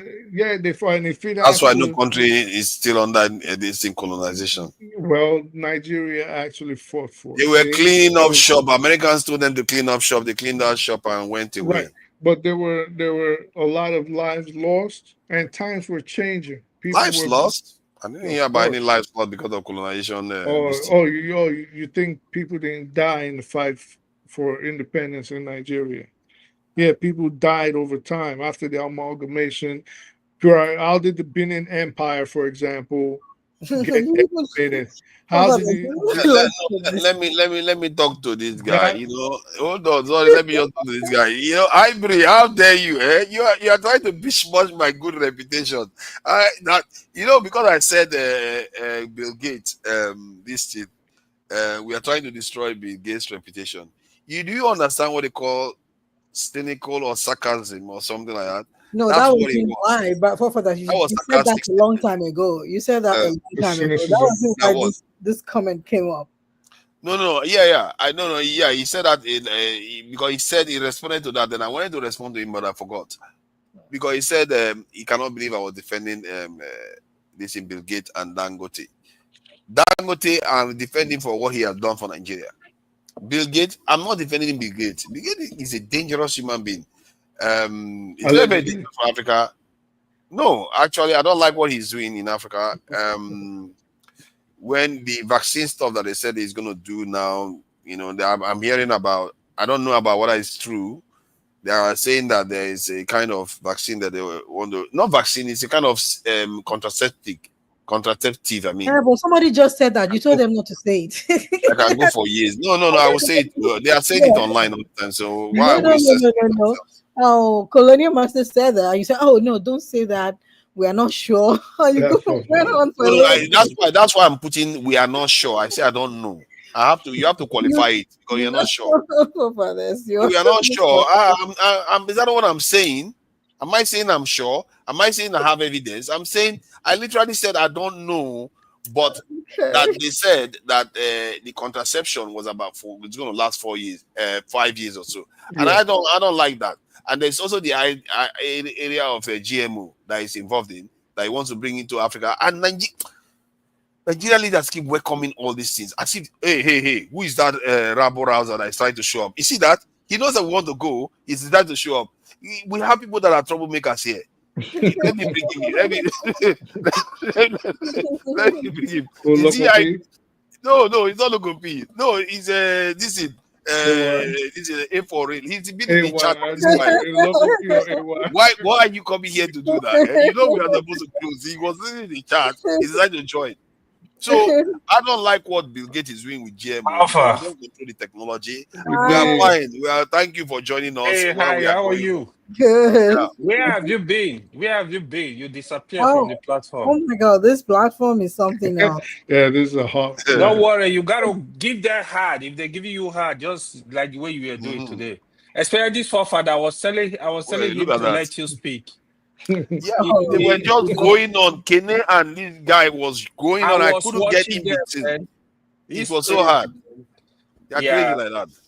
People don't mind forefathers. Instead of him to talk about the old system, he's always like his disdain for the Democrat. It marvels me because I discovered the Democrats were downright diabolical. They are this, they are that. But the other side, why don't you say, oh, this whole party, this whole system is a failed. It's not designed for. No, I agree with that. No, you don't. You just say that when I'm reiterating what I'm. No. When you're actually speaking, you go on. You don't like this. Sometimes, in some ways, I almost feel like the Republicans are purer. Okay. That's it. I'm saying that now. No, because they are not lying. I hate liars. Because somebody don't lie and they hate you. Yes, at least they are honest in their hatred. Listen, let me tell you something. How about the one that is lying and hating you? That one is worse to me. KJ and Kenny, I pray. I would rather you are honest and hate me than you pretend as if you like me. They never experience racism in America. I pray, because the way they are, it's gonna hit them. Not the physical aspect is gonna hit them. They're gonna end up in a hospital because of shock. Because I think they don't understand how certain, and not all white people, not all of them, just like not all black people like white people, right? But a good majority in this. Do you see what's going on now in the sundown towns? You know this. Yeah, I've heard of it. I've heard of it. I think I hear that they are building a white-only town too in America now. So a lot of people, I think it's willful ignorance. They just want to be blind on purpose and think it's all hunky dory. It's sweet. There's no kumbaya in this country when it comes to race. This is a country that works based on your race. It's not that they don't understand it. It's not that they've never experienced racism. The problem is some black people, especially in Nigeria, they just hate their people. So anything that will hurt their people, they are on for it. You see what that lady is also doing in UK. You see a lot of Nigerians supporting her like blindly. It's not that they recognize what she's doing is wrong. They hate their people. That's the problem. Cruelty is the point. Self-love is very important. Look at what Trump is doing today, for example. Even threatening people with citizenship. If you are not born here, they can take you out. They think this thing is a joke. A day will come where they will tell you, even if you naturalize in America, they're going to tell you to leave. There is nothing you will do about it. As long as you are not a born citizen of a country, trust me, you got to think twice. If you think it's your home, you are joking. Things are going to change so fast, you will not even... You got to build your home. Your home and is this your is just home. 6 months. Or 7. Oh, no, it's about It's 7 not even that. AY, you remember they've done it before. Let me tell you, all these things it has been done before. It's not like it's new. Yeah, with the Japanese. The Japanese intermediate camp From the happened. camps. During World So War II. what are we talking about? They were citizens.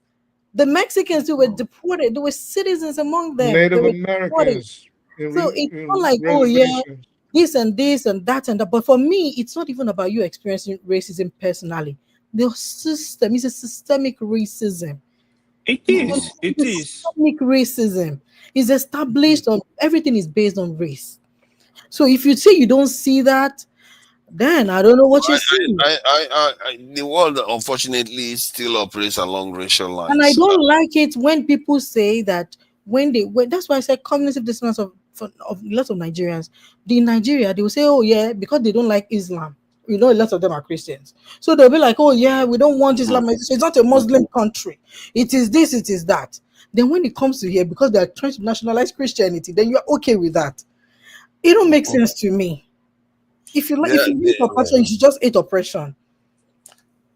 People, you said it already. Our people, there's so many layers that we all have to unwind. That's why we're having these conversations, isn't it? Because the quote is in the name of Jesus, don't mean that is okay. You want them to nationalize Christianity.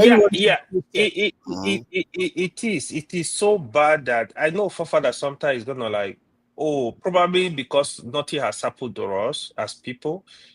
Then probably we're gonna find ourselves. I sometimes feel very disappointed when I hear. I mean, we got issues. I'm not saying the whole country we are perfect. Country is perfect. We got issues, but your country should be number one. If you hold your country strong, you will not even follow all these politicians. Trust me. I mean, you can choose one out of them, but it's not how you follow people blindly. You should be thinking how this country can be better for everybody. Because if the country is working today, for example, I mean, even if I'm not benefiting directly, my family are going to benefit. My neighbor are going to benefit. My community are going to benefit. Everybody is going to benefit in the end. So I think that's what we should be driving to. But a situation where you are holding a country passport, your negativity towards the country, your hate towards the country is so bad that you just wonder, then why are you holding the passport though? So it's Nigeria, I don't know, maybe probably they need to go back to classrooms. I mean, the young ones in the classroom, they need to kind of groom them, the love for your country, you know, like just put some kind of thought into them, like, listen, you got to protect your country. And that is what people do. Like, if there is war, are you going to allow your people to die, for example? You got to protect your country, especially for the men. So this should be our thinking. But we are so divided that That's why you see even Ghana, they are just disrespecting Nigeria over there because we go there to divide ourselves into groups. To the extent that it becomes so obvious that even these countries, they now realize that, oh, these people are so divided. You will hear Yoruba nation, you will hear Igbo this thing, you will hear Hausa, you will hear Bini, you will hear. We are so divided. Instead of us to live when we are outside the shore of the country, and we should be talking in terms of unity, in terms of Nigeria, in terms of Nigeria excellence, coming together. We are not doing that. We still go ahead and divide ourselves across line. So it doesn't show strength when you do that. It doesn't show Thank strength. you. I know as I'm here now, for father, I want to close the show. It I doesn't. want to close it That's now. what I It's, deal it's with every already time. 8 hours So now. It's almost 9 hours. Look at that. yeah, but you've He been heard here that I since want to morning. close. He just jumped As in. I'm here You now, got to hear that I want to for close. father, I want to It's close 9 this hours show. now. It's 9 hours. So, but Is it that you don't like what is good? Is it I that will you don't take like what no. is I good? like That what is is not good. what I you will take from see. what you said. And come on, we have a show this evening. I will take I from what just you want said. to. What you said about tribalism, I'm beginning to wonder. The same thing needs to happen for the world, too, whereby we have to sooner or later try to figure out a way to live together without all these racial animosity. Even if we have our differences, we should be able to work together. There's no reason why we can't be reasonable with each other. Because we are facing so much danger right now. We are facing so much advanced technology, capability to destroy each other in so many ways that if we don't figure it out, tribalism is just on a local level. On a global level, these racial lines, they have to know how to work with each other, and that's the challenge of leadership this is today, because our whole civilization or humanity depends on it, and there is no guarantee we will survive, because the ones that have come before us, many have come and gone. When you hear about Homo erectus, Homo habilis, Foriensis, and all the rest, there's a reason why they are all gone, because they couldn't cope with the world that they were in. And maybe that's what's going to happen to us, because some people are talking about AI completely causing so much change that many of our jobs are going to be gone. Like doctors and some jobs you think will survive, lawyers, bye-bye. When AI can do it better than you, why do they need your law Nah, degree? you're always gonna need lawyers. You will find out now. There are certain A lot professions of that things are No. We are changing. closing. We are closing. I'm just summarizing, please. We've had enough chance to say all this thing. So thank you for But gentlemen you for didn't say coming. all that forefathers. You were busy saying you do this, you do It's like that. Now that is what we are dealing with every Look day. at that. You see that? you Look do at You you that. see, do let me just You add see? one. Hey, don't join all these ruffle boys. Don't join them. it did not even give us like 2 minutes.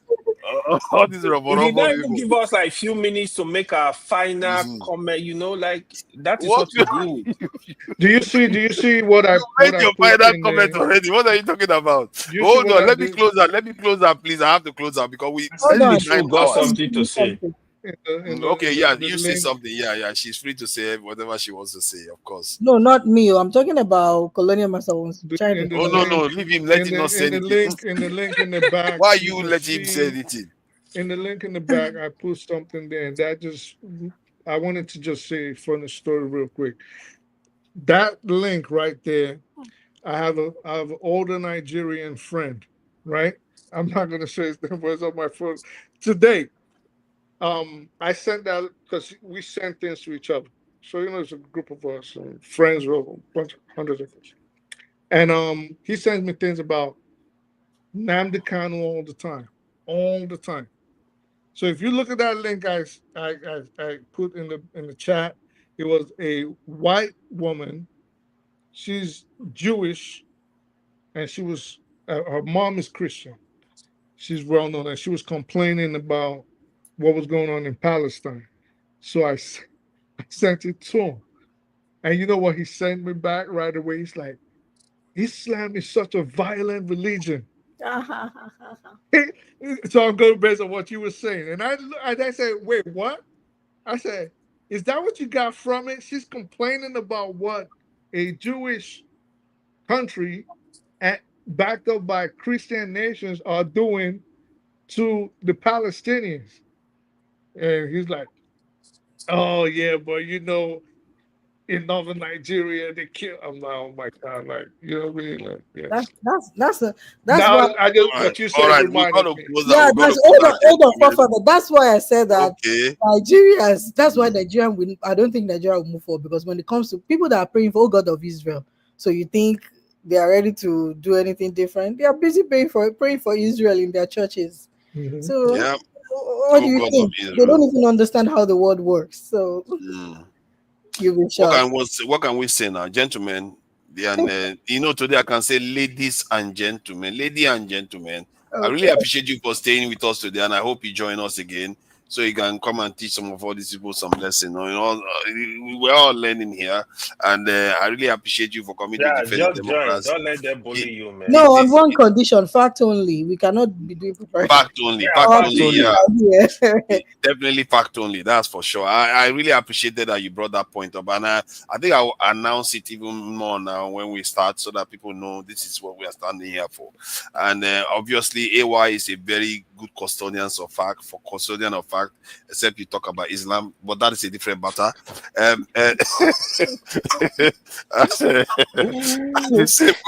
The same go for I speak the truth. So now let's go to the chat. I think somebody said that I needed to say something negative about Dangote. The truth is, I don't have that much negativity to say about Dangote. What do you want me to say about Dangote? That is a monopolist.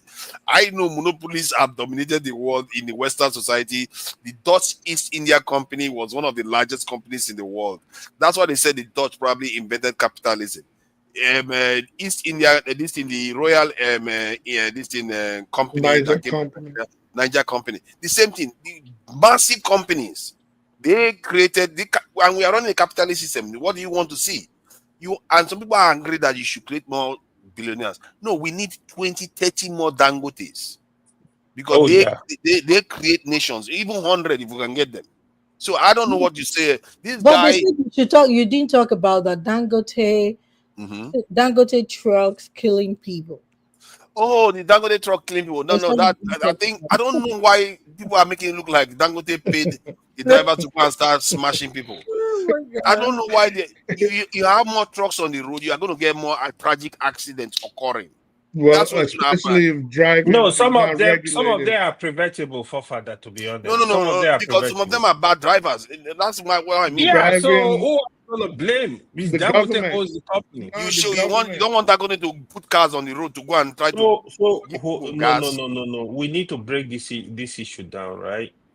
Hey, So no, not this. I thought we should have had this conversation a while will ago. accuse you. We're going to talk about it later. We're going to They talk will about it later. accuse you that you No. are paid, though. If you don't let me say something, no. Let them accuse me. I'm telling you, okay. Don't even start. I think who started that accusation is Loxo daughter. Dangote doesn't pay me a penny. The one that I like about Dangote is that he gave Nigeria a chance to reduce our demand for the dollar. And for one man to be able to pull that one up, you have to give him credit for that. With that refinery that he built. Loxo daughter, I see you there. Thank you for joining us. Blessed. You know, these people are very mischievous today. They were really saying mischievous things. One of them was the one insulting Kede, and Kede came back to give her back. Blessed, thank you for joining us. Tracy Jacobin, I see you there. Tracy Jacobin, from the very beginning, she was after me already. Thank you for coming in. Don't mind her. Yeah. Chris Kid, I see you there. Chris Kid, that's Kede. Chris Kid, I see you there. Don't be offended. Kede was very hot today. Man, what did thank you do to Kede? They are fighting like crazy. Because thank you she has a way with words, and it ticks Kenny off because she's not as direct as him. She's very subtle with her words. It's very sensitive. Yeah, when she speaks, because she's very intelligent. So if you're not listening, it flies over your head, and you can't really accuse her sometimes of saying, "You said this about me. You said this about me." So it takes Kenny off. Like, why is everybody not getting it? Like, she just said. I was laughing in the background. I'm like, Aladdin K. I was bashing him K. so badly in the comment section today, let man. me finish saying the names. Hez 969. I see you there. Queen T.A., I see you there too. A lot of people are accusing you. Wow. Let them keep accusing now. They're going to form a habit of accusing me now. Everybody's accusing me of stuff. Kulata is the only one that donated today. You know, this is what I want to accuse. It's very easy for them to accuse. Thank you for the donation, Kulata. Come on. All our policies, you join the queue to not join this bad behavior of people. Oh, look at that. Kenya has showed up now. Yeah, he showed up. You get triggered so quickly, Kenny. Take it easy. Yeah, Kenny gets triggered. Take it easy. All right. Let me call this guy out. I've not seen him. Jay-Z are like that. Official channel. Official channel. Jesus, guys. It's like this guy is mocking Nigerians or something. That's so tough also. Thank you for joining us. All our politics, I see you there too. Thank you all for joining us. We are going to see you again later tonight. Thank you, and I wish to see you again. Thank you. Till next time, we are going to catch you all again. Let me play us out with one of our dances. Closing, let's do backstage more.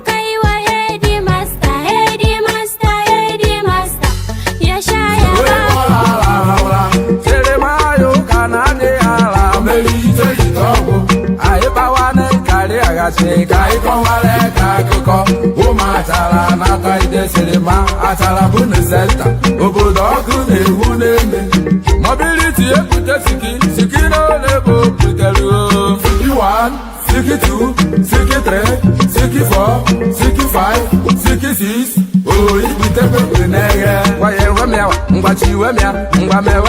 Oya, you good me out. Oya, me run me out.